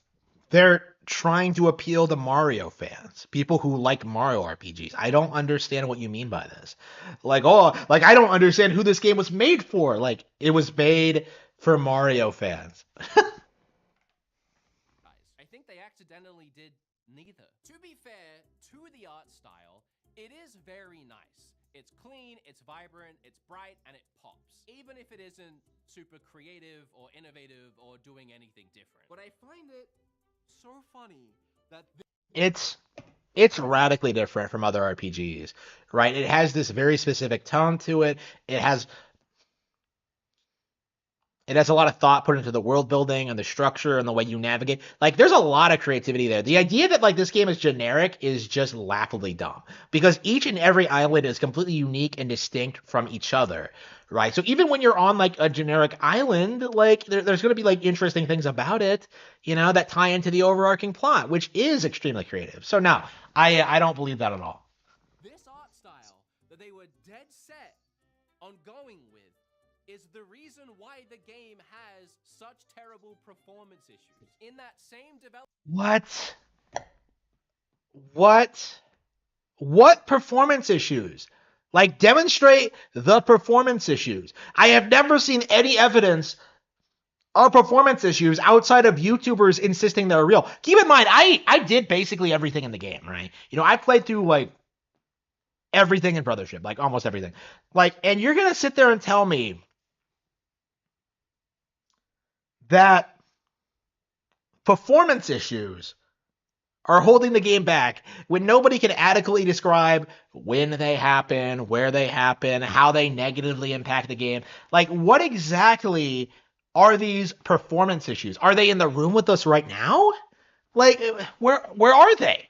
Developer interview, they said the thick lines around the characters were so taxing on the Switch's CPU that it made it a nightmare to work with. I can't even imagine how much time was wasted in development just trying to get this art style to run halfway decent on the console. And I can't say they succeeded because the game is riddled with performance issues, and then towards the end of the game, it gets so much worse. I hope you guys really like these thick black lines because they essentially act as speed humps on your way to the credits. What? Somewhat short interview, they're already trying to explain that, hey, the art style isn't what we wanted, and this is why we had performance issues. Strangely, Acquire's approach to game development was quite different to Alpha Dreams, because Director Ohashi's main goal was to focus on the island drifting mechanic that the game features, and to do that, he contracted out the story development to an external team. That's not normal, is it? Like, if I was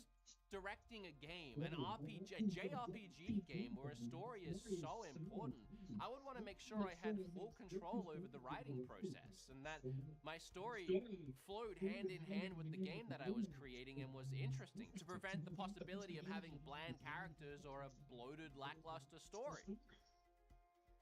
Oops. The story of a role-playing game is so important because... Yeah, show Persona 5, which is a complete disaster and incredibly cringe. Show Final Fantasy VII, which they split into 3 parts and was a complete and total train wreck filled with retcons from the original game. While downplaying Brothership, which is a genuinely amazing, heartfelt story, which is better than all of those. Like, unbelievable.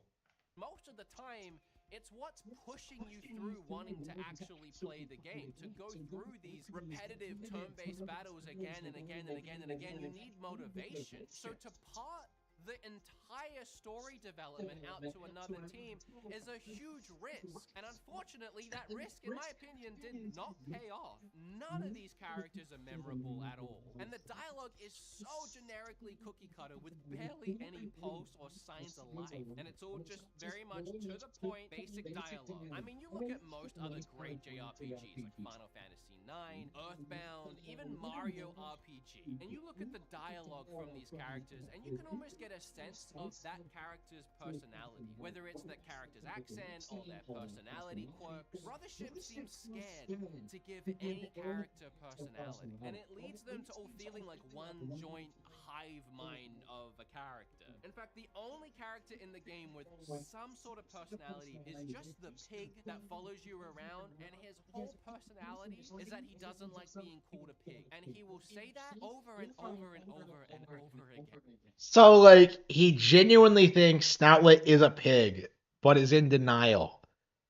That is not correct. Like, he's not a pig. Like, the game makes it pretty explicitly clear. Until the end of the game. That's his one thing. But at least it does make him a little bit different. And I think all these issues could either be from them externally contracting out the story and leading towards that disconnect, or maybe a legitimate fear to express any kind of creativity even in the characters because they've already been told not to. I think it's clear that I did not care for the story, and I Yeah, so he's like doing the memorial argument mandate thing.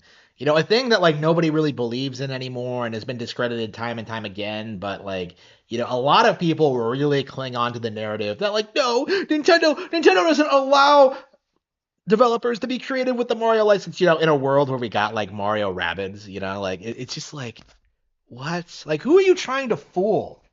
It's like it's almost as bad as like the Nintendo is censoring games crowd, you know, the censor shitters. It's just like who are you trying to fool? I found myself zoning out or even skipping large chunks of dialogue just hours into Oh, it. okay. So you didn't actually read the story. That explains why you don't like it or appreciate it or understand, you know, basic things about the characters and how complex they can be. Yeah, so you were just straight up skipping dialogue like an idiot. Like, oh, why is the story not good? Like, why is there so much reading? Like I said, he didn't play the game. The game. So let's move on from that and focus on the actual gameplay. While in previous games you were able to control Luigi, they instead decided this time to sacrifice that mechanic and replace it with Luigi. Control Luigi. You haven't been able to switch places with Luigi since the first game. You know, the only time you were ever able to like cycle between who was in the lead was in Superstar Saga. Typically, Mario's always in the lead, and Mario and Luigi follows behind. That's been a thing for for years now. Like any fan would know that. So this idea that like oh you can't control Luigi like yeah because he's with Mario like he's supposed to be like how is this some big slight against the game like logic. These are moments where Luigi would have unique ideas on how to interact with the game world. I'm really not sure why one couldn't exist without the other. There's no reason why they both can't coexist. And these Luigi logic moments, they're not satisfying to the player at all. It's just a point of the game.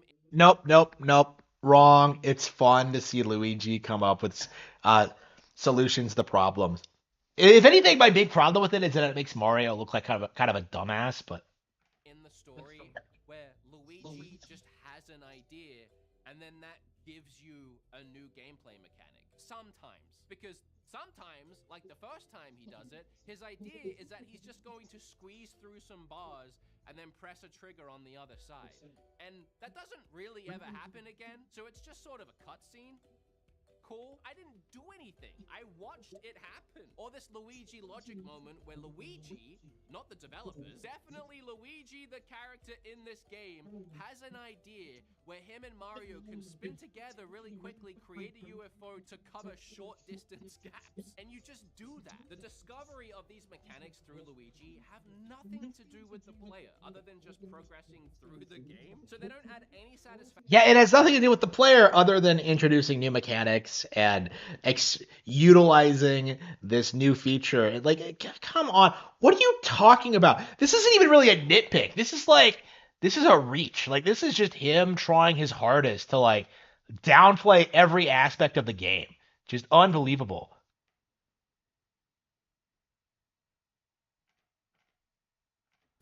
I would have felt if I had actually thought of something myself to solve the puzzle. And removing control of Luigi directly limits creative puzzle opportunities. Bafflingly, what?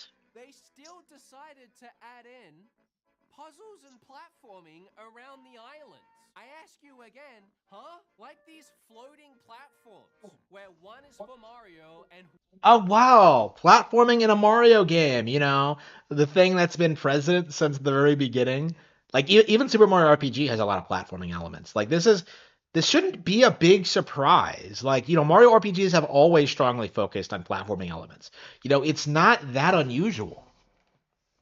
One is for Luigi, but Luigi Luigi's automated, so he jumps on his own. So all you have to do is wait for the red square and jump on that one. And it's definitely not something that I feel satisfied after solving. Here's another puzzle where you have to move the brothers in order of the numbers. However, for some reason, Luigi can't count. So he'll immediately run to his next number, whether or not you've moved to your next number.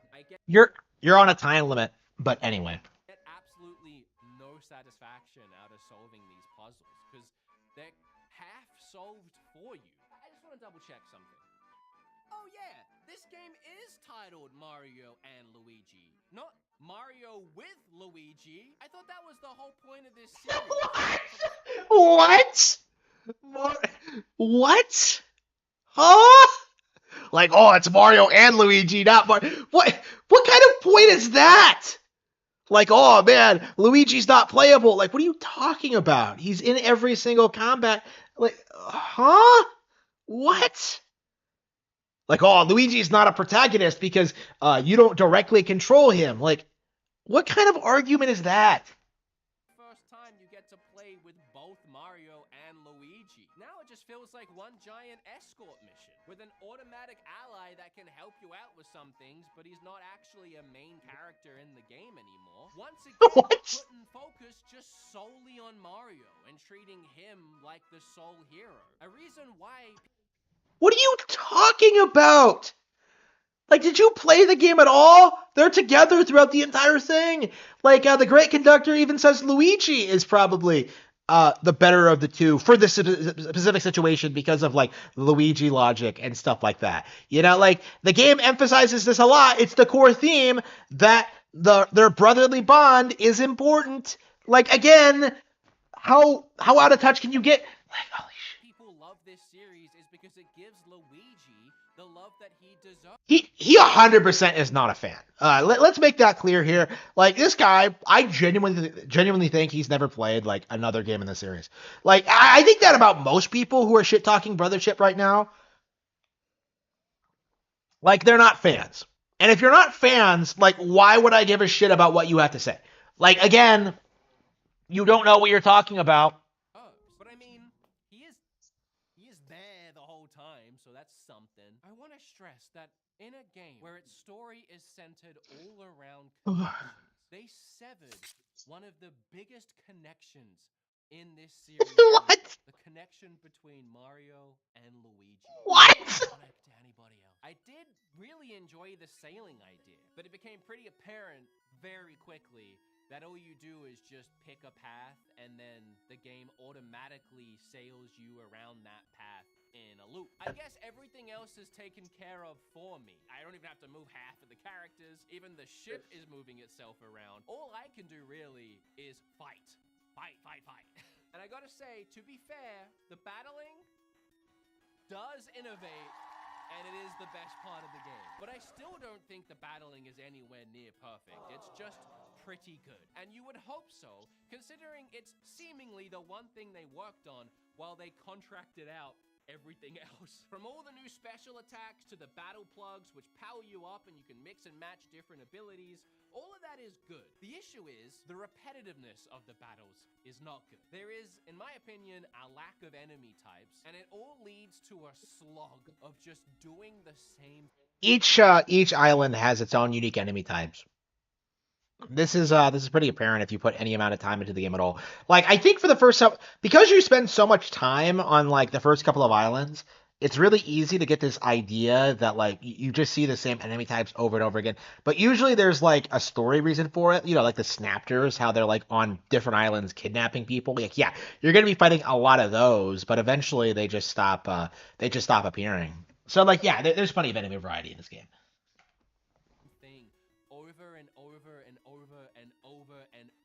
And I'll hit you with one more and over again. Just for an example, the first 3 to 4 hours of this game, there is only a few enemy types introduced. This game makes you wait like 4 hours before you finally have a boss battle. Something different from the 3 to 4 enemies you've been fighting the whole time, and it's just a bigger version of one of the other enemies. Brothership makes you wait almost 2 full Lord of the Rings movies before they throw an enemy at you that doesn't just walk towards you slowly. I was only 4 or 5 hours into this RPG at this point, and I was already wanting to skip battles because I did not want to deal with the hassle. But I couldn't skip them because of the fear of becoming underleveled. And there's a surprising amount of backtracking throughout this entire game, but even early on, with the first 3 or 4 islands immediately sending you back through to do side quests, which are usually just fetch quests, I could keep going with breaking down this game and comparing it to Thousand Year Door, for example. I mean, 5 or 6 hours.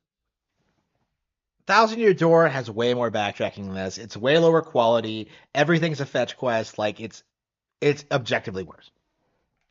And it's a way shorter hit in the boot. They finally introduce a new enemy type with Spiky.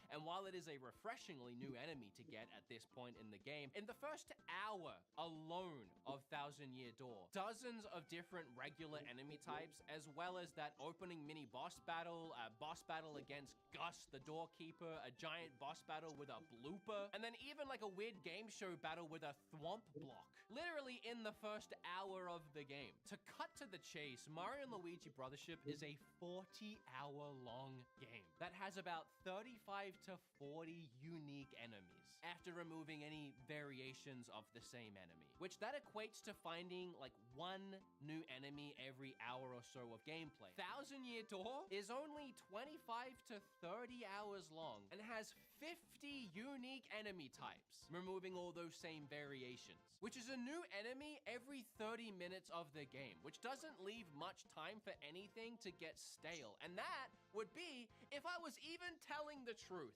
because it's actually 70 unique enemy types in Thousand Year Door. And if you want to add back in those variations, by the way, it's 121 enemy types in 25 hours. I am getting madder and madder the more I talk about this. I did not think I cared this much about the game.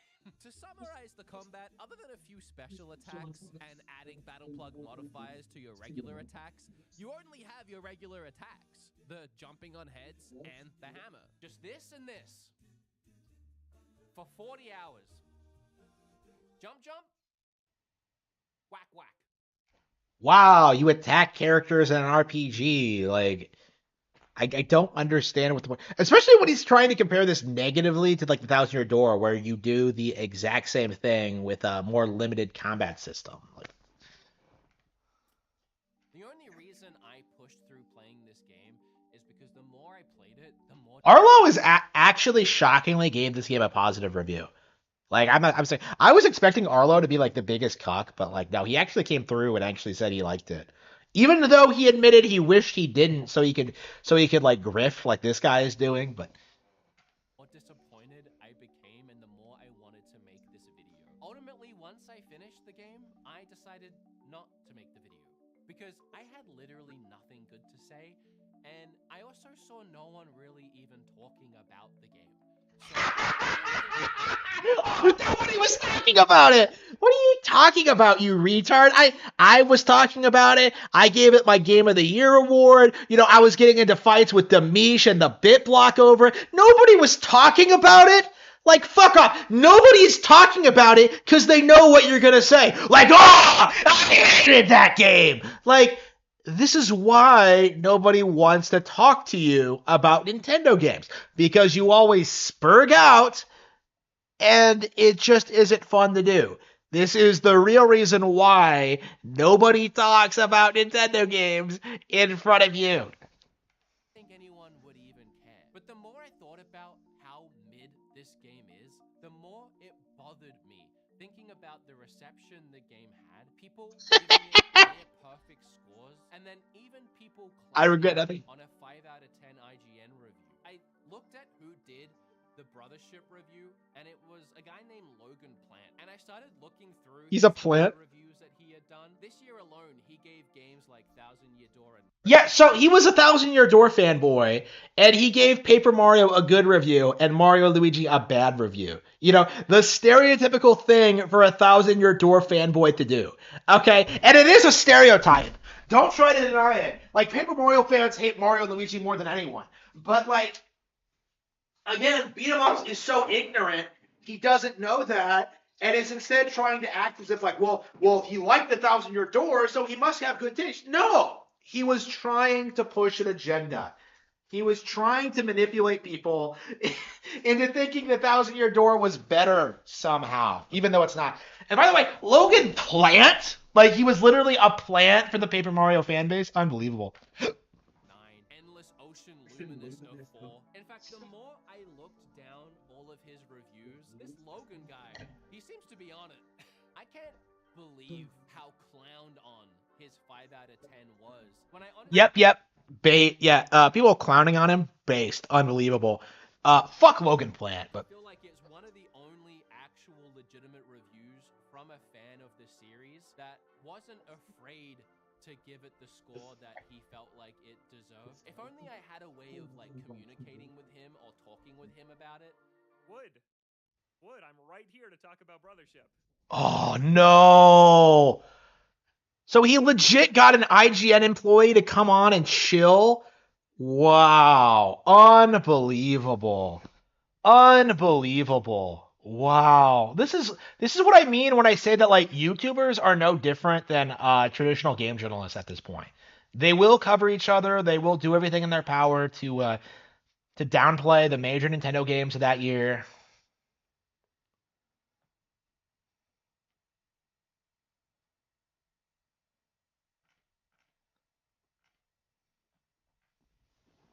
Sorry. How Logan? How did you get my Discord? You emailed me, bro. Oh, that's right. Yeah, I did do that. Okay, well, while you're here, let's talk. First, I wanted to ask you, what other Nintendo games have you reviewed for IGN? Maybe like recently, like this year, maybe. Yeah, I reviewed a lot of Nintendo games for IGN this year. I reviewed Super Mario Party Jamboree, Another Code Recollection, the Splatoon 3 Side Order DLC, and a handful of others like Paper Mario: The 1,000-Year Door, Endless Ocean, which is the lowest score that I gave out this year. Do you remember what you gave Endless Ocean? I give it a 4 out of 10, which means bad on the IGN scale. So, how was that one received? Did you get any backlash about that? No, I didn't. And generally, reception on that one was pretty negative, so mine didn't stick out quite as much as some people thought the Brothership one did. What did you give Jamboree? I don't know that one. Some people. Also, yeah, I'm with you on it's the best Jamboree. Mario Party ever, man. Jamboree is so good. Yes, I agree, and I said the same thing in my video. What were your expectations for Mario and Luigi Brothership going in, and how did the game meet or deviate from those expectations? Yeah, it's interesting because it had been so long since the last Mario and Luigi game, and I have played all of them. I haven't finished all of them. Paper Jam specifically is the one I never reached the credits of, but I wasn't reviewing that one, so I didn't need to. And it's an interesting series because the original trilogy is regarded very highly. That's Superstar Saga, Partners in Time, and Bowser's in Nobody likes Partners in Time. Story, with specifically the first and the third one being the most beloved. And then Dream Team has its fans, but that's when it started to lose me a little bit. It got very, very chatty, and even more hand-holdy and tutorialized than the original 3 had been. And then Paper Jam just lost a lot of the personality and spirit that the Mario and Luigi series always had. And then that was it. There were a couple of 3DS remakes, but then the series was mostly gone. And as Nintendo moved away from handhelds dedicated and went more to the hybrid Nintendo Switch, I didn't know if we'd ever see Mario and Luigi again. So I was thrilled when this revival was announced in the June Nintendo Direct, and I kind of tried to keep my expectations a little bit lower because this is a new developer they handed this to. It took us a long time to find out that it was Acquire that was making this, and we didn't know exactly what to expect. And so I was just going in hoping for a Mario and Luigi more in line with the original 3 that I loved instead of kind of the 2 that started to lose me a little bit. So, like, his argument is that, like, no, Brothership innovates a lot more than... No, what? So, more like the first 3, but Dream Team is very similar to Bowser's Inside Story. I would argue that's, like, one of its biggest problems is that it's too similar. But, like, that's not a bad thing because I love Bowser's Inside Story. Like... But But instead, what we got was neither of those things. Brothership exists entirely in its own plane because of just some of the wonky, weird decisions that it makes that are unlike Nope. anything the series Nope. has done before, and it has some of the problems that the past entries had as well. I think just a lot Nope. of things went wrong in this development. Yeah, and to be clear, I only think the gameplay is really good in combat. I think outside of combat, it's not very good. I think the puzzles are pretty easy, and Well, just they the way sold Luigi... themselves because They of Luigi. do. When you're collecting the sprite bulbs to level up your battle plugs, and you have to pluck them from the wall and then chase them around to actually grab them, it's such a boring, unnecessary thing they make you do dozens and dozens of times across this. No, it's not that big of a deal. Like, no, come on. It's not a big deal. It's not so many times before you even know why you're doing it. Yes. There was yeah, a you're long collecting time these. I was like, why am I collecting these things? Somebody tell me. It takes like 10 hours until Snoutlet actually tells you what they're for. I know, it's so crazy. The game is so disconnected. Which is ironic, because the whole game is about connections. It's clear you have a passion for the series, and No. in general, like I'm now taking a second to look around your room behind you here. It's clear why you're the resident Nintendo reviewer at IGN, and an old CRT with a GameCube hooked up. Yes. Okay. Yeah, I was just playing Melee on it like last weekend. Yeah. Oh my god. All right, we're about to be best friends. Do you think when someone sees a 5 out of 10 from IGN, it's an easy video, or it's an easy comment, or it's an easy something to get some attention on if they go after it? I think that if you go back and look at past reviews from IGN, these comments have been around forever. When IGN gives a low score, it's just a fact. IGN has no credibility, right? Like, that's the reality of it. Like, when you look at like the games that get, give an example. Pokemon Mystery Dungeon, Explorers of Sky, right? One of the most critically acclaimed, fan favorite Pokemon games ever made, right? Most people will tell you it's one of like the best Pokemon games ever made, right? Because of everything it does. I never played it, but that's just its reputation. IGN gave it a 5. Okay, like there are just certain genres that critics just despise, particularly ones that are like extremely gameplay heavy and relying on like serious skill. And Pokemon Mystery Dungeon is one of the most obvious examples of that, I would say, but I would argue that like Brothership is an example of that too, because like this review made no sense. Like there was a reason people clown on this guy so much, is that the review didn't make any sense, and he was just downplaying the game for the sake of it. It was a complete joke, but. Of it. Yeah, and I think that's all I should say on that. I think that yeah, it's easy to see a low score, especially if it's more of an outlier score from IGN and comment on it. And then of course there's the memes about IGN's giving 7s, and sometimes it feels no matter what score IGN gives to something, there will be some people out there that aren't happy with it, and that's just the nature of it. Everyone's going to have a different opinion on a game. You playing it, I'm guessing in advance, working on a review, putting it out there with a 5. Were you then surprised to not only see how many 9s, and someone even gave it a 10 it received, but on top of that, the reception to your review, like, did that shock you? I have a lot to say about this one, if you'll bear with me. Yeah. So, first, I think it's really important to say that on the IGN scale, a 5 out of 10 does not mean bad. It means mediocre. A 4 out of 10 is what bad means. So it's Endless not Ocean. IGN. Yes, Endless Ocean was bad. This game I thought was mediocre, and everyone is entitled to their own opinion. I was personally surprised by some of the higher scores. It doesn't make them wrong. That's that reviewer's opinion, right? But yeah, I was surprised by some of the reception, and to see more 8s and 9s than what I kind of expected it to land around 7s for people. No, giving a game with Mario in it a 5, I had a feeling that there was going to be some backlash. It was a little bit worse than I expected, but no, I fully stand by the score, and I still believe it a couple months later. I was gonna. Yep. Nobody cares. Right. It's gonna be really interesting seeing him like try and downplay, like, say, future Mario and Luigi games, if that happens. Because I do think this is gonna be one of those situations where this guy starts to become notorious in this regard. Again, people move on from IGN so quickly. It's really difficult to start like forming stereotypes regarding certain reviewers. But yeah, I do think at this point, like, yeah, I wouldn't trust this guy with any Nintendo RPG. Like, I just wouldn't.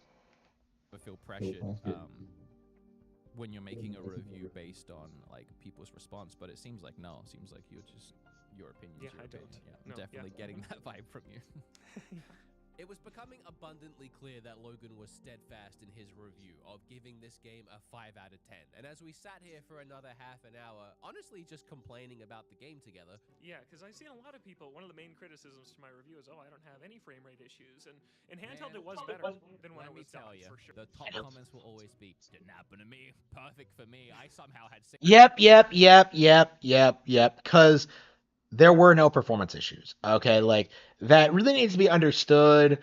It really needs to be pointed out. Like these people keep insisting they have performance issues, and yet you don't see any video proof. Like when you see like the video and reviews, it all looks perfectly fine. When you play the game itself, it has no issues. Right? This isn't the first time I've been saying this, but like I think they're straight up making it up at this point. I don't think the Switch is having problems running its games. And I felt that way about a lot of games I've been playing lately that have been accused of having like frame rate issues. Marvel Ultimate Alliance 3 is the big one, but yeah, I think when it comes to Brothership, it's safe to say that like performance issues are the go-to way for people like this to write off legitimately great games for no reason, just for clickbait. Like, oh, it has performance issues. Like, okay, I don't believe you. And it looks like more and more people are starting to call them out on it. So that's really interesting. I do think that is the new thing that I really want to like address. You know, over the past year or so, like I am completely 100% done with hearing people complain about how games run on Switch because it's always just a cope. 60 frames.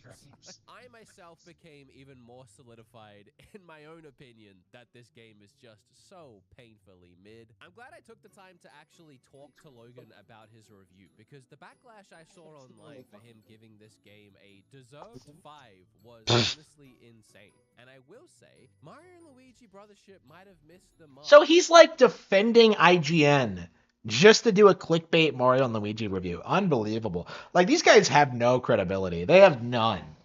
On making a game based on connections, but through making this review, I definitely made a connection of my own. Hopefully one day, I'll get to play Super Smash Bros. Melee on that CRT TV. Well, not that it was the point of my video to justify Logan's review, but I think it's clear that the guy is very passionate about Nintendo, the Mario and Luigi franchise, and is standing by his score. And I don't blame him. I don't want to try and have a larger conversation about this. I just want to talk about how mid Mario and Luigi is. But if I was to dabble in a larger conversation, I do wonder if sometimes we give Nintendo games too much of a pass just because we grew up with Mario. Like, there are so many fantastic RPGs that released this year alone. Incredible experiences that people legitimately haven't played, but they will be gravitated towards playing a Mario. Bro. You're talking to Harman Smith, someone who's just marathoned a number of RPGs after finishing Brothership because I loved it so much. Yeah, I played Xenoblade Chronicles 3. I played Persona 5. And you know what? Those games were not as good as Brothership, right? And I love Xenoblade Chronicles 3 in its own right. But like, you know, I am an extremely well-rounded person, okay? I understand what makes an RPG good and not so good. And yeah, like I do think it's safe to say that the people going after Brothership have no idea what they're talking about. RPG because, well, I don't know what the heck Alive is, or even if I'm saying that correctly, but I sure know Mario. And this is the RPG you choose to play, this bare bones, watered down, bland, cracker, saltine of an experience? And we want to give it a 9? How much did you like that pig? I'm going to end this talking about the scores of the game again. If you really enjoyed the game, I'm sorry. Don't worry. You can let me know down below how you feel. I'm used to... So, like, they keep doing this thing where they're just like, oh, my score is just my opinion. Oh, but then they turn around and they're just like, oh, like, how dare you like this game? It's so two-faced. I can't stand this. Getting destroyed after reviewing a Nintendo game poorly. When I look at Mario and Luigi Brothership, I can't help but see a generic cookie-cutter experience, which was the exact thing that plagued the series and sent the developer Alpha Dream into bankruptcy. The fact that Acquire clearly had a vision and a direction they wanted to go with this game but were thwarted by Nintendo at every turn. So much so that it's really all they talked about in a very short interview that they did with and for Nintendo. I usually don't give video games a score ever. It's just not my thing, but I would probably have to slap it with a big old 5 out of 10 because this game couldn't be any more mid. The only thing I really hope comes out of this is now that Acquire has made the Mario and Luigi game that Nintendo wanted them to make, I hope they get one more shot to make the Mario and Luigi game that Acquire wanted to make. What the hell? Like, what an idiot! Oh man, like Nintendo, like, wow, yeah, he really was leaning into Mario Mandate shit for that. Wow, that's crazy. That's the worst video I've seen in a long time. People do not give Nintendo games a pass. The exact opposite, really. I know, right? Like again, that's a big deal in and of itself. But we're focusing on like Mario and Luigi today. Yeah, that was crazy. Yeah, and this coming from like a Final Fantasy VII R like dick writer of all people. Like, no, Nintendo fans would never play Final Fantasy VII. What are you talking about? I played that on my PS2 in like 2012. You know, like I love RPGs. Okay, I did not grow up with Final Fantasy VII, but you know, I've played it since then. Okay, hang on. Did I change my? Okay. Yeah, Pretendoisms. Yeah, it's crazy. I mean, I don't think that like I don't think a lot of people like take beat 'em up seriously. He seems like a joke, but let's see.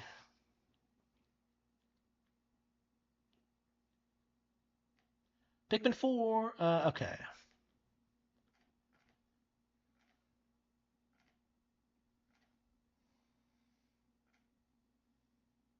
Yeah, so who's like so beat 'em ups goes on the list like next to like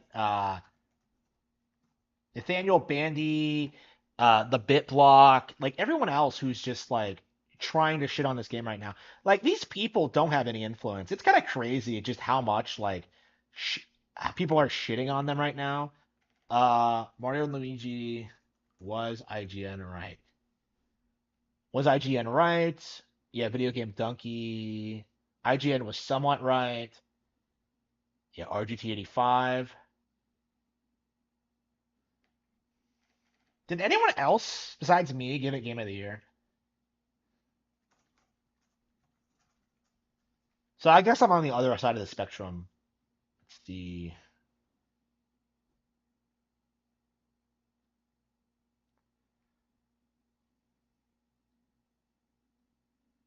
Yeah, I've mostly seen like people trashing the game, and I can't even find people like uh who loved it. And I know they exist. Let's see. Yeah, yeah, Ramble-matic. Yeah, that guy's an idiot. The Return of the Kings. Yeah, I think Antdude gave it a positive review. Arlo gave it a positive review. Uh,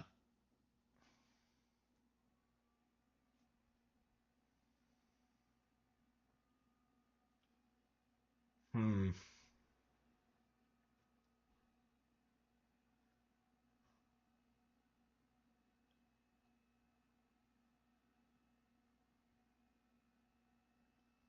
Hmm. Yeah, there's a couple of people who are like fighting tooth and nail to kind of discredit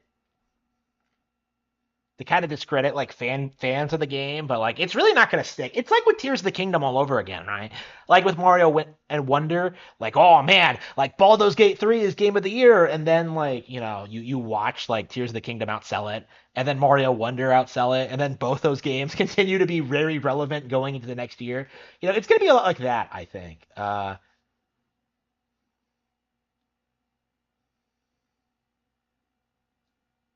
I don't want to hear anything else about FF. I know, right? Like Final Fantasy is a dead IP, and this guy is sitting here trying to tell us that Rebirth is something special. Like, no, it's not.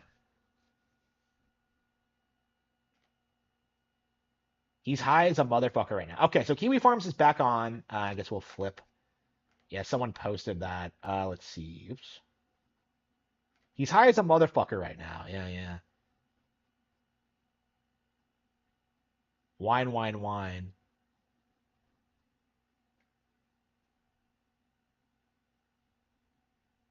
There's no doubt in my mind that Nick and Aaron were fetching cum out of each other. I'm sure Nick can't wait to tell us the whole story someday. Yeah, that's crazy. That's crazy. We'll have to see if it. Yeah, I'm curious if more people are gonna respond to this. How long have I been streaming? It's like what, 9 hours? Yeah, 9 hours. That's crazy. Well, I started a lot earlier than I normally do, but yeah, Beat 'em Ups has never played Live Alive. I mean, I think he was like, he did kind of say that, but I think he was like paraphrasing what other people might say. I don't think he actually claimed to never played Live Alive. I don't know. I don't want to put words in his mouth, but yeah, I definitely think it's safe to say that I've played more RPGs than he has. Uh,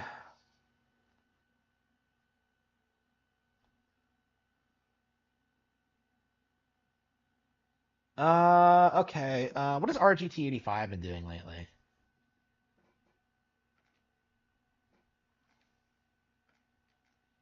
Xbox console leaks, Nintendo Switch 2 leaks. This new leak changes everything for Nintendo Switch. I don't even know why it bothered. Uh, yeah, there's nothing else going on right now. Right now, I just want to like, let's see, Harman Smith. Let's see.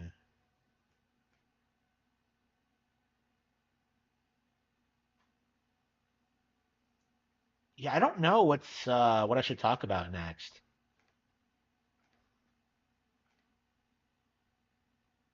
Unicorn Overlord, Dragon's Quest. Yeah, it's crazy that Steel Toe lasted this long.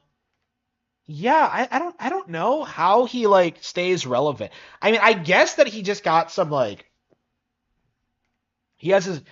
I guess he's kind of like a Christian where he DSP where he just lives off of his A logs somehow. Like people just love to hate him. RGT says he's not a Nintendo channel. Yeah, I hate that shit. That's so stupid. Um, hmm. Demish? Yeah, all he does, yeah. Yeah, what has Demish been doing? I don't think anything relevant. Yeah, not beating Mario and Luigi Brothership. Like, what the fuck? Like, I don't understand what's taking him so long.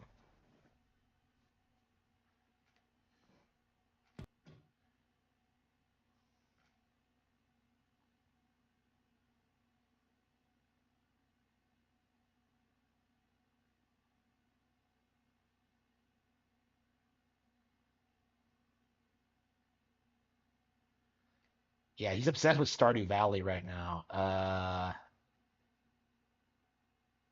Has he done anything? Yeah, he hasn't done anything. Demish hasn't done anything. Like, he hasn't played. Okay, Demish hasn't done anything. Uh, he'll finally beat Brothership in 2045. I know, right? Like, how long is it gonna take him to do it? Like, yeah, I can't find anything else I want to watch. I guess I could go back to the stream and I guess I could play some more Ace Attorney. I don't know. I took a break. Yeah, I probably should end the stream. I probably should write a little bit. Hmm.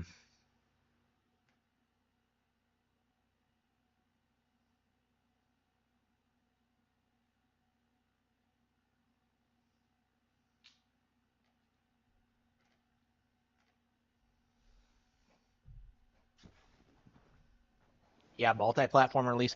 Yeah, I really wonder, like, has anyone seen Platinum announcements over the past 5 years? They've always been disappointing. Do you not remember the Platinum 5? Like, do you not remember that train wreck? Like, no, it's gonna be that, only, probably, honestly, even more disappointing. Wait, where's my controller? Okay.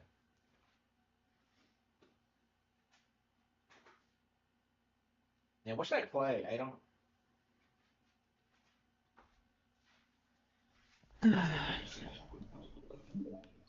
I don't know. I think I am done. I guess we could do Marvel Ultimate Alliance 3 and try to get to the next boss at least. Yeah.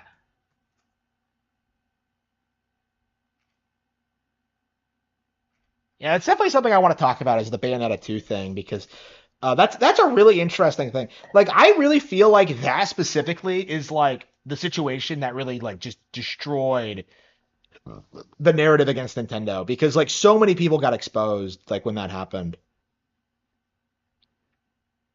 Yeah, most of the base Nintendo guys are on Twitter. Yeah, I don't know why they're not on YouTube. I don't know. Those guys are like really killing it, but yeah, I mean, I guess it's just easier to do, but yeah, I'm not going back to Twitter. I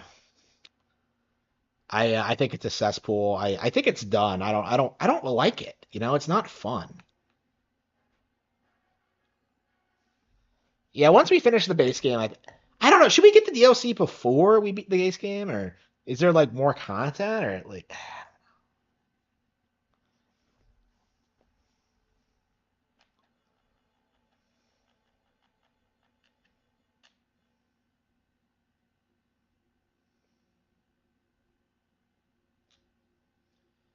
Yeah, I'm done with Twitter. Yeah, I haven't been on there in years. I was wanting to give up on it like by 2020, but like, and actually before that, but like, yeah, I was sticking with it until 2020. But yeah, I'll never. Who the fuck is this? Oh, it's a generic guy, Loki. Wait a minute, he looks like a stupid, like a common writer with the horn.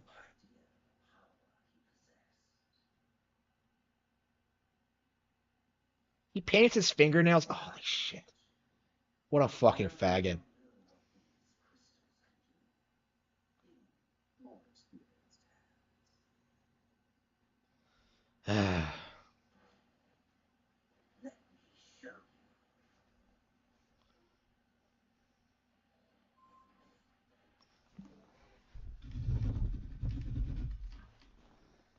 Is Loki only relevant in the MCU? Because I can't imagine he was like relevant before then.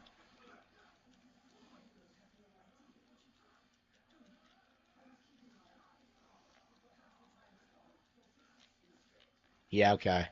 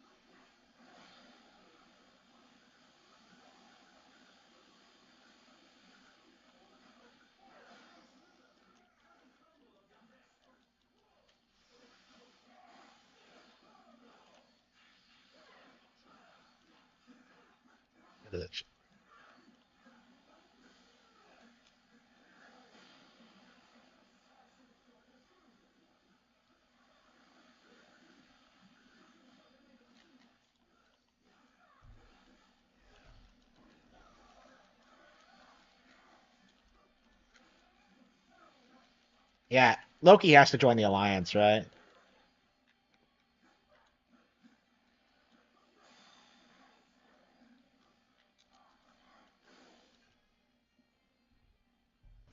Dexter? No, I don't care about Dexter. What is it going to be about how he built the lab? This alliance you built is quite inspiring. Oh, come on. He's just going to join just like Craft one of my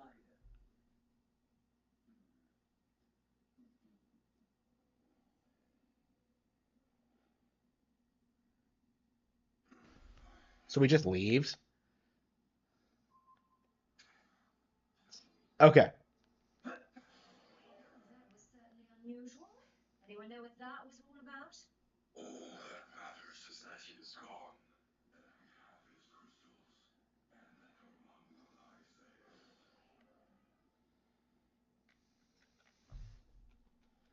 there. Okay. No, I haven't.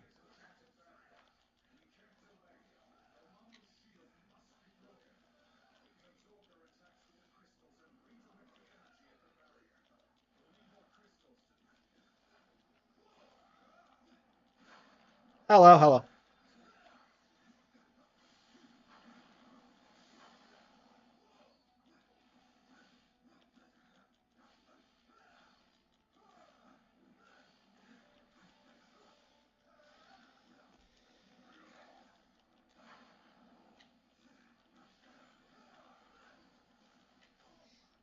Elsie.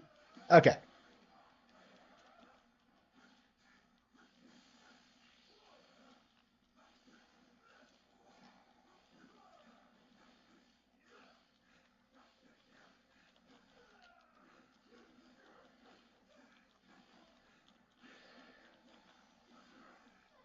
Yeah, maybe I should like. Yeah, I have a couple of edited videos coming out in the next couple of days, so maybe I should just do some film reviews tonight. Like watch a couple of things. Hmm.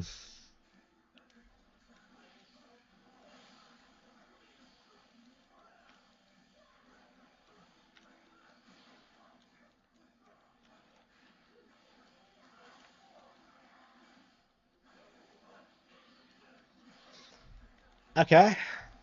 Yeah, what frame rate problems are in this game? I haven't seen shit like that.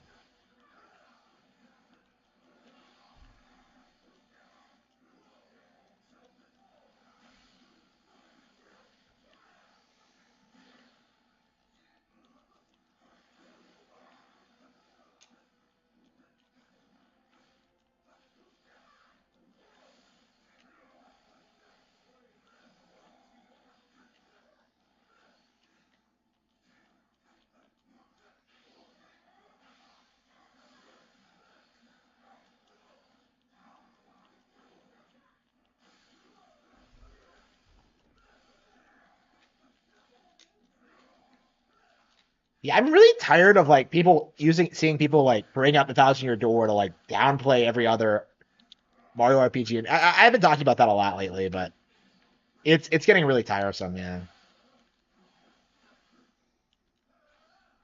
Where is my remote? I don't. Yeah, I'm gonna need that if I'm gonna watch a movie. Oh, there it is. It's on the floor. Of course it is. Okay.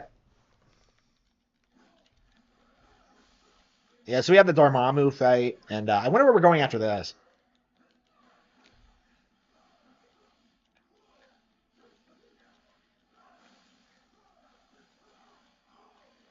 Yeah, I wonder how much longer I can keep using my guy Nightcrawler before he gets outclassed. Okay.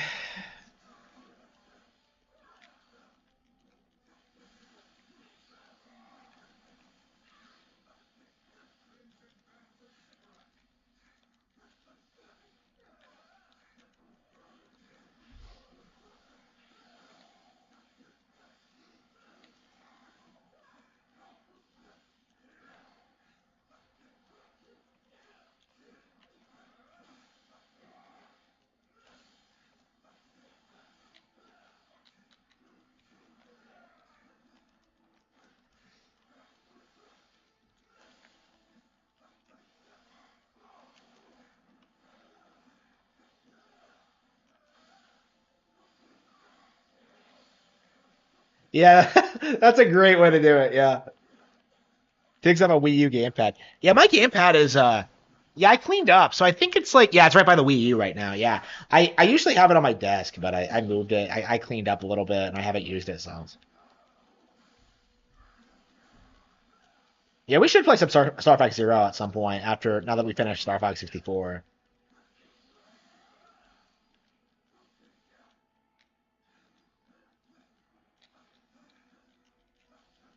Why'd they only make two Star Fox games? 64 and Zero. Okay.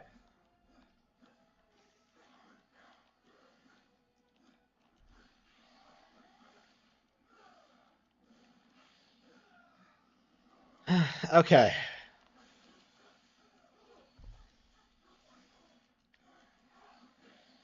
Hang on.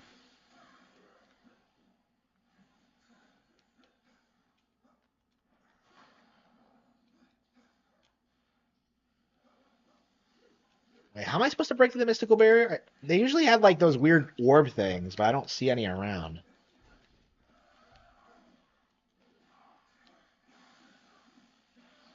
Oh, thank you. Yeah. Yeah, I've been really enjoying producing that.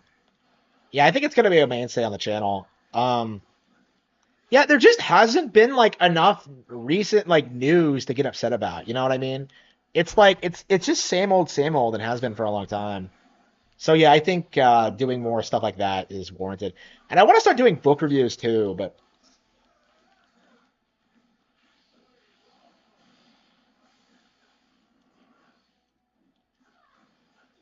wait, do you just hit the I think well, you're just supposed to hit it?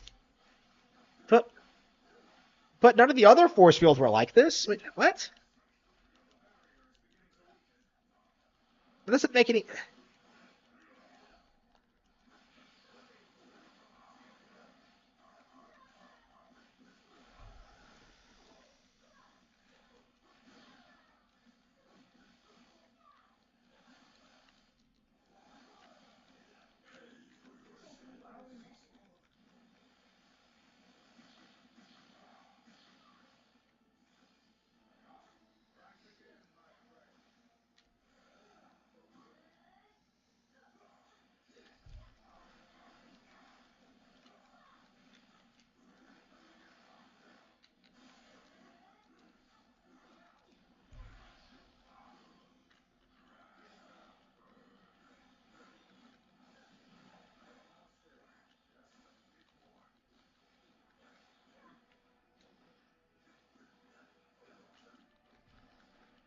God damn it.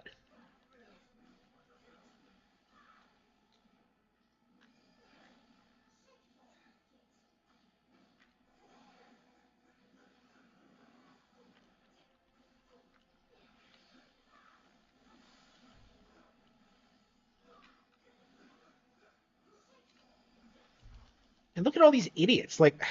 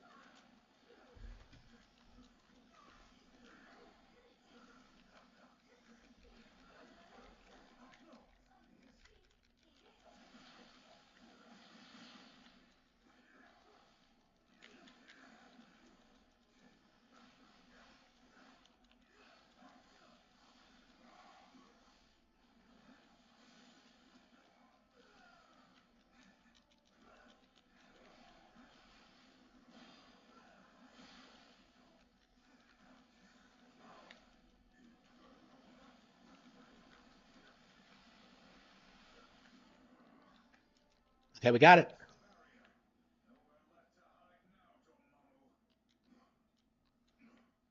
We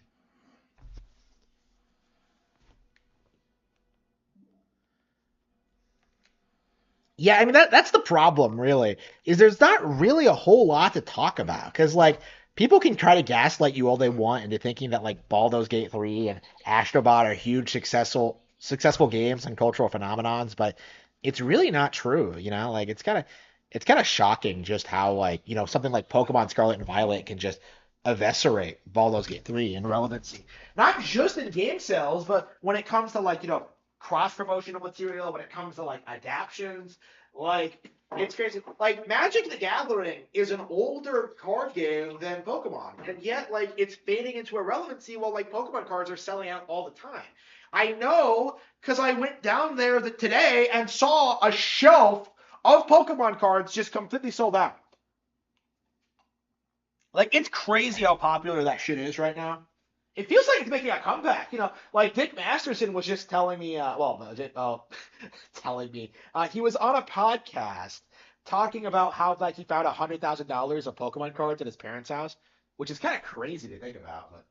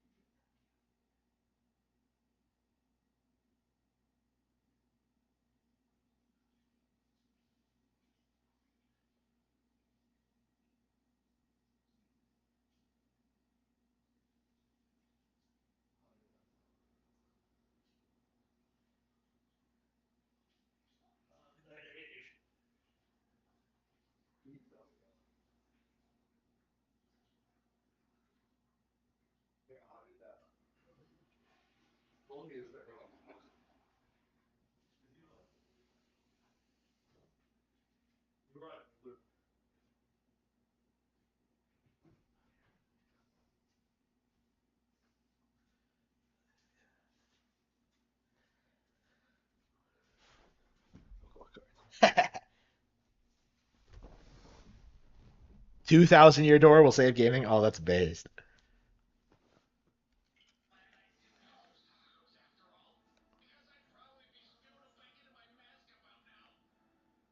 I hate Deadpool. Okay. Should we change? No, it's not. The older the door, the more epic it will be. I know. The 10,000 year door. Oh man, I can't wait till that one.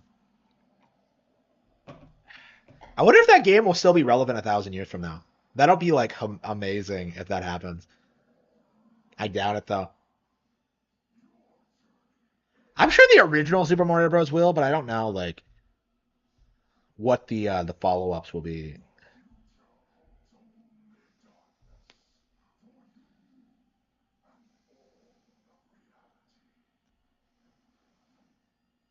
Yeah. And what is the world gonna look like 1,000 years from now? I'm really genuinely curious.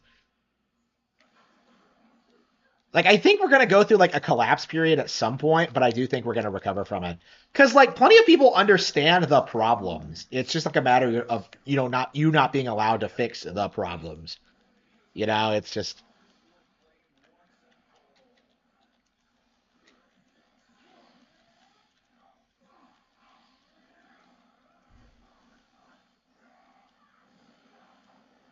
I know, right? Yeah, the 1,000 Year Door is legit a better Indiana Jones game than anything else we've ever played. Than any actual Indiana Jones game.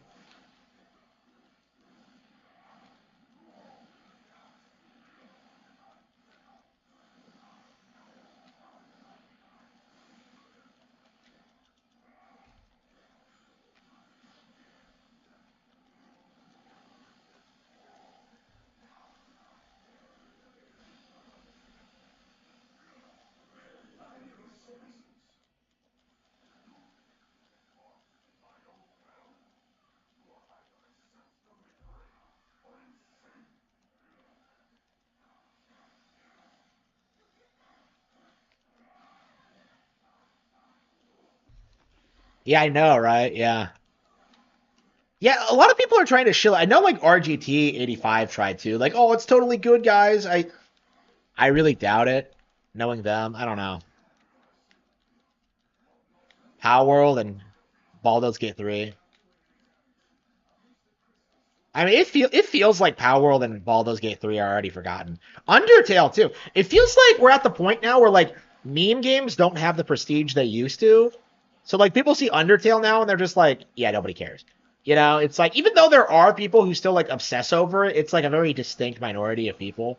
Like I remember saying when like Undertale came out that it would be completely forgotten a decade later, and yeah, that prediction seems to have held true pretty accurately. Uh,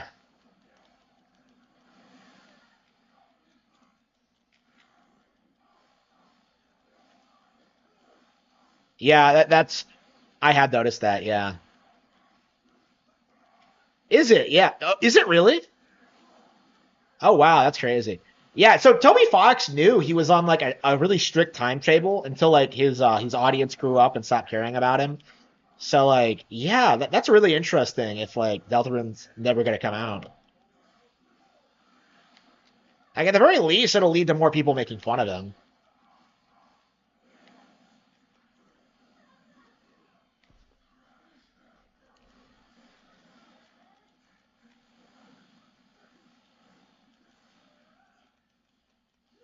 Yeah, he gave himself 7 years to finish it. Wow. Yeah, it shouldn't have taken that long, really.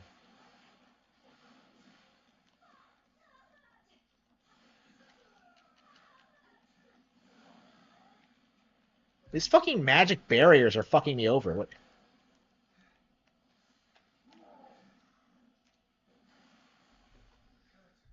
Wow. Yeah, every time I'm getting stomped by these bosses.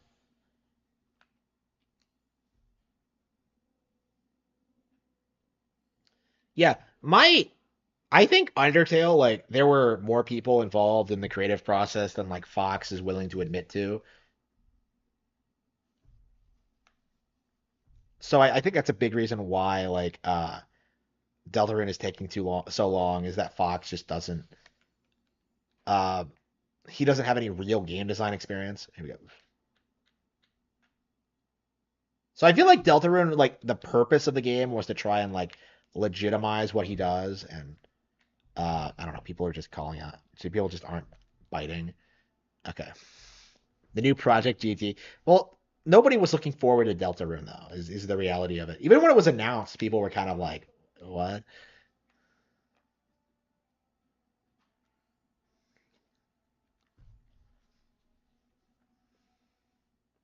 Metroid Prime in March? Is that confirmed? Because that wouldn't surprise me if they confirmed it. But yeah,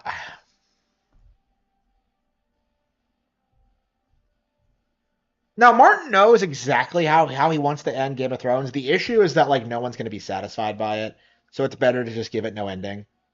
Um, like again, the ending to the show was like his ending. It's just that like the ending wasn't nothing about it makes any sense. Like Martin's a TV show writer. Like his role is to keep people as invested in his work for as long as possible, even though it doesn't really make any sense for the narrative to do so.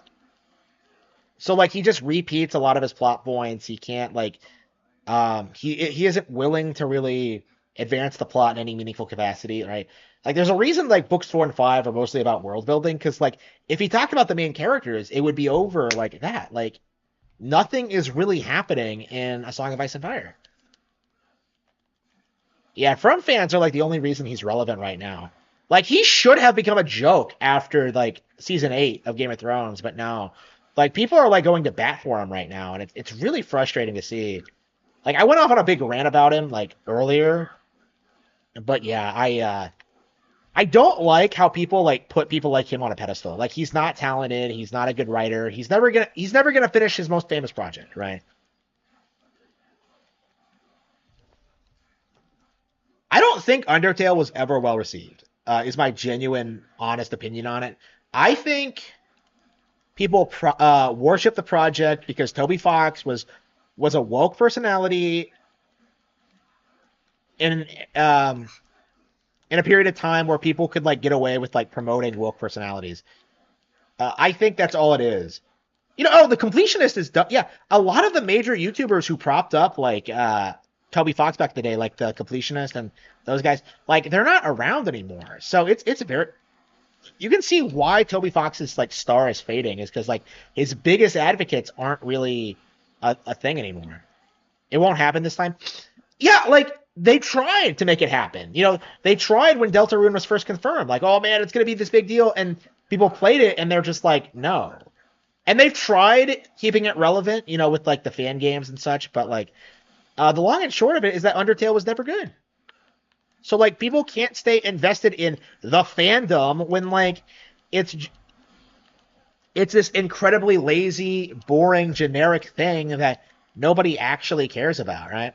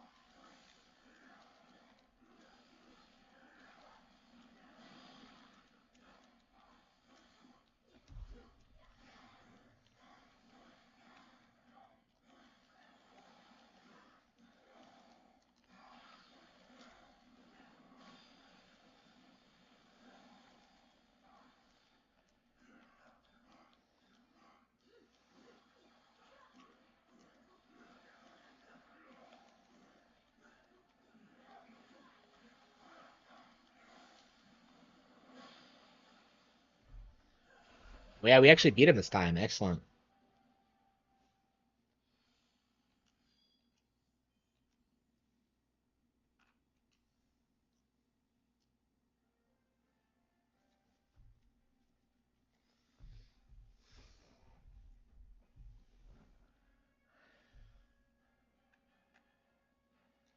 Tower defense? Oh, come on. Wait, hang on.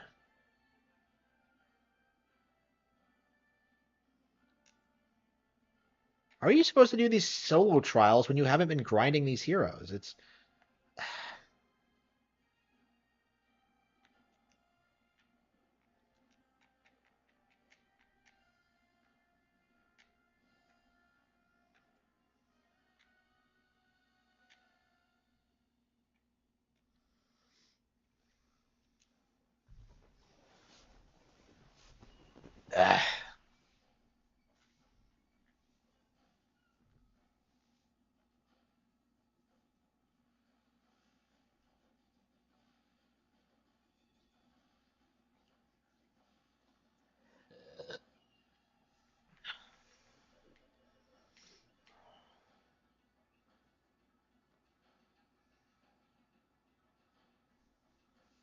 I'm glad From is stuck in the Elden Ring rut. Yeah, I think they're gonna be a victim of like that game's overhype because like the only thing people will care about going forward is Elden Ring related content. And yeah, I think it's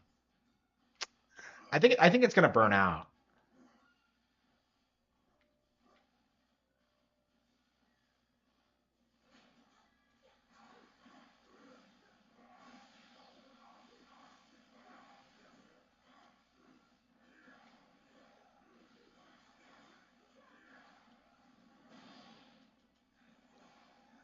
Why can't I do more damage? I don't understand.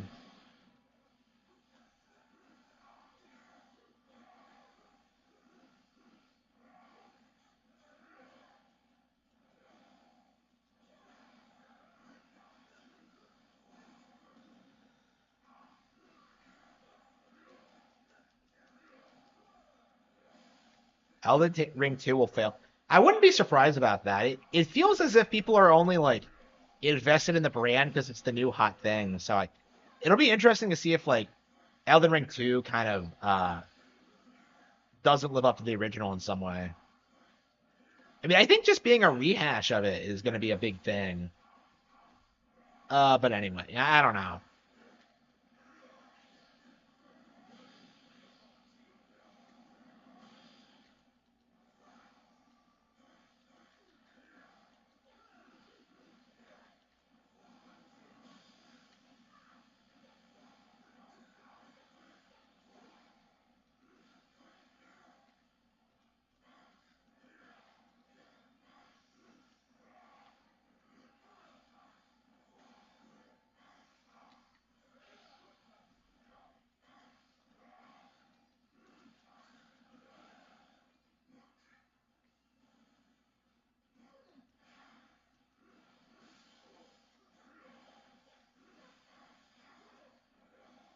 It was, yeah.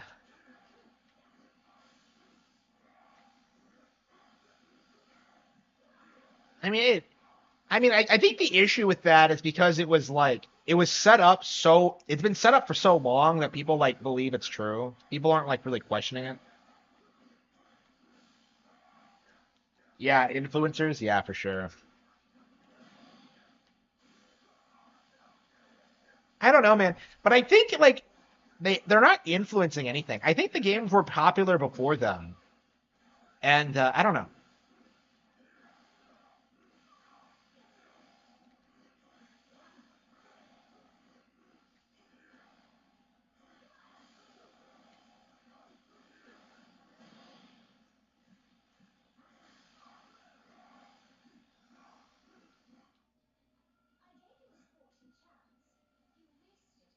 You wasted it.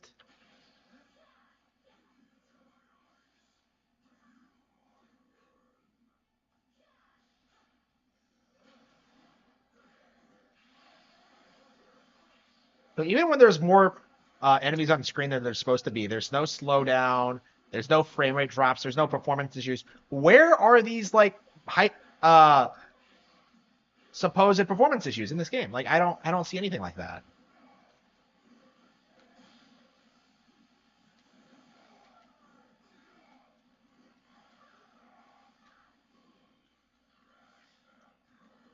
Yeah, I mean, this is what they do every single time. Is that like every single time, like they just start hyping up like absolute bullshit. Oops.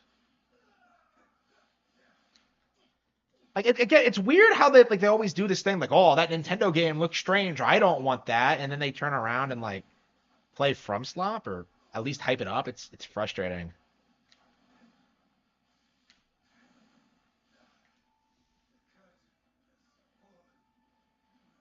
Yeah, I still can't beat this.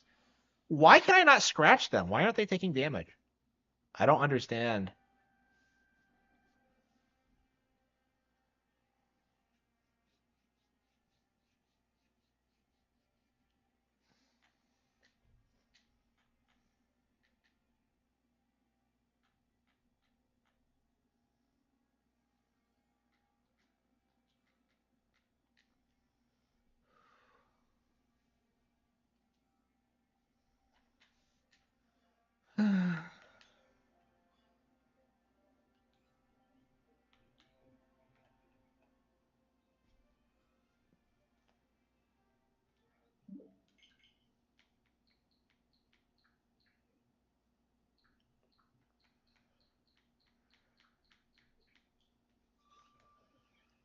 Ace Attorney Investigations. I don't know. Should I play that again before I end the stream?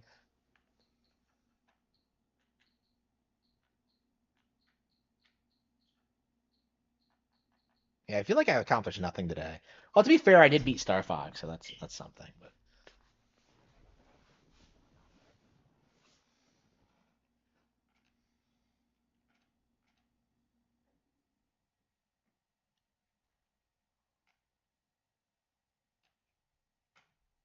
Playing from Cody. uh,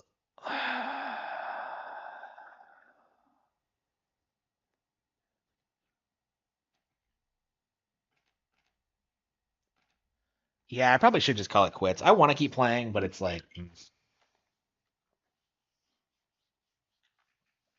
I think I should enjoy my evening. I was intending on doing that a while ago, but yeah, yeah.